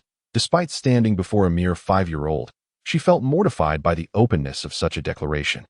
Forget it, Jun Xiaoyao declared. I am off to hunt magical beasts. He glanced at the empty milk bottle at his waist, and, with that, strode forward, with Xiaoyin trailing closely behind. So it was spiritual beast milk. When Mu Xinyu and Jun Xiaoyao caught sight of the bottle, Realization dawned upon them. It turned out the milk he referred to was indeed spiritual beast milk. Mu recalled a scene from earlier when the little ancestor had been drinking milk while scaling the heavenly ladder during the assessment. In retrospect, they had completely misjudged him. After all, he was but 5 years old. What sinister thoughts could a child possibly harbor? How foolish of me to have deemed the little ancestor as frivolous. Moreover, even if he were, what of it? He was the foremost saint son of the Biluo Tianzong, the future of their sect. To be acknowledged by him was indeed a stroke of luck. Giggle. The two sisters exchanged glances, their embarrassment palpable, before bursting into laughter to mask their discomfort. However, the scene that unfolded next left them utterly astounded. Not far away, a tremendous surge of sword energy erupted, transforming the flora and fauna into mere weapons of destruction. Creating a veritable realm of swords, at the heart of this sword-dominated world stood Jun Xiaoyao, resembling a celestial sword deity, wielding control over the overwhelming expanse of sword energy. Wherever he passed, annihilation followed. The magical beast stood no chance against him. No wonder. Now it all makes sense. The sisters, witnessing the spectacle, were left in awe. It was no surprise that the little ancestor held the top position on the slaughter leaderboard. His prowess was indeed terrifying. The sounds of beasts falling and being obliterated resonated through the air. After their demise, Xiaoyin would absorb their essence, enhancing its strength further. Slaughter points increased. 1, 4, 2. 8. Points accumulated. 10. 50. Spirit crystals gained. 10. 50. Jun Xiaoyao's rewards were indeed bountiful, with notifications flashing before him from both the Sacred King Ancient Realm interface and the system's virtual screen. Points, spirit crystals, and slaughter points were accumulating rapidly. And then there were the equipment and Xiaoyin's growth. Gradually, Jun Xiaoyao's morning irritability faded. He entered a state of transcendence, where only thoughts of slaughter and battle occupied his mind as his skills and combat techniques continually improved. Time passed. Moment by moment, he observed the ample-chested girl and the aloof woman engaged in their own battles against magical beasts nearby. Clearly, they dared not stray too far, seeking safety in proximity to him. As evening approached, Jun Xiaoyao and Xiaoyin ceased their combat. At this juncture, his slaughter points had soared to an astounding 2.76 million. Compared to the second place, he was ahead by a staggering 2.29 million points. For the second place holder possessed merely 470,000 points, hardly a fraction of his total. In fact, his points surpassed the cumulative total of those in 2nd to 10th places combined. Aside from the exponential increase in slaughter points, Jun Xiaoyao's most significant gains lay in points and spirit crystals. Today he had amassed over 3 million points, with spirit crystals reflecting a similar increase. Currently, his points stood at 4,193, 510, while his spirit crystals reached 5,280, 310. Gazing at these figures filled him with exhilarating delight. So tired, Jun Xiaoyao declared as he collapsed onto the ground. Stretching his arms, exhaustion washed over him. Regardless of his formidable strength, he was still just a 5-year-old child. Such intense combat over time was indeed draining. Little ancestor, Mu Xinyu approached Jun Xiaoyao's side, offering to massage his shoulders with her delicate hands. Her demeanor exceedingly attentive. The scene appeared somewhat peculiar, for Jun Xiaoyao was merely a child, while Mu Xinyu, a renowned figure known as the ice goddess of Biluo Tianzong, found herself bowing to him. The massage was quite soothing, and Jun Xiaoyao felt quite content. Consequently, he settled comfortably onto Mu Xinyu's lap, relishing the comfort. Little ancestor, Jun Xiaoyao hesitated. Shall we find a suitable place to rest? She still struggled with addressing him as little ancestor, given her adult stature and cool demeanor. The contrast was stark, especially considering the overwhelming strength of this child, which left her in awe. Moreover, the fact that this little ancestor's mount was a dragon added to the grandeur of the battle scenes they had witnessed. Glancing at the darkening sky, it was clear they needed to find a place to settle for the night. However, she felt uncertain taking charge, as she was the junior among them, and thus awaited the little ancestor's decision. You go ahead, Jun Xiaoyao instructed. Xiaoyin, stay close and ensure she doesn't embarrass me further. I cannot afford to lose face. Jun Xiaoyao nodded, yet he showed no inclination to seek out a resting place himself. After all, as the little ancestor, he should maintain an air of authority. Such matters hardly required his direct involvement. Upon hearing Jun Xiaoyao's words, Jun Xiaoyao nearly choked in disbelief. The audacity of this little ancestor was astonishing. He spoke so bluntly despite his diminutive size. How could one afford to offend him, given his status? And what if he were to cry? She was utterly inept at comforting children. Xiaoyin, noticing that Jun Xiaoyao had yet to move. Let out a couple of proud dragon roars, as if questioning her reluctance to depart. Did she intend for him to carry her? Surely. You must be mistaken. Sva, indeed, Jun Xiaoyao also aspires to ride a dragon. Yet, this dragon shows her no regard, refusing to allow her to mount. Very well. Even the steed of the little ancestor is so haughty, unable to provoke or evade, she can only accept her fate as a laborer. Hoo. Mu Xinyu helps Jun Xiaoyao massage her shoulders. Gradually, she notices that the little ancestor seated upon her lap has nestled into her embrace, followed by the sound of steady breathing, clearly indicating that he has fallen asleep. Witnessing this scene, Mu Xinyu is momentarily taken aback. However, as she gazes at the exquisitely chiseled little boy in her arms, he appears increasingly adorable, ever more handsome. She had never contemplated that such a delightful boy could exist in this world. Indeed, although the little ancestor is powerful, he remains, after all, merely a child. In that instant, maternal affection wells up within her, and she gently cradles him in her arms, cautious not to disturb his slumber. Before long, Jun Xiaoyao and Xiaoyin return, and upon witnessing the scene before them, Jun Xiaoyao finds herself at a loss for words. This little ancestor truly lives up to the name. Thus, Suo, with Mu Xinyu embracing Jun Xiaoyao, follows Jun Xiaoyao and Xiaoyin as they soar toward the horizon. In that soft and comfortable embrace, Jun Xiaoyao sleeps soundly, particularly soothed by the scent of milk wafting through the air. This little one is exceedingly diligent. At last, they come to a halt. In the same world, beneath the same sky, Nangong Yueying's battle also ceases. Seeing that Jun Xiaoyao's kill count has not increased, it becomes evident that the little one has halted his fighting, for night has indeed fallen, a staggering 2.76 million points of slaughter. How remarkably industrious. He commenced at dawn and took a brief respite of roughly half an hour, only to continue battling until darkness enveloped the land.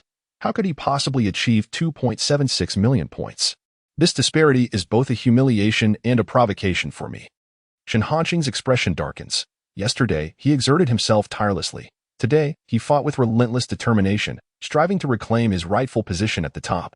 Yet, he realizes that the gap between him and his opponent only widens. A sensation akin to an ant racing against a rabbit. It is simply an uneven contest. Who, exactly, is Jun Xiaoyao? Could it be that little wretch? I will make him pay. When Tianqing glances at the slaughter leaderboard, feeling deeply dissatisfied as one of the 9 young masters, he can accept that Shen Hanqing might surpass him, but the notion that an unknown individual could possess such strength is intolerable. Suddenly, a scene flashes through his mind. At the entrance of Tianluan Sacred City, he encountered a stunningly beautiful girl with white hair and silken threads. He was smitten, yet that enchanting maiden's companion, a little creature, interfered with his intentions. That maiden referred to the little one as Xiaoyao. Could it be that this little creature is Jun Xiaoyao? Surely not. It must be a coincidence of names. How could a mere child ascend to the position of top killer, regardless of who you are? It would be wise to avoid crossing paths with me. Otherwise, I will ensure your suffering is profound. And that white-haired beauty, Jun Xiaoyao, Nangong Weiying, you both deserve to perish. Ling Tiandu's gaze is vicious, his expression twisted in fury. Over the past 2 days, he has grown increasingly irritable, plagued by visions in his mind, images of the white-haired beauty entwined with another man, bearing that little wretch. How could the illustrious holy son of Tianluan ancient sect be so thoroughly cuckolded? Who would believe such a tale? Yet, many have already learned of this affair. How will he navigate his future? This first place is merely a stroke of luck. As for strength, it exists but is scarcely substantial. Everything within the sacred king ancient realm belongs to me. Dare to compete with me, and I shall obliterate you. Amidst the desolation, a youth with blood-red eyes strolls leisurely in the dark of night. Where warriors choose to rest, for the night belongs to the beasts, he remains unfazed by the encroaching darkness, like a sprite of the night. However, he exudes a malevolent aura.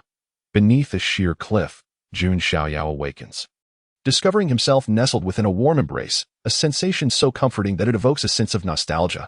Yet, he still extricates himself, fearful of suffocation. How long have I slept? Jun Xiaoyao inquires, rising from Mu Xinyu's lap. Little ancestor, you have slept for nearly 2 hours, Mu Xinyu replies, a gentle smile gracing her features, though she refrains from laughing. The sight of the little ancestor, despite his diminutive stature, demands an air befitting an elder.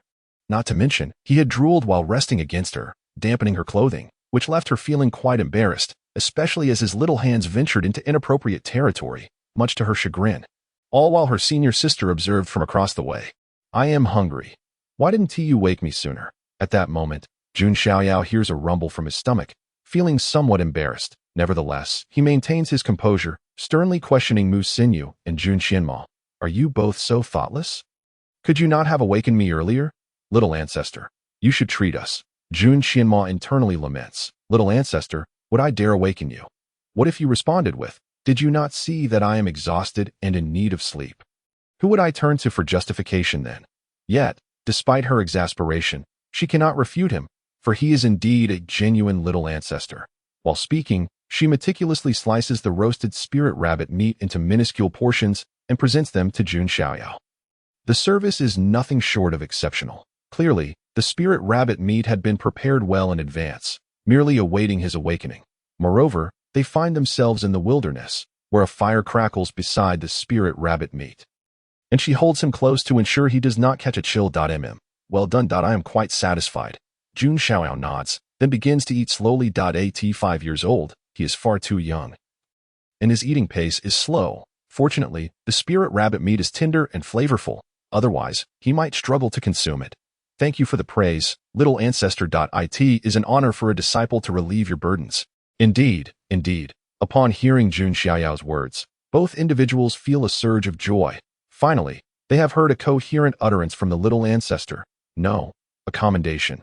There will be rewards." Jun Xiaoyao nods, a flicker of thought prompting 2 jade vials to materialize before him, which subsequently glide toward Mu Xinyu and Jun Xianma. Upon hearing the little ancestor mention rewards, both are filled with boundless anticipation. Although the little ancestor is but a child, he is the first holy son of the heavenly sect, and the rewards will surely be commendable. Yet, what could they possibly contain? As they gaze at the jade vials, curiosity dances across their faces, and they instinctively take them into their hands. Do not open them. So careless. Jun Xiaoyao savored the golden roasted meat of the spirit rabbit. Initially, she intended to caution them against opening it. However, with meat in her mouth, she found herself unable to speak in time. She was still a moment too late. The 2 beautiful yet troublesome beings had already impatiently opened the jade vial. The instant the vial was uncorked, the air seemed to explode, inundated with an aura of destruction, divine blood, an existence capable of annihilating the heavens and the earth with but a single drop.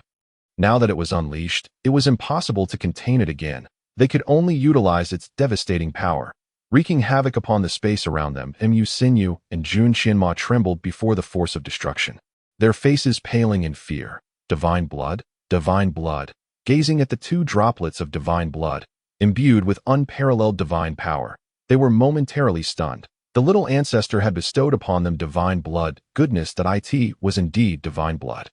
Yet, they had not prepared themselves for its refinement. What were they to do now? At this moment, both were fraught with anxiety, filled with immense regret over their reckless hands. Could they not have waited a moment longer? Furthermore, little ancestor, could you not have mentioned that even a tiny drop would suffice? They could have refined it right here. If they could not manage even this drop of divine blood, how utterly useless they would be.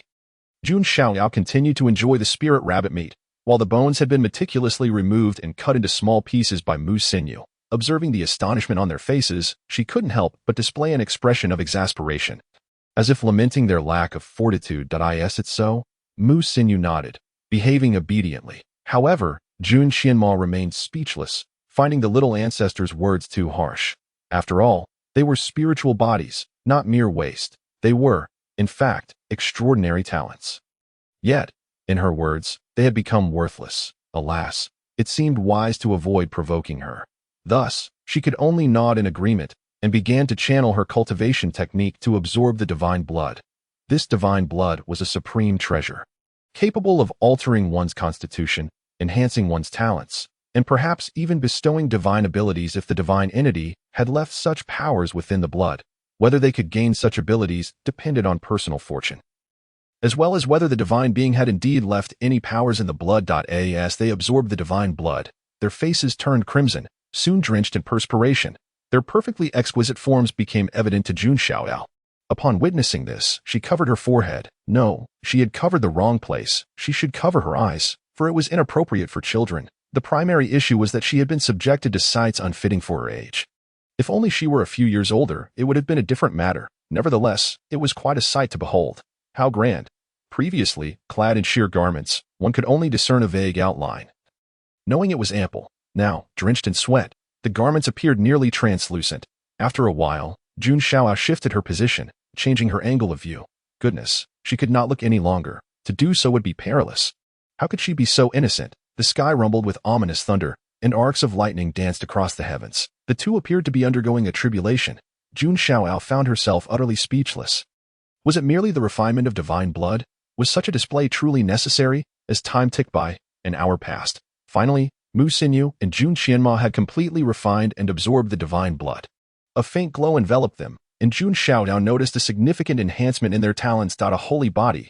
They had transformed into holy bodies. This revelation left Jun Xiaoyao somewhat envious, for she was merely an imperial body. While these two had ascended to the status of holy bodies, could she not feel anxious? Merely talent, she reassured herself internally. Just a holy body. She comforted herself, knowing she possessed points that could elevate her talents. Or perhaps she could refine another drop of divine blood. Mu Xinyu and Jun Xianma opened their eyes, brimming with excitement, nearly leaping with joy. They hurriedly approached Jun Xiaoyao and knelt before her in gratitude. This was a monumental gift. It was important to note that warriors only knelt to their parents and masters. They did not bow to heaven or earth, for warriors were those who defied fate. In this moment, their kneeling before Jun Xiaoyao illustrated the depth of their gratitude. "Are you sending me away?" Jun Xiaoyao asked, glancing at Mu Xinyu and Jun Qianma. "I cannot bear this. Look at yourselves. What do you resemble at this moment? Hurry and bathe and change your clothes. I cannot handle this. Not at all. We would never dare." Upon hearing Jun Xiaoyao's words, Mu Xinyu and Jun Qianma quickly shook their heads in explanation. This little ancestor was truly challenging to serve. However, having such a little ancestor was indeed fortunate. Just like that, their spiritual bodies had become holy bodies, destined for greatness alongside those holy sons and daughters, with a brighter future ahead. After all, they were now all holy bodies. "I am preparing to sleep," Jun Xiaoyao announced, her meaning clear. She wanted them to get ready. "The little ancestor requires rest. Just a moment." "Little ancestor," Mu Xinyu replied, her smile radiant as a flower. Without delay, she and Jun Qianma departed to bathe and change in a nearby stream. "You have gifted Mu Xinyu with divine blood 1. Received chaotic divine blood 5. Points increased by 100,000. You have gifted Jun Qianma with divine blood 1. Received chaotic divine blood 5. Points increased by 100,000. At this moment, a notification echoed in Jun Xiaoyao's mind. Upon hearing it, she was somewhat taken aback. She had not anticipated that gifting items to others would also yield points, and quite a substantial amount at that. 100,000 points was no small sum. Of course, it could not compare to the points she had accrued from hunting demon beasts over the past few days. Yet, aside from the points, there was also chaotic divine blood, a clearly superior substance. A 5-fold return. System, is there a return function? Approximately 20 minutes later, Mu Xinyu and Jun Qianma returned, both attired in fresh garments. "Women do take their time in bathing," she mused. That if they were men, taking longer than 3 minutes would be a disgrace to the very notion of manhood. "Is this what you call a brief wait?" Jun Xiaoyao complained. 20 minutes just to wash. Is that a brief wait? Yet, the two girls offered no retort, merely sharing an awkward smile, for it was futile to reason with the little ancestor. He was the very definition of reason. Any slight defiance against the little ancestor was a mark of disrespect. Thus, they hastily entered the cave on the sheer cliff to tidy up. "Little ancestor," Jun Qianma inquired with a smile that belied her usual cool demeanor, "would you like me to assist you with your bath?" The smile was evidently not entirely friendly. She appeared to relish the thought of witnessing Jun Xiaoyao's embarrassment. If she helped him bathe, it would be all too easy to take advantage of his vulnerability. Yet if he declined, it would only serve to highlight his shyness. "I will not be bathing today," Jun Xiaoyao replied coldly, swiftly entering the cave. Inside, the cave measured about 20 square meters, dry and suitable for habitation, with a simple bedding already laid out. Jun Xiaoyao casually selected a spot and lay down, inhaling the pleasant aroma. "What will you do?" Having just reclined, Jun Xiaoyao suddenly sat up, his hair bristling, his eyes alertly fixed on Mu Xinyu. He inquired, "Are you going to sleep?" Mu Xinyu replied, and her statement was undeniably accurate. She intended to sleep. However, her demeanor suggested it was a matter of course that she would share this slumber with Jun Xiaoyao. "Why are you sleeping here?" Jun Xiaoyao questioned, incredulous. Was it not absurd? Did she not understand the distinctions between genders? This was utterly ridiculous and warranted immediate intervention. Little ancestor, he chided, you are but a child, and I must look after you. Otherwise, he continued, upon our return to the heavenly sect, won't the elders flay my skin? Surely, you wouldn't want that, right? They say you are kind-hearted, and such a scenario would surely displease you. Mu Xinyu spoke with a tone of feigned distress, her expression suggesting she had suffered a great injustice. Sleep now, Jun Xiaoyao responded, at a loss for words. Ultimately, it was his benevolent nature towards the little ancestor, coupled with the comforting warmth of her embrace, that allowed him to drift into a peaceful slumber. Rejuvenated for the morrow's hunt for demonic beasts, there was no alternative. His desire for strength compelled him to embrace diligence. After all, if he did not grow stronger, who would? With this resolve, he lay back down. Pulling the covers over himself, Mu Xinyu nodded, behaving like an obedient child. What are you up to now? This time, Jun Xiaoyao's irritation flared more fiercely than before. What on earth? If we are to sleep. Why are you removing my clothes? Little ancestor, Mu Xinyu replied earnestly, isn't it customary to remove clothing for sleep? Yet, her hands did not cease their movements. In mere moments, Jun Xiaoyao found himself stripped down to his undergarments. Had it not been for that, he surely would have lost his temper. Now, he comprehended a vital lesson. Boys must protect themselves when outside. Is this sufficient now? Jun Xiaoyao burrowed into the covers. Preparing to sleep. He turned restlessly, seeking a comfortable position, ultimately discovering that the most soothing repose could be found in Mu Xinyu's embrace, and soon he succumbed to slumber. Giggle, this little ancestor. Mu Xinyu chuckled softly upon witnessing Jun Xiaoyao asleep. Unable to contain her amusement, despite his earlier resistance, he ended up nestled against her. However, this was quite embarrassing, for she was still a girl. Yet, considering he was merely a 5-year-old boy, she dismissed the matter. Feeling a pang of sympathy for him. A child of 5, alone in the secret realm, how could one not feel compassion? I did not expect, remarked Jun Xianma, glancing at Jun Xiaoyao, that this little ancestor would be so endearing. What a pity, Mu Xinyu replied with a smile, that he is merely a child. What do you mean? Jun Xianma queried. Do you wish for him to be an adult? Sister, have you fallen for him? Jun Xianma shot a cold glance at Mu Xinyu, astonished. Are you suggesting you wish for him to be grown? What are you thinking? By the way, you are not experiencing infatuation, are you? At your age. It is high time you sought a companion. What nonsense are you speaking? Mu Xinyu's cheeks flushed. She countered, envisioning how mortifying it would be if this little ancestor were an adult on the 3rd day in the sacred king ancient realm. Jun Xiaoyao's points reached 7,692, 510, with spirit crystals totaling 8,780,310 and slaughter points at 5,111, 245. By the 4th day, his points climbed to 10,120, 000, spirit crystals to 12,210, 000, and slaughter points to 7,980, 000. On the 5th day, his points peaked at 13,340, 000, spirit crystals at 15,430, 000, and slaughter points at 10,520, 000. The 6th through 10th days passed similarly, and as dusk fell, Jun Xiaoyao ceased his battles. His points now totaled 28,930, 000, spirit crystals 32, 020, 000, and slaughter points 23,170, 000. All of this was garnered through his relentless combat against demonic beasts, yet he had also vanquished numerous formidable opponents. These adversaries, however, were merely impoverished, lacking both spirit crystals and slaughter points. Yet they persistently sought to provoke him. Thus, he had no choice but to eliminate them effortlessly. You, Jun Xiaoyao remarked, surveying Mu Xinyu and Jun Xianma, have disappointed me. He shook his head with a sigh, his expression one of exasperation. Indeed, Mu Xinyu and Jun Xianma replied, bowing gracefully in acknowledgement of his admonition. Over the past few days, they had grown accustomed to hearing this lamentation 3 or 4 times daily, gradually accepting their shortcomings in comparison to the little ancestor. Fortunately, under his guidance, they had amassed over 1,000,000 slaughter points in this short span. Ha ha ha. All brawn, no brains, Jun Xiaoyao observed as Mu Xinyu wore a smile. Clearly having become impervious to his reprimands. As he spoke, he glanced at her ample bosom, affirming the truth of his words. Isn't that what you like, little ancestor? Mu Xinyu muttered softly. In truth, she was not laughing at Jun Xiaoyao's scolding, but rather at the fact that, despite his chastisements, he still sought her out for sleep at night, and upon awakening, His small hand would invariably rest upon her chest. She had grown accustomed to it.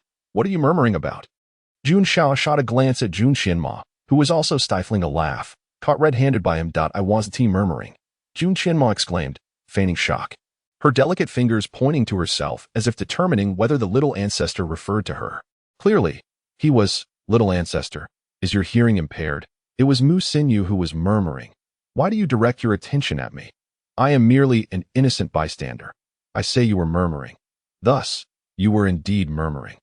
Jun Xiaoyao replied coldly. Indeed. I acknowledge my mistake, Jun Xianma said, her expression one of resignation. Yet she could not retort. Reasoning with the little ancestor was a path to madness. The truth was, this adorable little tyrant had transformed her into a saint body. And over these few days, she had inexplicably ascended 3 realms, an achievement beyond her wildest dreams. It was common knowledge that upon reaching the myriad realms, advancing even a single minor level typically required years of effort. Even for those renowned as saints. Yet here she was, having elevated herself 3 minor levels in the mere span of days. Mu Xinyu had experienced the same remarkable transformation.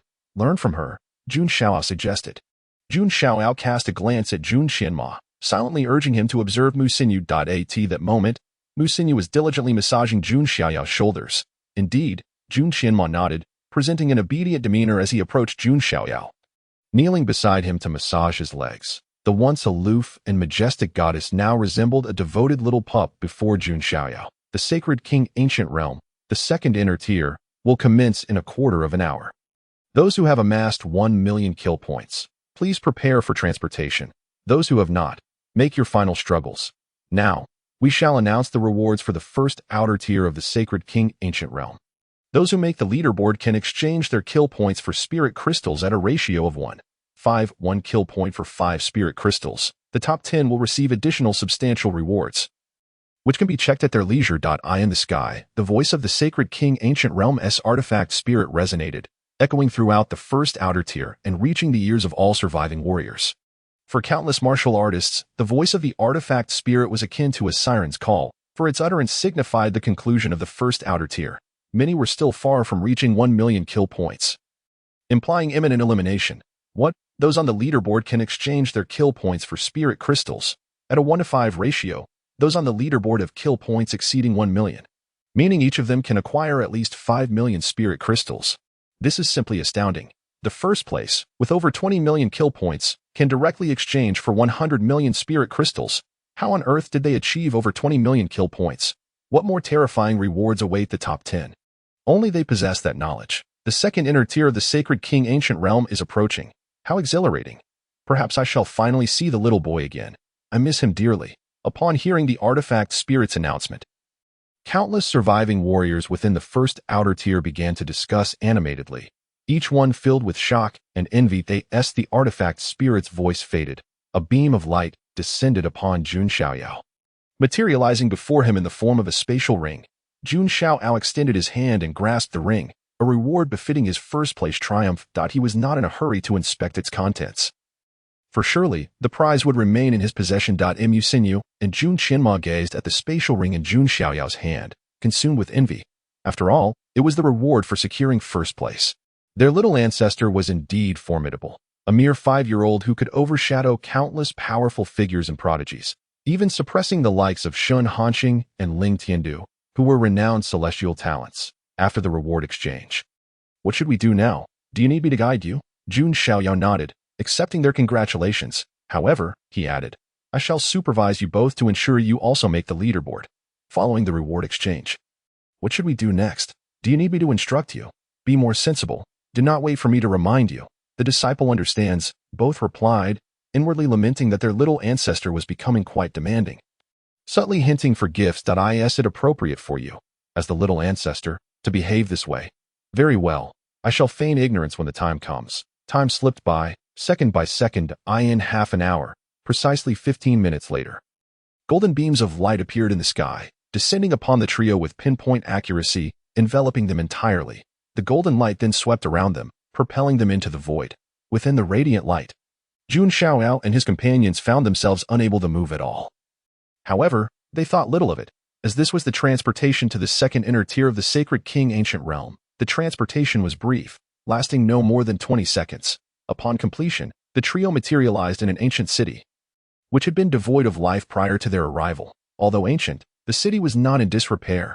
Rather, it exuded a sense of timelessness, brimming with pure and abundant spiritual energy. Welcome to the second tier of the Sacred King Ancient Realm. A total of 49,201 individuals have arrived at this level. Fighting is strictly prohibited within the ancient city. Violators will face annihilation. This city shall serve as your resting place, as well as a site for cultivation. You have 10 days in this second phase to diligently cultivate. During this phase, a cultivation leaderboard will be established. The more you enhance your cultivation, the higher your ranking will be. The top 1,000 on the leaderboard will gain access to the core of the third tier of the Sacred King Ancient Realm. The voice of the artifact spirit resounded once more, announcing the rules of the second phase that I end this phase. The emphasis is on cultivation. Those who progress swiftly will ascend the ranks. It is evident that this favors those with lower cultivation levels while posing challenges for the more advanced. What sort of rule is this? It seems utterly absurd. Celestials and supreme beings may as well be eliminated. Those at the half-step emperor level will fare even worse. The lower cultivators are at an advantage. Frankly, I do not comprehend the nature of this rule or what is expected of us. Yet, even celestial and supreme realms, though unable to break through, may still have a chance to enter the top 1,000 if they cultivate rapidly. In this world, filled with uncertainties and variables, opportunities are indeed elusive. As a half-step emperor, while I cannot attain enlightenment, my progress in cultivation is still commendable. When the artifact spirit's words concluded, countless powerful warriors found themselves in a state of bewilderment. This rule undoubtedly marginalized them. After reaching the myriad forms, advancing even a minor realm could take years, if not decades. What can one achieve in a mere 10 days? Nonetheless, for those with lower cultivation, this truly is a boon. Enough, Nangon Yuang pouted. I shall seek out Xiaoyao first. I end the first phase. She ranked 5th on the kill leaderboard. This was her limit. Moreover, a significant portion of her efforts had been in competition with the little boy. The outcome? Let us not dwell on that. Now, hearing the artifact spirit's rules, it is evident they are targeted at exceptional warriors like her. That cursed artifact spirit truly deserves reproach. I shall not dwell on it. If elimination is to be, so be it. First, I must find that little rascal. It has been 10 days since I last saw him. I miss him dearly. I wonder how he has fared. Does he think of his little master? With a swift motion, she darted toward the center of the ancient city, where a plaza typically served as a gathering point for newcomers. It is human instinct to congregate in the heart of unfamiliar environments for ease of communication. Little ancestor, what shall we do now? Mu Xinyu inquired of Jun Xiaoyao within the ancient city, embodying the quintessential devoted follower, eager to consult their little ancestor on every matter, placing him at the forefront of importance.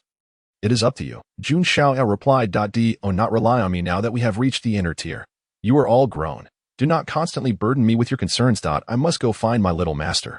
Jun Xiaoyao glanced at Mu Xinyu, pondering her intentions. Did she wish to accompany him? Do not be deceived by the ample bosom that draws my admiration. Certainly, the sensation of touch is undeniably pleasurable.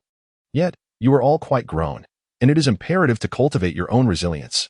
Having uttered these words, I strode towards the heart of the ancient city, disregarding Mu Xinyu and Jun Xianma. Alas, they truly bring no ease to one's mind. Observing that diminutive figure, barely reaching 1 meter 20, with hands clasped behind, taking tiny steps, Mu Xinyu and Jun Xianma were already accustomed to this little tyrant. Nevertheless, they were momentarily taken aback. The smaller one becomes. The more he feigns maturity, Jun Xiaoyao continued on, reaching the palace's corner, where that petite form swiftly darted away into the distance. It was crucial to ensure that these bothersome entities did not follow. He had to locate his little master uncle promptly. How he longed to see his little master uncle. The ancient city was not vast, and Jun Xiaoyao swiftly arrived at its very center. There, a grand square stood, adorned with countless towering pillars. Upon entering the square, Jun Xiaoyao's gaze scanned the surroundings with intent. Soon, a breathtaking silhouette graced his vision. Amidst the square, a figure stood out as a picturesque sight. White hair and silken threads. Exquisitely enchanting. She was there, her beautiful eyes searching intently, as if in pursuit of something specific. Her gaze was meticulous, for what she sought was a tiny being, easily obscured by a stone bench if one were not careful. In no time, she spotted him, and at that moment, her eyes sparkled with joy. A radiant smile adorned her exquisitely delicate visage. Little master uncle, the diminutive figure, now seen, cheered as he rushed towards her. his small legs moving with delightful fervor. "Where have you been, you imp?" Nangong Yuhuan looked upon the approaching boy, who promptly leaped into her embrace. In that instant, she felt an overwhelming surge of happiness and excitement, akin to the joy of recovering something precious. Her jade hand rose, poised to deliver a playful slap, while simultaneously chiding him for the worry he had caused her over the past few days. She had been utterly consumed by thoughts of him. "Little master uncle, what have you been up to? Random teleportation is hardly my fault." Jun Xiaoyao relished the warmth of his master uncle's embrace, a sensation he missed dearly. Just as he was savoring the moment, he noticed her delicate hand poised to swat him on the backside, accompanied by some nonsensical remarks. This was intolerable. He could not endure being unjustly punished. "I've done nothing," he protested. "I simply missed you, master uncle, and wanted to see if you had lost weight." The jade hand that had been raised in reproach fell softly onto Jun Xiaoyao's back, gently caressing him. "Is that so?" Jun Xiaoyao was not oblivious to his master uncle's intentions. Fortunately, he had intervened just in time. Otherwise, that slap would have left him sore. "Indeed. What do you think? Let us first find a place to settle down," Nangong Yuhuan replied with a sidelong glance at Jun Xiaoyao. As she spoke, she cradled him in her arms, her exquisite face nuzzling against his cheek. She had missed this little boy immensely, grateful that he was safe and thriving, surpassing many extraordinary prodigies and formidable beings, which made her swell with pride even amidst her worries. At that moment, she chose not to delve into too many topics, particularly the matters regarding the sacred king's ancient realm and, especially, the slaughter ranking. Perhaps it would be best to pretend the slaughter ranking did not exist. "Master uncle," he exclaimed, "those individuals on the slaughter ranking seem rather unimpressive. Please do not look at me like that. I did not mean you, except for you," Jun Xiaoyao proudly declared, as it was entirely reasonable to share his joy at having secured the top position on the slaughter ranking with someone so close to him. Suddenly, he sensed a chill in his master uncle's gaze, and he quickly realized he had misspoken. "Oh no. Would he face punishment? The matter of the slaughter ranking was a matter of fortune, a martial artist." She admonished, "It is wise to remain low-key. Do you understand?" Nangong Yuan's icy stare bore into the little boy in her arms. In that moment, she felt an urge to impart a thorough lesson to him. However, she also recognized that this little one, despite his size, was not easily fooled. A clever excuse was necessary. "Understood, master uncle. I shall never mention the slaughter ranking again," Jun Xiaoyao promptly agreed, eager to appease her. "The child who cries receives milk, and the obedient child also receives nurturing." Thus, he aimed to secure both. "Tonight, you shall stand while you sleep," Nangong Yuhuan stated with a deep breath, her tone icy. The white-haired beauty appeared somewhat vexed. Yet Jun Xiaoyao found her anger to be rather charming. As they conversed, they made their way out of the square. "That wretched woman, that despicable creature. I shall make you wish for death." At the square's edge, Ling Tiandu glared menacingly at the retreating figure of the white-haired beauty. At that moment, he yearned to flay the skin off her and the boy in her arms, to make them beg for mercy. "Your Highness, shall we capture her?"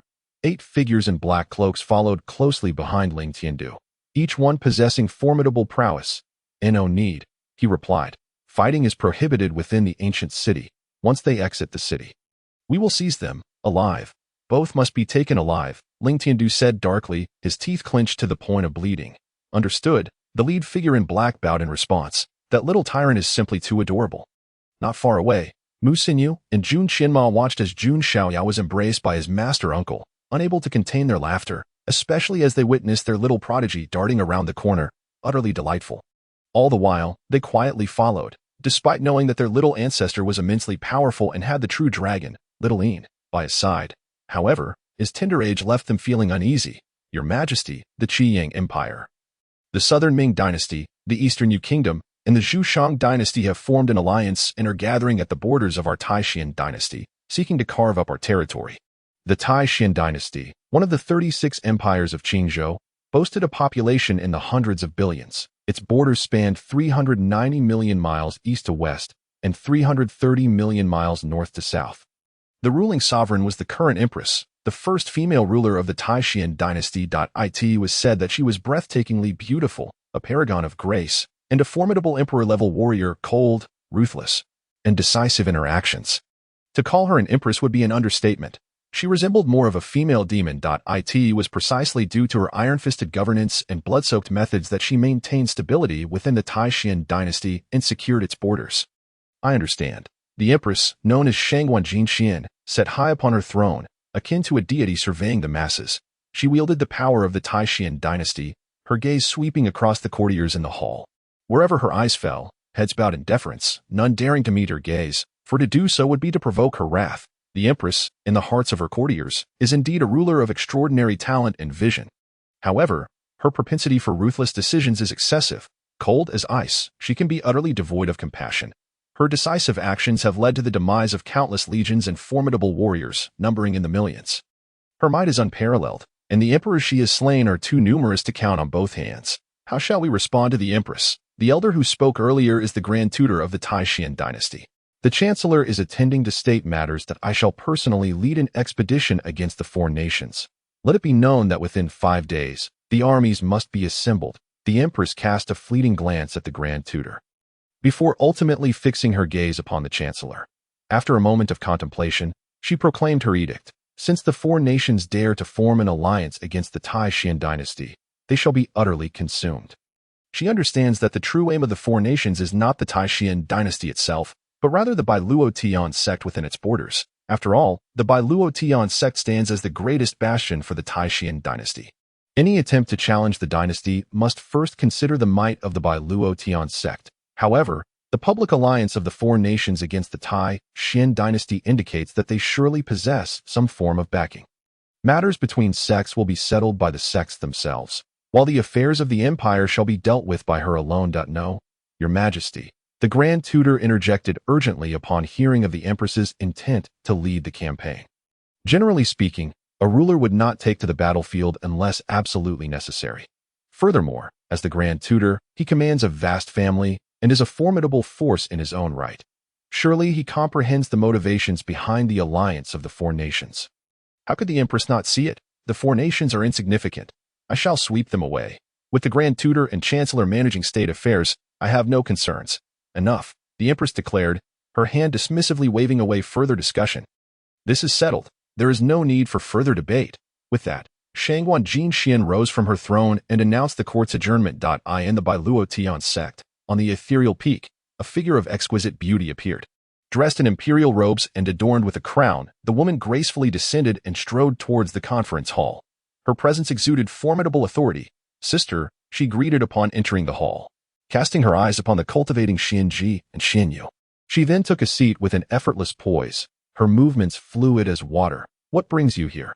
Xianji inquired, her tone icy and devoid of any emotional fluctuation. She had never held a favorable view of Shangguan Jinxian. The fact that she did not show herself during the recent passing of her junior brother only deepened her disdain. Sister, you still find me displeasing. I see. There are matters you do not comprehend. This time, I have come to the ethereal peak for 2 reasons. First, Qingyang, Nanming, Dongyu, and Xuchang have formed an alliance with the intention of dividing the Taishan dynasty. You may ponder the reasons behind this. Second, I have come to see Xiaoyao. In a few days, I shall lead an expedition, and there are those who do not wish for my return. I might not come back. Shangguan Jinxian stated her purpose. Though she could not sway the will of the Bailuo Tian sect, it was imperative to inform them about the alliance of the four nations, which they may already be aware of, given their enduring presence in Jiuzhou for millennia. Besides this, she wished to see Jun Xiaoyao, as she held a deep affection for the delicate boy. However, she had only glimpsed him from afar, and he had yet to see her. Your master owes a debt to this empress. You shall be the one to repay it. The sect is already aware of the four nations alliance. This is not a matter for your dynasty to intervene in. Mind your own affairs. Jun Xiaoyao is not at the sect. He has gone to the Sacred King Ancient Realm. Xianji replied coolly. What? He has gone to the Sacred King Ancient Realm. Did he do so secretly, or with your permission? Shangguan Jinxian exclaimed, rising abruptly. What kind of jest is this? A mere child, to be sent to the Sacred King Ancient Realm. He likely has not even begun to grasp the intricacies of cultivation. Was it a clandestine escape or sanctioned by you? I permitted it. Xianji responded coldly. She was not angered by Shangguan Jinxian's inquiries. Her emotions remained unperturbed. Sister, you are being foolish. Do you not comprehend what the Sacred King Ancient Realm entails? Moreover, Xiaoyao is merely 5 years old. Are you not sending him to his doom? That place, not even a child devoid of cultivation can survive there. Even for us, entering could lead to our demise. That is also known as the Tomb of Saints. meaning even saints may find themselves buried there. Shangwan Jin Xian shot Xianji a frosty glare, muttering to herself as she walked out of the conference hall, lost in thought until she vanished into the night. "Little master uncle, are we staying here?" Jun Xiaoyao inquired. Gazing at the palace before him, it was not grand, yet the environment was tranquil and the spiritual energy was abundant. "Where would you prefer to stay?" Nangong Yue shot a glance at the young boy in her arms. Her tone tinged with annoyance. She was still irked by his incessant references to the slaughter rankings. She yearned to give him a good scolding, though she understood that if he cried, she would have to console him, which would not be worth the trouble. Therefore, she chose to endure until he was older, at which point she could discipline him properly. "Will staying here require spirit crystals?" Jun Xiaoyao asked out of course. "But that is merely a formality. Do you think I lack spirit crystals? I have an abundance," she retorted, her irritation evident. With over 100 million spirit crystals exchanged from slaughter points, why would she concern herself with a trivial amount? Moreover, he had no need for them. To him, spirit crystals were merely a number. "Do you lack spirit crystals?" "Over 100 million, he replied. "Will you not offer a portion to your little master uncle?" Nangong Yue nearly slapped him for his audacity. "You, who ranked first in the slaughter rankings with over 20 million slaughter points and exchanged for over 100 million spirit crystals, dare claim to be lacking? I am still young. When I grow up, I shall repay you." Jun Xiaoyao hastily shook his head, trying to divert her from the idea of taking his spirit crystals. "I will keep them safe for you. When I am older, I will give them to you." Nangong Yue spoke earnestly, her expression solemn. This scene reminded Jun Xiaoyao of adults giving red envelopes and New Year's money to children in his past life. Now, his little master uncle was employing the same tactic. It seemed that regardless of time or place, adults were always the same. "Thank you, little master uncle. No need," she replied. "I can manage on my own." Jun Xiaoyao shook his head. He could agree to everything else, but as for spirit crystals, this time he would not let her take them. Of course, he also realized that his little master uncle was merely teasing him. After all, a half-step emperor would hardly be in want of a mere handful of spirit crystals. Certainly, the sum of over 100 million is indeed considerable. Ilan Nangong Yuang has ceased all communication with Jun Xiaoyao and strides towards the palace gates. Upon arriving at the entrance, a faint sound emerges in the air, akin to the fabric of space being torn apart. Jun Xiaoyao recognizes this as a formation.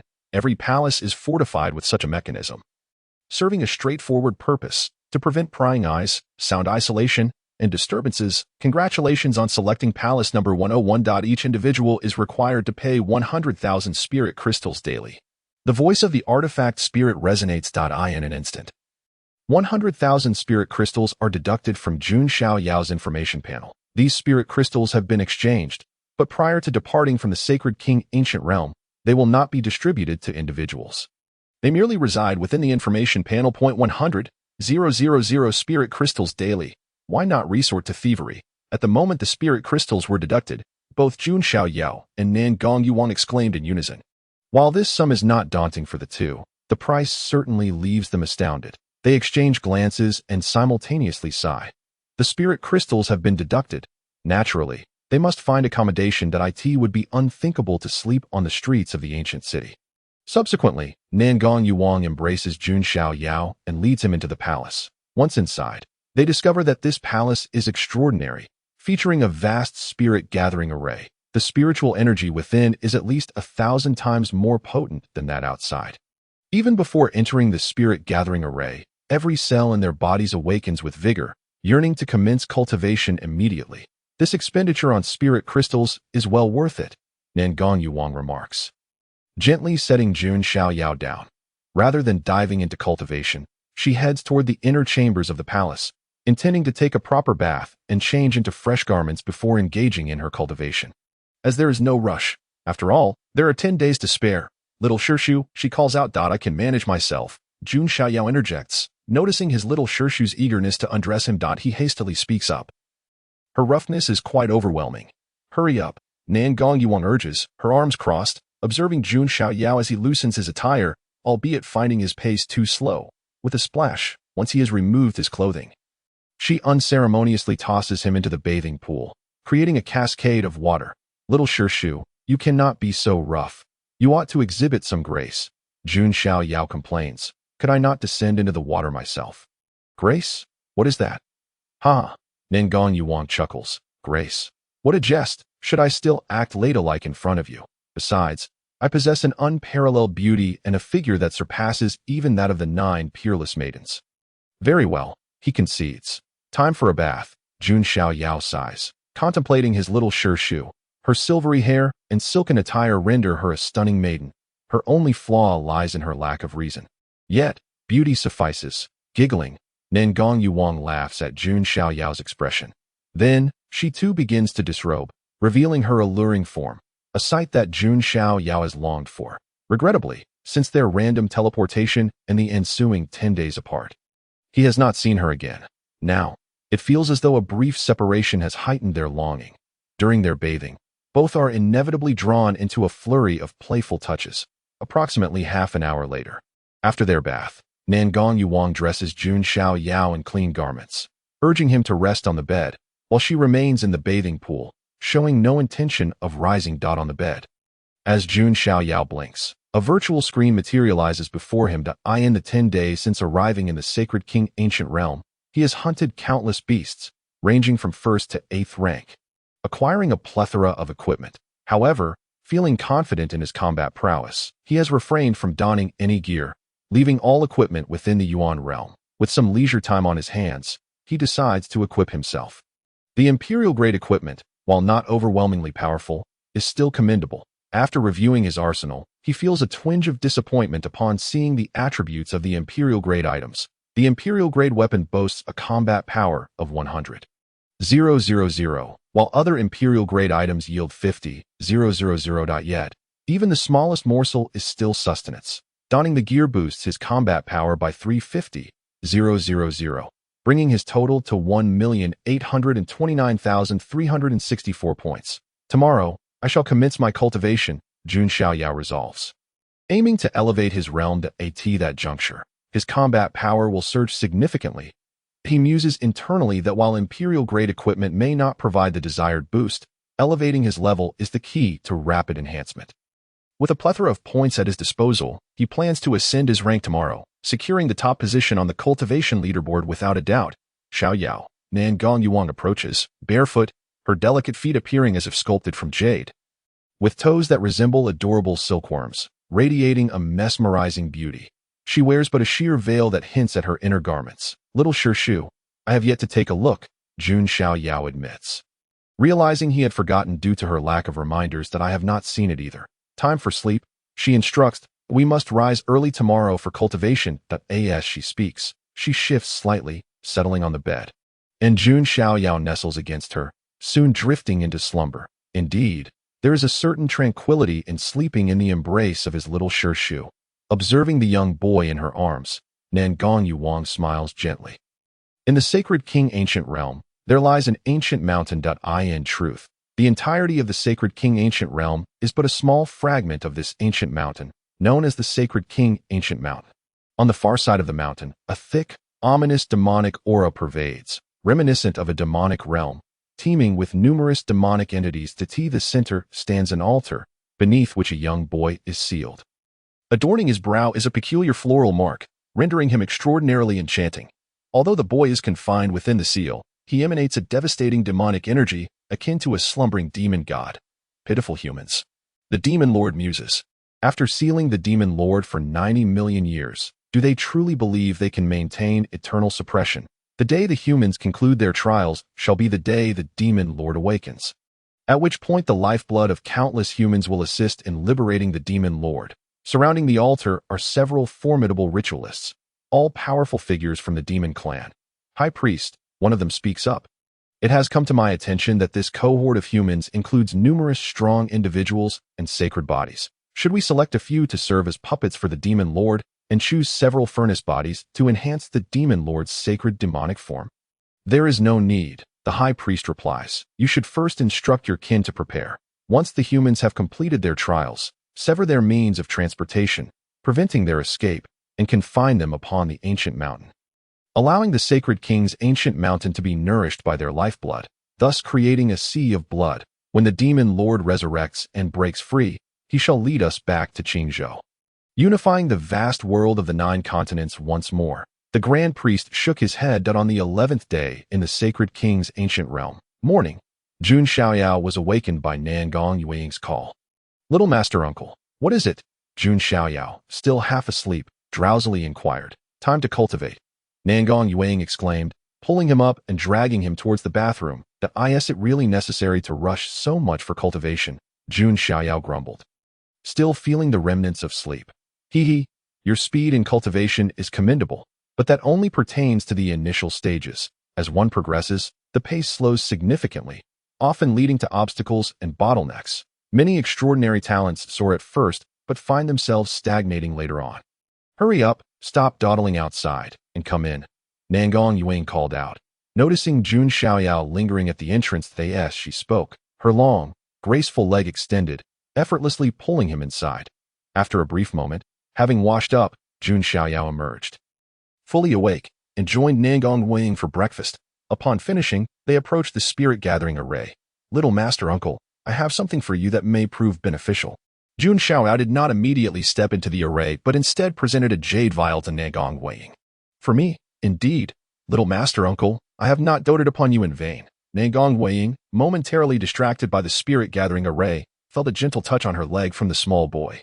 She paid it no heed. Merely a child, but when he mentioned having something to offer her, her heart swelled with joy. Regardless of what the little one presented, it would delight her, for it was a token of his affection. Lowering herself to meet his gaze, she squatted down and accepted the jade vial, planting a tender kiss on his youthful, rosy cheek. "Little master uncle, actually, you can use this right away." Jun Xiaoyao, savoring the warmth of her touch on his cheek, spoke up as she attempted to stow the vial away. "Oh, is that so?" Nangong Yueying paused, her expression turning serious as she scrutinized the small boy. She then brought the vial closer to inspect it, not intending to open it immediately. As a half-step emperor, her divine sense was unparalleled. Though the vial bore a seal, it could not withstand her scrutiny. Upon her divine sense brushing over the vial, her serene and exquisite face shifted in astonishment. "Divine blood. It is indeed divine blood. Xiaoyao, you truly are my treasure." Knowing the vial contained divine blood, Nangong Yueying was overwhelmed with excitement. As a half-step emperor, she understood the immense power and rarity of divine blood, which was often relegated to legend. After all, divine blood is the true essence of a deity's life force, and there are no deities in the vast world of the 9 continents. Hence, the scarcity of divine blood. Moreover, even if there were deities, they would never part with their life essence. For a half-step emperor, such blood was invaluable that a single drop could cleanse one's talent and physique, and even shatter bottlenecks. "Then, little master uncle, you should use this divine blood for your cultivation first. I will wait a while." Jun Xiaoyao, feeling his face being gently rubbed by Nangong Yueying, seized the moment to speak once she released him. "All right." Nangong Yueying did not decline to transcend to the emperor realm.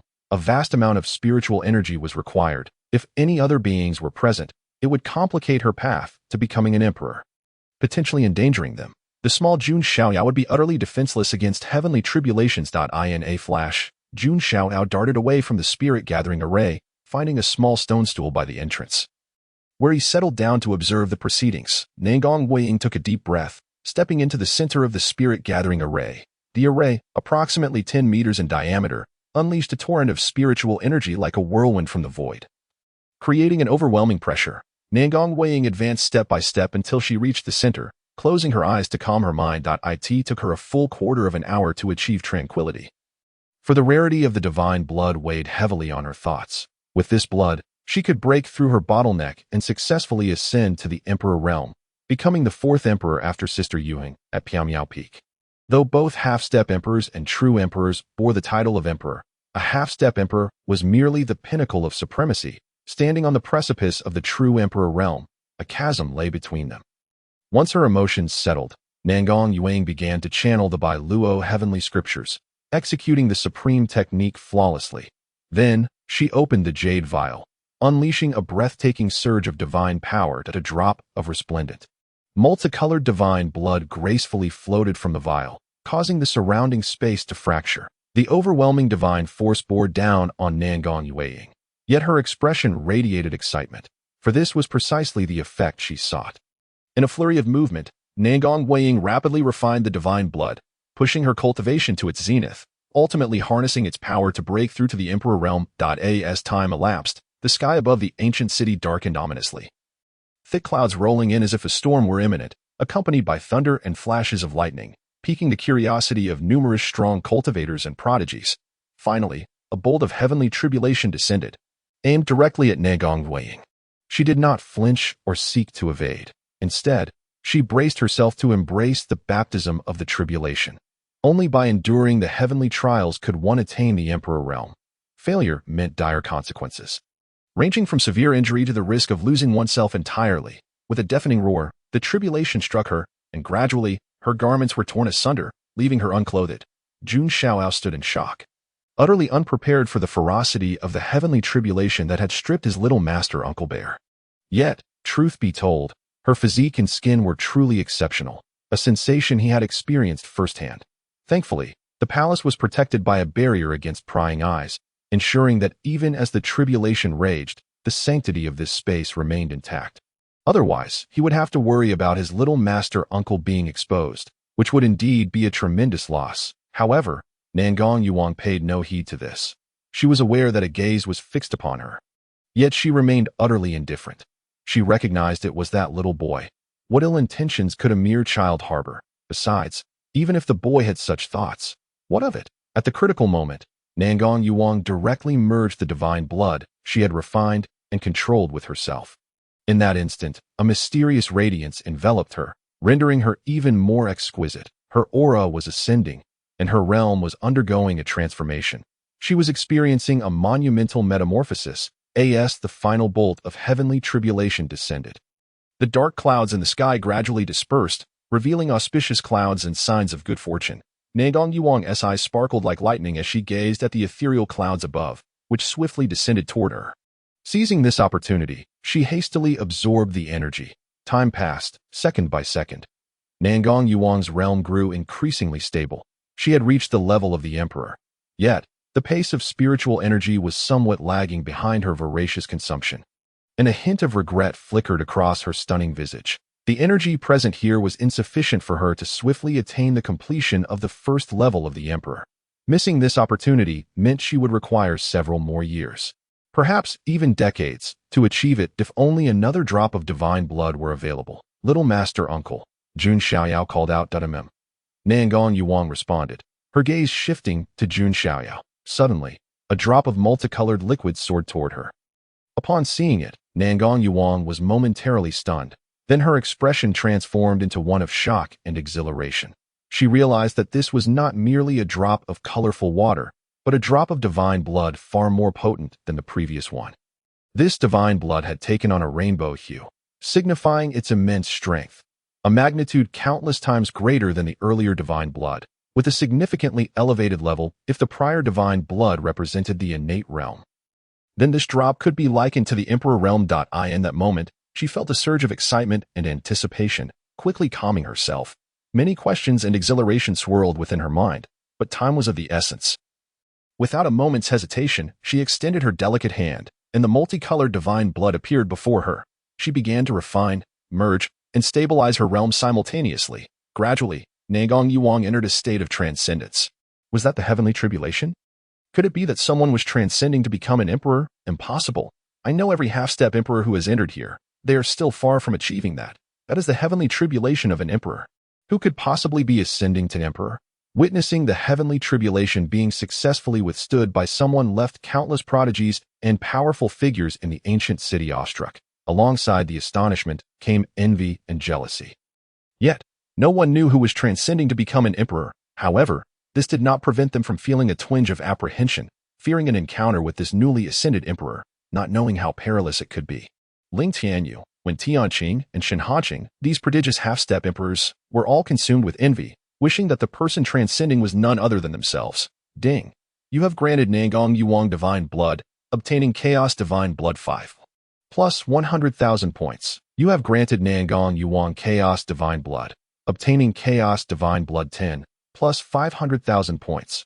Within the palace, Jun Xiaoyao sat on a small stool, admiring his little master uncle's figure. Indeed, every inch was flawless, without the slightest imperfection, leaving him salivating. That moment, the system notification echoed in his mind. Granting Nangong Yuang divine blood resulted in 5 drops of chaos divine blood and 100,000 points. Granting Nangong Yuang chaos divine blood resulted in 10 drops of chaos divine blood and 500,000 points. Consequently, his divine blood and chaos divine blood were rapidly increasing. Ding! System task issued. Hunt the Demon Lord. Time: 20 days. Reward: mysterious treasure chest 1. The system task had finally been issued again. However, this one seemed rather absurd, tasked with hunting the Demon Lord, and with a time constraint of 20 days. How strong could the Demon Lord be, and where was the Demon Lord? This left Jun Xiaoyao feeling frantic, as he had not a single clue or lead, and being inside the Sacred King Ancient Realm, he had roughly the same amount of time remaining. How could he find the Demon Lord? Suddenly, a thought struck him. Could the Demon Lord be within the Sacred King Ancient Realm? The timeline of the task's issuance coincided perfectly with the Sacred King Ancient Realm, causing him to suspect that the Demon Lord might indeed reside there. If so, this Sacred King Ancient Realm was perilous. But what realm or strength did the Demon Lord possess? He had no idea. Never mind. One step at a time. Is it beautiful? At that moment, Jun Xiaoyao heard the sweet, melodious voice of his little master uncle inquiring. Beautiful, Jun Xiaoyao replied instinctively. Have you seen enough? Nangong Yuang asked again. Not yet. Little master uncle, please put on some clothes. It's rather improper to act this way. Jun Xiaoyao instinctively replied. However, upon finishing, he realized the predicament he had placed himself in. Goodness, had he not just sealed his fate? Moreover, little master uncle, you should also be mindful of your image. Could you please dress before you decide to strike me? Humph, Nangong Yuang huffed, her delicate form vanishing into the sleeping palace, leaving behind the sound of running water. Surely, she was off to bathe, as expected. Moments later, Nangong Yuang appeared clad in pristine silk garments, radiating an even greater beauty than before, exuding an ethereal, otherworldly charm. After all, she was now an emperor. Come here. After emerging, Nangong Yuang fixed her gaze on Jun Xiaoyao, beckoning him with her fair hand. Jun Xiaoyao timidly approached, thinking to himself, Little master uncle, please be gentle. I am your own dear disciple. Am I not adorable? You wouldn't want to harm me, would you? If I were to perish, who else would be as obedient and understanding as I? As Jun Xiaoyao stepped before his little master uncle, she enveloped him in her embrace, the subtle fragrance and softness overwhelming him with comfort. Yet, he remained vigilant, questioning, Little master uncle, are you worried about accidentally injuring me? Hence giving me one last embrace just in case. He gazed earnestly at her exquisite visage, adorned with silken white hair. Giggling, indeed, she replied, What are you thinking? Sigh, have I truly been that fearsome in your eyes? Very well, I assure you, I shall never harm you again. My embrace is simply a reflection of my joy. Nangong Weiying was taken aback upon hearing Jun Xiaoyao's words. Simultaneously, she began to question herself, wondering if she had indeed been so fierce towards this young boy. That it seemed unlikely. Were they not good friends? Were they not close buddies? Moreover, she could not recall ever having struck him. After sharing a laugh, she earnestly assured Jun Xiaoyao that regardless of past occurrences, she would absolutely refrain from hitting him in the future. Is that so? Jun Xiaoyao pondered, coming to a realization that it made sense. After all, it appeared that his little master had never laid a hand on him. Perhaps it was just that he had been caught red-handed gazing at her figure, which had ignited a sense of guilt and fear that she might retaliate. Since his little master had guaranteed it, could he now afford to be more carefree? Little master, you must not go back on your word. Originally, he was a sacred body. Now, he continued, my physique and innate talent have undergone a transformation, evolving into the chaotic Linglong sacred body. Furthermore, I have ascended to the 4th tier of the emperor realm, surpassing even Sister Yuhing in cultivation. Nangong Yuang embraced Jun Xiaoyao tightly, as if wishing to meld into one. She spoke softly, her words laced with tenderness. It was no wonder she felt such joy. Those 2 drops of divine blood had proven to be a pivotal turning point in her destiny, altering her fate. Achieving the status of a half-step emperor offered a mere 1 in 10,000 chance of success. Moreover, the earlier one attained enlightenment, the greater the likelihood of success. Conversely, the later it was sought, the slimmer the chances became. Although Nangong Weiying was originally a sacred body, hers was not of the highest caliber, merely an ordinary one.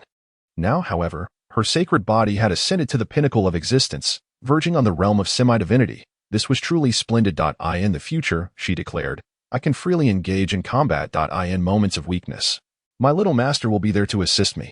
Jun Xiaoyao was astonished by Nangong Yueying's current state. Yet, upon reflection, it was only natural, as this was the result of divine and chaotic blood merging. Anyone who dares provoke you, dear little master, I shall assist you in dealing with them. Nangong Yueying chuckled, her innocence shining through like crystal, pure and untainted. Little master, she said, I love you. Jun Xiaoyao, enveloped in softness, gazed at the delicate white hair and silken strands before him, speaking in a sweet, childish tone. After finishing his declaration, he planted a gentle kiss on her exquisitely beautiful face. How delightful it was. Let it be forever. Hurry and cultivate. I have already ascended a major realm and 3 minor realms. And I should be able to place within the top 1,000. Now, I need to stabilize my realm, and you need not concern yourself with cultivation. Nangong Yueying smiled radiantly, playfully pinching Jun Xiaoyao's cherubic face, urging him to pursue his training. Forever, Jun Xiaoyao affirmed, nodding as they made a pinky promise. After sealing their pact, he stepped towards the center of the spirit-gathering array. Once he entered the core of the array, Nangong Yueying felt a wave of reassurance wash over her. After observing him for a while to ensure all was well, she retreated to her palace to solidify her own realm. Upon entering the heart of the spirit-gathering array, Jun Xiaoyao felt himself enveloped by spiritual energy, akin to being immersed in a celestial liquid. Cultivating in such an environment was guaranteed to yield rapid results. He settled into a meditative posture, activating the Biluo heavenly scripture to commence his cultivation. Of course, this was merely a facade, yet even so, his progress was swift, as the array and his chosen technique were both formidable. System, elevate my realm, he commanded. After approximately half an hour, confirming that his little master was engaged in her own cultivation, he initiated communication with the system. Consume 8,000 points. Your level ascends from the 7th rank of the Spirit Sea Realm to the 8th rank of the Spirit Sea Realm. Current status, 8th rank of the Spirit Sea Realm. Combat power increased by 20. Consume 9,000 points. Your level ascends from the 8th rank of the Spirit Sea Realm to the 9th rank of the Spirit Sea Realm. Current status, 9th rank of the Spirit Sea Realm. Combat power increased by 20. Consume 10,000 points. Your level ascends from the 9th rank of the Spirit Sea Realm to the 1st rank of the Youthful Realm. Current status, 1st rank of the Youthful Realm. Combat power increased by 50. With ample points at his disposal, his ascent was remarkably swift. In roughly 10 seconds, he had risen to the Youthful Realm, establishing himself as a 1st rank warrior. Upon reaching this level, his combat power surged by 50, resulting in a multiplication of his foundational strength by 150. In the eyes of 90% of warriors, the Youthful Realm was already a mark of strength, as it represented the 4th level of cultivation. Continue to elevate my realm, Jun Xiaoyao instructed as the system paused. This was expected, given that he had just undergone a significant leap in cultivation. It was not typical for the system to facilitate constant advancement. Consume 20,000 points. Your level ascends from the 1st rank of the Youthful Realm to the 2nd rank of the Youthful Realm. Current status, 2nd rank of the Youthful Realm. Combat power increased by 10. The increase in combat power was modest at this stage, particularly compared to the previous major leap, where it had increased by 50. Consume 30,000 points. Your level ascends from the 2nd rank of the Youthful Realm to the 3rd rank of the Youthful Realm. Current status, 3rd rank of the Youthful Realm. Combat power increased by 10. Consume 40,000 points. Your level ascends from the 3rd rank of the Youthful Realm to the 4th rank of the Youthful Realm. Current status, 4th rank of the Youthful Realm. Combat power increased by 10. Consume 100,000 points. Your level ascends from the 9th rank of the Youthful Realm to the 1st rank of the Tiangang Realm. Current status, 1st rank of the Tiangang Realm. Combat power increased by 20. In no time, his level had reached the Tiangang Realm. At this stage, the increase in combat power for a major realm was merely 20. In total, Jun Xiaoyao had ascended 11 realms. However, he was not inclined to stop. He was determined to continue his ascent and secure his position at the pinnacle of the cultivation leaderboard. Seizing this opportunity, he aimed to significantly elevate his level. When the time came for his little master and others to inquire, he could attribute his progress to the spirit-gathering array. Such an opportunity was not to be missed. Jun Xiaoyao commanded the system once more, having long since understood its tendencies, typically pausing after a major increase. Consume 200,000 points. Your level ascends from the first rank of the Tiangang realm to the second rank of the Tiangang realm. Current status, second rank of the Tiangang realm. Combat power increased by 10. Consume 1,000,000 points. Your level ascends from the ninth rank of the Tiangang realm to the first tier of the Yinyang realm. Current status, first tier of the Yinyang realm. Combat power increased by 20. Now, Jun Xiaoyao had become a formidable force in the Yinyang realm. For countless warriors, this realm represented a formidable threshold, a chasm so vast it seemed insurmountable. Continue to elevate, Jun Xiaoyao remarked. Today, let us indulge in madness and embrace recklessness. By expending 2 million points, your level ascends from the first layer of the Yinyang realm to the second layer of the Yinyang realm. Current status, second layer of the Yinyang realm. Combat power increased by 10.by consuming 3 million points. Your level advances from the second layer of the Yinyang realm to the third layer of the Yinyang realm. Current status, third layer of the Yinyang realm. Combat power increased by 10.by spending 4 million points. Your level elevates from the third layer of the Yinyang realm to the fourth layer of the Yinyang realm. Current status, fourth layer of the Yinyang realm. Combat power increased by 10.by using 5 million points. Your level rises from the fourth layer of the Yinyang realm to the fifth layer of the Yinyang realm. Current status, fifth layer of the Yinyang realm. Combat power increased by 10. Upon reaching this pinnacle, Jun Xiaoyao paused, for the consumption of points was rapid. The higher the level, the more terrifying the points required. Merely ascending from the first layer to the fifth layer of the Yinyang realm consumed a staggering 14 million points. There remained just over 1 million points, which he intended to reserve for future use. After all, the Holy King Ancient Realm was only at the second inner level. The talent ranking and the Holy Intent ranking might require the use of points as well. Furthermore, his talent needed enhancement. The fifth layer of the Yinyang realm was already extraordinarily formidable. In such a brief period, he had surged through 25 levels, crossing over the significant realms of the spiritual sea. Yuan Mansion, Heavenly Gang, and Yinyang. Each ascension within the spiritual sea realm granted an increase of 20 combat power. Reaching the Yuan Mansion realm provided a boost of 50 combat power. Ascending through each level of the Yuan Mansion realm added 10 combat power. Upon achieving the Heavenly Gang realm, combat power increased by 20. Advancing through the Heavenly Gang realm added 10 combat power. And upon reaching the Yinyang realm, combat power increased by 20, with each level thereafter adding 10 combat power. Presently, Jun Xiaoyao's combat power soared to an astounding 24,615,383 points. This formidable power left him breathless. During his elevation, every aspect of his strength and physique underwent a profound transformation at a combat power of 24.61 million at the fifth layer of the Yinyang realm was indeed astonishing. Is this combat power not overly exaggerated? Jun Xiaoyao mused as he gazed at his combat power in a daze. Thus, he communicated with the system. Returning to the host, this combat power is not exaggerated. It merely rivals that of an emperor. This power cannot slay a sage. Please continue your efforts to enhance. The system responded to Jun Xiaoyao. Indeed, the power of an emperor is approximately 10 million. Currently, his power stands at 24.61 million, significantly surpassing that of an average emperor. Yet still unable to contend with a sage. It must be noted that he is still at the Yinyang realm, which is distanced from the emperor by the realms of the myriad forms, celestial beings, supreme being, and half-step emperor. There remains a vast chasm of realms before he can attain the status of an emperor. However, in terms of combat power, he is indeed far superior to the average emperor. Moreover, this does not account for the use of martial techniques, divine abilities, or treasures. Should he employ martial techniques or treasures, the power he could unleash would be catastrophic, and even a sage might struggle to withstand it. Boom! Boom! Boom!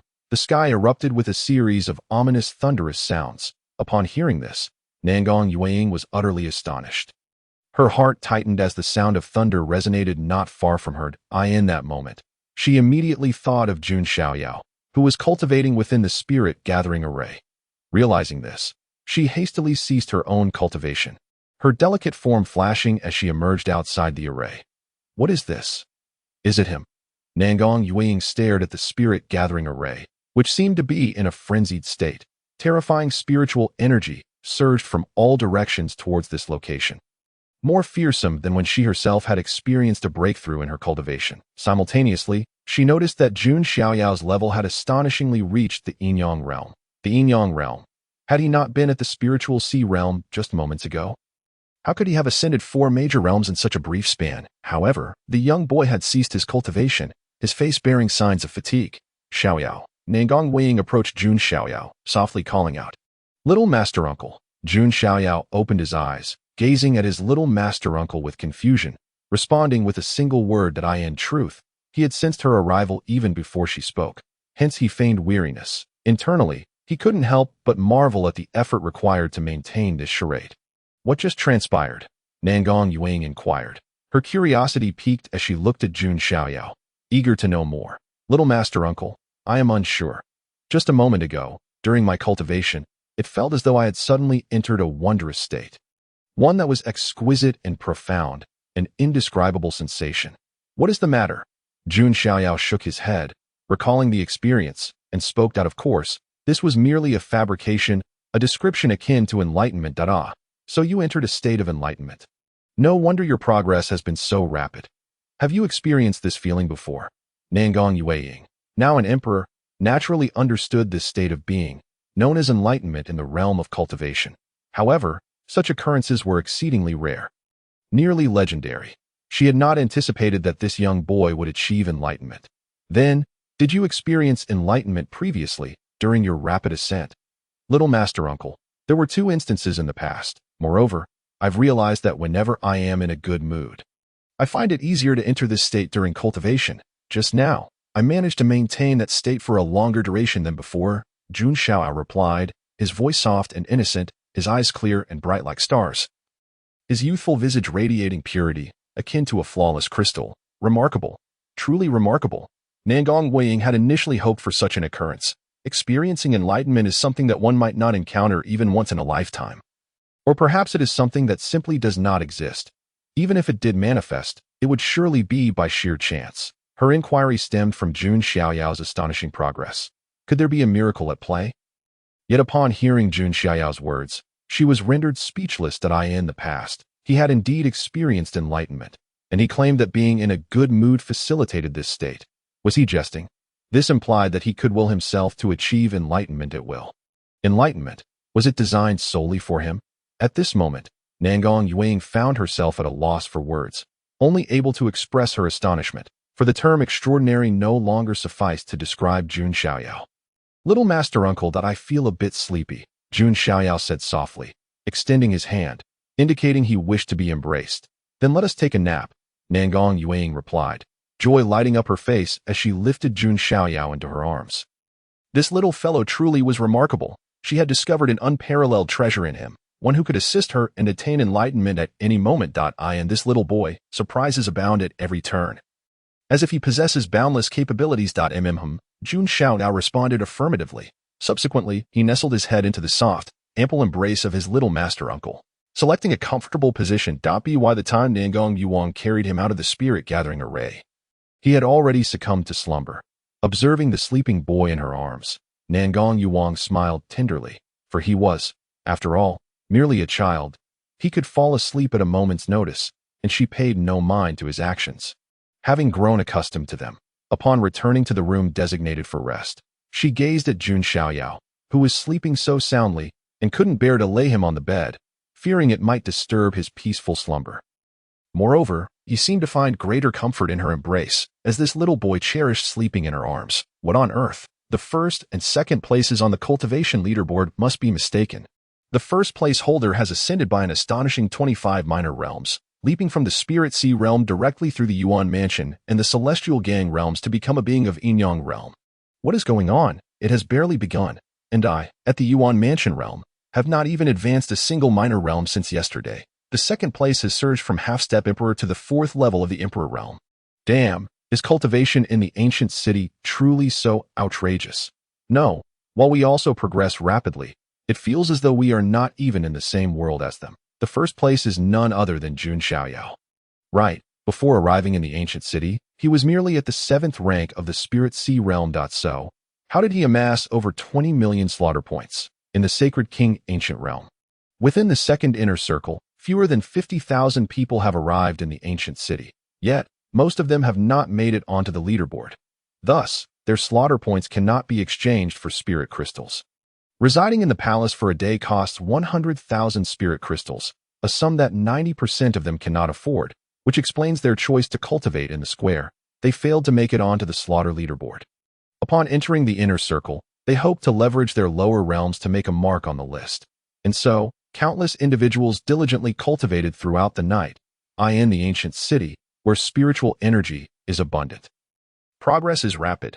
Each individual reaps significant rewards, with that single night's cultivation equating to months, if not years, of gains outside. However, when they checked the information panel and saw that the first place on the cultivation leaderboard had indeed ascended by 25 realms, they felt as though they must have misread or that the leaderboard itself was erroneous. No one would believe that someone could achieve such a feat in a single night.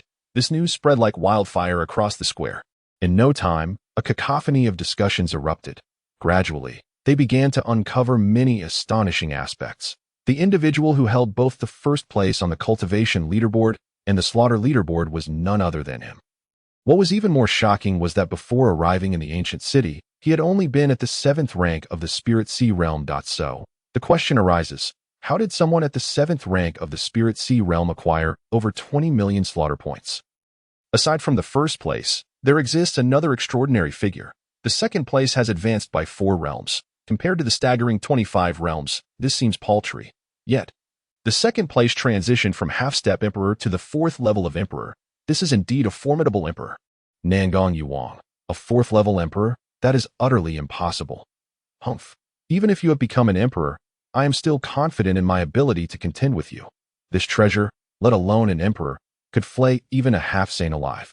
Ling Tiandu stared at the information panel displaying the cultivation leaderboard.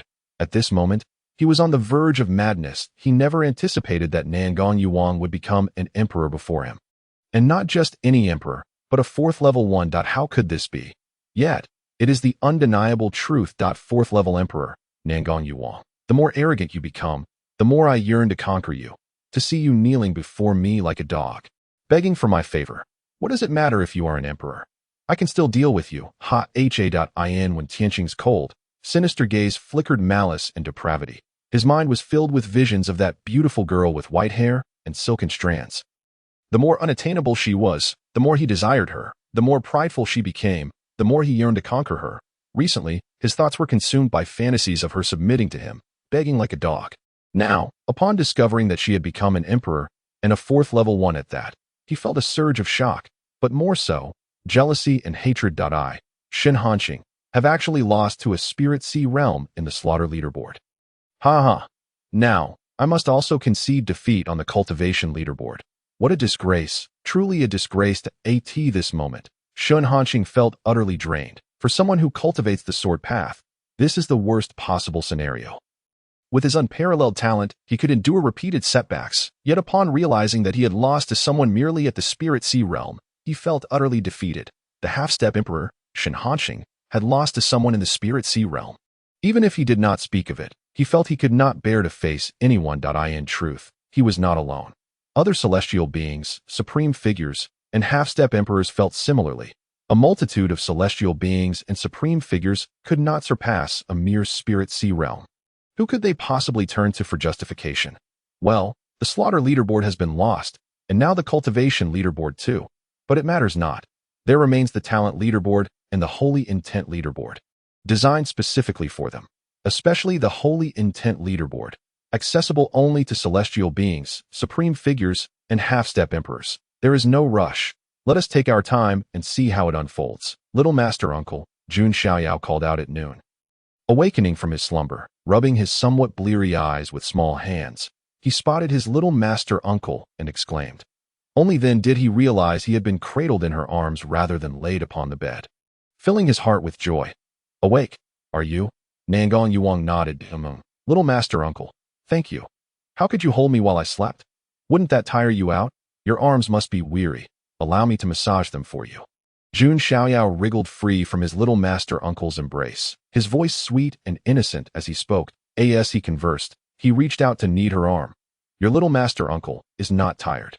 Our little boy is truly thoughtful, Nangong Yuang replied, her heart brimming with happiness at the boy's words. So young, yet so considerate. How could that not bring her joy? Little master uncle, are you tired here? After massaging her arm for a while, Jun Xiaoyao approached her, extending his hands, ready to assist in kneading her chest, concerned that perhaps her embrace had become burdensome after holding him for 2 or 3 hours. However, he felt it prudent to inquire first. After all, he had found massaging her arms somewhat tiring himself. If she said she was not tired, he would feel relieved. If she admitted to being tired, then he would only help her with a bit of kneading, for he was indeed a well-behaved and considerate child. Not tired. Ah, how carefree, chuckled the little master uncle. Allow me to impart some wisdom. There exists a distinction between the genders. You must refrain from touching a girl's body indiscriminately, and likewise, she should not touch you without cause. In due time, I shall teach you these principles. Do you understand? Nangong Yuan could scarcely believe the scene before her. She stood frozen, utterly astonished. Had the person before her been a youth of greater age, she might have wished them reborn. Yet, here was merely a 5-year-old boy, and she felt an overwhelming tolerance towards him. Thus, she thought little of it. Upon regaining her composure, she quickly assured him that she was not tired, lest the young boy overthink the situation, and more so, she feared the embarrassment of him coming too close. After all, she was still just a girl. No, even as a woman, she should not allow such liberties. In that moment, she laughed heartily. This little boy was still so innocent, his thoughts simple, unable to grasp the nuances of gender distinction. After a brief bout of laughter, she earnestly began to instruct the boy before her. His eyes sparkled like stars, pure and clear as crystal.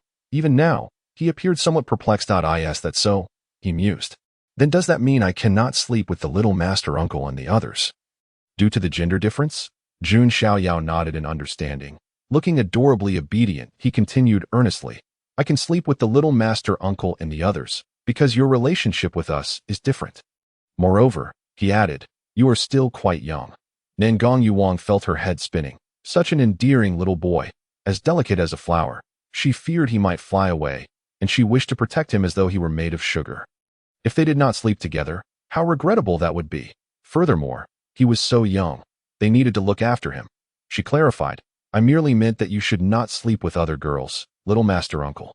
He proclaimed, I understand now. If you tire in the future, I will help you massage.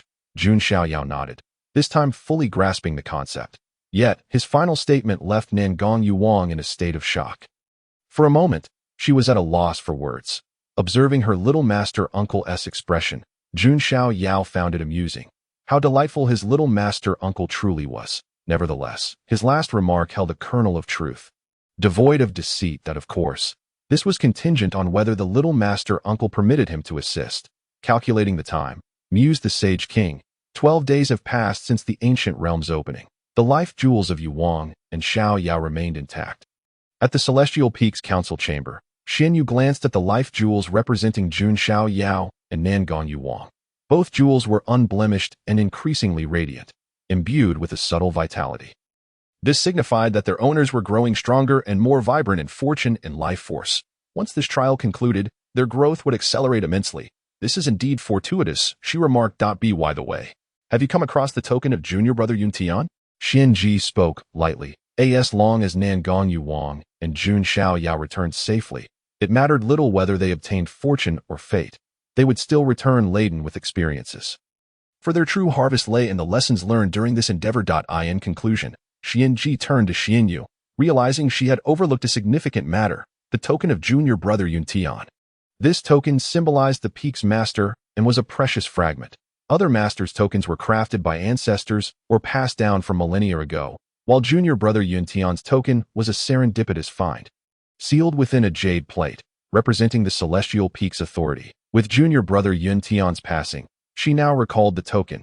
Junior sister, she said, I do not possess the token. Before he ascended, he summoned Xiaoyao to the sleeping quarters. And in the end, he must have passed the token to him. We can ask Xiaoyao upon his return. I fear that boy may misplace it. Junior sister, what significance lies within that token? Junior brother seemed to guard it as if it were his very life. Had he not protected that token, he might not have perished, Xianyu inquired curiously. She had been a part of the Bai Luo Tian sect for nearly 5 centuries and had known junior brother for over 400 years. He was generally generous, easily sharing spirit crystals and treasures, yet that token was an entirely different matter. He forbade anyone from touching it, treating it as sacred. Even during his final trial, when the last heavenly tribulation descended, Aimed at the token, he sacrificed his very life to shield it. Had he not done so, he could have easily withstood the final test. What secrets does that token hold? She wondered. I cannot say for certain. Xianji replied, however, that token is of great importance to him, containing secrets about himself and the broader world of Jiuzhou. If the token resides with Xiaoyao, it indicates he entrusted it to him. And only Xiaoyao may know its secrets. Xianji, skilled in divination, recognized that the token harbored junior brother's mysteries and was intertwined with the fate of Jiuzhou. The pace of our cultivation is excruciatingly slow. Both Jun Xiaoyao and Nangong Yuang lamented simultaneously within the spirit-gathering formation. Upon finishing their statement, they exchanged glances and burst into laughter. After Jun Xiaoyao had rested, Nangong Yuang had brought him to the spirit-gathering formation for cultivation. Yet, the progress felt disappointingly sluggish. In truth, they were advancing remarkably fast, far exceeding expectations. Here, their growth was exponential. However, compared to their previous experiences, this pace seemed disappointingly slow. Well, Jun Xiaoyao sighed. Let us cease our cultivation. He turned his gaze toward his little master uncle. Very well, no more cultivation, she agreed, endorsing his idea. This unexpected alignment of thought left Jun Xiaoyao astounded. It was rare for his little master uncle to concur with his whims. After all, she could tolerate many things, but when it came to cultivation, she was typically stringent, insisting that he not squander his talent on frivolities. He had merely spoken casually, yet she had acquiesced. How could he not be surprised? Where shall we play? Jun Xiaoyao inquired with curiosity. What delights does this ancient city hold? After leaving the ancient city, Jun Xiaoyao and Nangong Yuang soared into the skies. It turned out that Nangong Yuang's notion of fun did not involve the ancient city itself, but rather an intention to take Jun Xiaoyao beyond its confines to explore the world. After all, they merely needed to return by the 10th day, and as for the cultivation rankings, they merely reflected speed and achievement, irrespective of location, for they could not escape the confines of the second inner realm. Indeed, adventures outside were much more exhilarating than within the city. Master Uncle, there are even more exciting experiences awaiting us. Jun Xiaoyao soared through the skies for a while, feeling somewhat unaccustomed to the experience. What could be more entertaining? Asked Nangong Weiing. This, Jun Xiaoyao replied, his consciousness stirring as he activated the primordial realm. Instantly, the space quivered slightly, and a magnificent silver dragon materialized in the air before them. Coiling gracefully as it commanded the skies, its draconic might resonating powerfully. Even Nangong Weiing felt a significant pressure emanating from it. However, given her current strength, she certainly did not fear the silver dragon. In fact, she could very well subdue it with ease. After all, she was a 4th-level Empyrean, only slightly weaker than the dragon. Is this yours? Nangong Weiing exclaimed in astonishment. Indeed, Jun Xiaoyao nodded. While speaking, he gently grasped his little master's jade hand. And with a flicker of movement, he soared upwards, ultimately landing on the back of the silver dragon. You obtained your slaughter points through it? Nangong Weiing realized, and oh wonder Jun Xiaoyao had amassed such a high number of slaughter points. It was thanks to this true dragon with the power of an Empyrean. This thought filled her with immense comfort, for it meant that the little one had a formidable ally. Otherwise, how could he possibly contend with her? Let alone dominate her? In that moment, Nangong Weiing took a deep breath, a joyful smile gracing her face. That it's not entirely so, Jun Xiaoyao replied, shaking his head with a nod. 1/3 comes from it, while 2/3 are my own. This meant that approximately 15 million of the slaughter points were earned by him. Upon hearing this, Nangong Weiing paused in surprise, instinctively calculating. The sum was startling, with 15 million slaughter points. He could indeed claim the top spot. This indicated that even without the dragon's assistance, he would undoubtedly secure first place. Thus, Jun Xiaoyao and Nangong Weiing ventured forth to train outside the ancient city. Finding the experience remarkably effortless, time passed, and on the 10th day, they returned. What a lively scene, Jun Xiaoyao remarked as Nangong Weiing held him, both of them arriving at the bustling square. The area was filled with prodigies and powerful beings, all diligently training, as fighting was strictly prohibited to avoid disturbing others. The reason they hadn't sought refuge in the palaces was that without spiritual crystals, they remained outside to play. Nangong Weiing. Jun Xiaoyao reminded her, you've dropped out of the top 10, now ranking 33rd. His little master had indeed ascended 4 minor realms on the training leaderboard, landing her in 33rd place. As for Jun Xiaoyao, his first place was as solid as a rock, unshakable. The second-place contender had advanced 11 minor realms, an individual from the Yuanfu realm, which explained their rapid progress. 33rd is just fine. Negong Weiying chuckled nonchalantly. For her, the greatest achievement was the prospect of becoming an Empyrean. The two chose not to return to the palace, but instead awaited the conclusion of the leaderboard, as today marked the final day of rankings. Afterward, they would be transported to the third tier of the Saint King Ancient Realm. Moments ticked by, and evening soon enveloped them. Alas, I still Haven T made it into the top 1,000, remaining stagnant in the inner perimeter of the second tier. Finally, she managed to break into the top 1,000. In just 10 days, I've only broken through one minor realm. Am I truly that inept? I can't fathom how the first-place contender managed to advance 25 minor realms in a single day and then cease training. Such arrogance. Yet, he possesses the merit to be so.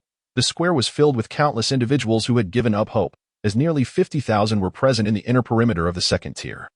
With only 1,000 spots available for ascent to the third tier.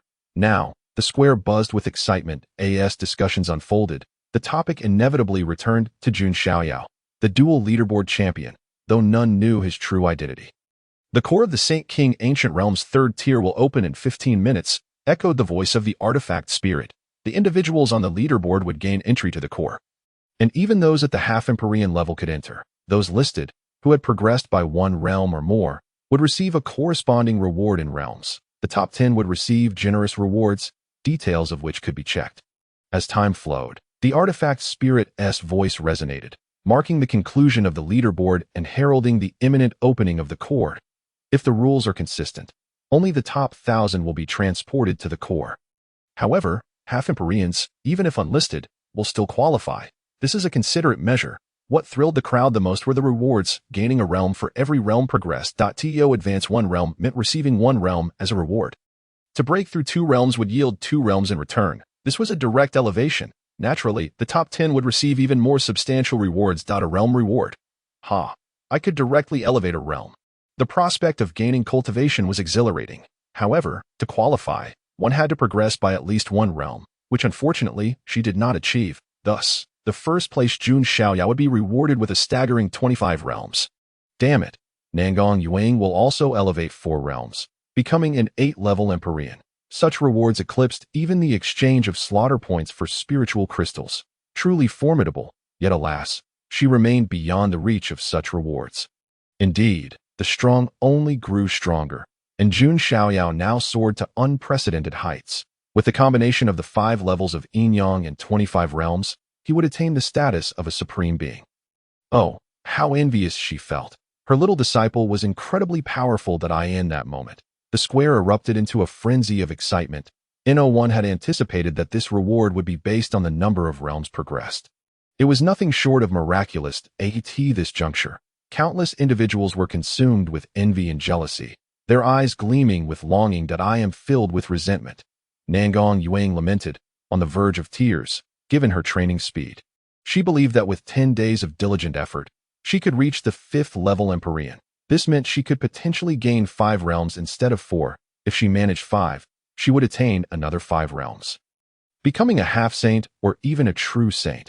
Regrettably, no one had foreseen such a reward. Little master, she consoled herself, do not cry.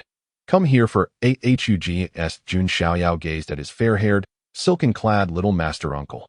A chuckle threatened to escape his lips. Yet, he restrained himself, wrapping his arms around her long, slender legs in a gesture of comfort. Who is crying?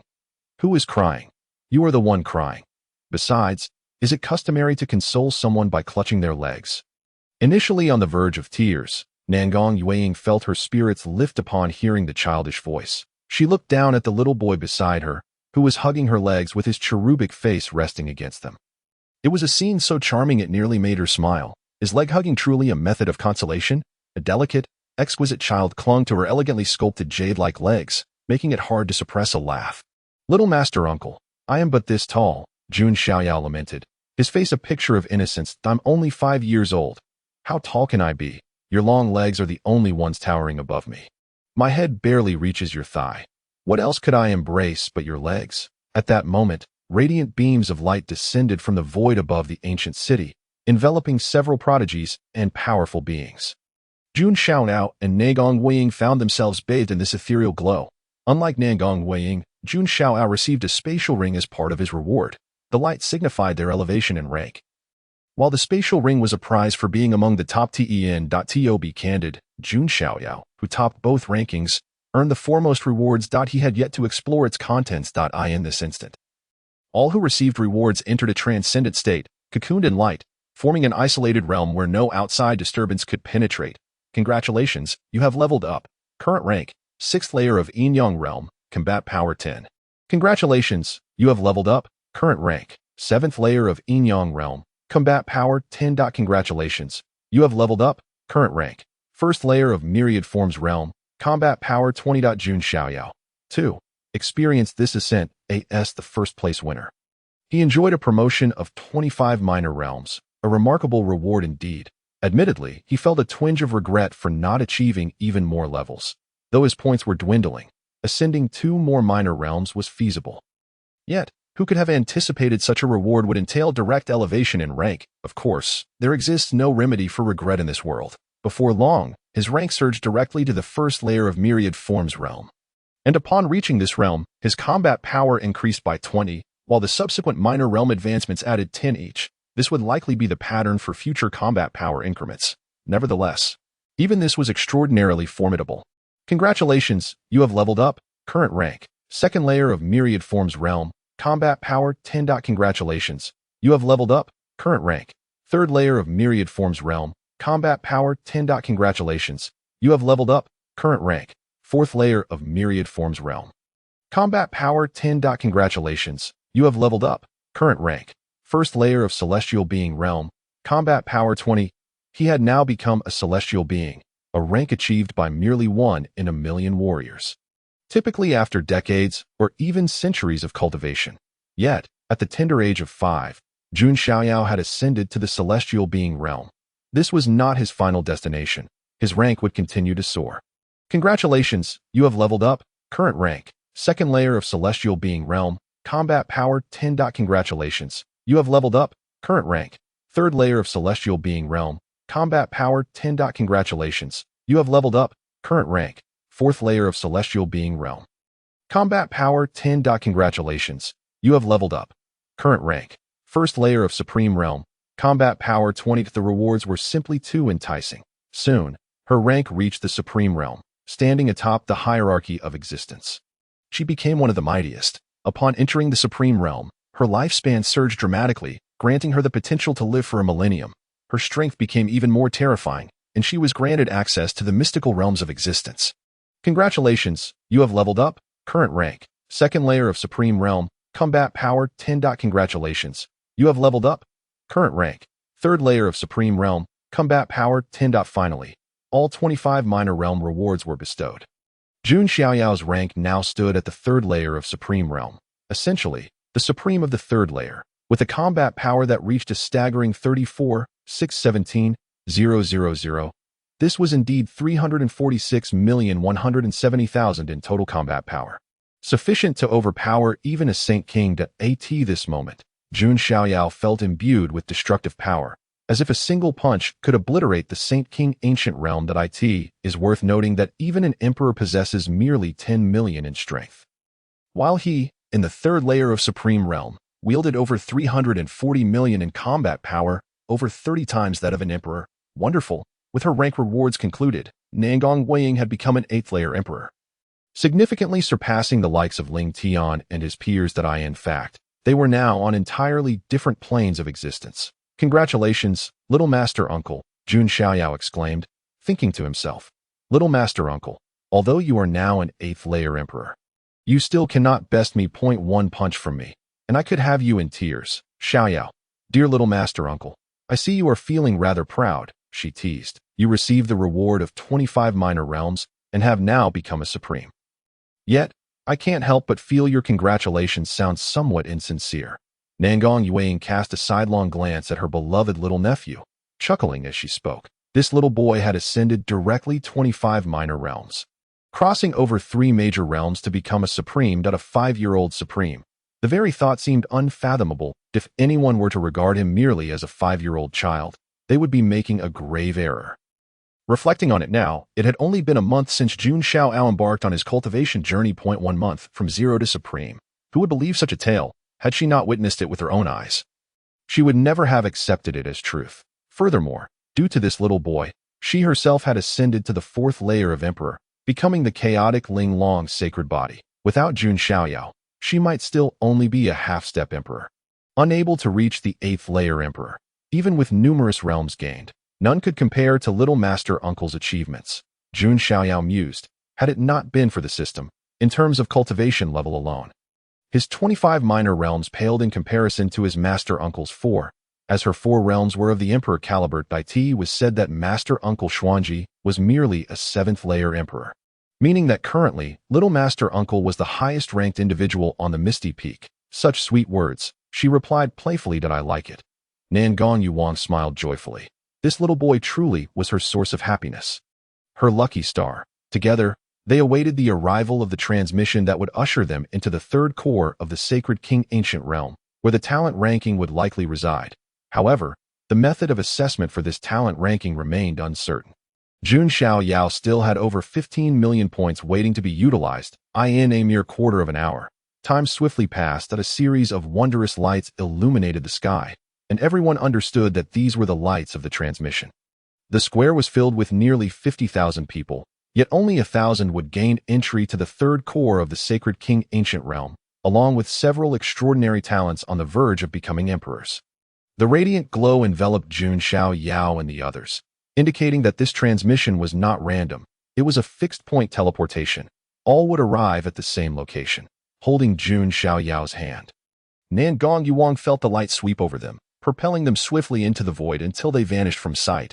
Upon their reappearance, they found themselves in a magnificent city, reminiscent of the celestial heavens. Jun Xiaoyao's immediate thought was of the heavenly court. Indeed, the scene before him was akin to that of the heavenly court. The palaces were breathtakingly beautiful, ethereal energy lingered in the air, and stars surrounded them. This sight resembled a paradise above the 9 heavens, evoking a sense of joy intertwined with tension and anticipation. After all, they were within the 3rd core of the Sacred King Ancient Realm. Welcome to the 3rd core of the Sacred King Ancient Realm. Here, you will be assessed for your talents. However, there are some differences from what has been previously encountered. 1. That all participants will enter the realm of creation to undergo a transformative cleansing. The greater the enhancement of your talents, the higher your ranking will be. A talent ranking will be established, and the top 100 will gain access to the 4th level, the Sacred King's tomb.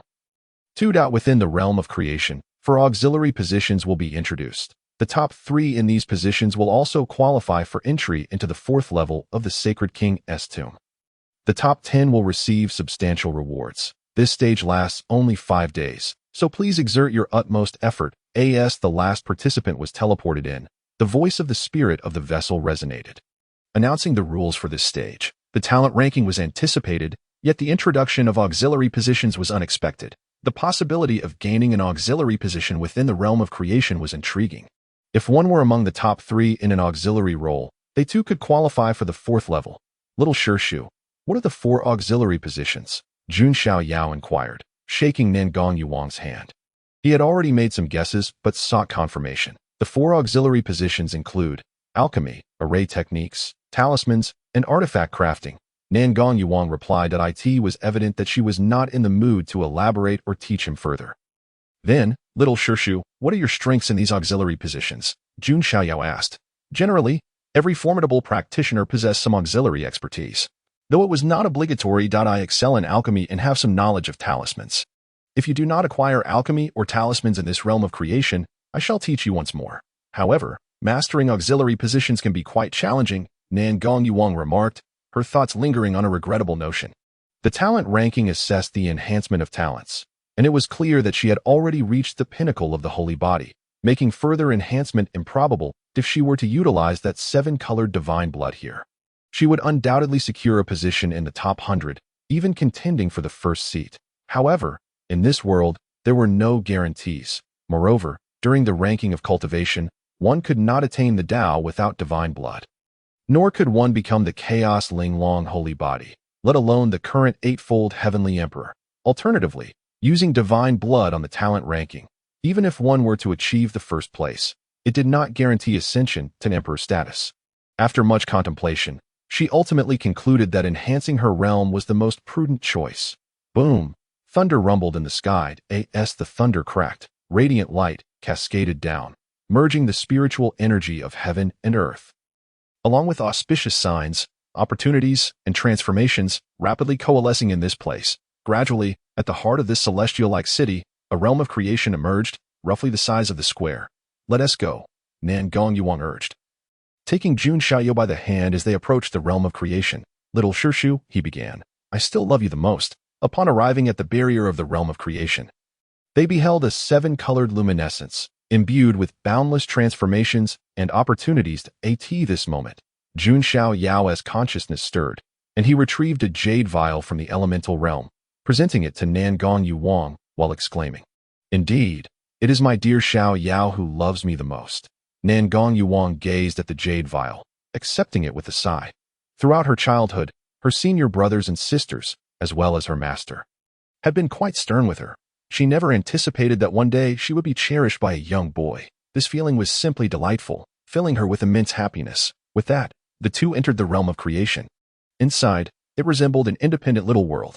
Once they entered, Jun Xiaoyao and Nan Gongyuang were separated and could no longer see anyone else. It was evident that this was a protective measure to prevent disturbances from others. Jun Xiaoyao felt no anxiety whatsoever. He found a spot, sat cross-legged, and finally, it was time for his talents to be elevated. The Nine-Yang Emperor body, though a paragon, truly did not align with his identity as the foremost holy son of the Biluo heavenly sect. Besides, both of his companions were already holy bodies, while he remained merely an emperor body. It was not something he could openly acknowledge. By the way, where were my two companions? They should have arrived at the third core of the Sacred King ancient realm as well. One was a white-haired beauty, and the other a dark-haired one. They were indeed quite enchanting. Just as he settled down, Jun Xiaoyao discovered a mysterious and profound force within this independent little world, continuously cleansing his physique and talents. Simultaneously, there were opportunities to acquire knowledge in array techniques and alchemy, yet these would need to be earned through his own efforts. Of course, Jun Xiaoyao had no intention of competing for them, as he only needed to use his points to upgrade his talents. As for auxiliary positions, he would simply integrate alchemy with his divine arts and become the son of alchemy. Right, after enhancing his talents, he would merge the alchemy divine arts and master the void divine cauldron. With a tranquil mind, he blinked, and a virtual light curtain unfurled, preparing to allocate points to enhance his talents. 9 Young Emperor Body, 100 points. Jun Xiaoyao began the upgrade process for his talents, allowing the system to facilitate the enhancement. "System," he called out, "upgrade my talents." With a commanding voice, Jun Xiaoyao instructed the system, while he stood by, observing. "Consume 100 points to elevate the 9 Young Emperor Body to the second rank. Consume 200 points to elevate the 9 Young Emperor Body to the third rank. Consume 300 points to elevate the 9 Young Emperor Body to the fourth rank. Consume 1,000 points to elevate the 9 Young Emperor Body to the ninth rank. Consume 10,000 points to elevate the 9 Yang Emperor Body to the first rank of the 9 Yang Celestial Body." The consumption of points for the elevation of the 9 Yang Emperor Body was calculated in hundreds. However, to ascend to the Celestial Body, it would require a staggering 10,000 points. As his innate talent progressed, Jun Xiaoyao's understanding, physique, and abilities underwent a remarkable transformation. Consume 20,000 points to elevate the 9 Yang Celestial Body to the second rank. Consume 30,000 points to elevate the 9 Yang Celestial Body to the third rank. Consume 40,000 points to elevate the 9 Yang Celestial Body to the fourth rank. Consume 90,000 points to elevate the 9 Yang Celestial Body to the ninth rank. Consume 100,000 points to elevate the 9 Yang Celestial Body to the first rank of the 9 Yang Sacred Body. In no time, Jun Xiaoyao's talent ascended to the Sacred Body. As a result, he now stood amongst the ranks of prodigious sacred body geniuses, comparable to other sacred sons and daughters. In essence, he had become a qualified sacred son. Continue the elevation, Jun Xiaoyao commanded the system. The sacred body was still insufficient. He aspired for a higher level of innate talent. With his own loyal companion being a sacred body, it was imperative for him, the foremost sacred son of the Biluo heavenly sect, to attain the divine body. Thus, he resolved to continue the elevation, for he was not lacking in points. With over 10 million remaining, consume 200,000 points to elevate the 9 Yang Sacred Body to the second rank. Consumed 300,000 points to elevate the 9-yang sacred body to the 3rd rank. Consumed 400,000 points to elevate the 9-yang sacred body to the 4th rank. Consumed 900,000 points to elevate the 9-yang sacred body to the 9th rank. He reached the pinnacle of the 9-yang sacred body, which ranked among the elite of sacred bodies. It could be said that among the 3,000 sacred bodies, the 9-yang sacred body held a position around the 100th rank.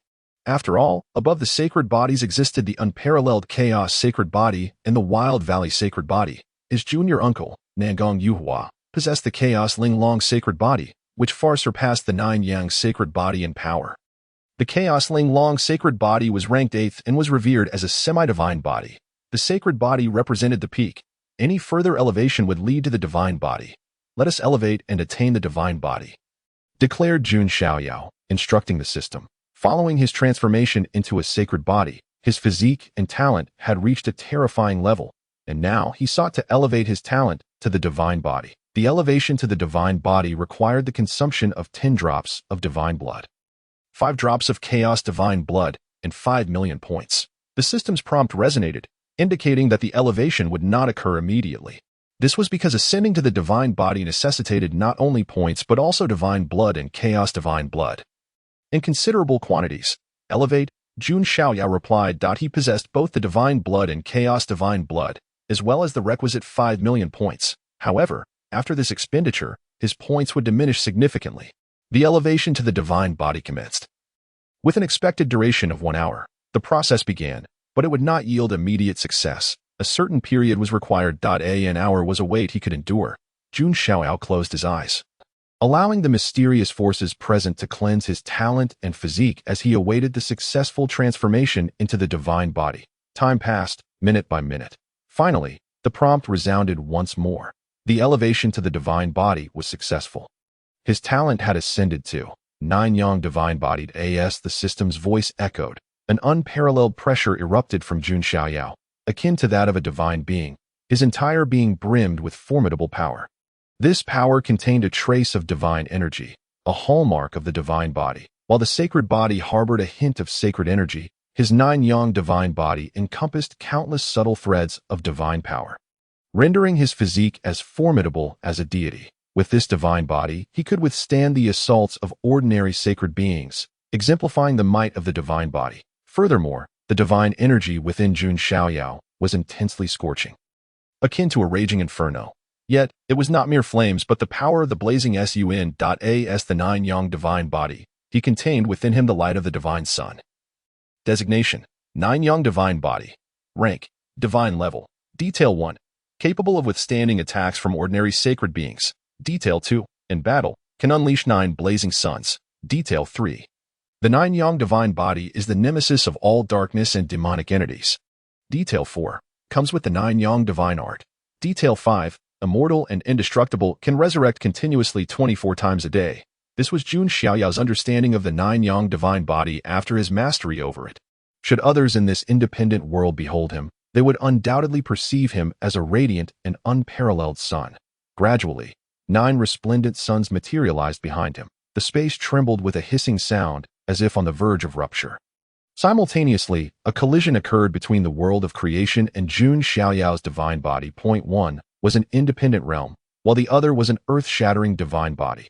Both were supremely powerful. When they clashed, it was naturally a case of not allowing 2 tigers to coexist. After an indeterminate duration, the space surrounding Jun Xiaoyao fractured, propelling him out of the realm of creation. This outcome clearly indicated that Jun Xiaoyao held the upper hand, shattering the spatial fabric of this world, which could only expel him. What just happened? He pondered. Why does it feel as though this space is on the brink of collapse? It seems as if someone is attacking the realm of creation. There was an unsettling sensation that appeared abruptly and then vanished. Eventually, stability returned. Damn it, Jun Xiaoyao has claimed first place once again. First place, Jun Xiaoyao. Why are there no figures or talents listed? No. The quantities and talents pertaining to Jun Xiaoyao's elevation were concealed. Could it be that the sensation just experienced was conjured by Jun Xiaoyao?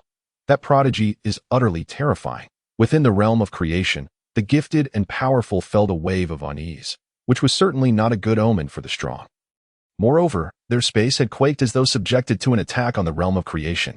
many gifted individuals and powerful beings found their talent cleansing disrupted, and regaining their previous state would not be a matter of moments. In fact, many had yet to even begin. Thus, they instinctively glanced at the talent leaderboard. Upon seeing the leaderboard, they were left in shock, for once again, Jun Xiaoyao held the top position in the kill ranking. Jun Xiaoyao was first, with a clear GAP in the cultivation ranking. Jun Xiaoyao was also first, with a significant lead in the talent ranking. Jun Xiaoyao remained first, seemingly once again with an overwhelming advantage. Otherwise, how could the artifact spirit conceal his enhancement quantity and talents? It must be overwhelmingly astonishing. This can be regarded as a form of protection from the artifact spirit. Within the realm of creation, Nangong Yueying is currently refining the chaotic divine blood. She herself is the chaotic Linglong sacred body. Should she advance in rank, she would attain the status of a divine body. Moreover, the chaotic Linglong sacred body is inherently a semi-divine body. Could this droplet of chaotic divine blood enable her to ascend to a divine body?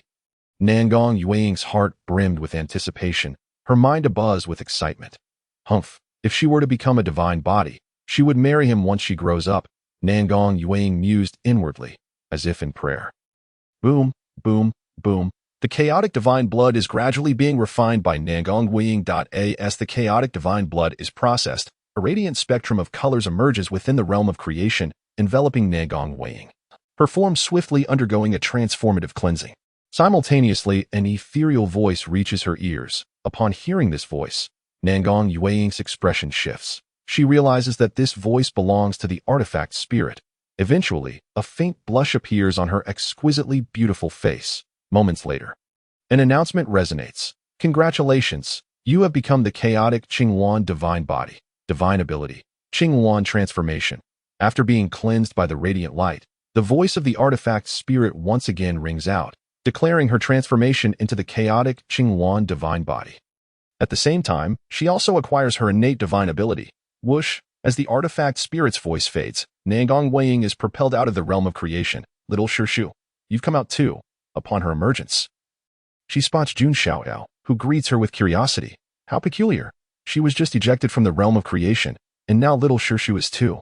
What has transpired? How long have you been out?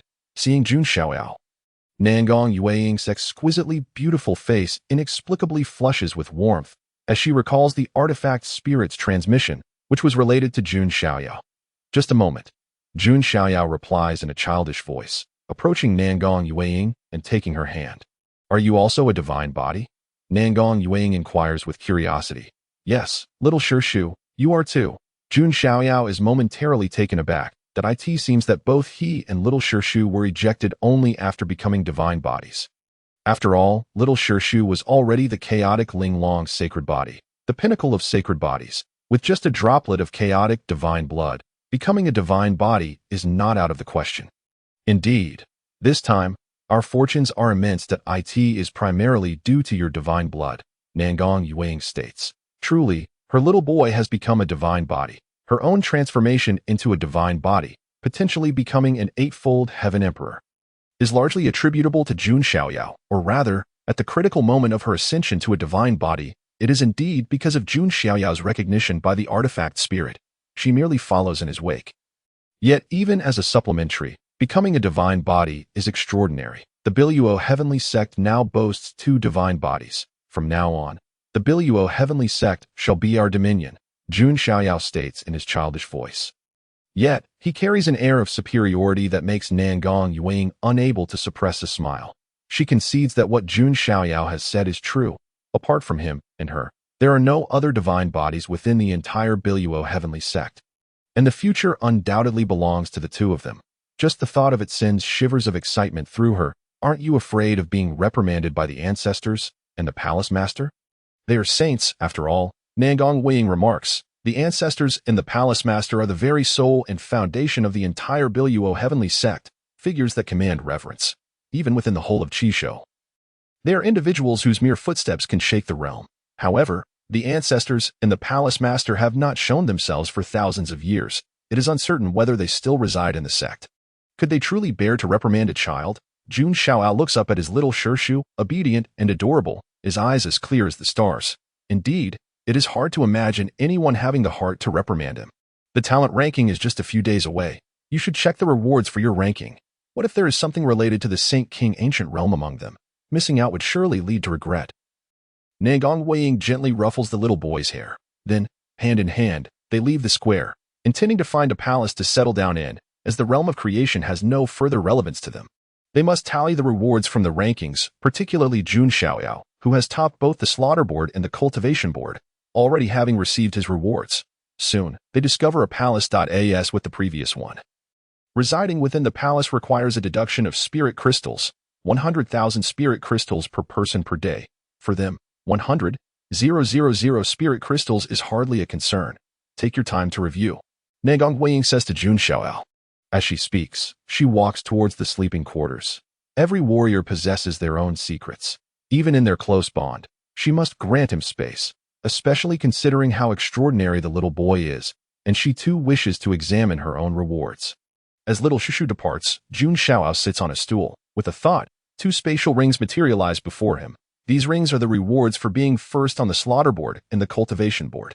Though the true rewards lie within the spatial rings, the rings themselves are quite precious. Subsequently, Jun Xiaoyao opens the spatial ring from the slaughter board. Upon opening it, the items appear in the information panel.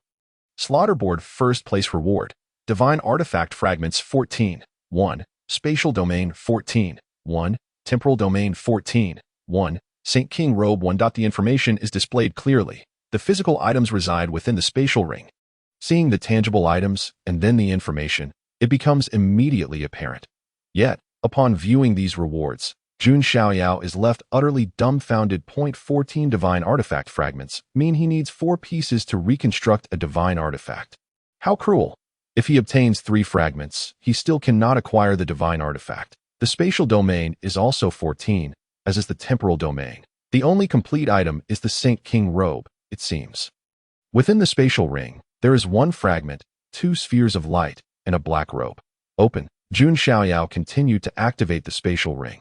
This ring was the reward for achieving the first place in the cultivation rankings. The reward for the first place in the kill rankings included fragments of divine artifacts 14, 1, spatial domain 14, 1, temporal domain 14, 1, and the crown of the Holy King 1. This reward was akin to the previous one, with the only distinction being the final item. The former was the Holy King's mysterious garment, while the latter was the Holy King's crown. It seemed that they belonged to the same set. Indeed, only by sweeping through and securing 4 first places could one inherit the legacy of the Holy King's ancient realm. As of now, Jun Xiaoyao had already secured 24, and with the talent rankings included, that totaled 34. As for the sacred intent rankings, he absolutely must claim the first place. Even if he couldn't achieve that, he needed to eliminate the current first place holder to seize their reward. Otherwise, the first 3 victories would be in vain. Of course, possessing 3 Holy King treasures was still commendable. I have already counted them. Have you done the same? Jun Xiaoyao placed the spatial ring into the elemental realm, rose, and made his way towards the sleeping quarters. From a distance, he called out to avoid causing inconvenience to his little master uncle. Come in. Nangong Yue replied with a soft hum, clearly indicating that her reward was not particularly impressive. Upon entering the quarters, Jun Xiaoyao saw his little master uncle seated on a chair, with a sword of palm-sized proportions before her. The blade glimmered with a cold azure light, unmistakably a remarkable treasure. Yet, it appeared that his little master uncle was not particularly keen on wielding it. After all, she practiced sword techniques. Little master uncle, he inquired, do you not fancy this reward? Approaching her side, he asked, who said I don't like it? I adore it. This is a top-tier sacred artifact, perfectly suited for me. However, to completely refine this treasure, it requires time, and I dread the thought of sacrificing time for its refinement. Nangong Yuhui pouted her rosy lips, adopting an adorable demeanor as if she were being coy. She was truly enamored with this weapon but was reluctant to invest the time needed for its refinement. Tio put it plainly. You are simply being lazy, Jun Xiaoyao remarked. He had not anticipated that his little master uncle would be so lackadaisical, even too lazy to refine a treasure. Mastering a top-tier sacred artifact would significantly enhance one's strength, rendering one nearly invincible among peers. By the way, what about you? Nangong Yuhui inquired, her eyes brimming with anticipation, as gaining the recognition of a weapon spirit was undoubtedly no simple feat. So, what precisely was the reward? Don't even get me started, he sighed. I need to secure 4 first places. Otherwise, my rewards will only consist of fragments, 14 fragments to be exact. The talent rankings are already settled, but the sacred intent rankings are quite challenging. Little Master Uncle, if I fail to attain first place in the sacred intent rankings, we will take down the current first place holder. Jun Xiaoyao's expression was one of resigned amusement. 14 fragments required 4 first places to obtain a complete divine artifact. The thought of actually acquiring a divine artifact made his heart race with excitement. You must secure 4 first places. You have already achieved 3, she encouraged, noticing the quickening of his heartbeat if he truly managed to claim 4 firsts. The reward would undoubtedly be extraordinary. Would you mind sharing it with me? Nangong Yuhui, being a great emperor, could distinctly sense the boy's heart racing, leaving her astonished. Despite his youth, his composure was commendable. She had never seen him so excited before.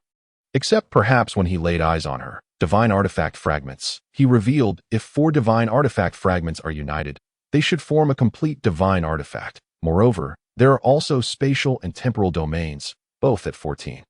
Jun Xiaoyao answered without a hint of hesitation. After all, this was not a secret. It could merely be considered one of his trump cards. With his little master uncle, he felt no need to conceal anything. Save for matters concerning the system. Divine artifact. Upon learning about the fragments, as well as the spatial and temporal domains, Nangong Yuhui's exquisite face transformed with emotion. In a wonder the young boy's heart raced so fervently. If he could master a divine artifact, along with the temporal and spatial domains, who would stand against him in the entirety of Jiuzhou, or even the 9 continents, it could be said that the boy's future, the future of the Tianzong, and her own future all hinged upon this holy king's ancient realm. As she pondered this, a resolute expression graced Nangong Yuhui's face. I will strive to the utmost. For I do not desire the divine artifact. I only wish for you, little master uncle. Jun Xiaoyao shook his head repeatedly, without a trace of hesitation, dismissing her resolve. How could he allow her to risk her life for a treasure? He simply could not condone it. Seeing Jun Xiaoyao's demeanor, Nangong Yuhui felt a warmth in her heart. She said nothing more, instead embracing him tightly, holding him close. The mere thought of a divine artifact quickened his heartbeat. Yet upon hearing her willingness to put herself in danger, he shook his head, choosing her over the artifact. The two nestled together closely. By the way, she asked after a while, have you acquired a secondary profession? Yes, he replied, alchemical arts. In truth, he had not truly obtained a secondary profession. He had yet to master alchemical arts. However, he could merge it with his divine skills, and then, by using points to enhance his alchemical skills, he would effectively become the son of alchemy. Very well, let us rest early today. Tomorrow, I shall teach you the alchemical arts. You possess an innate talent for it, and you will grasp it more swiftly during your training. Nangong Yuhui declared. This was splendid. Their secondary professions aligned perfectly, allowing her to guide him. Tio wish for a husband to become a dragon, or perhaps a son to become a dragon, she mused, realizing it didn't quite fit. I shall heed little master uncle's words. Jun Xiaoyao replied obediently, nodding. That night, the two lingered for quite some time before finally drifting off to sleep. Meanwhile, other prodigies and strong individuals were diligently honing their talents. Time passed, second by second, and they discovered that no matter how hard they tried, they could not surpass the first and second places. Could this Jun Xiaoyao be that scoundrel child of Nangong Yuhui? Surely not.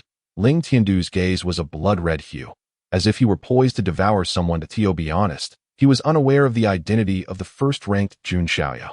During this time, he had dispatched his subordinates to inquire, almost exhausting every possible lead, yet none bore the name Jun Xiaoyao. The only individual he had not investigated was the young boy beside Nangong Yuwang. As the eliminations continued, those who reached the third core numbered barely over 1,000. It could be said that he knew the names of all present, yet none were called Jun Xiaoyao. Ironically, the top rank still belonged to him. Thus, it seemed evident that Jun Xiaoyao must be the son of Nangong Yuwang. Even though he had come to this conclusion internally, he was reluctant to accept this reality. The cleansing of talent was a farce. He resolved to abandon it altogether. Ling Tiandu's mindset had crumbled. Rising to his feet, he rejected the notion of talent cleansing, for his heart was solely fixated on eliminating both Jun Xiaoyao and Nangong Yuwang. Not only did he wish to extinguish their lives, but he also yearned to see Nangong Yuwang, that wretched woman, suffer the loss of her most cherished son. he was not alone in his despair. Many other prodigies and powerful beings shared the same sentiment. As Jun Xiaoyao loomed over them like an insurmountable mountain, utterly unassailable, a day passed just like that. Let me impart to you the knowledge of alchemy. Accept what you can. I in the palace, as dawn broke. Nangong Yuang and Jun Xiaoyao arose, and after partaking in their meal, they ventured outside, prepared to instruct Jun Xiaoyao in the art of alchemy. Alchemy, too, was of paramount importance, demanding an even greater innate talent than martial arts. Whereas martial arts could be pursued by anyone, alchemy necessitated genuine talent. Without it, one could not even enter the door. Little master uncle. I have taken note. Jun Xiaoyao nodded earnestly. Subsequently, he listened intently as his little master uncle elucidated the principles of alchemy while simultaneously engaging in dialogue with the system. He began, merging the divine techniques of alchemy. He intended to assimilate the alchemical arts, thereby becoming the son of alchemy, mastering the methods of crafting various elixirs. In truth, he had no intention of truly practicing alchemy. He merely sought to enhance his points at will. As the fusion of the divine alchemical techniques commenced, the system's voice resonated. During this process, an abundance of knowledge regarding alchemy and the methods for concocting various elixirs flooded Jun Xiaoyao's mind. Time slipped away, second by second. He appeared utterly serious, akin to a dutiful child absorbing the teachings of his little master uncle, though in reality, he was merely undergoing the system's fusion of the divine alchemical techniques. Did you comprehend it? After a short while, Nangong Yuang inquired. The material she taught consisted of only the most rudimentary entry-level techniques and foundational knowledge of elixirs, thus it was not extensive. Her expectations for Jun Xiaoyao were exceedingly high, for she recognized the extraordinary potential of this young boy. Little master uncle, I have grasped it, Jun Xiaoyao replied. Just moments ago, the fusion of the divine alchemical techniques had been completed. Now, he had become the son of alchemy, mastering the methods for refining 90,000 types of spiritual elixirs, celestial elixirs, and divine elixirs. He could concoct any formula and reverse engineer any recipe, with a 30% chance of attracting tribulations to undergo purification. As for what his little master uncle had imparted, it was child's play for him. Would you like to give it a try? Nangong Yuang inquired, her eyes gleaming with anticipation. Jun Xiaoyao nodded in affirmation. As he responded, he began instructing the system to elevate his alchemical skills. Consume 100 points, and your alchemy will reach the rank of a first-grade alchemist. Consume 200 points, and your alchemy will reach the rank of a second-grade alchemist.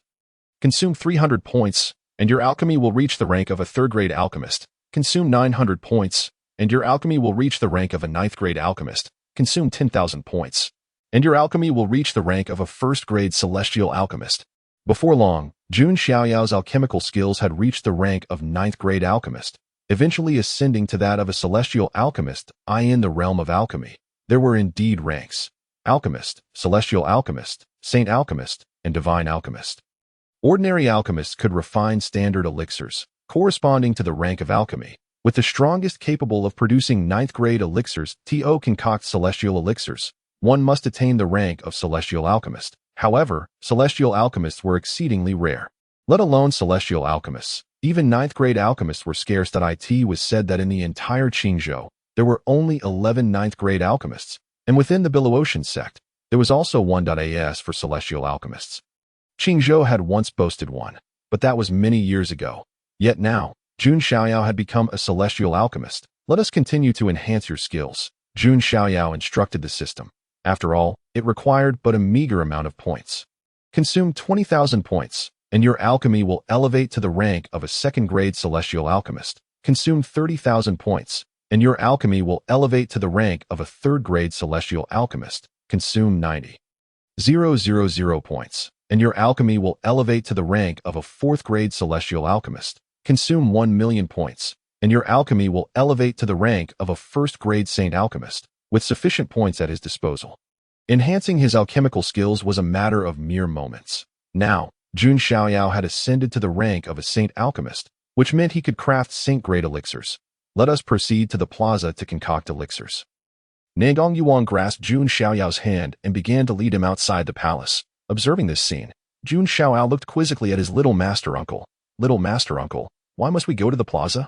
He inquired, seeking clarity. For a good child asks questions when in doubt. If you manage to place among the top 3 in the alchemical division, there may be rewards. Nangong Yuang replied that to be honest, She herself was unsure why she harbored such an illusion of omnipotence regarding this young boy, who amongst those who reached the third core of the sacred king ancient realm was not a prodigious talent, who was not an unparalleled powerhouse. Alchemy was the foremost among the four ancillary professions. Many who understood alchemy surely existed. Following the cleansing of the ancillary professions, formidable alchemists would undoubtedly emerge. To secure a position among the top three, one would need to be at least a 5th or 6th grade alchemist. As for being an 8th or 9th, she had no such aspirations. After all, the 9th grade alchemist from the Belaotian sect had long ago ascended to the rank of a great emperor of the 9 heavens. A half step into sainthood, such an individual was among the pinnacle of Qingzhou's elite. Would there be 9th grade alchemists here? Was it even plausible? Little master uncle, I am but a child, Jun Xiaoyao lamented as he was tugged along. Have I given you the impression that I am capable? Why do you always think so highly of me? Well, in truth, he was indeed capable. Quite so. Enough of your chatter. If you do not place among the top 3 in alchemy, do not expect to sleep beside me tonight. Nangong Yueying cast a sidelong glance at Jun Xiaoyao as she walked, murmuring to herself, even if I don't place in the top 3, you must still share my bed. The two engaged in conversation, and before long, they arrived at the square. In addition to the realm of creation, the square featured 4 elevated platforms, designated for alchemy, artifact forging, talisman crafting, and formation arrangement. At this moment, the majority of individuals were within the realm of creation, with only a handful emerging, not having attained divine bodies, but rather realizing that further progress was futile. It was a waste of time to remain inside. They preferred to step out and explore the 4 auxiliary roles in hopes of obtaining a qualification. Nangong Yueying, as soon as they reached the square, she felt a chilling gaze upon her, a gaze so frigid it felt as though it were the stare of a venomous serpent. Almost immediately, a voice laced with resentment followed. The lingering soul is not yet dispersed. Nangong Yueying turned her gaze in that direction. In truth, she already knew who it was, Ling Tiandu. Indeed, it was Ling Tiandu, who was accompanied by 8 figures clad in black robes. Approaching them, they halted a short distance from Nangong Yueying and Jun Xiaoyao. Nangong Yueying, yes, oh, this is Jun Xiaoyao, he remarked. Pray tell, who is the father of your child? Ling Tiandu's eyes glinted with malice, resentment, and an unwillingness to accept the truth, primarily because the striking beauty before him was betrothed to him, yet had chosen another man, leaving the esteemed son of the Tianluan ancient sect utterly humiliated. However, he shifted his gaze towards Jun Xiaoyao. Indeed, you are Jun Xiaoyao. How does it feel to be inferior even to a child? Surely you must feel shame. The father of my child must certainly bear the surname Jun. Is that not an obvious truth? Nangong Yueying replied coolly as she spoke. A hint of a smile graced her lips, her eyes softly gazing at Jun Xiaoyao, reflecting only his image. Very well, that I shall make you regret this. Ling Tiandu, see that I will toy with you until you are utterly destroyed, turning you into a living corpse. Once I tire of you, I shall hand you over to others, allowing the ugliest men in the world to play with you, and then annihilate your entire clan. You will witness it all. Ling Tiandu spoke through clenched teeth, blood oozing from the corners of his mouth. Fueled by overwhelming hatred, in that moment, he yearned to strike. But alas, he was restrained by the rules forbidding violence. Any act of aggression would invoke the wrath of the spirit of the arena. Because of your mere words, I shall erase the entire Tianluan ancient sect from existence. Jun Xiaoyao's voice resonated flatly. The annihilation of the Jun clan was of little consequence to him, but to dare target his little master uncle and insult him, this marked the moment he truly became enraged. For the first time since his rebirth, he felt anger coursing through him. Truth be told, Ling Tiandu ought to be grateful for the regulations here. Had there been no prohibition against fighting, he would have been utterly defeated by now. Xiaoyao, Nangong Yueying said, sensing his fury. Her heart warmed at the sight of the little boy's anger, a first for her. She hurriedly lifted him into her arms, her cheek brushing against his as she comforted him. However, she understood that the boy had already committed the Tianluan ancient sect to memory. Mother, I understand. Jun Xiaoyao nodded, almost slipping up but recovering swiftly to maintain the charade before Ling Tiandu. Let us depart, Nangong Yueying declared, cradling Jun Xiaoyao as they made their way to the alchemy platform. Soon, Jun Xiaoyao approached the elevated platform, while Nangong Yueying observed from below. Earlier, she had intended to provide Jun Xiaoyao with a cauldron, but he had assured her he possessed one, a void divine cauldron.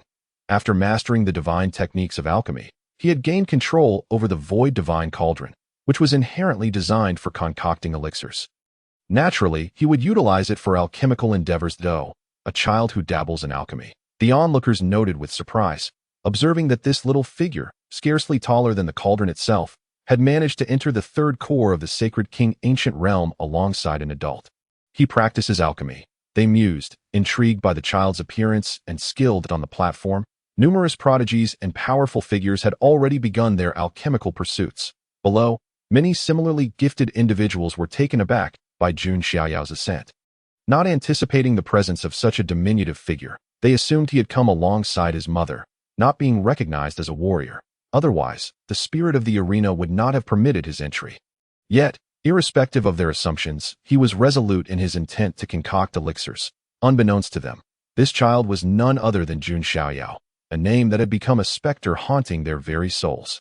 A towering shadow looming over them, as he commenced his work with a first-grade gathering chi pill, Jun Xiaoyao donned 3 spatial rings on his finger, one of which contained medicinal materials prepared by his little master uncle.